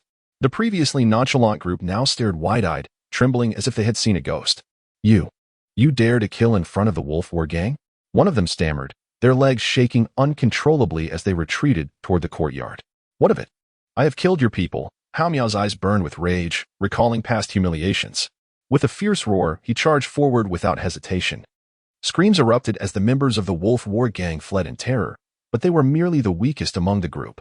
How could they possibly stand against Hao Miao? Within mere minutes, the 7 or 8 who had emerged earlier lay sprawled across the ground, some even dismembered. The blood-soaked path rendered the surroundings eerily quiet. The 2 squads trailing Li Bufan stood in stunned silence, while those who had ventured out to witness the commotion wore expressions of sheer terror. How dare they? This was the Wolf War Gang. It was over. Yanglu Town would soon be drenched in blood. They were doomed. And they feared they would be swept into the calamity as well. Such misfortune. Everyone should flee quickly, lest it be too late. The faces of the crowd reflected their horror, their gazes toward the Wolf War Gang's domain filled with dread, as if they were gazing upon a demon. Just then, The commotion had drawn numerous footsteps from within the courtyard. Li Bufan, however, paid no heed to the noise. Instead, admiration gleamed more intensely in his eyes. He stepped forward and gently patted Hao Miao's shoulder. "Well done. Now, allow me to take over." With that, Li Bufan casually strolled forward, hands in pockets. In no time, he had entered the domain of the Wolf War Gang. The individuals who had been prepared to flee stood frozen, eyes wide with disbelief. Wasn't this man simply courting death? Yet, those who had intended to leave now found themselves intrigued, pausing to watch what fate awaited Li Bufan.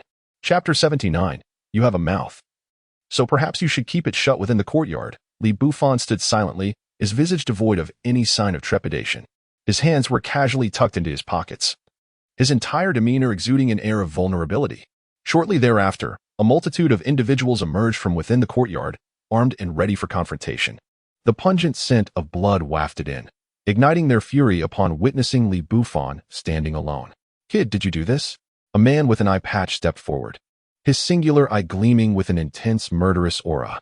A mere glance from him caused several onlookers to retreat in fear. "Is it important?" Li Bufan replied languidly. "Does it not matter?" The one-eyed man narrowed his gaze.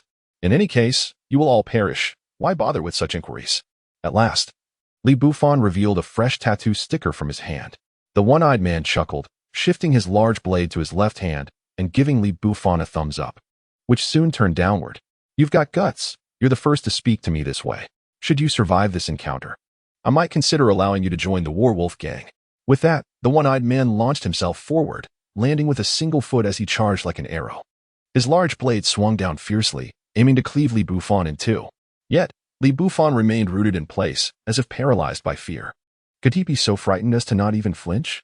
Murmured the onlookers. "I thought he was formidable for daring to enter the War Dragon Gang's courtyard alone. But he seems merely a reckless youth. Let us go, or we might find ourselves next." They sighed collectively, hastily retreating. Clang! In an instant, a sound akin to metal clashing rang out, drawing everyone and Amp, Appos, S gaze back. The one-eyed man and Amp, Appos, S blade had halted mid-air, with Li Bufan and Amp, Appos, S two fingers astonishingly stopping its descent. Gasped. A collective intake of breath echoed through the crowd. Even the one-eyed man's expression shifted to one of grave concern. As the second in command of the Werewolf Gang, he was the strongest presence aside from the leader. Although he had not exerted his full strength, he had put forth 50% of his power. Yet here was Li Bufan, stopping it with merely 2 fingers. Impressive, yet insufficient, Li Bufan remarked lightly, applying a subtle force with his fingers. With a crack, the blade capable of slicing through iron shattered into pieces. The sound resonated like thunder in everyone and Appos' hearts. Every witness stood in stunned silence. The one-eyed man retreated hastily, his eyes ablaze with uncontainable fury as he discarded the remnants of his broken weapon. "Very well, indeed," came a calm voice, causing the members of the War Dragon Gang to step back in unison. Those familiar with the second-in-command understood that his calmness only fueled the rage simmering within him. Boom. Suddenly, a powerful aura surged upwards, scattering dust around them. The one-eyed man transformed, sprouting white fur as he howled towards the heavens, morphing into a formidable white wolf. A crescent moon insignia shone brilliantly upon his forehead. The Silver Moon Wolf King? Li Bufan's eyes sparkled with recognition, such a beast he had encountered in his previous life. A leader among wolves. To encounter one now was unexpected, though regrettably, the one-eyed man's strength was somewhat lacking. The Silver Moon Wolf King lunged at Li Bufan, its form a blur of white. In an instant, Li Bufan and Appos' muscles swelled as he activated the ancient giant ape tattoo, enhancing his own strength. Soon, he towered over 3 meters, black fur sprouting forth from his skin. Seizing the moment, the wolf darted behind him, striking with a claw aimed at his head. Yet, Li Bufan and Amp, Appos' black fur proved as resilient as steel. The claw merely grazed him, creating sparks but inflicting no harm. Li Bufan grinned, turning to seize the wolf and Amp, Appos' paw, and slammed it into the ground. The earth cracked beneath the force of the impact. With a slight contraction of its gaze, the wolf, displaying ferocity, snapped its own claw free from Li Bufan's grip, leaping away.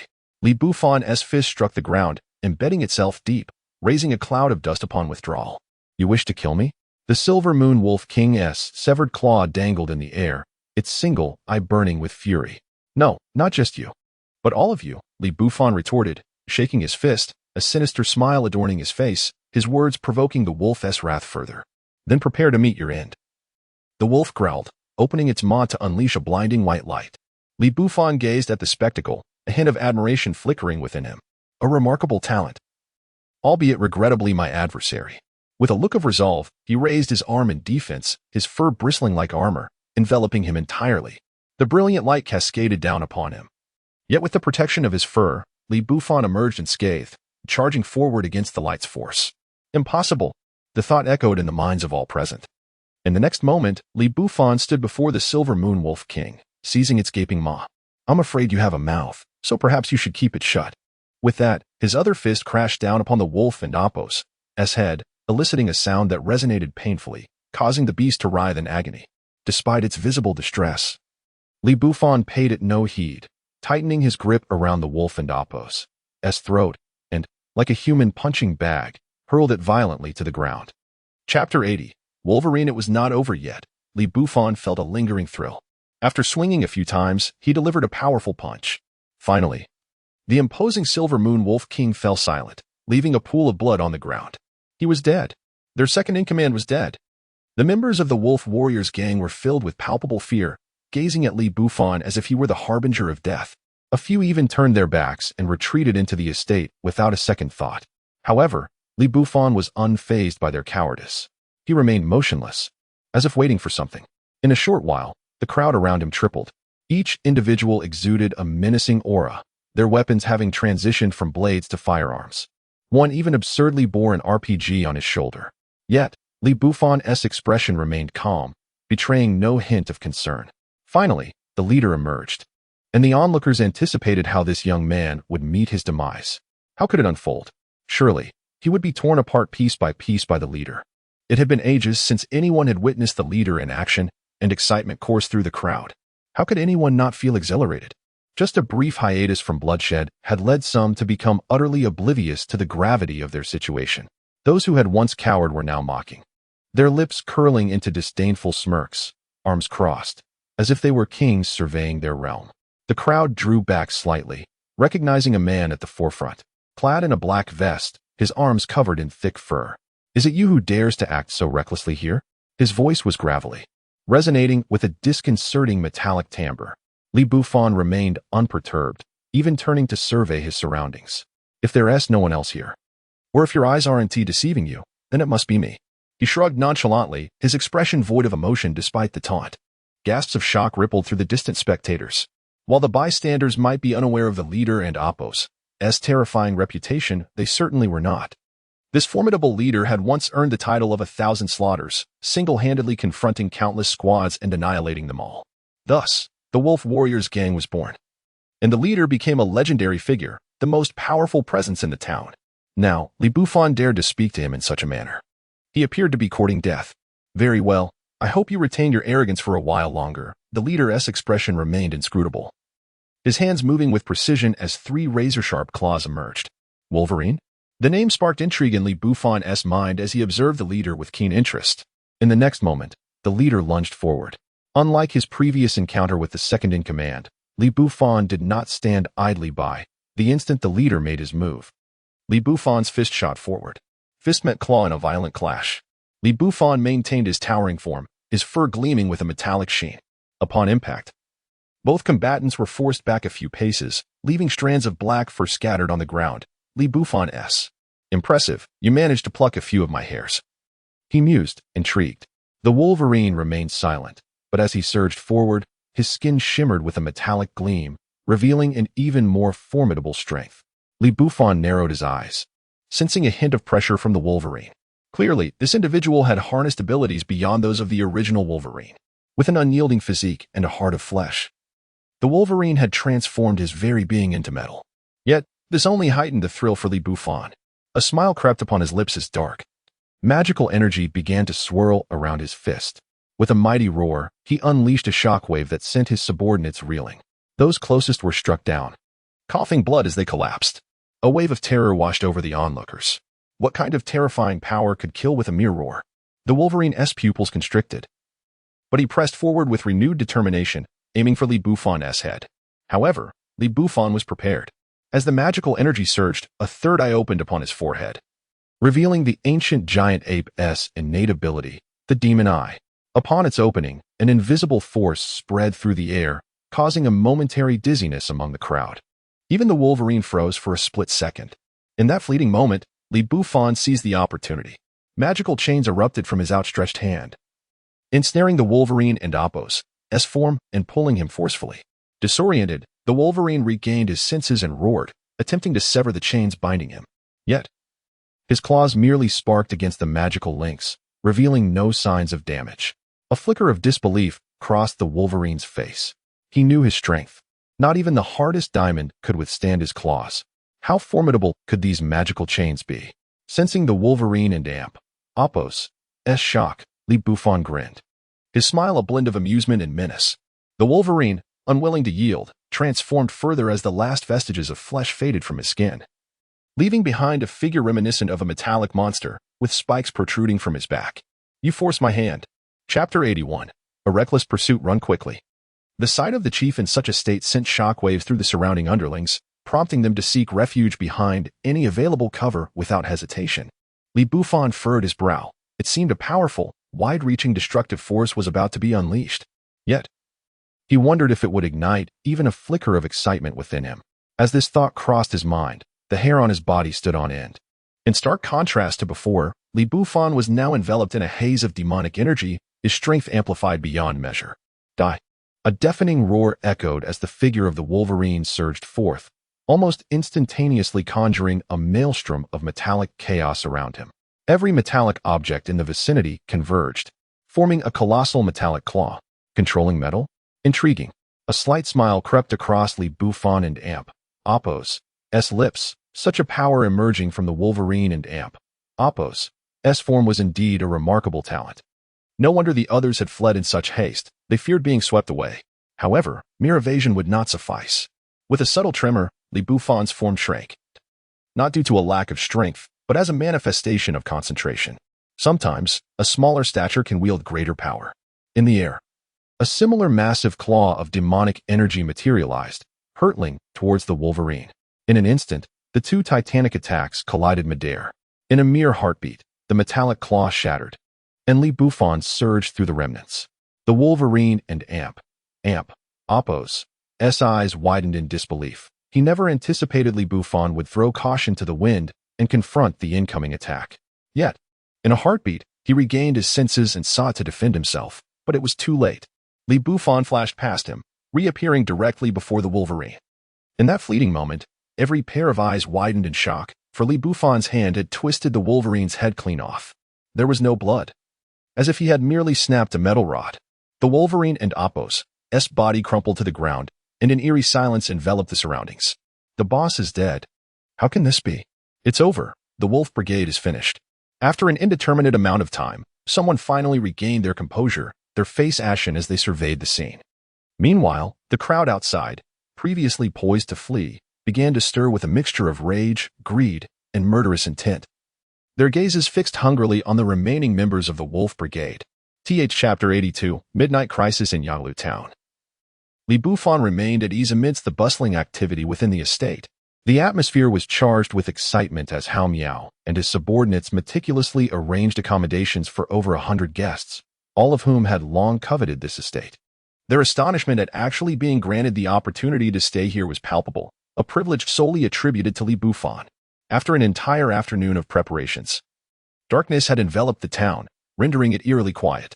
As Hao Miao turned to re-enter the house, a fleeting shadow caught his eye, instantly filling him with a sense of foreboding. Alarm bells rang in his mind. Danger lurked in the direction of the boss and Apos' room. His complexion shifted, and without hesitation, he dashed deeper into the estate, sensing imminent peril. The roar of danger echoed long before he arrived. The sudden illumination of light startled many within the estate, prompting them to rise and assess the situation with wary expressions. Bufan, however, remained unfazed by the commotion outside. In contrast, the three women in his company exhibited signs of tension, scanning their surroundings yet finding no trace of the threat. Since we are here, there is no need for concealment. Let us confront this head-on, Bufan remarked calmly. Sitting cross-legged on the bed, his gaze fell upon the shadows within the room, a flicker of cold resolve igniting in his eyes. At that moment, a silhouette stirred from the shadows, followed by a glimmering flash of a pitch-black dagger hurtling toward Bufan. Ah, the darkness, how intriguing, he mused. As he spoke, radiant light suddenly enveloped him, and a pair of wings unfurled from his back, sweeping forward to intercept the dagger. With a resounding clang, the dagger vanished, plunging the room into darkness once more. Silence enveloped the space, broken only by Li Bufan's disdainful snort. In an instant, myriad lights illuminated the room, dispelling the shadows as vividly as daylight. The three women summoned their powers, their expressions etched with vigilance, while a dark figure lingered still. I have found you, insect. Li Bufan's frigid voice pierced the air as he reached forward. The surrounding light coalesced, encircling the location of the lurking threat. A golden hand emerged, rendering escape impossible. How can this be? Came a startled exclamation from the shadow, which abruptly attempted to flee. Yet Li Bufan would not grant such an opportunity. In a mere flicker, countless radiant feathers manifested before him, slicing through the air with precision. With a series of piercing sounds, the fleeing shadow was ensnared, immobilized by the barrage of luminescent feathers. The darkness began to dissipate, revealing the figure and Apos' face, which was twisted with terror. Why are you so powerful?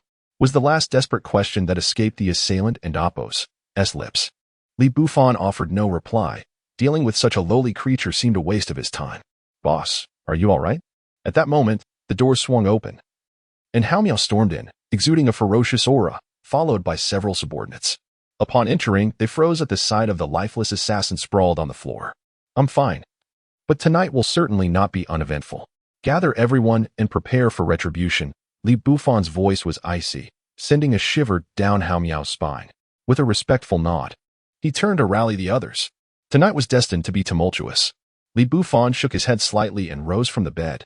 The three women remained silent, yet their eyes betrayed a simmering rage. Bufan, it seems trouble is brewing. We must eliminate these threats swiftly. Hong Lian spoke, her voice laced with indignation. The assassination attempt had clearly ignited her fury. The Hong Lian of today was a far cry from the merciful individual she once was. Her experiences alongside Li Bufan had imparted a harsh understanding of their world. Brotherly, we will join you, the other two women affirmed, their resolute nods indicating their transformation. Particularly Su Ling, who had evolved significantly from her former self. Li Bufan nodded approvingly. They were precisely the allies he needed. Let us proceed. As he stepped outside, Yanglu town buzzed once more, now alive with an unwelcome presence. An ominous new faction marching through its streets, their faces etched with malevolence. Heading toward the former stronghold of the Battle Wolf Gang. What did I say? The forces behind the Battle Wolf Gang will never allow anyone to usurp their position. A voice murmured, shaking their heads in resignation as they observed the newcomers. We thought they might not arrive until tomorrow. Who would have anticipated their early arrival? Just look at them. Their collective power far surpasses that of the Battle Wolf Gang. Hao Miao and his crew are doomed, another added. As townsfolk hurriedly secured their doors and windows, peeking through cracks to catch a glimpse of the unfolding drama. They're here. Hao Miao and his new boss. I wonder what kind of power they possess to inspire such fear, came the whispers from the crowd. As the two forces drew near, the atmosphere thickened with tension, leaving those in the nearby houses feeling the weight of impending conflict. Some, overwhelmed by the pressure, discreetly slipped out through back doors to witness the confrontation from a safe distance, acutely aware of Li Bufan's formidable prowess compared to their adversaries. Chapter 83. Time to resolve the troubles your assassin is rather unimpressive. Ultimately, wishing not to waste time, Li Bufan spoke nonchalantly, a hint of faint derision glimmering in his eyes, even leaving his tattoos on display. If you believe a mere assassin can resolve this matter, then my presence here is indeed unnecessary. Moreover, that assassin cannot contend with the leader of the Werewolf Gang. The only man in a suit across from him exhaled a puff of smoke, his face betraying a deep curiosity, devoid of any tension typically associated with impending conflict. Clearly, this individual possessed an unwavering confidence in his abilities, otherwise he would not exhibit such demeanor. The surrounding crowd was taken aback by their exchange, as none had sensed that a battle had already concluded within Li Bufan and Apos' estate. However, how could a skirmish of such magnitude go unnoticed? The sole explanation was that the assassin had been ruthlessly crushed and eliminated by Li Bufan. Thus, the onlookers, who had previously held no hope for Li Bufan, suddenly felt a chill of dread trickle down their spines. Reflecting on the earlier conflict, it seemed Li Bufan had yet to unleash his full potential. Can we dispense with the trivialities? I am eager to return to my slumber, Li Bufan expressed with a hint of impatience, lightly shaking his arm as his aura intensified.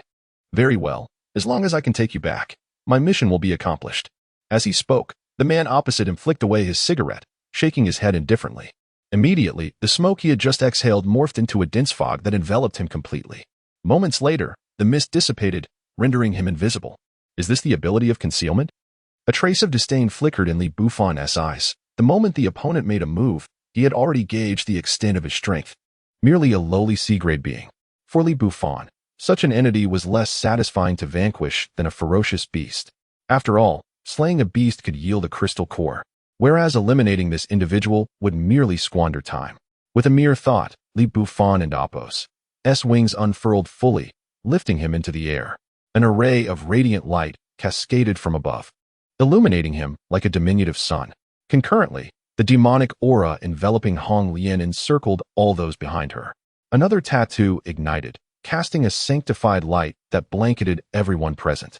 In an instant, the powers of both tattoos enveloped all who lived in the vicinity. As this transpired, several figures emerged, all poised to execute a covert assassination. Upon witnessing this, Hao Miao and Apos' expression darkened, and he swiftly transformed into a hulking green giant. His subordinates likewise activated their tattoos, displaying various forms of power. They roared and charged forward. Initially believing these individuals would engage in straightforward combat, it was shocking to realize they intended to launch a surprise attack.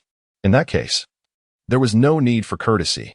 Hong Lian acted as a proficient support, utilizing her abilities to cover everyone without entering the fray herself. After all, there were merely over 30 opponents, while Hao Miao commanded well over 100. If such a force could not subdue an assassin bereft of concealment, then it was indeed futile to expend resources on their training. Soon, the cries of battle echoed throughout the town, as nearly everyone discreetly hid away, observing this clash. This confrontation was not merely a simple skirmish, it marked the inaugural clash between the city of Luo and Li Bufan. Whomever emerged victorious would gain a fleeting advantage, while the other side would undoubtedly retaliate. Thus, this was a protracted battle. In midair, the moment Li Bufan showcased his prowess, he pinpointed the hidden figure amidst the night's shroud. "Found you, rodent." His expression hardened slightly, and he reached forward, causing the winds to shift dramatically. A colossal arm descended from the heavens, aiming fiercely at the cloud of smoke. Yet, just as it appeared to grasp its target, the mist dissipated. Ineffectual. As long as it is a physical attack, I remain immune, the opponent and Apos' triumphant laughter echoed. Li Bufan scoffed, unfazed. Is that so? As his words fell, he pointed skyward. Holy sword. In an instant, countless beams of light converged, forming a terrifyingly colossal sword that sliced through the air toward the source of the voice. In the blink of an eye, the holy sword cleaved through the smoke, which was instantly severed in twain. The once self-satisfied laughter morphed into a wail of agony, as portions of the mist dissipated beneath the radiant light. How is this possible? That was a physical attack. How could it harm me? The voice trembled with fear, as he had believed his strength would effortlessly subdue Li Bufan. After all, his ability to manipulate smoke was exceptionally unique. Even those stronger than him often found themselves powerless against it, primarily due to its grotesque immunity to physical assaults. But who would have anticipated that he would suffer injury today? Who told you my holy sword was a physical attack? Did you not see it was light? Li Bufan chuckled lightly, dispersing the holy sword with a flick of his hand. Yet, the next moment, the sky illuminated with what appeared to be stars. Initially subtle, it soon became evident to all that this was not mere light, but flames forged from light. Purifying flame. This was a skill bestowed by angels, the most effective means to combat malevolent forces. More importantly, it was not classified as a physical attack. Sensing the peril, the cloud of smoke attempted to retreat into the distance, but it was already too late. Countless beams of light manifested as flames, cascading downward, accompanied by piercing shrieks that echoed into the night. Ultimately, in the unseen realms, a minuscule cloud of ashes materialized. Li Bufan dissipated the power in his hands, gently descending to the ground. Although the crowd witnessed nothing of his opponent's fate, the mere fact that Li Bufan had withdrawn his tattooed power signaled the battle's conclusion. And one could surmise the inevitable outcome, death. Simultaneously, Hao Miao and his forces had also concluded their skirmish. The 30-odd assassins, unable to conceal themselves any longer, could only await their inevitable slaughter. Chapter 84. Arrival at Luoqing. From the onset to the conclusion of the battle, only a few fleeting minutes had passed. The spectators remained utterly silent, their eyes wide and faces etched with astonishment. It was evident that disbelief coursed through them. The inhabitants of Luoqing had indeed been vanquished with such alarming ease. Was Li Bufan's strength truly so formidable? This question loomed in the hearts of all. and the current circumstances undeniably affirmed it. It seemed that the tides were about to change. The recently subdued Luoqing might soon erupt into commotion once more. I, too, was eager to witness how far he could advance. Those hidden within the confines of their homes exchanged glances, and one by one, they retreated quietly to their chambers to rest. Li Bufan cast a fleeting glance at the bodies strewn across the street before turning towards the courtyard. "Let us depart for Luoqing at dawn tomorrow," he stated calmly, igniting a surge of fervor within the hearts of his companions. The eyes of Hao Miao and the others glimmered with excitement. They had lingered in Yangliazhen for far too long. With a leader now at the helm, hesitation was not an option. They all agreed and returned to their rest. The night passed in silence. Soon, dawn broke, casting a somber atmosphere over the entire Yangliazhen. Hao Miao had gathered his subordinates, while Li Bufan and the three women stood resolutely at the forefront of the group. "Boss, Luoqing lies in that direction," Hao Miao indicated respectfully before stepping back. Li Bufan nodded slightly, gesturing for them to proceed. "Let us set forth," Hao Miao called out, and with passion ablaze, the group departed Yangliazhen in a grand procession. Behind them, countless heads emerged from the town, silently watching the departing party. Luoqing was not far from Yangliazhen, merely an hour or two away. Had it been any farther, the assassins would not have arrived so swiftly. The journey was devoid of any monstrous encounters, as the path had been cleared by the people of Luoqing, rendering it a temporary safe passage. "Boss, news has just arrived this morning that several major factions in Luoqing are convening," Hao Miao suddenly remarked, his expression turning serious as he approached Li Bufan. "A gathering?" Li Bufan inquired, tilting his head slightly. "Yes, the leaders are convening, and it is said they will meet with the Red Leaf's representatives. If one could earn the favor of Red Leaf, there might be opportunities to align with such a powerful entity." Upon hearing this, Li Bufan nodded thoughtfully. It appeared that this so-called gathering was, in essence, a recruitment event orchestrated by Red Leaf. For Li Bufan, this held little allure. Rather, he was intrigued by the faction itself and wondered if he might have the chance to encounter them. 2 hours later, the outline of a city emerged on the horizon, albeit in a state of disrepair. In the initial stages of the calamity, every city had been plagued by rampant destruction. It took about a week for various organizations to begin imposing some semblance of order. Thus, for Luoqing to retain such a significant scale, it was indeed quite remarkable. As they gazed at the city, Hao Miao and Apos' expression flickered with complexity before dissipating. The group resolutely advanced towards the city. Upon reaching the dilapidated streets, they observed countless solitary figures wandering about, scavenging for resources or seeking allies. Such individuals exist in every era, for there will always be those who resist confinement and refuse to join any faction. As they approached, the sight of Li Bufan and his entourage prompted the wanderers to retreat into the distance, their curiosity piqued. "Boss, the faction behind the Werewolf Gang is known as the Starry Society. They are the most powerful force in Luoqing. The ruling family is the Luo family, and the leader is said to be the brother of the Werewolf Gang's chief." While entering the city, Hao Miao continued, "The other two major factions are forming an alliance to counterbalance the Starry Society. You seem quite familiar with this place," Li Bufan remarked with a hint of a smile. Hao Miao's face flushed with embarrassment, as if recalling past events, but he quickly regained his composure. "Ahem, I have some informants here, which allows me to gather certain intelligence.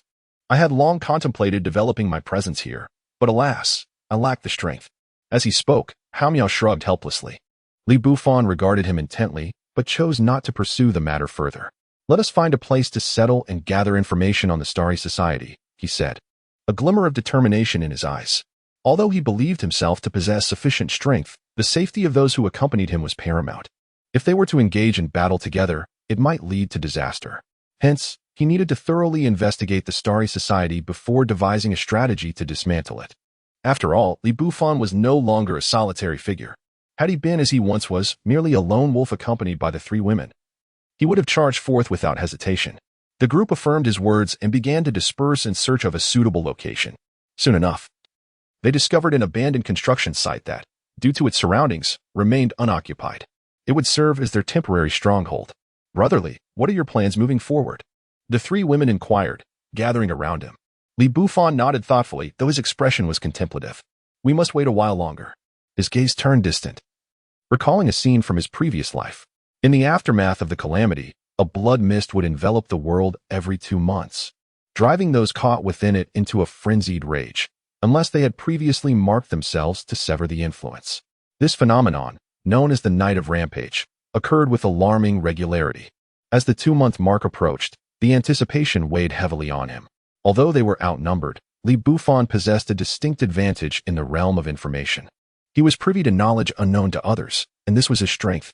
Let us wait. The opportunity will soon present itself. Chapter 85. The Eerie Red leaves. In the following 3 days, Hao Miao continuously dispatched individuals to gather intelligence. Bufan remained oddly silent, as if he had completely forgotten his purpose for coming. Boss, we have found out that the Red Leaf members will arrive in Luocheng tomorrow night, and the Xingqian Society will host a welcoming banquet for them, Hao Miao reported, his eyes ablaze with fervor. Bufan nodded slightly, a hint of inscrutable emotion gleaming in his gaze. The timing was uncanny. Tomorrow night marked the 2-month deadline, and the ominous crimson mist was about to descend. The meeting between the Xingqian Society and the Red Leaf was imminent, with the other 2 major factions remaining uninvolved. It was evidently the opportune moment to act. Bufan glanced at the eager crowd behind Hao Miao, feeling the heat of their anticipation. He waved his hand, and they swiftly gathered around. Truth be told, during the past 3 days, they had remained confined within the abandoned construction site, nearly suffocating from the monotony. Now, a chance to unleash their potential had finally arrived. Everyone, remember, tomorrow night is not merely the meeting between the Red Leaf and the Xingqian Society, it is also the 2-month deadline. Whenever you see the crimson mist, use the power of your tattoos to protect yourselves. Should you come into contact with the mist, you must bear the consequences. Bufan's voice was laden with gravity. The previously exuberant crowd, upon witnessing his solemn demeanor, internalized his words with utmost seriousness, not daring to relax. On the last day, everyone fervently absorbed the energy from the crystal course. Not everyone possessed Bufan and Appo's prowess after 4 days. They had barely managed to absorb a third of a single C-grade core. Yet, their strength had still doubled compared to before. As the day quietly passed, Hao Miao and his subordinates departed from the abandoned building early the next morning, heading to their destination to begin preparations. Meanwhile, Bufan strolled through Luocheng with the 3 women of Honglian. Being outsiders, they were unrecognizable here. Those who knew them were either far away in Yangliazen or long deceased. Thus they felt no fear of exposure. Today, Luocheng was bustling with activity, particularly in the central area where the Xingqian Society was most prominent. They had mobilized nearly all their members to prepare for the Red Leaf's arrival. In the past, they had worried about the potential alliance of the other 2 factions. But now, even if they dared to act, those factions would likely hesitate, knowing today was the day the Red Leaf would arrive. Any delay would yield no favorable outcome for them, as the Red Leaf was not a force they could afford to offend. Quickly, hurry up. Can you take responsibility for any delays? Yes, over here. Bring the red carpet. Voices echoed in the center of Luocheng as people busily directed the preparations. Bufan and the 3 women observed quietly nearby, unnoticed amidst the crowd, which was also filled with many others watching from a distance. Everyone understood the desires of those around them. Seizing this opportunity to ally with the Red Leaf could lead to great fortune. As the day passed and preparations continued, the sky gradually darkened. The once bustling crowd had quieted, now standing in 2 neat rows at the entrance of the Xingqian Society building. Moments later, the grand doors swung open, revealing a young man clad in a silver suit. A faint smile graced his face, exuding an overwhelming aura that instilled a palpable sense of pressure among those present. Behold, it is Lord Luo. The 2 rows of people greeted in unison. Indeed, the figure before them was Luo Xingqian, the leader of the Xingqian Society. However, Luo Xingqian did not glance back or react in any way, simply walking forward, flanked by 2 secretaries in professional attire. The crowd maintained their respectful formation, following him as he exited Luocheng. Unbeknownst to them, a group had stealthily trailed behind, including Bufan and his companions, who vanished into the crowd without attracting attention. As the sky darkened further, the overcast heavens revealed a hint of rosy light, reminiscent of a twilight before an extraordinary event. It appeared celebratory. Yet those with keen senses could perceive that something was amiss. Before long, they reached the outskirts of Luocheng. The members of the Xingqian Society awaited silently at the city gates, while others within the city gazed eagerly towards them, their eyes brimming with fervor. Soon, the vibrant dusk deepened, taking on a blood-red hue, stirring an inexplicable restlessness in everyone, the cause of which remained unknown. At that moment, a faint outline of figures emerged in the distance. There were only a handful, perhaps a dozen, yet they were enveloped in layers of crimson mist. Upon seeing this, The waiting members of the Xingqian society beamed with delight. The red leaf had arrived. Instinctively, everyone straightened their posture, but Li Bufan's expression grew slightly tense. He sensed that the blood-red mist always accompanied the red leaf, creating the unsettling illusion that they were the source of its manifestation. This was no ordinary force. Alarm bells rang in Li Bufan's mind, and an unusual thought lingered in his consciousness, though he could not confirm it. Thus, he remained at a distance, silently observing. In a fleeting moment, the figures that had previously appeared distant became clear. Simultaneously, the crimson mist thickened, while the previous blood-red hue in the sky faded. Gradually yielding to the encroaching darkness, the red leaf had arrived. Chapter 86. I have seen you. Luo Xingqian and his companions promptly advanced, their faces adorned with broad smiles. Welcome, everyone. Luo Xingqian projected an air of generosity. However, the members of Hongye displayed no response, merely offering a slight nod before moving forward. In their eyes, the largest force in Luo City, the Xingqian society, seemed of little consequence. Luo Xingqian and Apos' expression stiffened slightly, yet he had anticipated this scenario and remained relatively unperturbed. At that moment, the crimson mist became increasingly pronounced, almost enveloping the sky with the arrival of Hongye. Under such circumstances, no one seemed to sense anything amiss. From a distance, Li Bufan observed the scene, his brow furrowing. If events unfolded as he suspected, this conspiracy might be far more extensive than he had imagined. Let us approach Hongye, he murmured, pausing briefly before continuing onward. Unbeknownst to him, a layer of black mist had begun to envelop him and his three companions. The instant the black mist made contact with the sanguine fog, a faint sizzling sound emerged, only to dissipate almost immediately. Their sudden emergence drew the attention of all present, with nearly every gaze now fixed upon Hongye's group. As Li Bufan and his companions stepped forward, they naturally became the focal point of the gathering. Are you seeking death? Step aside immediately. The companions of Luo Xingqian paled at the sight and rushed forward to expel Li Bufan and his three companions. Luo Xingqian's brow furrowed as he watched Li Bufan's group gradually approach. His expression remained indifferent, though a hint of anger flickered in his eyes. Today was particularly significant for him, and now, someone stood in his path, akin to obstructing one's means of livelihood. However, even facing such hostility, Li Bufan felt no stirrings of agitation in his heart. He merely cast a detached glance before averting his gaze. If you desire death, I shall oblige you. Ignoring the warning, he turned back to regard the increasingly grim-faced Luo Xingqian. The aggressors were incensed, unleashing their tattooed powers like leopards charging toward Li Bufan. Yet, upon encountering the black mist, they instinctively recoiled, as if confronted by some dreadful entity. They struggled to retreat, but found themselves ensnared within the black fog's grasp. Before long, their bodies had withered into mere skeletons, surrounded by ethereal, silver-white crystals that resembled souls. Upon closer inspection, it became evident that these were the remains of those who had perished earlier. The onlookers gasped in astonishment, their eyes widening. What has transpired?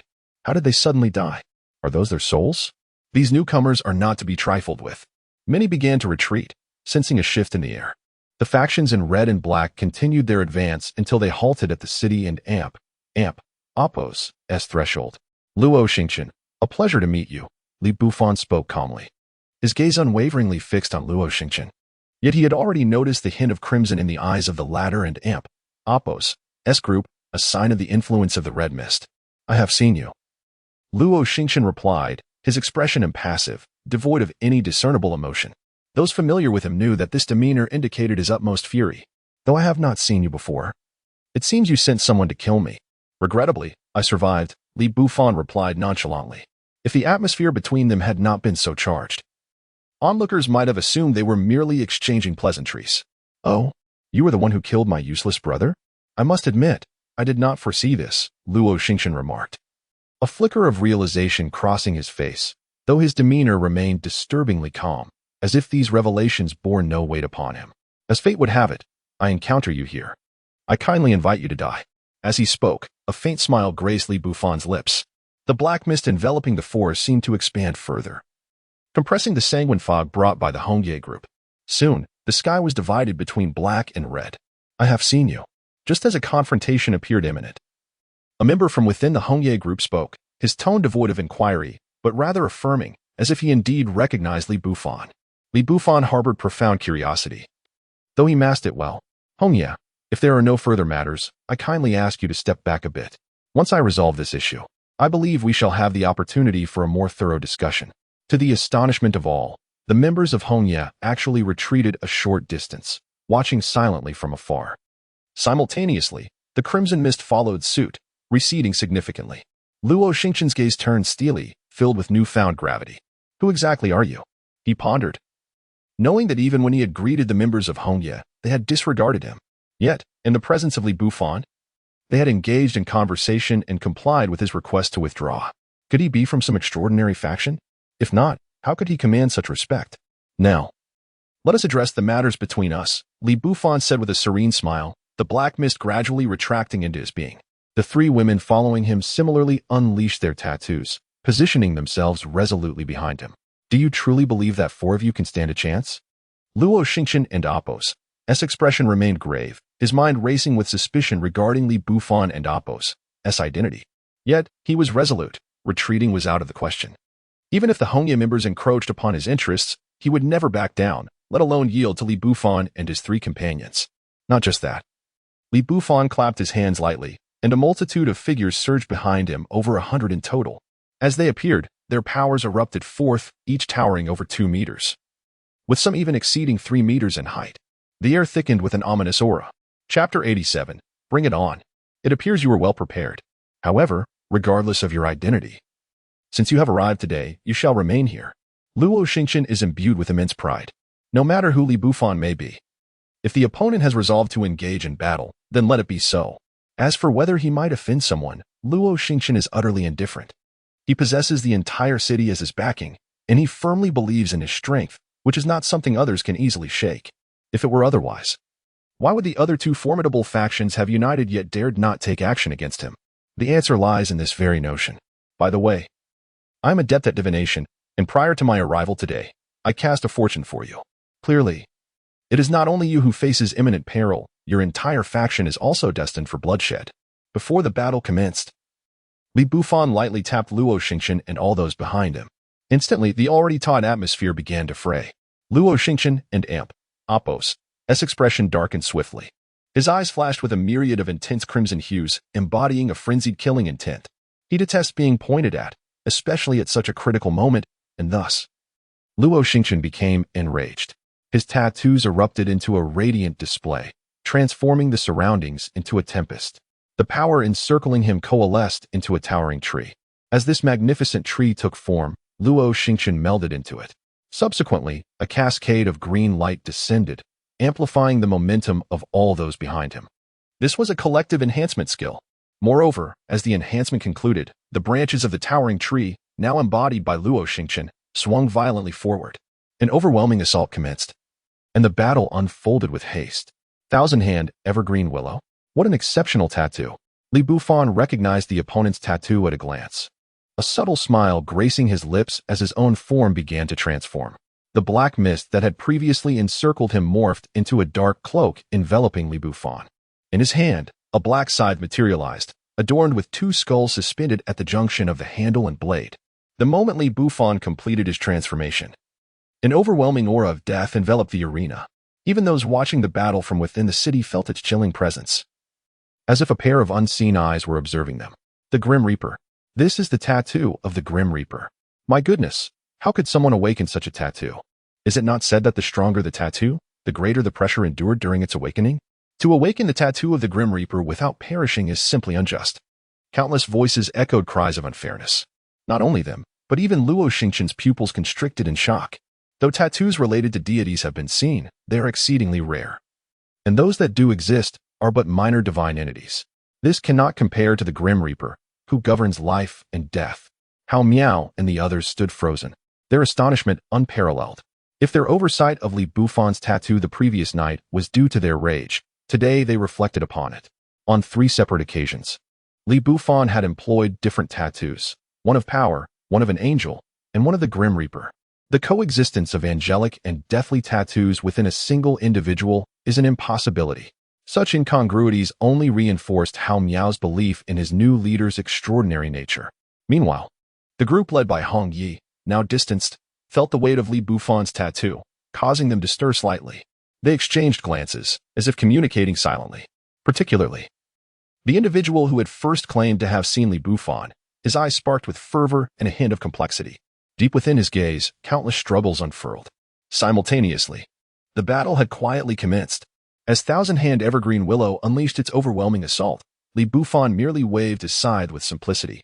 A pitch-black fissure erupted across the sky. Eerie laughter pierced the air, and in the next moment, ghostly hands emerged from the dark chasm, intercepting the relentless onslaught. As he withdrew his branches, a wave of black mist surged forth. Luo Xingqian, poised to continue his offensive, was taken aback as the black mist began to encroach upon his very essence. This is bad. Without a moment and Apos' hesitation, Luo Xingqian focused his thoughts, severing the numerous branches tainted by the dark energy. The fallen branches writhed upon the ground before swiftly disintegrating into a cloud of ash. His movements were swift, yet such urgency had drained his vitality. Much like his namesake, Luo Xingqian's branches numbered merely 1,000. Now, over 100 had succumbed to the encroaching black mist. This was tantamount to 1/10 of his strength being severed. Luo Xingqian was utterly enraged. Very well, you are the first to wound me. Thus, I shall grant you a most comfortable demise. At that moment, Luo Xingqian expended his utmost strength, unleashing a torrent of verdant light that soared skyward. The Thousand-Hand Evergreen Willow he conjured began to grow wildly. It appeared as though countless faces emerged upon the trunk, each one contorted in madness, screaming in futility, unable to escape the tree and Apos' grasp. This bizarre spectacle sent chills through those nearby. The faces resembled those of individuals previously suppressed and slain.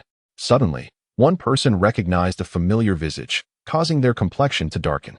The surrounding onlookers shivered in fear. So, the souls of the slain are trapped within the trunk? This is a truly nefarious ability. How can such a being claim dominion over our city? Instantly, the majority of the crowd became incensed, their gazes fixated on the frenzied Luo Xingqian. Yet, Bufan remained utterly unperturbed, feeling the power emanating from the tree trunk, almost amused. For that was the power of resentment. But let us not forget. Bufan and Apos' tattoo is that of the Grim Reaper. To combat the master of life and death with the power of resentment, is it not absurd? Such an assault would not inflict harm upon Bufan. Rather, it would serve to nourish him.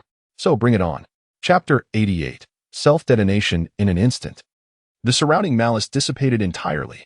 Bufan smacked his lips, a teasing glint dancing in his eyes. The others remained frozen in place, particularly Luo Xingqian, who was utterly astonished that his ultimate move had been so effortlessly countered, not even a ripple stirred. Impossible, I refuse to believe this. Luo Xingqian's demeanor shifted to one of madness. In his mind, his abilities were invincible, untouched by any adversary. Now, not only had he been injured, but even his final trump card proved futile against Bufan. This staggering disparity sent him spiraling into fury. He had thought himself formidable, only to find his prowess so easily dismissed. Haomiao, observing the scene, couldn't help but let out a derisive snicker, though he refrained from vocalizing it loudly. His present form carried a thunderous resonance that echoed across the battlefield. Luo Xingqian's face fluctuated between hues of green and purple, a visual testament to his turmoil. It felt as though he were stifled, a breath trapped within his chest, unable to escape. Damn it, you will all pay, he raged. No one is mightier than I. Perish. At that moment, Luo Xingqian erupted. His power surged violently, branches retracting inward, and the once massive shadow shrank, ultimately vanishing into his being. Shortly thereafter, the shadow re-emerged. But this time it was accompanied by roaring flames. A terrifying roar echoed as Luo Xingqian ignited, his suit tearing apart to reveal a sculpted physique. Yet, the expression on his face was one of agony, as if he were suffering a backlash. Fire-based power? Is this a second tattoo?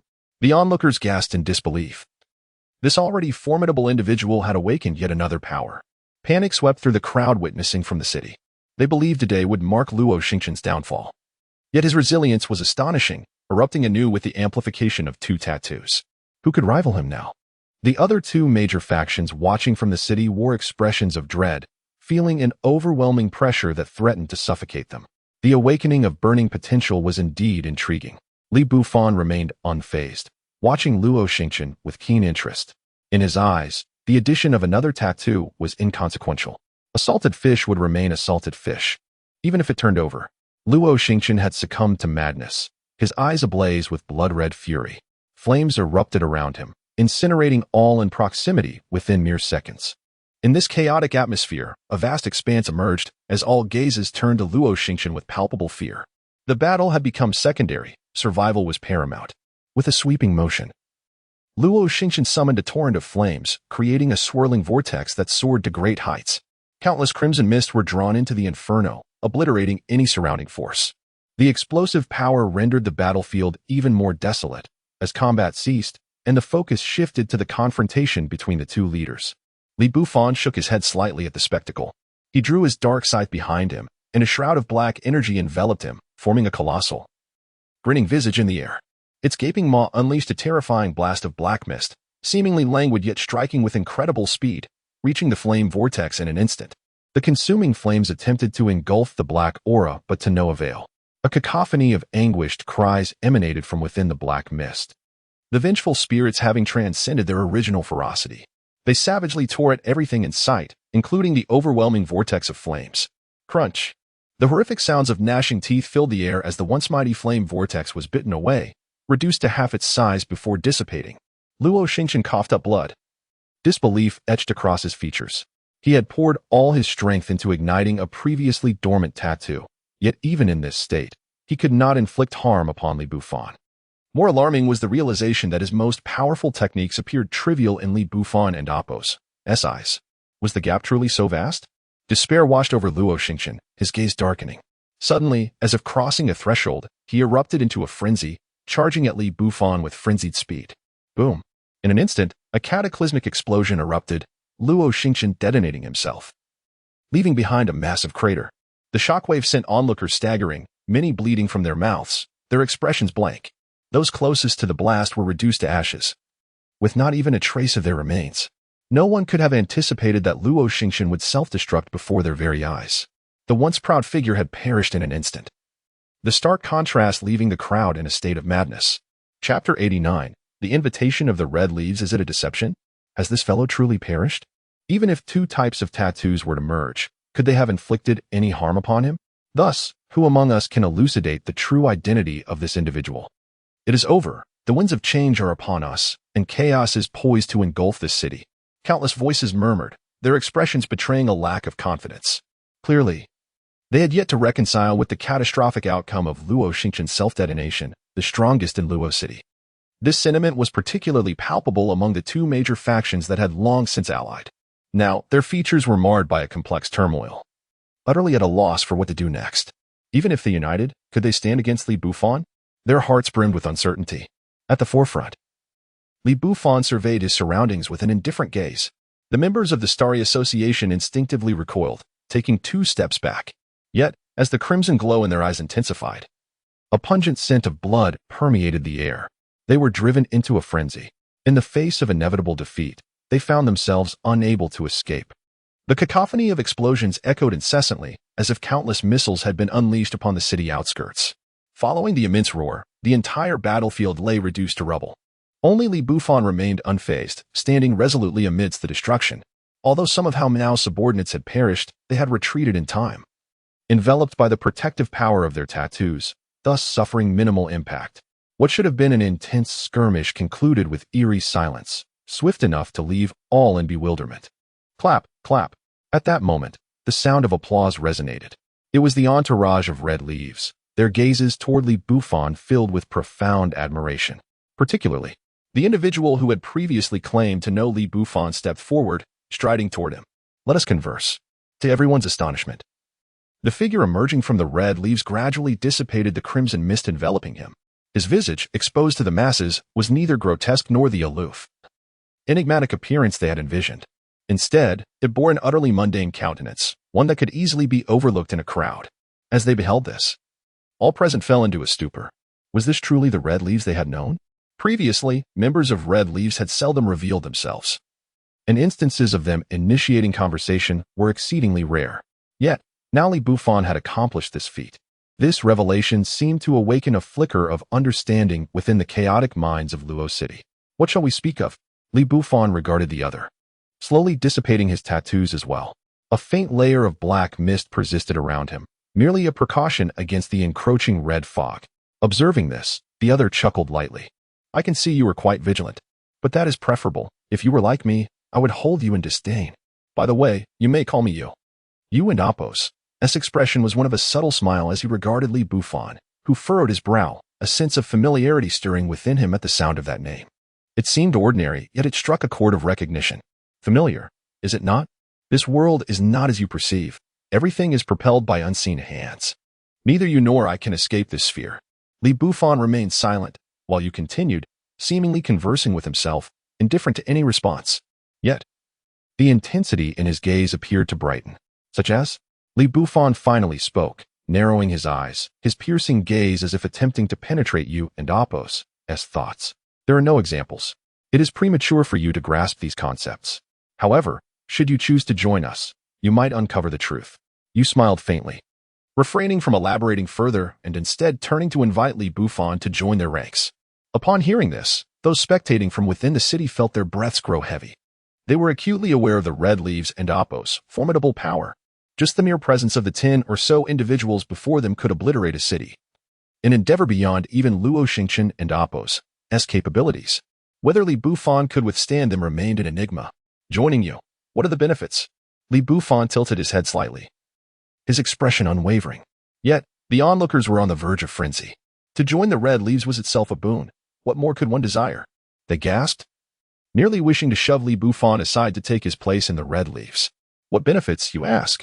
How about becoming a squad leader, managing a team like ours? You mused briefly, gesturing towards the motionless individuals behind him. Through the red fog, Li Bufan caught a glimpse of sharp, discerning eyes. He discerned that the strength of these individuals was considerable. I find it lacking. Who would have anticipated that Li Bufan would shake his head once again? Truthfully, he suspected that the Red Leaves bore some relation to an organization from his past life. However, in that previous existence, he had little interaction with those at the pinnacle of power. He had merely been a soul striving for survival, thus his understanding was limited.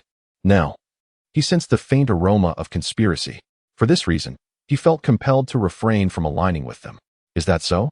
Your character indeed allows for such choices. However, do consider it. Should you change your mind, you may contact me anytime. You, unfazed by Li Bufan's rejection, waved his hand. A single red leaf drifted gently toward Li Bufan.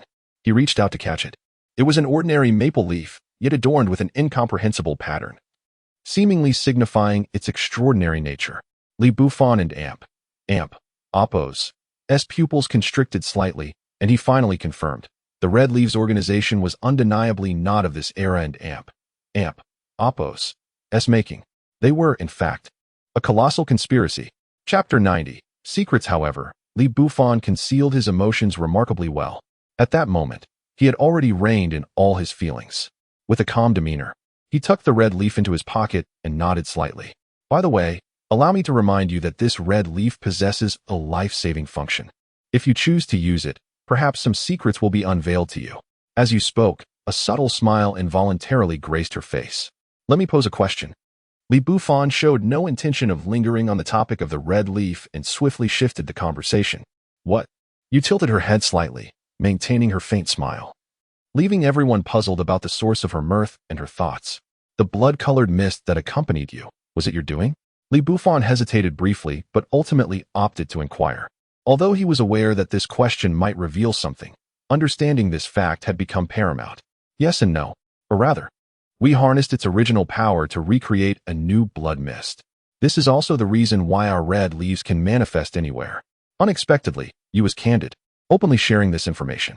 Li Bufan nodded subtly, his expression shifting to one of realization. No wonder it differed from his expectations.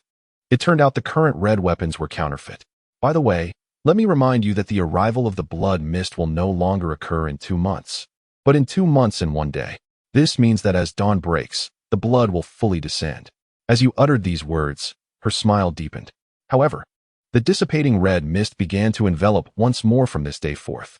She reverted to an indistinguishable presence, turning without further words to rejoin her team.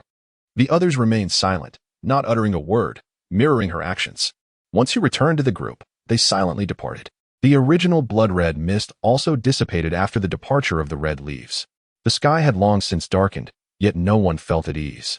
Although none could comprehend the conversation between Li Bufan and you, an unsettling awareness permeated the atmosphere. Li Bufan's expression was particularly complex, as he had suspected a connection between the red leaves and his past life. He even pondered the possibility of some underlying conspiracy. Nevertheless, The revelations shared by you were indeed difficult to accept. With a slow exhale, his countenance suddenly relaxed. Let us go. It's time to return. Prepare yourselves. Tomorrow will mirror today. We must not expose any part of our skin. This time, it's distinctly different. Li Bufan's voice was grave, controlled at a volume only audible to those beside him. Observing Li Bufan's demeanor, everyone pondered deeply, understanding that this was undoubtedly related to the recent discussion about the blood mist. Soon, they all returned to the city, destined for a restless night. The shock of the evening weighed heavily on them. Luo Xingqian was dead, and naturally, the Starry Council would disband. Such a dominant force that once ruled the city had vanished before their eyes. Concurrently, the three major powers, which should have convened due to the arrival of the Red Leaves, found themselves in confusion after the departure of the Red Leaves. They vaguely sensed something was amiss but could not articulate it. Naturally, inquiring with Li Bufan was out of the question. His strength rendered them unable to act recklessly. They had yet to decipher Li Bufan and Apos' intentions, and approaching him now would be akin to sending a meat bun to a dog, futile. Within the city, throughout the night, everyone remained spirited.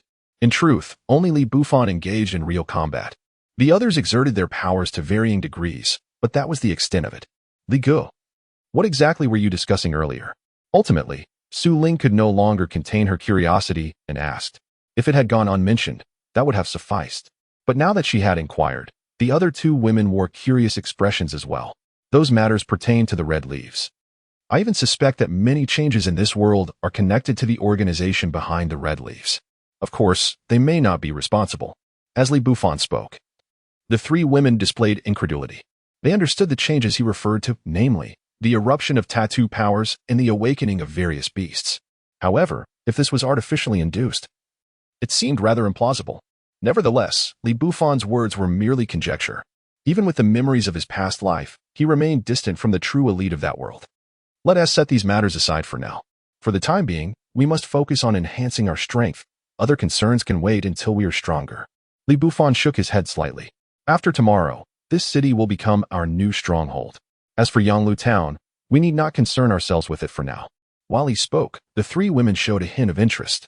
Li Gu, you indeed wish to establish your own power. But if that is the case, may I request a high-ranking position? And Yen and Su Ling exchanged mischievous glances at Li Bufan, playfully shaking his arms. Li Bufan wore an expression of bemusement. Isn't it obvious? Even if I don't grant you high positions, do you think those fellows would dare disobey you? He gestured towards Hao Miao, who was eavesdropping from a distance. Hao Miao immediately turned away, embarrassed. But to be honest, they were well aware of the dynamic between the three women and Li Bufan. If Hong Lian and the others issued commands, compliance would be inevitable. After all, these three were indeed the leading ladies of the stronghold. Offending them would yield no favorable outcomes. As time progressed, the sky outside gradually brightened. This time, a thin layer of blood-colored mist truly appeared. The blood mist that you spoke of had arrived. Chapter 91. Comprehensive Enhancement. The second round of mutation has arrived. As Li Bufan sensed the dense crimson mist enveloping the air, a hint of gravity settled upon his countenance. In an instant, he applied a tattoo sticker, subsequently shrouding himself in a thick layer of demonic energy. The others, having long heeded his warning, enveloped their entire beings, ensuring not a shred of them was exposed. Boss, I can and amp, Apos, T help but feel that today is somewhat different from yesterday, Hao Miao remarked. His brow slightly furrowed as he cast a hesitant glance at Li Bufan. Li Bufan, too, shared this sentiment. With his formidable strength, he was acutely aware of the subtle changes in their surroundings. This blood-red mist bore a significant distinction from the previous day. It not only incited violence, but also seemed to enhance one's internal power. However, through the thick veil of energy, Li Bufan could not discern much. After a moment of contemplation, he slowly extended his hand, penetrating the demonic aura to delve into the sanguine fog. All eyes were fixed on him, apprehensive of any unforeseen mishap. Yet, Li Bufan merely furrowed his brow and actively absorbed a portion of the red mist. He then closed his eyes, feeling the crimson vapor frantically split upon entering his body. While this division augmented its power, it also siphoned away a fraction of his vitality. Should it pervade his entire being for a significant transformation, it would cost him at least a decade of life. Upon this realization, Li Bufan's expression subtly shifted. This substance resembled a gene-altering agent with side effects.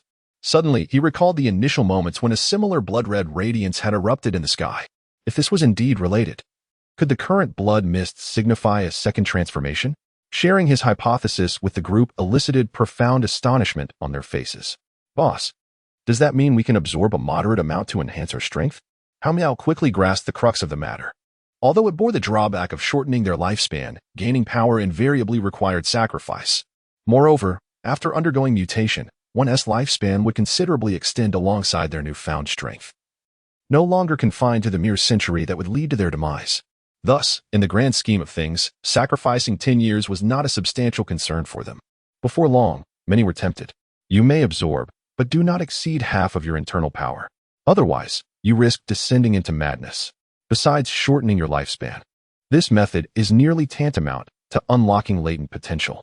Hence, those who deem their potential limited may proceed, while those who believe in their own aptitude should refrain. Bufan surveyed the crowd, fully aware of their intentions.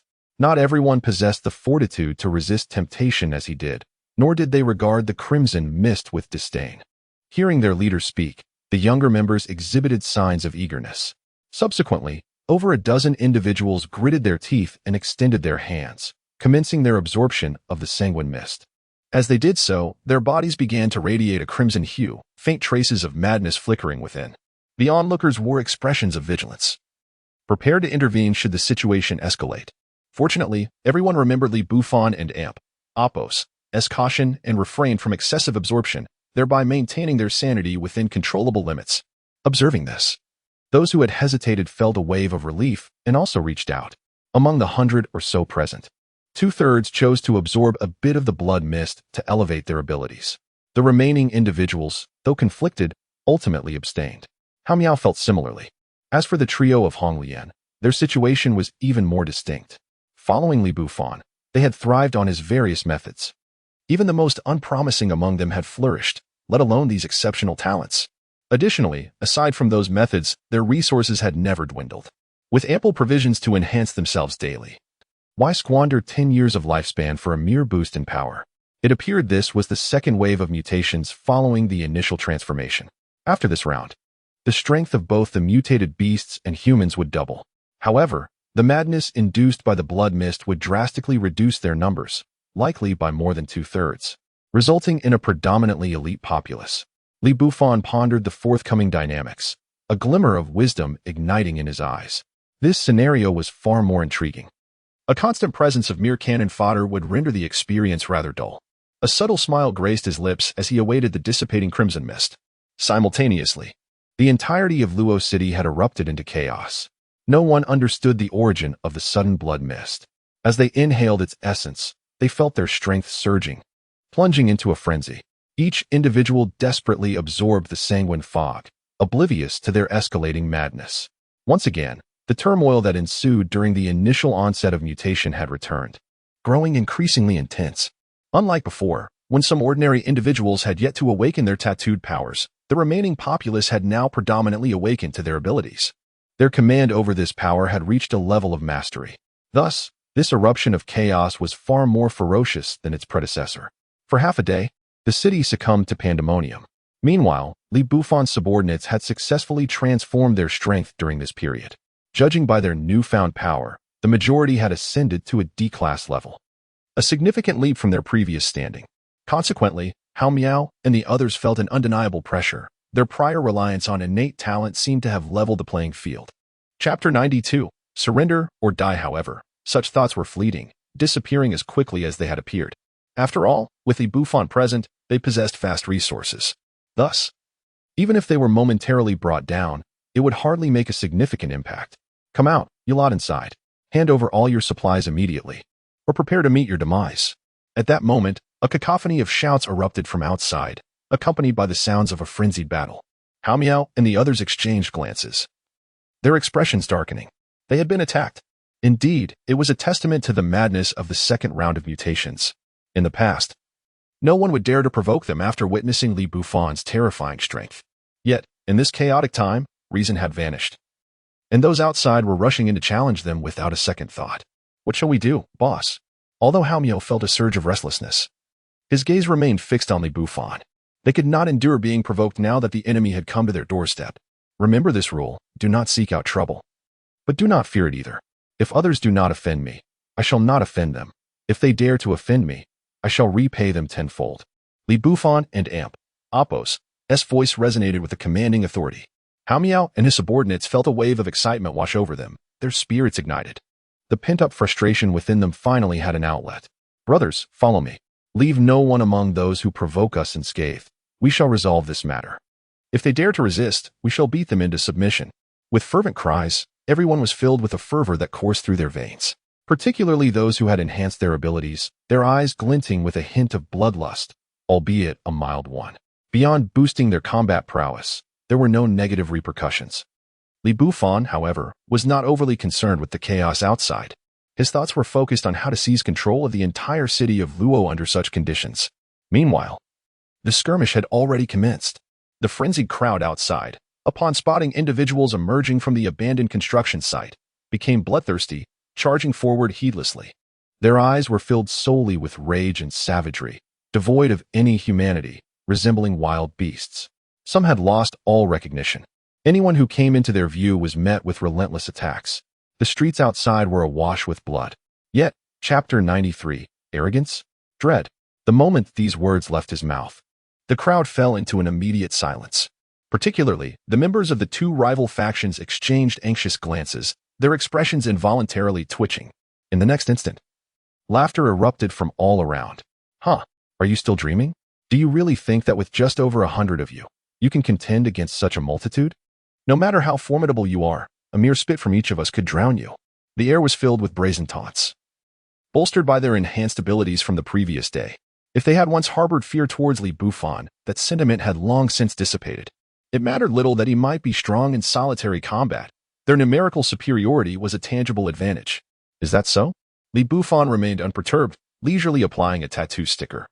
Almost instantly, a faint blue luminescence emanated from his being, casting a surreal light across the blood-soaked street, which inexplicably began to carry a hint of a sea breeze.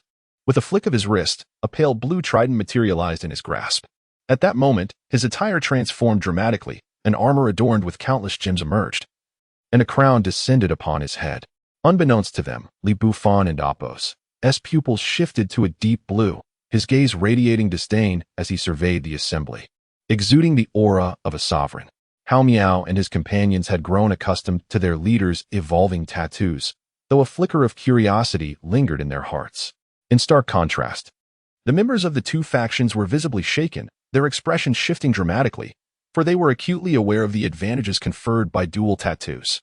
Though Luo Xingqian had awakened 2 tattoos, his prowess paled in comparison to Li Bufan's. If Li Bufan possessed dual tattoos, their previous calculations were now rendered futile. This guy actually wields dual tattoos. And that trident, it belongs to the sea god. Good heavens, what manner of monster is he?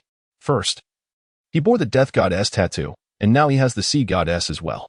How do we even contend with such divine power? In a heartbeat, the mockery that had filled the air transformed into shock as the crowd beheld Li Bufan's tattoos. The high-ranking members of the two factions, who had been observing from the buildings, could no longer remain passive. With solemn expressions, they stepped forward. Everyone, stay calm. Even if he possesses 2 tattoos, so what? Look at us. We number over 600, and each of us has nearly doubled our strength since yesterday, no matter how much he has improved. Can he truly vanquish us all alone? Hearing the words of the two leaders, the remaining members found solace in their reasoning, reassured by their numerical advantage. Yet, there would always be a few undaunted souls among them. Li Bufan sighed softly, shaking his head, unwilling to squander further words. He gently swung his trident, and a wave of pale blue energy began to ripple outward from his being. The others, upon witnessing this, hastily revealed their tattoos. Their faces etched with wariness as they regarded Li Bufan. One among them struck the ground forcefully, raising a thick cement wall. However, the azure ripples met the barrier without inflicting harm. Is that all? Scoffed his opponent, a hint of arrogance creeping into his eyes. Having survived the previous day's enhancements, he felt inflated with newfound power, dismissing Li Bufan's ability as inconsequential. Li Bufan remained silent, merely gesturing behind the man. Taken aback, the individual turned to look, only to realize that the azure ripples had not been obstructed by his wall. They had passed right through. In an instant, the blue waves seemed to seep into the very bodies of those present, vanishing without a trace. This was merely the prelude. The true spectacle was yet to unfold. Li Bufan snapped his fingers, and a cascading sound filled the air. Unbeknownst to them, a layer of blue water had enveloped the surroundings, rising steadily and enveloping the nearby buildings. The onlookers' expressions morphed into shock and awe, some reaching out to test the water's authenticity. But a terrifying pull ensnared one such individual, dragging him into the depths without a chance to resist, his body disintegrating into a gory mess under the immense pressure. What is happening? Why is there so much water here? We are in the mountains. It should be impossible to summon such a deluge. Panic spread among the crowd as they witnessed the brutal demise of the first victim, their trepidation growing palpable. Yet, the spectacle had only begun. Billowing clouds of mist arose, and from the depths of the water, countless serpentine dragons surged forth, their eyes gleaming with ferocity. Those of a timid disposition instinctively recoiled, while those who had previously dismissed Li Bufan now felt the icy grip of fear. So what is your response now? Li Bufan observed the chaos with an air of indifference, his demeanor unyielding. Fear not, for these are merely illusions. If he truly could control such vast waters, he would have already conquered the city. Suddenly, a voice echoed from the crowd, but no one stepped forward to claim it. It was evident that the speaker had concealed themselves well. Yet Li Bufan paid them no heed, merely beckoning with a finger. A water dragon descended from the sky, hurtling towards the crowd. Its jaws opened wide, swallowing more than 10 individuals before they could even react. I may not know who speaks, but I can discern the direction of the voice. If you wish to spare your companions from a similar fate, I suggest you remain silent. Chapter 94. A lesson to the reckless. Under the indifferent tone of Li Bufan, no one dared to make any further movements. One by one, they swallowed hard and obediently stood their ground, setting aside the authenticity of the surrounding water. The mere fact that he had just effortlessly eliminated over 10 individuals had brought clarity to those who had been somewhat frenzied. It is essential to recognize that they had all experienced a significant enhancement in their strength just the day prior. Each person present had doubled their power. Yet, under Li Bufan and Appos' hand, more than 10 had perished with a single strike, demonstrating that his prowess was still beyond their reach. Do you truly wish to eradicate us entirely? We have not provoked you, have we? Observing his subordinates standing as if they were obedient children, the leaders of the two factions exchanged glances, their expressions darkening. They stepped forward without a hint of fear. Perhaps if I had not sought you out today, you would have come looking for me? Li Bufan regarded them with a smirk, and their faces slightly changed, for this was indeed the truth. What exactly do you intend to do? If we were to be eliminated, do you think your mere 100-odd individuals could intimidate an entire city? The high-ranking officials remained unperturbed, aware that Li Bufan's reluctance to strike immediately signified his desire not to annihilate them entirely. However, just as their words fell, Li Bufan lightly clapped his hands. The water dragons that had coiled in the air descended and charged towards the high-ranking officials before him. Horrified expressions crossed their faces, as they had not anticipated that Li Bufan would attack without warning. Only moments later did they realize that the water dragons were targeting the very individuals who had just spoken. Must you tear the Fade apart? One of them bellowed, his body suddenly shimmering with countless silver lights. In an instant, he transformed into a sea serpent, unleashing a torrent of terrifying lightning towards the water dragon that threatened him. With a thunderous explosion, the water dragon burst into a splash of water. Yet, this was not the end. The water dragons, seemingly inexhaustible, reformed mere seconds after their explosion. Moreover, with each subsequent reformation, their numbers appeared to multiply. Originally a mere dozen, they had now swelled to over 20. Despair washed over those who were frantically attacking. Wait. I surrender.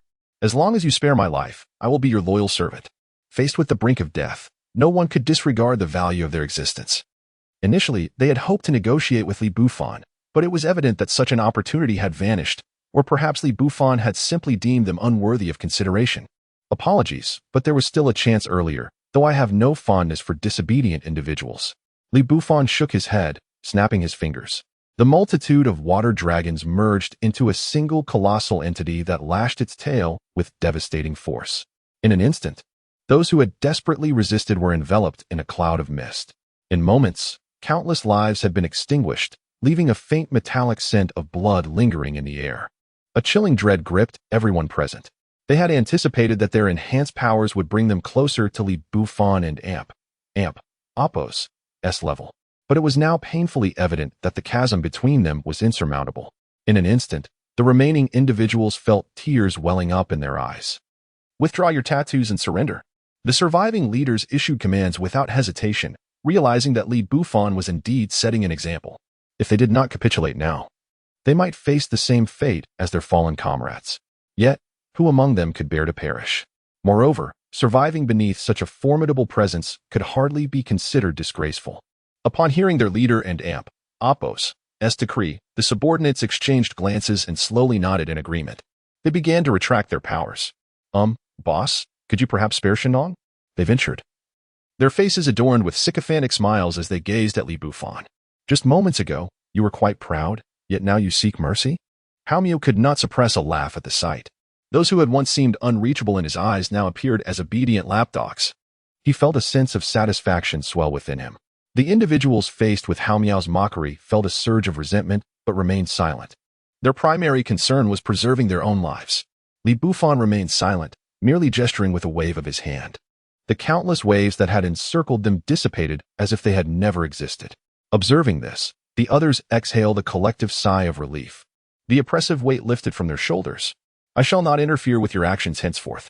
However, ensure that this city is managed effectively and resume your previous duties. Li Bufan stated calmly. Upon hearing this, the faces of the crowd displayed a mixture of astonishment and confusion. They had expected Li Bufan to impose strict regulations upon their surrender, yet he showed no intention of overseeing their affairs. What, then, was his true motive?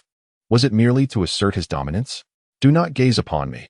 As long as there are no significant matters, do not disturb me. Li Bufan announced before withdrawing his own powers. He then turned to depart. At this declaration, a collective gasp arose. And even the leaders of the two factions nearly spat blood in outrage. To think that he had come to slaughter so many merely to ensure his peace. Could he not have simply issued a notification?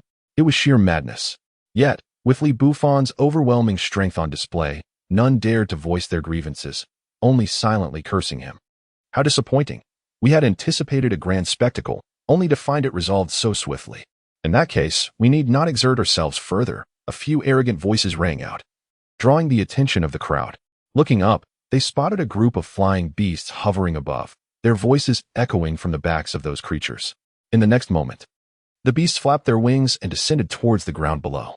Chapter 95, The Preordained Explosion Upon Landing. The others finally discerned who had been speaking moments ago. Each individual was adorned with crimson hair, and their pupils were not the usual round shape but rather slitted, resembling those of serpents. Their gaze, akin to that of a snake, fixated intensely on everyone present. The previously arrogant voice resumed, "Today, I extend my gratitude to you all. Thus, kindly summon this city forth, or else you shall face dire consequences." At this juncture, a cacophony of bizarre laughter erupted. Behind each monstrous creature, more than 10 shadowy figures descended. Their appearance was distinctly non-human, yet they were indeed human. Li Bufan regarded these beings with a hint of peculiarity, easily discerning that they were humans who had undergone some form of mutation. Unlike the leader he had encountered atop the mountain, who had fully transformed and exhibited no significant side effects aside from a temporary loss of reason during transformation. These individuals were mere half-finished products. They had not entirely succeeded in their metamorphosis, yet they retained vestiges of enhanced strength, resulting in their grotesque, in-between forms. As for their abilities, they appeared to be linked to the monstrous creatures. "If you have come to jest, I suggest you depart," Li Bufan remarked indifferently, his expression betraying a sense of boredom. His words, however, incited fury among the group. "What did you say, brat? Perhaps you are unfamiliar with the concept of death?" The beings, neither entirely human nor ghostly, became agitated, their aura intensifying with rage. The atmosphere grew palpably tense, with the citizens of Luo City stepping forward, particularly those from the two major factions who had just acknowledged a new leader, now faced with an outsider challenging their authority. Li Bufan, however, merely waved his hand, a smile gracing his features. "Very well, since you are so confident, allow me to test your mettle." Almost instantaneously, the half-humans and creatures grew vigilant, hastily mounting their monstrous steeds and taking to the skies. Despite their imposing size, they had witnessed Li Bufan and awakens' prowess, where the others had been effortlessly dispatched. Consequently, they felt a tremor of apprehension. Moments later, the circling beasts, noticing Li Bufan and awakens' lack of action, landed atop a mid-rise building. "Humph, I expected something more impressive. It appears you are merely a buffoon," one taunted from above. Unperturbed, Li Bufan snapped his fingers. With a resounding explosion, the entire edifice erupted into flames. In an instant, the structure shattered, sending debris of cement, steel, and brick spiraling outward. Fortunately, the gathered individuals were not ordinary folk. They swiftly harnessed the power of their tattoos for defense. Countless orange flames shot skyward, staining the heavens red. Even those who were already aware of Li Bufan's capabilities gasped in shock. They had witnessed him merely tossing a handful of pale soil earlier, yet such a catastrophic explosion had now transpired. How could such devastation have occurred? A wave of terror swept over the crowd, particularly among the members of the two factions, who retreated in fright. This building had been their safe haven, and its sudden obliteration suggested a premeditated trap. Even if Li Bufan had chosen not to act, their chances of survival appeared grim. Fearful gazes turned towards him. Realizing the inevitable conclusion, should they refuse to surrender, death awaited them, with no alternative in sight. "Curse you all!" a voice screeched amidst the chaos. Miraculously, several figures emerged from the center of the explosion, bloodied and battered, yet somehow clinging to life, despite a significant portion of their community now vanished. The number of aerial beasts had dwindled to just 2 or 3, a loss that could nearly be described as total annihilation. The remaining creatures roared, emitting sharp cries as if summoning something. Li Bufan remained calm, his eyes glimmering with curiosity. "Prepare yourselves, everyone. Begin the hunt for the beasts. Any crystal cores you procure will belong solely to you." He gestured grandly. As confusion reigned among the crowd, a wave of panic surged from an unknown source. People from all directions converged toward the city center, crying out, "Help! Luo City is falling." Those fleeing beheld the two factions, their expressions resembling that of lost children, overwhelmed with grief and desperation as they yearned to kneel before them. Yet, these individuals were not members of the two factions, they were citizens of the city, previously discontent with the established powers. Their sudden display of devotion left everyone bewildered. Before inquiries could arise, a tide of monstrous creatures surged into view. Chapter 96. The damn squib. In an instant, a profound change swept across the faces of all present. Fear flickered intensely in their eyes, for this scene was undeniably shocking to them. "Let them perish here. This city shall belong to us," the arrogant voices echoed from above. The figures in the sky mocked the crowd below, their gazes laced with derision, as if observing mere corpses. "Now that your mission is complete, descend to join your comrades," Li Bufan declared, and with a mere flick of his wrist, he unleashed a flurry of white clay. This clay rapidly transformed in midair, morphing into the shapes of small birds in the blink of an eye. Like arrows, they shot upwards with remarkable speed. Whoosh, whoosh, whoosh. The cacophony of piercing sounds went unnoticed by the frenzied beings above. However, the monstrous creatures beneath them reacted swiftly, extending their sharp claws to shred the white clay birds.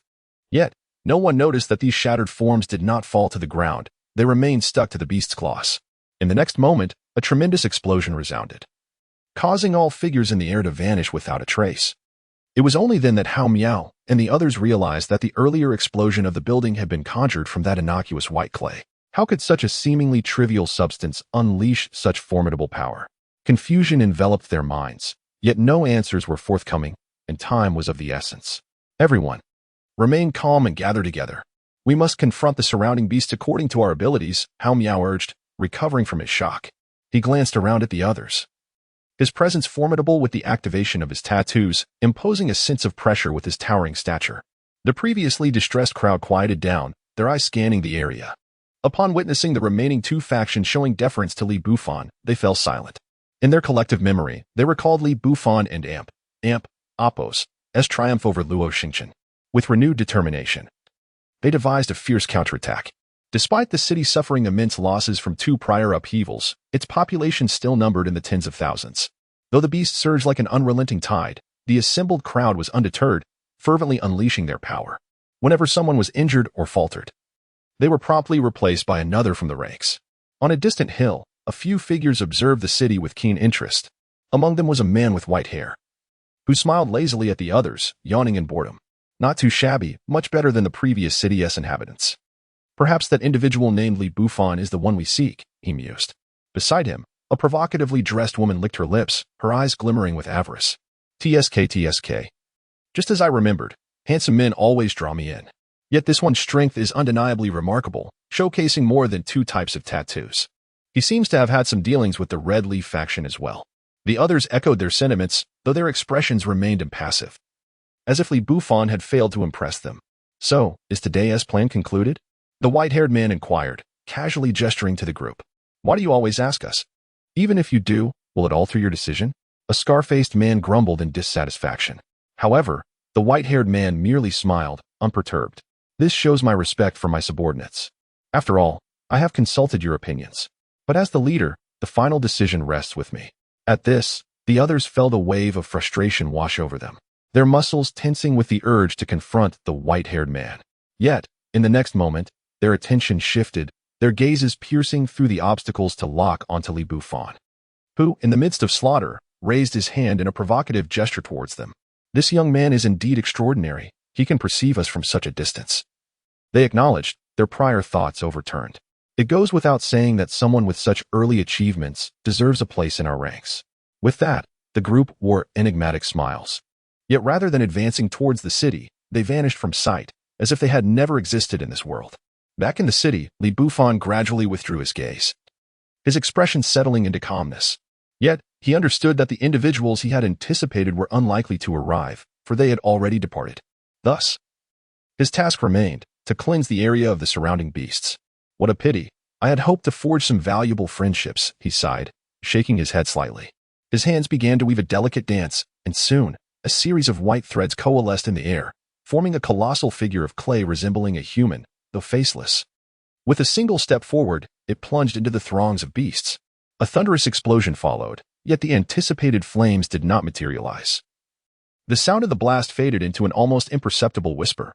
The onlookers, who had awaited this moment, were left in stunned silence. What is happening?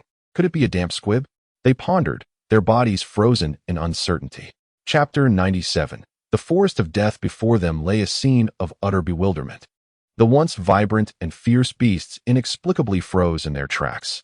Mere seconds later, their corporeal forms disintegrated into ashes, vanishing into the ether. Not merely a handful, but all the creatures in the vicinity succumbed to this fate. Simultaneously, the once ferocious beasts, upon witnessing the sudden obliteration of their brethren in the thousands, were seized by an involuntary shiver. Like a receding tide, they surged toward the outskirts of the city. Though these beasts lacked substantial intellect, they were not devoid of instinctual fear. Their pupils dilated in a manner akin to seismic tremors, their minds blanketed in confusion. What transpired? My goodness. Thousands of these creatures were annihilated in an instant. While they may not have been formidable in rank, surely one individual could not have vanquished them all. Countless onlookers gaped in astonishment, their expressions vacuous, gazing at Li Bufan with a semblance of trepidation, especially the representatives of the two major factions, who pondered the repercussions had Li Bufan unleashed such a technique earlier. Would they have had a chance to stand here and converse? The answer was unequivocally negative. Li Bufan, pleased, clapped his hands. It must be said, C4 explosives were remarkably effective. This nanoscopic ordnance infiltrated the bodies of the creatures, wreaking cellular havoc without producing a discernible sound, making it ideally suited for eradicating such large swathes of beasts. As he surveyed the ground littered with glimmering crystal cores, an insatiable greed flickered in the eyes of nearly everyone present. Yet, none dared to make a move. They understood these spoils were the result of Li Bufan's handiwork and refrained from attempting to seize them. Let us divide these crystal cores among ourselves, some suggested. However, Li Bufan waved dismissively, for he held no regard for these inferior crystals. In fact, his own reserves far surpassed the collective value of these cores, having previously single-handedly vanquished a horde of beasts in the Bloodhand safe zone. His stockpile of crystals was abundant, and they were of a higher grade. The lower-tier ones had long since been consumed. Upon hearing this, the others exchanged glances, and after a moment, someone stepped forward to collect the cores. Yet, there was no chaos. Every individual methodically gathered the crystals and brought them together for an equitable distribution. Within half an hour, all the cores were accounted for. Subsequently, everyone stood respectfully behind Li Bufan, quietly observing him. Having preserved our lives and secured our gains, it is now time to attend to my bidding. Li Bufan remarked with a gentle smile, nodding in satisfaction at the reverent crowd. This was precisely the effect he sought. Our leader, whether scaling mountains of blades or traversing seas of fire, we shall not flinch. Hao Miao was the first to speak. He and his followers were among the first to align with Li Bufan. Having survived numerous skirmishes together, their losses had been minimal. It was a miracle, as even prior excursions into the jungle for resources had yielded greater casualties. They were utterly captivated by Li Bufan and Appo's prowess, and their trust in him was unwavering. Others, while still harboring a smidgen of fear, also voiced their allegiance. Clearly, they feared incurring Li Bufan and Apos' displeasure, which could lead to dire consequences. There is no need for such extremes. Simply continue with your duties and assist me in locating a few individuals, Li Bufan instructed, unfazed by their expressions. He regarded them merely as tools, not as subordinates to cultivate. Moreover, he could easily surmise their ulterior motives, but as long as they did not impede his interests, he was content. Hearing this, the others exhaled in relief. Initially expecting perilous tasks, they were reassured that it merely involved finding people. After understanding who Li Bufan sought, they dispersed. Having lingered in this area for some time, Li Bufan resumed his search efforts, longing for the familiar faces from his past life. Hao Miao, eager to assist with the search, approached Li Bufan, who beckoned him closer. Leave a few here to await news. The rest, follow me, Li Bufan commanded. Hao Miao's face lit with excitement, clearly believing Li Bufan was about to embark on another significant endeavor. Simultaneously, he felt a swell of pride. For although Li Bufan had gathered many followers, he still relied on their small band of over 100. After a brief arrangement, Li Bufan and his group departed from Luocheng. The remaining individuals soon confirmed that Li Bufan harbored no intentions for the city and silently vowed never to offend him, lest they face dire repercussions. Outside Luocheng, Li Bufan led the way. Hao Miao, share any rumored locations of interest, he prompted, and Hao Miao immediately grasped Li Bufan's intent. Clearly, they were to venture into perilous territories in search of more formidable resources. Boss, the nearby mountains have been thoroughly scoured for valuable items. However, there exists a forest of death ahead, where it is said that none who enter ever return alive. Most dare not venture beyond the periphery, although tales of treasures abound. Hao Miao recounted without hesitation, knowing Li Bufan and Apos' strength. Upon hearing about the forest of death, a spark of intrigue illuminated Li Bufan and Apos' otherwise composed demeanor. Very well. Let us venture into the forest of death, he declared, prompting the group to follow closely behind. Their eyes gleamed with a mix of anxiety, anticipation, and exhilaration. Yet, none displayed any fear. It was not that they were unafraid, but rather that with Li Bufan leading them, what was there to fear? Chapter 98. Cunning time seemed to stretch indefinitely as the group journeyed onward. By the time they arrived, it was already the following day. There was no need for anyone to remind them. The characteristics of the forest of death were unmistakable. A clear demarcation line appeared within the forest, a stark contrast of green and black. As they reached the edge of the forest of death, a faint whiff of decay wafted toward them. More alarmingly, a dense aura of death permeated the air. Even before stepping inside, a chill ran down their spines, as if a malevolent spirit had set its sights upon them. At this thought, everyone instinctively took a few steps back, acutely aware that advancing further could spell life-threatening danger. Suddenly, Hong Lian began to undergo a transformation. Her gaze turned vacant, and an overwhelming surge of dark energy erupted, enveloping her entirely. The Night Wanderer tattoo activated autonomously. In an instant, Hong Lian seemed to lose her sanity, stiffly advancing into the forest of death. Li Bufan furrowed his brow and swiftly grasped her arm. The dark energy radiating from Hong Lian erupted, attempting to push Li Bufan away. However, he merely let out a cold snort, and his own power began to suppress hers. Given that Li Bufan and Apos' tattoo was Hong Lian and Apos' his power was uniquely devoid of attributes. It bore no defining characteristics, allowing him to accommodate numerous tattoos, morphing into any desired form. To his astonishment, he discovered that he could not only absorb the power of tattoos but also that of Hong Lian. With a mere thought, he swiftly absorbed the dark energy enveloping her. As the malevolent aura diminished, Hong Lian and Apos' body relaxed, her expression gradually returning to normal. Yet, the Night Wanderer tattoo behind her appeared to have lost its vitality, dimming as if it had never awakened. What could possibly be happening? The other two women approached, their eyes filled with deep concern. Li Bufan shook his head slightly, uncertain of the cause. At present, he was completely shrouded in dark energy, yet he felt no discomfort. Rather, the energy felt unusually vibrant, as if stirred by some unseen force. Then, Li Bufan gently activated another tattoo on Hong Lian. In an instant, a blinding white light enveloped her, and the Bodhisattva tattoo sprang to life. The faint aura of death that had surrounded her was completely dispelled, and she slowly opened her eyes. There is something sinister, Hong Lian uttered, her first words revealing a hint of fear in her gaze. Sinister? Li Bufan replied, taken aback. While others may not recognize such entities, he was acutely aware of their existence. Sinister beings were indeed real, and he had encountered them in his past life. He recalled a particularly perilous encounter with one, where, had it not been for the formidable aura of his white tiger, he might not have survived. However, the sinister beings from his previous life had only begun to emerge a year after their mutation. Is there anything else besides the sinister? Bufan pondered, mulling over whether there had been any changes to his tattoo at that time. His penetrating gaze scanned the forest of death, even through the dark energy. He felt no indication of any sinister presence. Yet, he knew Hong Lian would not deceive him, suggesting a strong possibility that all of this was related to the Night Wanderer tattoo, which was not his own. I remember hearing an ethereal voice whispering in my ear, prompting my tattoo to activate involuntarily. My consciousness seemed to drift to a place thick with sinister energy, where many sinister beings urged me to join them. When the dark energy receded, I awoke, Hong Lian recounted, her eyes reflecting deep trepidation. As she gazed at Bufan, astonishment filled her features. She realized that the power emanating from him was indeed her Night Wanderer tattoo. She understood that Bufan's tattoos were manifested through tattoo stickers. Yet she had not anticipated that he could temporarily absorb her tattoo's power. In this eerie realm, voices called out, dark energy surged uncontrollably. Bufan fell into contemplation, his gaze sweeping over the others present. It became evident that only Hong Lian's tattoo bore any trace of dark energy, while the others were unaffected. I may have uncovered something, he stated, as he returned the dark energy to Hong Lian.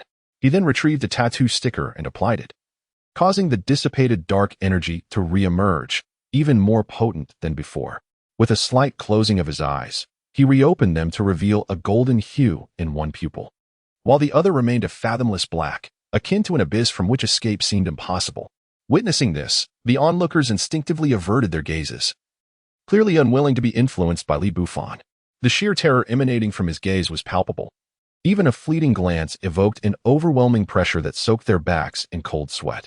Without pausing, Bufan activated the tattoo, biting his finger to let a drop of blood fall.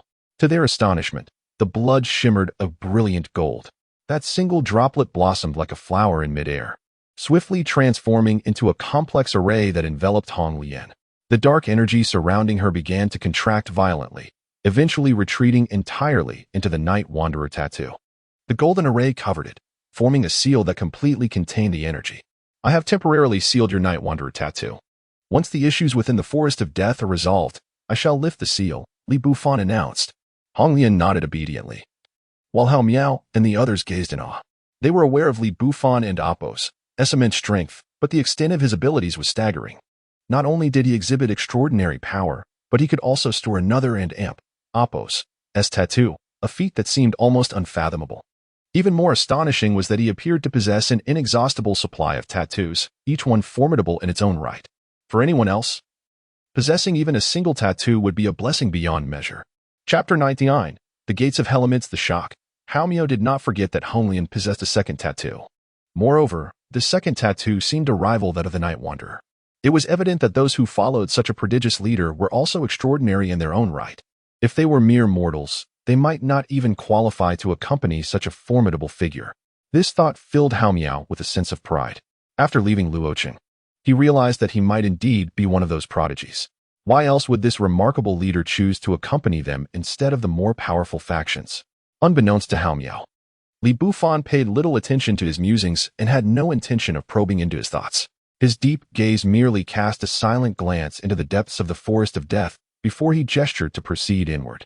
Meanwhile, in a certain part of the Forest of Death, surrounded by withered branches and decaying wood, countless lifeless limbs hung down, casting thick shadows. In a place that seemed devoid of life, a pair of crimson eyes suddenly flickered into existence. A piercing sound echoed throughout the forest, reverberating ominously. It was the presence of our master, the very essence of the one who once led us to the pinnacle of the world. It seemed our master had awakened long ago. Indeed, it was time to emerge. Amidst the sharp sound, more scarlet eyes appeared from within the dense shadows. In their gaze lay boundless madness and a thirst for slaughter. On the other side, Bufan and his companions had fully entered the Forest of Death. As soon as they stepped in, they understood why this place was dubbed the Forest of Death. Only upon entry did they discover that the forest was not merely composed of dead trees. In fact, the ground was already exuding a thick gray aura. Here, any being that came into contact with this gray presence would be enveloped in a faint scent of death. Almost everyone shivered involuntarily. As if they had entered the morgue of a basement, the sensation was profoundly lethal. They immediately activated their tattoos to ward off any trace of the great power. While Li Bufan surveyed their surroundings, Hao Miao assumed the role of the commander, issuing directives as he would during any expedition. Upon hearing his words, everyone promptly unleashed the power of their tattoos, simultaneously expanding their bodies in size. Thanks to the protective tattoos, the chilling aura diminished significantly. Feeling this relief, Hao Miao gradually exhaled. If they could not withstand even this, their journey would end here, let alone venture deeper with Li Bufan. Suddenly, a sharp sound pierced the air. It resembled the wailing of a child or the shriek of a deranged being. Li Bufan and Apos, gaze caught sight of a grayish-white figure that flashed before him. This entity moved with incredible speed, far surpassing that of a C-rated beast. It could even be likened to a B-rated creature. However, these beings seemed devoid of any desire to attack. Their presence appeared solely intended to disturb the minds of the group. Li Gu, do you think ghosts and spirits truly exist in this world? Su Ling's voice quivered with a hint of fear.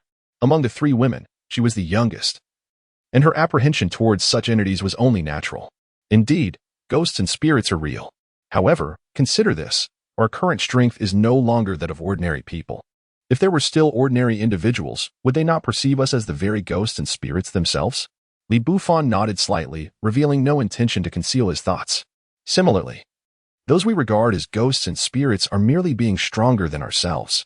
Upon hearing this, everyone momentarily paused, a look of realization dawning upon their faces. There seemed to be no flaw in this logic. If their power surpassed that of the so-called ghosts, would they still harbor any fear? The answer was a resounding no. Su Ling was momentarily taken aback, but the fear in her eyes swiftly dissipated. So we must grow stronger and then replace these spirits? At this, Li Bufan beamed, giving her a thumbs up. Excellent. Your understanding is commendable. Keep it up. While speaking, they did not lag in their progress. Each of them pushed further into the depths of the forest, all the while remaining subtly aware of their surroundings. After all, relaxing one's guard in such a place was akin to courting death. Suddenly, as they passed a certain spot, Li Bufan's body halted slightly, prompting an immediate reaction from the others. They all stomped their feet into the ground with tremendous force, causing the floor to tremble violently, as if an earthquake had struck. This impact caused the nearby ground to crack open, revealing countless white bones. To their horror, these once lifeless bones began to rise. In their hollow eye sockets burned eerie green flames. Skeletons? Li Bufan's expression turned peculiar, as if a realization struck him. He recalled a companion with whom he had shared a strong bond. They had helped each other in the past, only to become separated during a catastrophe. Even after Li Bufan and Apos' demise, he had not seen his friend again. This companion possessed the ability to open a gate to hell, from which he could summon various specters, skeletons, and even denizens of the underworld. Thus, Li Bufan often jestingly referred to him as the necromancer. More importantly, he had a cherished acquaintance who happened to be the sister of Li Bufan and Apos' friend. If he could find her, perhaps he might reunite with his beloved. The gates of hell? Li Bufan ventured tentatively, his piercing gaze scanning the area. Yet, there were no signs of any living presence. He shook his head slightly, acknowledging that it was merely a speculation, with little confidence to back it. However, if that were not the case, these skeletons would serve little purpose. With this thought in mind, Li Bufan casually waved his hand. The surrounding demonic energy coalesced into various grotesque forms. The tattoo he activated this time was that of the legendary Great Demon God, a character he had encountered in novels. Never expecting someone would actually turn it into a tattoo. Chapter 100. Indeed it is him. As the ominous shadows formed from the dark energy behind him were about to strike, Li Bufan waved his hand once more, dispersing the black mist entirely. As the Great Demon God, why would he need to rely on brute force to achieve victory? With a mere thought, the pale golden pupil on his left began to spin, unleashing invisible beams of light that penetrated the skulls of the surrounding undead. In that moment, the skeletons that had encircled Li Bufan and his companions came to an abrupt halt. Their already vacant forms seemed even more rigid now. With a snap of his fingers, the skeletons began to retreat. They moved with stiff, mechanical steps, heading deeper into the forest of death. This sight left Hao Miao and the others, who were ready for battle, utterly dumbfounded. Their eyes were wide with shock as they instinctively glanced at Li Bufan. After all, it was only moments ago that Li Bufan had snapped his fingers, prompting the retreat of the skeletons. To the rest, Li Bufan had become a figure of omnipotence. Li Bufan said nothing further, quietly trailing behind the skeletons. He sought to ascertain whether the puppeteer of these undead beings was the individual he remembered from his past. On the other side of the forest of death, a group of individuals was trudging cautiously forward. Most of them were formidable men, their expressions alert as they surveyed their surroundings. Damn it. Why are those fools here in the forest of death? Entering this place is akin to courting death. The leader, a burly man, was furious when one of his subordinates muttered, "But boss, you came here too." Smack. The leader turned and slapped the subordinate on the head. Silence. If you were me, would you let that foolish lad wander off in search of his sister? If we are a team, we must act like one. He shot a fierce glare at the subordinate he had just reprimanded. Boss, you have a sharp tongue but a kind heart. Stop pretending.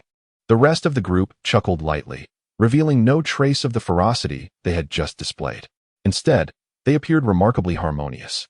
However, the atmosphere shifted as a series of cracking noises echoed around them. The group and Appos' collective gaze fell upon a procession of skeletons.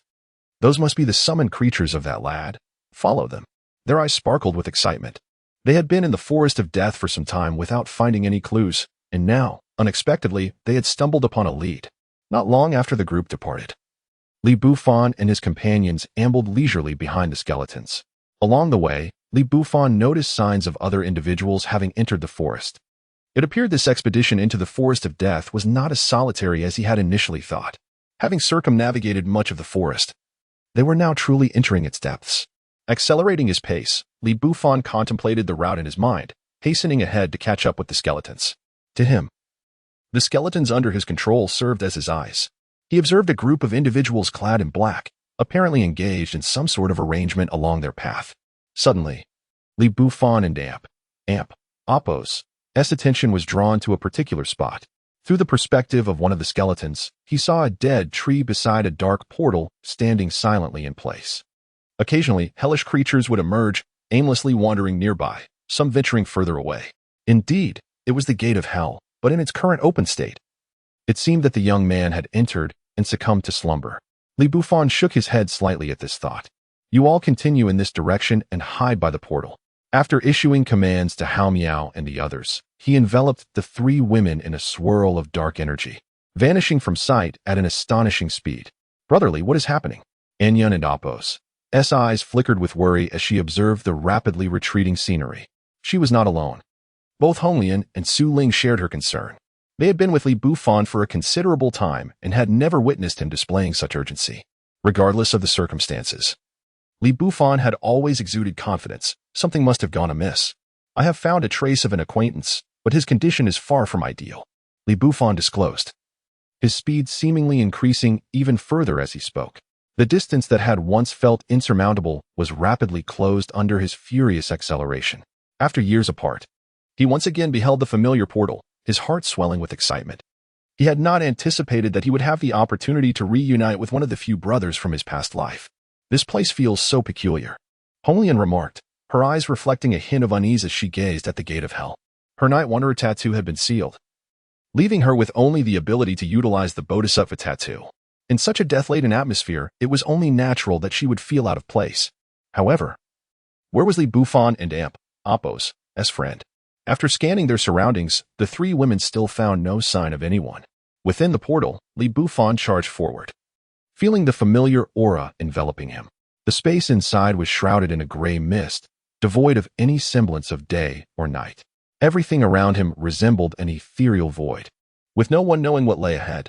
Yet, amidst this disorienting ambience, a palpable sense of conflict emanated from a distance. Under this oppressive tension, the surroundings seemed poised to erupt. From afar, a stream of terrified undead beings began to surge forth. Hellhounds, headless horsemen, zombies, and skeletons poured out in a relentless tide. Trouble was indeed at hand, yet it appeared that the disturbance was not a mere slumber. Bufan and Appos' eyes narrowed slightly. He had traversed the gate of hell in his past life, but it had never appeared in such a fractured state. Thus, the changes here were undoubtedly linked to that battle. Bufan accelerated once more, channeling more than half of his power into his journey. The three women sensed Bufan's grave demeanor and silently summoned the power of their tattoos. Deep within the gate of hell, a frail figure roared in a frenzied rage, his eyes ablaze with fury. Are you truly willing to perish alongside me for a woman? Hand her over, or face death. On the opposite side, a young man clad in black robes sat upon a throne forged from bones. His gaze was indifferent, devoid of any vitality at first glance. Fool, You have lost your mind. If that is the case, then let us perish together. Chapter 101. The flavor of conspiracy amidst the frenzied roar. The slender figure seemed to have reached a pivotal decision. The tattoos adorning his body appeared to be ignited to their utmost potential. A surge of power erupted, further escalating the already chaotic surroundings. Another individual, seated upon a throne of bones, exhibited a slight change in expression. His countenance, already imbued with an air of death, now bore a resolute determination. A faint sigh seemed to echo in his heart. Behind him, a pale figure gradually manifested, seemingly smiling, yet also gazing intently at the occupant of the skeletal throne. Upon witnessing this spectral figure, the slender man's form quivered slightly, a flicker of fear momentarily flashing in his eyes. However, this trepidation dissipated almost instantaneously, and he charged madly towards the throne, appearing intent on mutual destruction. Ah, so you've resorted to this tactic once more. A sigh subtly resonated in the background. Behind the slender figure, an arm cloaked in a shroud of dark energy had appeared unbeknownst to him. Long fingers, steeped in malevolence, gently grasped the slight figure. A sharp crack echoed, and the hand discarded the individual as if disposing of refuse. The figure materialized completely, revealing the hastily arrived Bufan and his companions. Bufan's eyes were a tapestry of complex emotions, excitement, nostalgia, and more. The occupant of the skeletal throne, upon seeing Bufan, displayed a moment of bewilderment, confusion flickering in his gaze. Who are you? I do not recall meeting you, yet you seem so familiar. At these words, Bufan and Apos' demeanor sharpened. His gaze fell upon the figure behind him. This time, you shall not thwart me. Kongsheng's life ultimately belongs to me. The lips of the spectral figure moved, and though no sound reached Bufan's ears, he instantly comprehended the words spoken. Simultaneously, the figure's arm lunged towards the bewildered Kongsheng. In a heartbeat, Bufan's pupils constricted violently. Begone, he thundered, his voice resonating with formidable authority. Almost instantaneously, his right eye transformed into a void of darkness, enveloping the entire world. The phantom that had been behind Kongsheng felt the brilliance before it extinguished completely. When it dared to open its eyes again, it found itself in a realm of utter obscurity. Bufan, you are truly despicable. Why must you always impede me? The phantom and Apos' shouts echoed, its gaze spiraling into madness and rage. Indeed, you are aware of everything. Bufan and Apos' voice was cold, his gaze frigid. In this dire situation, he confirmed a harrowing truth. Events from a past life seemed to intertwine with this one. For instance, the phantom before him bore a grudge since Bufan had thwarted its attempt to devour Kongsheng in a previous existence. As Kongsheng had revealed, this phantom was one of the malevolent entities lurking deep within the gates of hell. A palpable scent of conspiracy wafted through the air, and Bufan felt an unsettling loss of control over certain matters. With a subtle shift in thought, he intensified the pressure in the darkness. An overwhelming mass of shadow, akin to ink, enveloped the phantom entirely. It emitted anguished wails, as if being consumed whole. Ha ha ha, do you believe you possess extensive knowledge? In the eyes of those beings, you may merely be a plaything. I eagerly anticipate the day we truly meet. Trust me, it shall be soon. Before being entirely engulfed, the phantom erupted into maddened laughter. Its words stirred a tempest within Bufan's heart. He found himself at a loss for words, overwhelmed by an unfamiliar sensation. Who are you? Kongsheng and Apos' voice pierced through Bufan's reverie, breaking his contemplative state.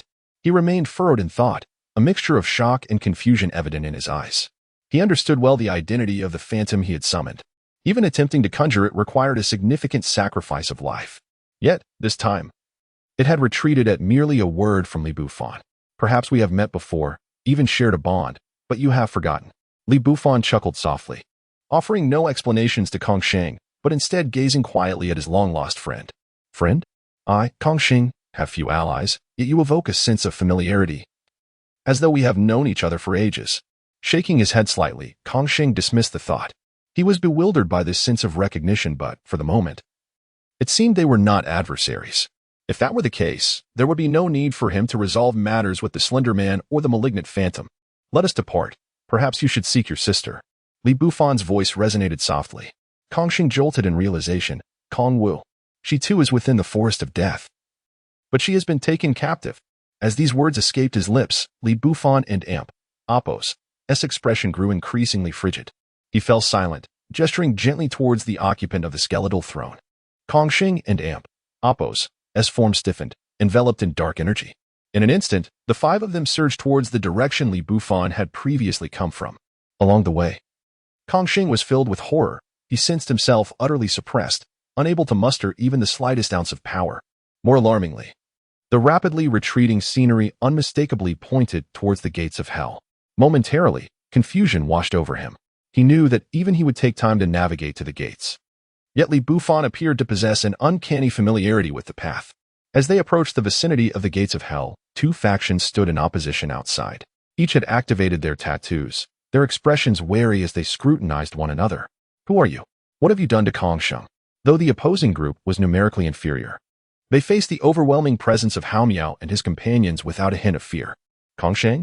I do not know him. All I know is that our leader instructed us to remain here and prevent anyone from disrupting our mission. If you dare approach, do not blame me for being rude. Hao Miao exhibited no inclination to retreat. After all, it was a rare opportunity for Li Bufan to assign them a task. If they failed even this minor duty, there would be no reason to follow him further. As these words were spoken, the atmosphere between the two groups grew palpably tense, the air thick with an impending sense of conflict. Chapter 102. The evil spirits of the night, regardless of your identities, I implore you to step aside at once, or we shall soon witness the true extent of your prowess. The opposing party remained undeterred, even exhibiting a hint of eagerness for confrontation. In light of this, let us ascertain just how formidable you truly are. Hao Miao emitted a cold snort. He was inherently unafraid of conflict. Since entering the depths of this forest of death, he had yet to engage in battle, and the anticipation was beginning to stir within him. With opponents presenting themselves for a skirmish, he felt no trepidation. However, as both sides prepared to engage, the gate of hell began to tremble. Suddenly, 5 figures emerged from within. Upon sighting them, both factions, poised for battle, froze in astonishment. Boss? Shouting? Each group exclaimed in unison, quickly redirecting their gazes towards one another, creating an awkward atmosphere. Who would have imagined that the two factions, once ready to clash, would find themselves in such a predicament? What are you doing? Kongxing queried, observing the tense standoff. Li Bufan, too, regarded Hao Miao with a questioning look. Ahem, boss. This is all a misunderstanding. Hao Miao awkwardly coughed and proceeded to recount the events leading to this moment. Instantly, clarity dawned upon everyone. One group intended to guard the gate of hell, while the other sought to enter, leading to the current situation. All right. Retract your tattoos and prepare to delve deeper. Li Bufan waved his hand, showing no inclination to dwell on the matter further. Kongsheng, equally exasperated, voiced his agreement. The two parties, having resolved their misunderstanding, soon mingled together. So, you are all here searching for Kongwu? Li Bufan inquired, a slight frown creasing his brow. To be precise, I am in search of my sister, though they are seeking me, Kongsheng replied, shaking his head in resignation. Then, as if struck by a sudden realization, he regarded Li Bufan with suspicion. But how do you know my sister's name? That is a long story. Suffice it to say, I am here to assist you, Li Bufan sighed, recognizing the predicament he had inadvertently revealed. Nevertheless, he had no desire to elaborate on the matter further. The fact that Kongwu had been kidnapped was unexpected, and he found it rather perplexing why anyone would target her specifically. The assailants, clad in black robes and masks, obscured their identities, leaving him in ignorance of their true nature. He had merely followed their trail. Otherwise, he feared they would have vanished without a trace. Kongxing's face darkened as he surveyed the forest of death. Once within its confines, the culprits seemed to have disappeared entirely. The individual inside the gate of hell was left behind to ambush me, but I forcibly pulled him into the fray, he explained succinctly. Li Bufan nodded slightly in understanding. Very well, then let us continue our search. As he spoke, Li Bufan summoned his sword, unleashing a dense aura of magic. Each tendril coalesced into the forms of birds and beasts, scattering in various directions. You should release some undead creatures as well, placing them wherever you can, Kongsheng concurred, recognizing the merit in this strategy. Given the abundance of undead within the forest of death, their search radius would significantly expand. The group quickly devised a plan and began to disperse, maintaining a distance of 5 meters between one another to ensure visibility. The collective of over 100 individuals resembled a vast net, tirelessly scouring the periphery of the forest of death. As time passed, the sky darkened ominously. They calculated that they should have thoroughly searched the outskirts by now, yet no clues had emerged. Could they have left? Hao Miao shook his head in frustration and anger. After spending most of the day without a single lead, he felt a growing agitation. Impossible. The forest of death is vast, yet the routes for escape are limited.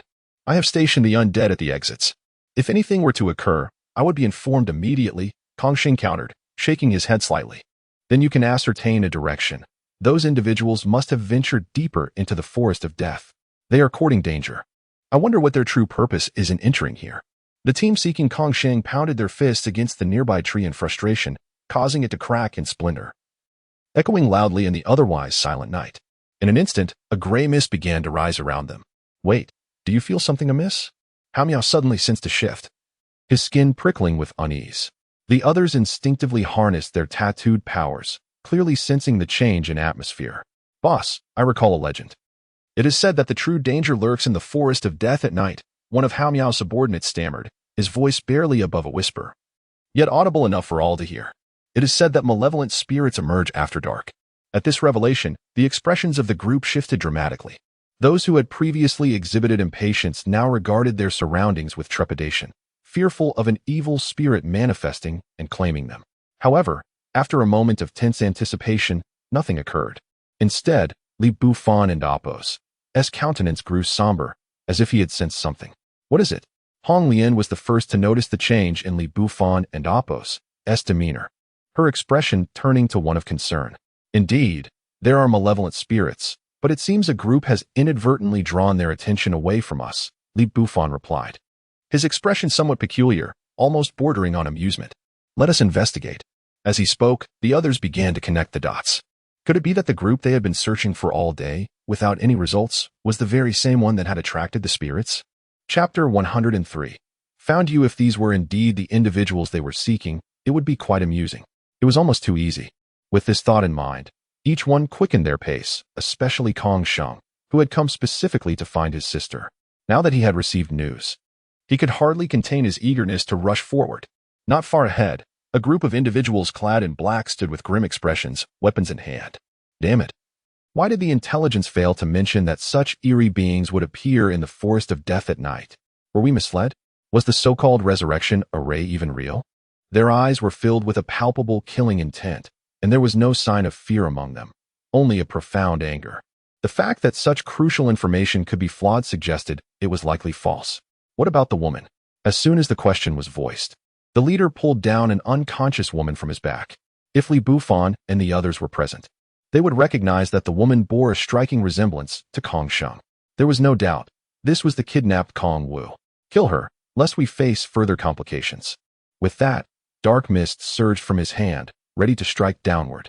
However, at that moment, piercing cries resonated through the air. The surrounding spirits rushed in at once. In a moment of desperation, the arm that had been poised to attack was forcibly withdrawn. Damn it, those scoundrels would pay dearly for this. A fierce glint flickered in his eyes as more than a dozen individuals formed a circle, simultaneously unleashing their tattooed powers. Almost instantaneously, a wave of darkness spread outward, repelling the advancing spirits. Yet, this was not the end. The number of spirits had doubled, and they charged forward without hesitation. The sheer tide of them threatened to engulf the group entirely. At this juncture, there was no time to consider anyone else. Kong Wu was cast aside, and the fight began in earnest. Meanwhile, Li Bufan and his companions had stealthily approached the vicinity. Yet, due to their numbers, they were inevitably noticed by the countless spirits surrounding them. Thus, they were left with no choice but to clear some of them away. Soon after, Li Bufan and Kongsheng pressed forward. They broke through the spirits and Apos' blockade and reached the throng. These are the culprits. Kongsheng recognized them instantly, primarily due to the conspicuous black bubbles on their bodies and the identical malevolent energy they wielded. First, let us locate your sister. We will deal with these scoundrels later. Li Bufan glanced briefly at the group, already condemning them to death. Not finding her, could it mean she was? Kongsheng scanned the area carefully, and his expression darkened further. The number of culprits was unmistakable. It was evident there was not a single extra person among them. In such circumstances, there could only be one conclusion. She had been dealt with. That cannot be. After all, they went through great lengths to abduct her. If their sole purpose was to eliminate her, they wouldn't have gone to such trouble, Li Bufan reasoned, shaking his head. This statement gradually calmed Kongsheng. Indeed, if their intention was merely to dispose of Kong Wu, they could have done so with ease without dragging her to the forest of death. What purpose would that serve? Forget it. Since we haven't found her, let us eliminate these villains. Kong Xing could no longer suppress his murderous intent. In an instant, his thoughts crystallized, and a portal to hell slowly rose around him. Soon, countless wraiths surged forth from the portal, quickly occupying the area. Most of the summoned beings were lowly skeletons and zombies. After all, Kong Sheng's power was limited. Summoning such a multitude was already commendable. However, relying solely on these undead creatures would not suffice to vanquish their foes. Their primary function was to hold off the surrounding spirits. Otherwise, clearing them would consume precious time, leaving no opportunity to confront the culprits. Moreover, Bufan and his companions aimed to capture rather than kill. In such an expansive forest of death, locating a single individual would be an arduous task. As the undead began to stir, Bufan launched himself forward. Upon seeing him, the surrounding spirits charged without hesitation. Bufan merely waved his hand nonchalantly. Countless magical flames erupted, and in an instant, the spirits were sent into disarray, posing no hindrance to him whatsoever. Kong Sheng's pupils constricted at this spectacle. Although he understood Bufan was powerful, he had not anticipated him to be this formidable. If it were him, simply clearing these spirits would likely consume most of his energy. Shock coursed through him, and he began to speculate about Bufan's true identity, wondering why he felt so familiar yet could not place him. Shaking his head, he buried these questions deep within. Kong Sheng then charged into the fray himself. The most pressing matter was to eliminate their adversaries. At his command, a colossal figure seemed to emerge from the portal to hell, melding with Kong Xing. He roared fiercely, his body enveloped in decaying armor, transforming him into a death knight, a lance gripped tightly in his hand as he charged forward. Although his speed could not match Bufan and Apos, he was formidable in his own right. Damn it, it's that guy. How is it that old 3 cannot even handle such a mere insect? Realizing this, he thought it fortuitous he would eliminate these nuisances in one go. The adversaries, who had been battling the spirits, turned pale upon seeing Bufan and Kong Sheng charge towards them, their movements growing increasingly frantic. Chapter 104. The terrifying blade. As they spoke, their eyes met, and immediately, an array of ominous energies surged skyward, forming peculiar formations. Beneath this array, the combined strength of all present coalesced into a singular force. Was it not excessive for just 2 individuals to resort to their ultimate techniques? Suddenly, a clear voice emerged, unmistakably laced with mockery, directed at Bufan and his companion. Kong Sheng, upon hearing this, felt a surge of intense anger. His grip on the long spear tightened, and he swung it with renewed vigor. In contrast, Bufan remained unfazed by their taunts, his focus steadfastly fixed on the array they had conjured. These individuals actually possess such knowledge. Bufan and Apos' expression shifted slightly. He recalled vividly that such formations had only begun to emerge a year post-catastrophe, with practical application not commencing until 2 years later. Yet, here we are, merely 2 months into this new era, and they have already made notable progress. Indeed, the essence of this world aligns precisely with my suspicions. There exists a hidden puppeteer at play. A profound curiosity surged within Bufan, igniting a desire to uncover whether his rebirth held any significance in this unfolding drama. After all, why would those associated with Hongye recognize him? What of Kong Sheng's summoning of that sinister entity? A whirlwind of uncertainties enveloped him. Shaking his head, Bufan resolved not to prolong the encounter. These adversaries were but mere insects in his eyes. Their union merely posed a slight inconvenience. With a deliberate motion, his right hand waved through the air, and a black portal materialized. His arm delved into the void, retrieving a dark-hued long blade. As he raised it, martial energies began to converge, manifesting into a colossal demonic figure that soared skyward, breaking through the cloud cover as if standing between heaven and earth. Such a terrifying aura descended like a celestial torrent, crashing violently upon the gathered formations.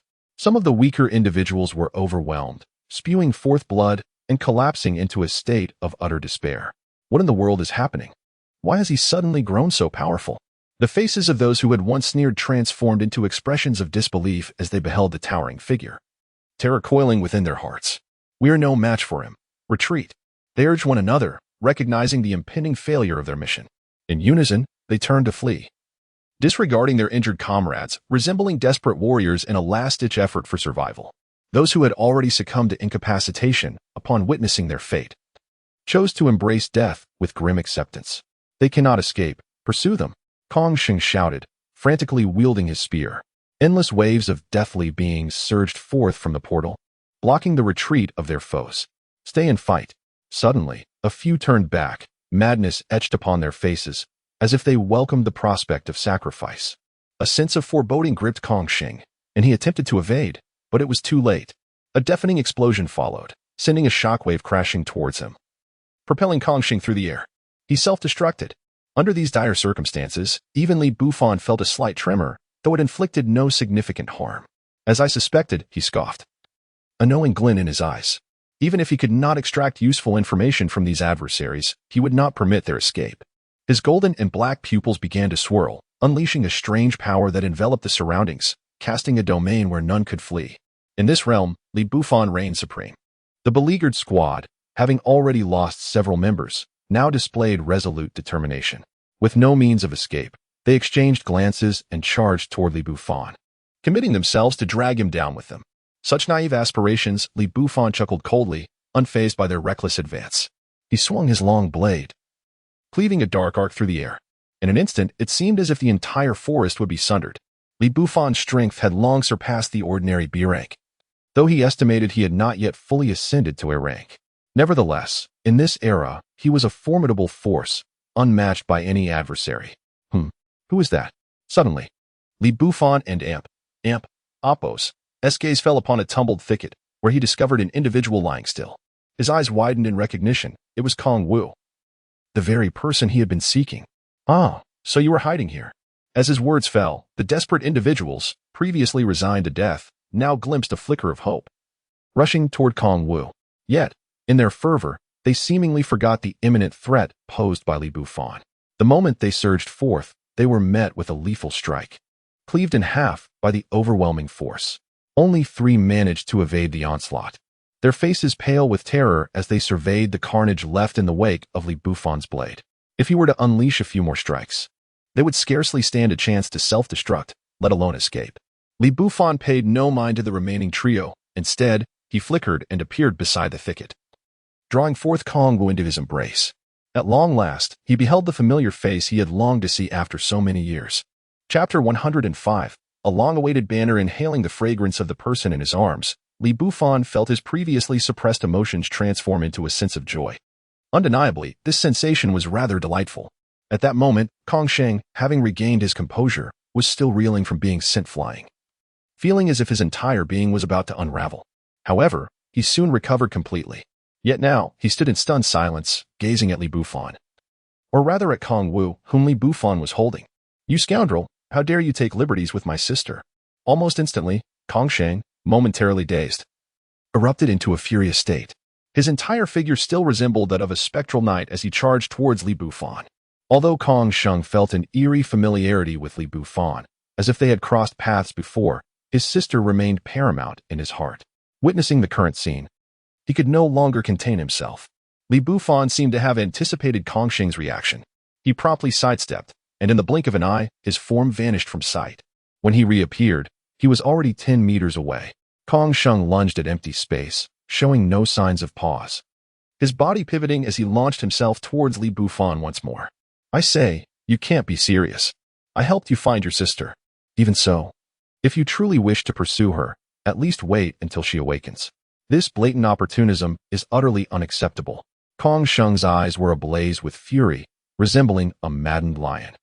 Li Bufan shook his head slightly, recalling the skirmishes he had with this individual in his past life. The reason was simple. It was always about Kong Wu. As their battles continued, a bond akin to brotherhood developed between them. Unfortunately, fate had led to their separation, and even after Li Bufan's rebirth, they had yet to reunite. What do you mean by taking liberties? Did you see anything untoward? Li Bufan replied, somewhat exasperated. He had merely cradled Kong Wu. Kong Sheng paused, a flicker of doubt in his eyes. Yet, he soon regained his composure, giving Li Bufan a thorough examination before snorting dismissively. Very well, let us not dwell on this. Just hand my sister back to me. With a resigned sigh, Li Bufan quietly affixed another tattoo to himself, following a subtle movement of his fingers. A silvery light surged into Kong Wu's body, causing the tattoo to vanish without a trace. All right then, Li Bufan said without further ado as he approached Kong Sheng, while still holding Kong Wu. Upon receiving Kong Wu, Kong Sheng's expression visibly softened. Although his gaze remained vigilant, it was no longer as intense as before. Thank you. Since you located my sister, I suppose I owe you a favor. As Kongsheng spoke, a hint of warmth crossed his features. Not just a favor. You also owe me a life, Li Bufan replied with a playful smile, relishing the banter with someone he considered a confidant. In his previous life, he had never had the chance to elicit such a debt from Kongsheng, and there were numerous instances where he himself had owed Kongsheng his life. Even if you had and amp, Oppos, T shown up, that fellow couldn't have harmed me. You merely disrupted my good fortune by arriving, Kongsheng retorted, rolling his eyes. It was already a considerable feat that he had acknowledged owing someone a favor. Now to speak of owing a life was mere folly. Strangely, despite perceiving Li Bufan's formidable strength, Kongsheng felt an inexplicable kinship. After all, having just met this person, it was unlikely he would jest so freely. Boss, are you both all right? How is the situation? Just as the two were engaged in light-hearted banter, a commotion erupted nearby. Hao Miao and the others rushed over in a flurry. However, upon seeing the two standing unharmed and Kongsheng cradling Kong Wu, they collectively exhaled in relief. Their concern had stemmed from the earlier chaos, particularly the terrifying strike that had unsettled everyone. They were acutely aware of Li Bufan and Amp, Oppos, as immense power. And witnessing him resort to such a formidable attack indicated the presence of a significantly stronger adversary. Hence, they hastily approached, prepared to assist, only to be met with this unexpected scene. All is well now. Let us rest here for the night. Ignore the lurking shadows around us, Li Bufan commanded, surveying his surroundings. The others complied without hesitation. In truth, they had intended to rest that night. Had it not been for the foreboding presence of the dark-clad figures, they might have remained undisturbed. Brotherly, what is the status? Have those individuals been dealt with? Su Ling bounced over, followed closely by the other two women. They did not inquire about the fate of their foes, but instead asked if the matter was resolved. Clearly, in their eyes, eliminating these foes was akin to a foregone conclusion, having accompanied Li Bufan for so long. They were well aware of his capabilities. In this current age, Li Bufan was virtually an invincible force. Facing a legion alone posed no significant challenge. To date, no one had ever truly pushed him to his limits. Li Bufan's expression bore a trace of exasperation. Just then, Kong Wu seemed to stir, her face marked by confusion, her eyes shimmering with fleeting glimmers, as if she were recalling something. Seeing this, Li Bufan confirmed that his earlier actions had yielded positive results. He had opted to harness the power of his tattoo to transfer a portion of his memories directly to Kong Wu. Truthfully, he had harbored doubts about the success of this endeavor. Even in his past life, such feats were typically reserved for those with extraordinary abilities. Yet, to his astonishment, it appeared that there was indeed hope for success. With this realization, he felt relieved, no longer needing to provide extensive explanations. Chapter 106. Reminiscing after a brief moment. It seemed that Kong Wu had completed her contemplation, her face adorned with a faint, ethereal glow. How wonderful! You're all right, Kongsheng exclaimed, his countenance radiating profound joy upon witnessing his sister awaken. Those familiar with him would undoubtedly recognize Kongsheng as an unequivocal doting brother. Should someone provoke him, it might not be of significant consequence. However, if his sister were harmed, that would spell serious trouble. For instance, had he not encountered Li Bufan amidst the group of dark-clad men, the situation, albeit slightly troublesome, would have been easily resolved by Kongsheng. This illustrates the immense value Kong Wu holds in his heart. Brother, there and Amp, Oppos, no need to explain. I am already aware of what transpired, Kong Wu interjected, shaking her head in exasperation as she observed her brother's intent to elucidate. Subsequently, her gaze drifted, almost imperceptibly, towards Li Bufan, who merely nodded with a hint of amusement. Kongsheng, momentarily taken aback, realized he had nearly articulated his thoughts but swallowed them back. More importantly, it appeared that Li Bufan indeed recognized his sister, their shared glances igniting a surge of vexation within Kongsheng. Sis, do you know that fellow? Pray, enlighten me about your acquaintance, he implored, his expression resembling that of someone ready to devour Li Bufan whole, which elicited a chuckle from Kong Wu. Of course I know him. But as for the details of our introduction, dear brother, you shall have to guess. Regardless, he has treated me quite well. As she spoke, the warmth in her demeanor became evident. Kongsheng, upon witnessing this exchange, displayed a countenance steeped in despair. He then approached Li Bufan with determination. Let us have a word, he declared, his teeth gritted, the underlying tension unmistakable. Li Bufan, with a playful smile, simply shook his head. You said it yourself. Once your sister awakens, you would have little say in the matter. If my memory serves me right, he remarked, lightly patting Kong Sheng on the shoulder before turning his attention to Kong Wu. The surrounding onlookers, taken aback, exchanged amused glances, clearly surprised that Li Bufan, typically aloof towards women, would exhibit such behavior. Of course, this aloofness was directed at others, with Hong Lian and her companions excluded from this narrative. Kong Wu, upon seeing Li Bufan approach, felt a rush of excitement and eagerly waved him over. Kong Sheng, initially hesitant, felt his expression darken, as if a cloud had settled over him. However, witnessing his sister's enthusiasm, he resigned himself with a sigh and stepped aside, clearly unwilling to disrupt the moment. Hong Lian and her two companions, cognizant of the unfolding dynamics, discreetly averted their gazes, understanding that Li Bufan had been in search of someone. It now seemed apparent that Kong Wu was among those he sought. Yet, they deemed it prudent to grant the two some time to reconnect. Once seated beside Kong Wu, Li Bufan remarked, "So how fare you? I have indeed returned, as promised." Kong Wu surveyed her surroundings, her expression shifting to one of bemusement. "You, sir, claimed it was the neighboring abode, and here we are, with time having passed so significantly." She pouted slightly, clearly still harboring grievances about the past. Li Bufan felt as if he had been transported back to a bygone era, a time preceding his demise when he sought resources and assured Kong Wu and her companions that he would return. Yet, the inevitable tragedy unfolded. He perished at the hands of his enemies, never to reunite with them, leaving the aftermath shrouded in uncertainty. Regrettably, that assailant cornered me, and I lost recollection of subsequent events. However, now that we meet again, does it not feel serendipitous? He replied, feigning nonchalance as he shrugged. Alas, many of my sisters remain unaccounted for. You have quite the endeavor ahead of you. Kong Wu responded with a light-hearted smile. Their conversation flowed effortlessly, akin to whispers shared between old friends. Observers nearby shook their heads in bemusement, realizing there was little drama left to witness, and gradually dispersed to rest. The lurking threats were of no concern, as countless spectral beings guarded the perimeter, ensuring a peaceful night's sleep. As the night passed, Li Bufan and Kong Wu shared stories, rekindling their bond. Although Kong Wu's memories were confined to the fragments Li Bufan had shared, she was able to piece together much by reflecting on her own recollections. With the dawn approaching, Li Bufan stretched and announced, "It's time to explore the depths of the forest of death." The others, now invigorated from their slumber, readied themselves, their prior fatigue having dissipated.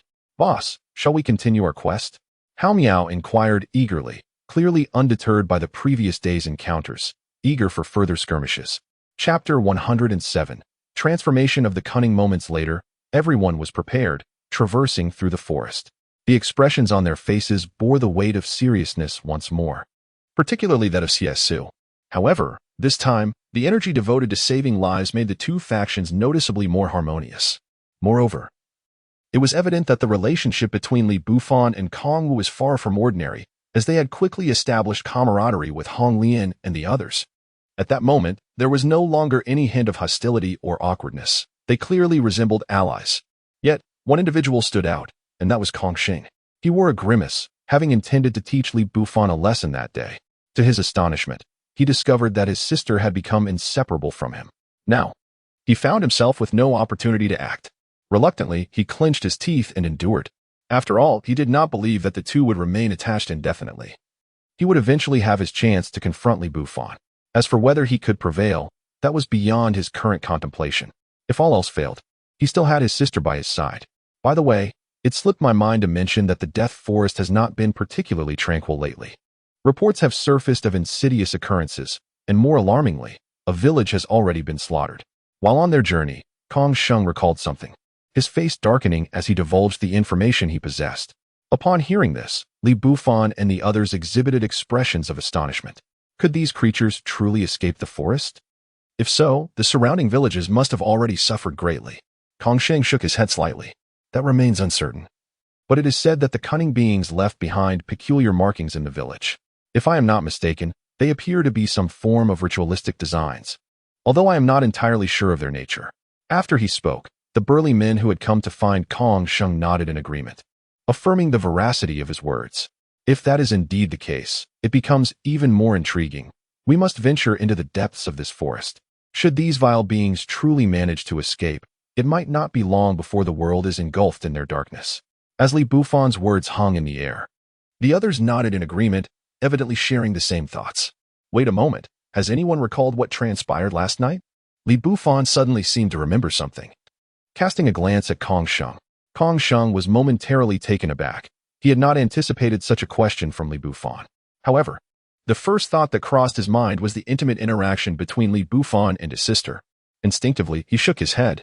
Li Bufan and Apos' expression darkened immediately. He could tell what was on Kong Sheng's mind with just a glance. It was undeniable that Kong Sheng held a grudge, lingering on a matter as trivial as a conversation. It appeared that without a few scuffles, Kong Sheng would not be satisfied. Yet, there was little more for Li Bufan to say at this moment. After their previous encounter, it seemed that the adversaries had not simply vanished. Li Bufan hinted subtly, and Kong Sheng appeared to recall something, his expression shifting slightly. He seemed to have a vague recollection of black shadows appearing after those beings perished, which then vanished into the forest. However, this should not be their method. If they possessed such an ability, they would have simply fled. Li Bufan nodded slightly, pondering the implications. Thus, I surmise that this is the reason these malevolent entities continue to proliferate. All those who perish under their influence become one of them. As he articulated this, the expressions of those around him shifted, evidently struggling to accept such a grim reality. But how could this be? If that were true, wouldn't humanity be doomed? Their faces reflected profound concern, and the previous ease dissipated. Li Bufan shrugged slightly. His conjectures were merely reflections of knowledge from his past life. Yet, he could not disclose that he was aware of these truths. Hence, he resorted to this manner of communication. Whether they believed him or not was of little consequence. For him, it would not be long before others learned the origins of these entities. Meanwhile, deep within the death forest, dark silhouettes began to emerge. Countless blood-red eyes flickered to life, imbued with an air of excitement, or perhaps something altogether different. Indeed, these were the very beings, unexpectedly. Their failed transaction had rendered them the offerings. Yet, one could not deny that their essence was undeniably delectable. As they pondered their inability to feast upon such entities, a sense of regret swept over them. However, was the notion of their existence truly a reality? The world appeared to have reset. Of course, it is real, otherwise, how could we exist? Have you forgotten the king awaiting outside? As these words were spoken, the atmosphere shifted, growing increasingly fervent, as if ignited by a flame. Clearly, the time when they would dominate the world was drawing near. Regrettably, the most exquisite sacrifice still bore a connection to the king. Yet, that did not seem to pose a significant issue. If necessary, they could simply draw them into their fold. Upon uttering this, the crimson gazes shifted towards the newly emerged shadows. Had Li Bufan and his companions been present, they would have discerned that these shadows bore a striking resemblance to those they had dealt with the previous day, or perhaps they were one and the same. Chapter 108. The forest also has a moat. However, those who had transformed into sinister beings had long since lost their sanity. They drifted about, as simple-minded as wild beasts. The only distinction was that countless faint black patterns were spreading across their bodies, as if some strange formation was continuously assembling and disassembling. Yet, Li Bufan and his companions remained oblivious to everything that lay deep within the forest, pressing onward into the death forest. For them, the venture was merely an exploration of the ominous woods, fueled by an insatiable curiosity about the malevolent entities that lurked within. Suddenly, the sound of rushing water echoed from ahead, causing the expressions of the group to shift to one of perplexity. The intensity of the sound suggested a significant force, akin to that of a waterfall. However, the death forest had never revealed any elevated terrain. It was perpetually a flat expanse. Hao Miao involuntarily shivered, while the others widened their eyes in astonishment. Anyone who had resided nearby for any length of time would be aware of this peculiar phenomenon. Nevertheless, at that moment, Li Bufan boldly advanced towards the sound of the water. After all, they had come to explore, and encountering something unusual was an opportunity to investigate. The others exchanged glances, then closely followed Li Bufan. If anyone could ensure their safety at that moment, it was undoubtedly him. Yet, after only a few minutes of walking, the air around them began to grow humid. Soon, nearly everyone felt the weighty presence of moisture in the atmosphere. However, the landscape before them remained conspicuously flat. Not a single elevation was in sight, not even the slightest indication of a river. Faced with this anomaly, the group displayed a profound sense of confusion. They could ascertain that the sound of rushing water indeed originated from this vicinity, yet the source remained elusive. Let us spread out and search. Perhaps we might uncover something nearby, Kong Sheng suggested. waving his hand to signal the group to disperse. They prepared to move on, but Li Bufan and Apos' expression turned grave. Wait. Everyone stay still. As soon as those words left his mouth, Li Bufan unleashed a surge of magical energy, forcibly pulling everyone back. Bewilderment spread across their faces as they struggled to comprehend the sudden turn of events. The ground beneath them abruptly began to collapse. In the very spot they had intended to step forward, a deep chasm materialized. The individuals who had just been yanked back stared in horror at the abyss below, their faces pale with fear. What on earth is happening? Why is there such a deep chasm beneath us? Possibly overwhelmed by shock, they stammered. Unable to articulate their thoughts clearly, the others cautiously approached the edge of the chasm, peering downwards. Finally, they discerned the source of the thunderous water flow. A rushing underground river surged below. Water gushed from its source with tremendous velocity, surpassing even that of certain waterfalls. What was even more astonishing was that this seemingly expansive subterranean river appeared to flow endlessly, an inexhaustible supply of water. Li Bufan glanced around, shaking his head in resignation. If they wished to delve deeper into the forest, they would have to take a detour. The chasm, measuring a width of 20 to 30 meters, was far too wide for them to traverse as a group. Moreover, the collapse had only affected the immediate area, with the remaining distance still concealed within the forest. No one knew which sections might suddenly give way to the underground river below. Should they fall into it, their fate would likely be to vanish without a trace. After all, such a massive flow of water could easily engulf even the most formidable of individuals. Could this be the moat of the Death Forest? Kongsheng pondered, an odd expression crossing his face. A moat? Was there truly such a concept as a moat within a forest? The others cast him incredulous glances, clearly unfamiliar with such an idea. Especially since the city they had previously inhabited was coastal, the notion of a moat felt entirely foreign to them. Have you heard of ancient cities? Kongsheng continued, after a moment of contemplation. They often featured a man-made moat at the city gates, designed to fend off invading armies. The group nodded slightly, as this was a notion that any reasonable person would recognize. The concept of a forest moat was not dissimilar. Some existed above ground, while others lay beneath, often in the form of hidden underground rivers, deep enough to be overlooked. The Death Forest, if all went as expected, should be no different. Such naturally occurring moats would typically encircle much of the forest, effectively dividing it into an outer and inner region. Generally, if a natural moat was present, it indicated a high likelihood of mineral resources within the inner forest. Upon hearing Kongsheng's explanation, the others nodded in understanding. Li Bufan and Apos' interest was piqued. If it were anything else, he might not have cared much, but the prospect of mineral resources was enticing. Acquiring them could significantly enhance Su Ling's strength. A most welcome development. However, Kongsheng added with a hint of resignation, moats are usually either at ground level or far beneath it. I have never encountered one that is elevated yet capable of affecting the ground above it to such a degree. The group shook their heads, expressing their confusion regarding this peculiar situation. Descending into the chasm was certainly out of the question, so they decided to take a different route and see what lay ahead. If all else failed, they could formulate a new plan. Li Bufan pondered for a moment. If they left now, he knew he would feel an immense sense of regret. Thus, they would proceed cautiously, taking one step at a time. Regardless of what transpired, they would reassess their options along the way. Should they successfully navigate this moat, the rewards would surely be substantial. Chapter 109. Spectres. Yet, the greatest dilemma lies in how to successfully navigate through. If taking a detour proves futile, Li Bufan may have to resort to unconventional methods. For instance, he could utilize his demonic energy to forcibly drag others out.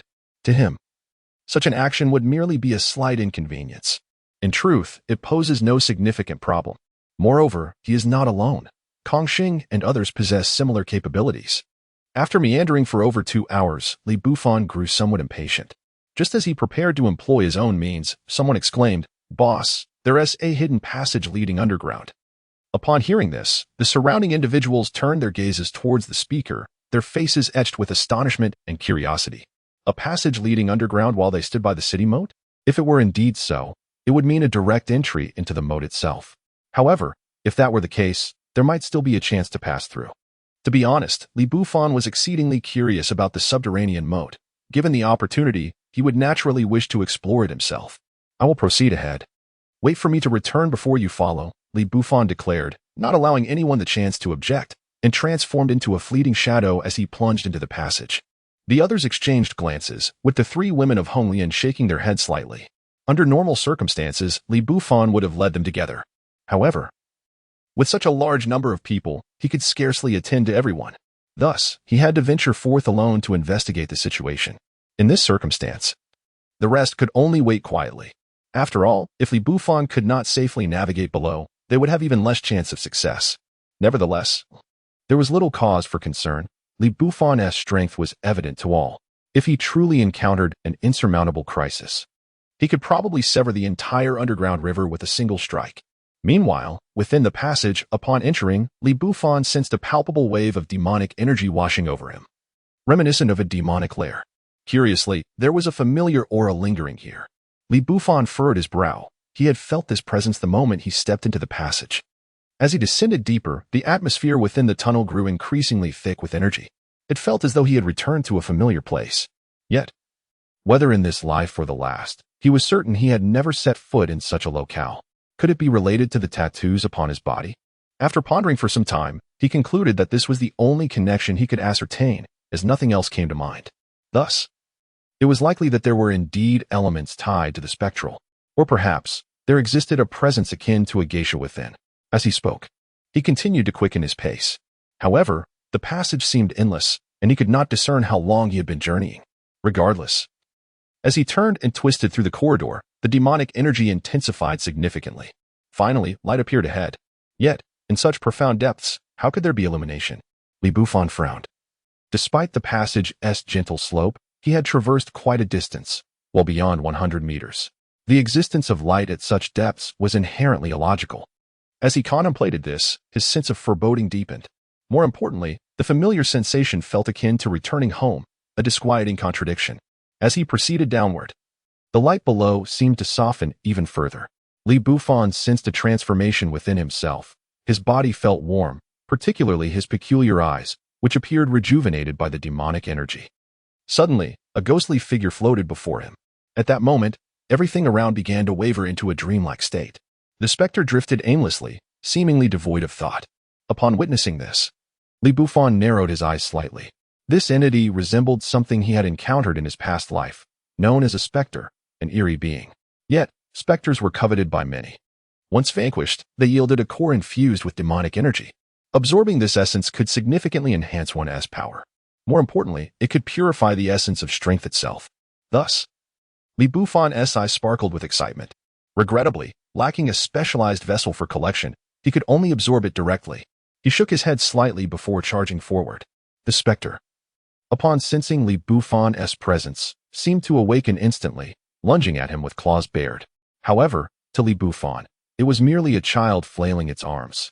With a simple swipe of his hand, the poor specter disintegrated into ashes, leaving behind a soft, white light that began to rise. Indeed, it was a specter. This must be the legendary gathering place of shadows. But why was it connected to the so-called underground river? Did a deeper relationship exist between the two? Contemplating this, Li Bufan found himself in a mental labyrinth. However, he did not dwell on this question for long. Gently inhaling the milky light, he was satisfied as he continued onward. The essence he had just absorbed was the most rudimentary kind. There were others, green, purple, black, and so forth. The deeper the hue, the denser the power contained within. Thus, Li Bufan resolved to delve deeper. If possible, he intended to hunt specters extensively. Such opportunities to enhance his strength were not to be squandered. Before long, the surroundings widened. Countless specters surged forth, and Li Bufan, with a mere wave of his hand, decimated a multitude, simultaneously absorbing a significant portion of the green and purple essences. Chapter 110. Underground Anomaly. At long last, Li Bufan arrived at a location reminiscent of an underground cavern, his expression tinged with surprise. Wisps of dark energy began to emanate from the surroundings, confirming the presence of sinister specters capable of manifesting the dark essence. The atmosphere here was thick with the scent of death, a true embodiment of the so-called forest of death. Regrettably, he pondered the likelihood of encountering any unique specters. Should such a phenomenon occur, it would indeed yield a bountiful harvest. Unfortunately, aside from himself, no one else could absorb the malevolent energy. Otherwise, these treasures could have been brought back for others. As he spoke, a hint of regret crossed his face, for he could not help but think of the women waiting above. Although Hong Lian could absorb the energy, Her abilities were currently sealed within the Forest of Death. Should she attempt to absorb the dark essence again, it could trigger another anomaly in the source, and there would be no time to react. In truth, the entities Hong Lian sensed from her memories were precisely what Li Bufan sought. Suddenly, a shadow flitted past in front of him, and Li Bufan's demeanor shifted to one of vigilance. He sensed that these beings were not mere specters. They bore traces of life. To his astonishment, it seemed that humans dared to venture into this cursed realm. Clearly, the Forest of Death was far more complex than he had imagined. What other secrets lay hidden within? Li Bufan narrowed his eyes, his curiosity intensifying. He was grateful that he had not allowed others to follow him. Facing an ambush in the constricted passage would have spelled disaster. Nevertheless, he had no intention of pursuing these figures. They appeared to possess some means of concealment. Vanishing from sight as swiftly as they had appeared, he sighed, dismissing any further plans to follow them. It was best to continue searching, if all else failed. He could simply cross this metaphorical moat. Li Bufan had not forgotten his mission, to ascertain whether he could traverse the underground moat. If it proved impossible, he would not waste any more time here. Although hunting specters could significantly enhance his abilities, it was not his primary objective. He could also gain strength through the absorption of crystal cores, albeit at a slower pace. Choosing a passage at random, Li Bufan stepped inside. Unbeknownst to him, the group of shadows he had glimpsed earlier had paused. If he were present, he would recognize them as the very team he had previously vanquished. Now, these individuals had transformed into specters. This unexpected turn of events had caught everyone off guard. As the shadows coordinated their search, they discovered a sealed chamber. Within, a spring bubbled forth black water, infused with an inexhaustible, malevolent energy. This spring seemed to connect to another passage. Upon sensing the dark essence, the previously vacant expressions of the shadows shifted into one of rapture. They lingered, their faintly glowing patterns deepening in intensity, as though they had undergone a profound transformation. Meanwhile, Li Bufan suddenly sensed a shift in the atmosphere. He beheld countless specters surging towards him, white, green, purple, and black, rampaging on either side. Yet, their target was not Li Bufan. Rather, they were racing towards the exit of the passage, as if drawn by some monstrous feast hidden within its depths. Li Bufan and Apos' face registered astonishment at this spectacle. He, too, felt the magnitude of the shift. What could lie within that would incite such frenzied behavior? With a swift motion, he dispatched the incoming specters, absorbing their power before advancing deeper into the passage. A profound curiosity gleamed in his eyes. These so-called specters posed no threat to him. Even the most formidable among them could be easily vanquished. As he pressed onward, the weaker specters became increasingly scarce, and the surroundings were shrouded in thick black mist. The malevolent energy here was at least tenfold more potent than outside. Li Bufan inhaled deeply, his expression growing grave. No one could predict what awaited him in this foreboding place. Yet, to be cautious, he enveloped himself in a protective shroud of dark energy. At that moment, a peculiar wave of mental energy surged toward him. Li Bufan's expression shifted as his golden eye began to whirl. A translucent barrier materialized around him, accompanied by the sound of something shattering. This noise alerted him to the source of the attack, another specter, devoid of any color, appearing almost entirely transparent. Oh, a mental-type specter? To encounter such a rare entity was unexpected indeed. A flicker of astonishment crossed Li Bufan and Apos' gaze, for he had heard tales of such beings in his previous life. They were known to enhance one's mental faculties considerably. For instance, if Kong Sheng could currently control 100 undead, absorbing the essence of this specter might allow him to command 150. The potential for enhancement was staggering. And importantly, this entity bore no adverse effects and had no attribute restrictions. It was truly a treasure of unparalleled value. As this realization dawned upon him, Li Bufan's eyes sparkled with excitement. He envisioned a scenario where, with sufficient mental prowess, he could use multiple tattoos simultaneously, resulting in a terrifying amplification of his abilities. With this thought in mind, a grin spread across Li Bufan and Apos' face, barely containing his exhilaration. If that were the case, he had no intention of holding back. Without further ado, he charged forward, his form flickering as he reached the elusive specter's rear. Chapter 111. Is everything a deception? With a casual swing of his blade, the elusive figure before him transformed into mere shadows and vanished without a trace. Li Bufan instantly recognized this as one of his opponent's abilities. Fortune had smiled upon him. He had encountered a phantasmal entity. Yet, such an encounter bore little significance for him. His eyes began to radiate an extraordinary luminescence as golden and black energies intertwined and clashed, releasing a formidable wave of mental power that surged forth. In its wake, the surroundings began to disintegrate. The specter seemed to resist momentarily, yet in an instant, it too was reduced to a fleeting silhouette, disappearing completely.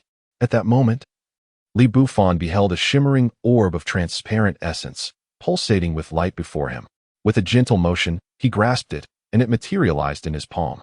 Simultaneously, the environment underwent a transformation. The suffocating black mist that had enveloped him dissipated, and even the surrounding pathways vanished into thin air.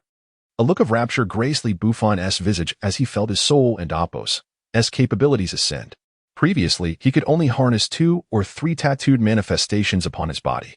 Now, he found himself capable of commanding at least double that number, possibly even more. The unleashed power was synergistic, merging seamlessly. When all was combined, the resultant effect would undoubtedly be magnified manifold. Shaking his head slightly, Bufan reopened his eyes, and a flicker of astonishment crossed his countenance. It was evident that he had not anticipated the drastic alterations occurring in his surroundings. The connection between this specter and the subterranean realm appeared to be profound.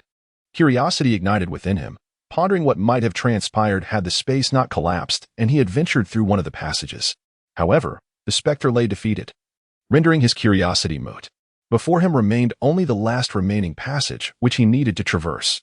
As he proceeded, the dampness of the underground air intensified. A glimmer of surprise flickered in Bufan and Apos' eyes. He was searching for the entrance to an underground river, and the increasing humidity suggested that he was nearing his destination. With this thought in mind, he quickened his pace. In no time, he approached the fabled entrance. Drip, drip. As he advanced, the sound of water droplets echoed around him, splattering upon his toes. The malevolent energy thickened around him, confirming his suspicions. 5 minutes later, the once distant sound of flowing water enveloped his feet. The frigid cold surged through him, forcing Bufan to summon his magical artifacts to combat the chill, lest his feet succumb to the frost. Yet, there was another presence here, an unfamiliar aura. Casting a wary glance around him, Bufan and Apos' senses heightened, particularly after his recent surge in power. Suddenly, shadowy figures materialized before him. His expression hardened, sharpening into one of intensity. Recognition dawned upon him. These were the very figures he had encountered during his skirmish with the cloaked assassins. Shouldn't they have perished at his hands, disappearing from existence? Why were they here? With a thought, the dark energy around him surged once more. Seizing the opportunity before the shadows could react, he coalesced the malevolent energy into a blade and struck fiercely. In an instant, the figures were cleaved asunder, dissipating into wisps of dark vapor. Simultaneously, several orbs of black essence plummeted to the ground. Had he misjudged the situation? Bufan gazed at the fallen essence, a deep frown creasing his brow. Only phantoms could summon such essence. No other entity could. Yet, the resemblance was striking. With a slight shake of his head, he absorbed the essence as he had done countless times before. Regardless of the quantity, he could consume it all in a brief span. The dozen or so orbs were but a trifling amount to him.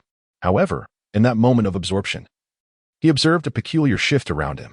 The elongated passageway he had traversed began to fade, replaced by a small chamber. More importantly, in the center of this chamber bubbled a spring, its waters swirling with a dark hue, suffused with an overwhelming malevolent energy that rapidly filled the space. Bufan remained rooted in place, his gaze transfixed upon the flowing water. The sight of this spring ensnared his attention, igniting a tempest of memories long sealed away. Suddenly, he recalled that his memories had been bound in the past. Occasionally, fragments resurfaced, yet often eluding him. The notion of rebirth was indeed true, but prior to this, human experimentation had commenced. Crucially, he had unwittingly stumbled upon this occurrence, which led to the sealing of his memories. Now, reflecting upon it, he began to grasp the implications. He was one of those experiments, possessing a unique genetic cell capable of merging countless tattoos. However, following the onset of the aberration, any new tattoos could not activate. Thus, those responsible must have employed some means to restart time altogether. Bufan retained memories of his previous life, thereby commencing this cycle of apocalyptic rebirth. Honya, it seemed, was intricately linked to these events. Bufan furrowed his brow, his expression darkening like a stormy sea. Chapter 112. The grand finale. Shaking his head vigorously, Bufan sensed that the environment around him had undergone a transformation. Previously confined within a secret chamber, He now found himself deep within a forest, as if he had entered a realm of peculiar enchantment. The once cacophonous sound of rushing water had vanished, replaced by an unparalleled tranquility.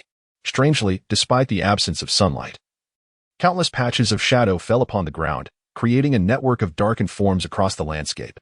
Since you have summoned me, there is no need for concealment, Bufan remarked, surveying his surroundings with an expression of calm indifference. He had felt a multitude of chaotic auras from the moment he arrived. This peculiar phenomenon bore resemblance to the sinister entities he had encountered previously, yet it possessed a distinct quality. It was as if the essence of the sinister had amalgamated with that of humanity. Indeed, the boss has swiftly discerned our presence, a voice echoed ominously, as a pair of crimson eyes emerged not far from Bufan. Gradually, the source of that voice stepped forth from the shadows. Bufan's pupils constricted slightly as he beheld a figure resembling a human, yet devoid of flesh, reduced to a mere skeleton, with vibrant green flames flickering in its eye sockets. Moreover, the skeletal entity clapped its bony hands, summoning forth more blood-red eyes from the surrounding darkness. Countless skeletal beings emerged, each approaching Bufan with reverence. "Greetings, master." Their kneeling posture suggested an understanding of Bufan and Appos' confusion and wariness. Though their expressions were obscured, he could sense an overwhelming loyalty emanating from them, intermingled with a fervent zeal akin to that of devoted acolytes. "Could someone elucidate this situation for me?" Bufan inquired, furrowing his brow in disbelief. The first skeletal figure crackled as it rose once more, not speaking, but instead unleashing a pale beam of light that soared towards Bufan. Upon sensing the absence of any hostile intent, Bufan extended his hand and accepted the light, a torrent of memories flooding into his consciousness. Before him unfolded a new scene, revealing himself as a formidable demon god, standing amidst the heavens and earth. Behind him, throngs of followers radiated with dark energy, their crimson gazes mirroring those of the skeletal beings before him. In that moment, Bufan faced opponents clad in red, whom he recognized as the Red Leaves. Among them stood a familiar face, the individual he had conversed with in Luo City. Surrounding them were numerous others, many of whom Bufan could identify from his past, all of whom had vanished following the erasure of his memories. As he delved deeper into these recollections, his expression darkened. He finally grasped the rationale behind the erasure of his memories rather than an outright extermination. His adversaries, trapped in a flawed state, lacked the power to obliterate him directly. Instead, his loyal subordinates, who had succumbed to the curse, remained vigilant, safeguarding a significant portion of his power until his inevitable return. Now comprehending the truth, Bufan realized that the Death Forest served as the very source of his strength. No wonder he felt an increasing sense of familiarity upon entering. His subordinates had not been reborn alongside him, but had instead endured, biding their time for his resurgence. Once he returned, they would emerge once more, their purpose being to restore to him the power that rightfully belonged to him. Casting his gaze upon the assembled skeletons, a hint of warmth softened Bufan's icy demeanor. He had unraveled the mystery of their existence, all thanks to the Red Leaves. With his strength restored to its former glory, it was time to confront them. The current incarnation of the Red Leaves mirrored his own reset, returning to their nascent state, albeit with their memories intact, stripped of any lingering power. Thus, he felt no fear. With a mere wave of his hand, torrents of dark energy surged forth, sweeping his skeletal followers into the sky. Bufan was intimately familiar with the domain of the Red Leaves. Within just over an hour, they had all but vanished from this world. Utilizing his immense power, he resurrected all his subordinates and located the scattered remnants of the 5 women from his past life. As for what others deemed the apocalypse, for the fully restored Bufan, it was merely a delightful interlude.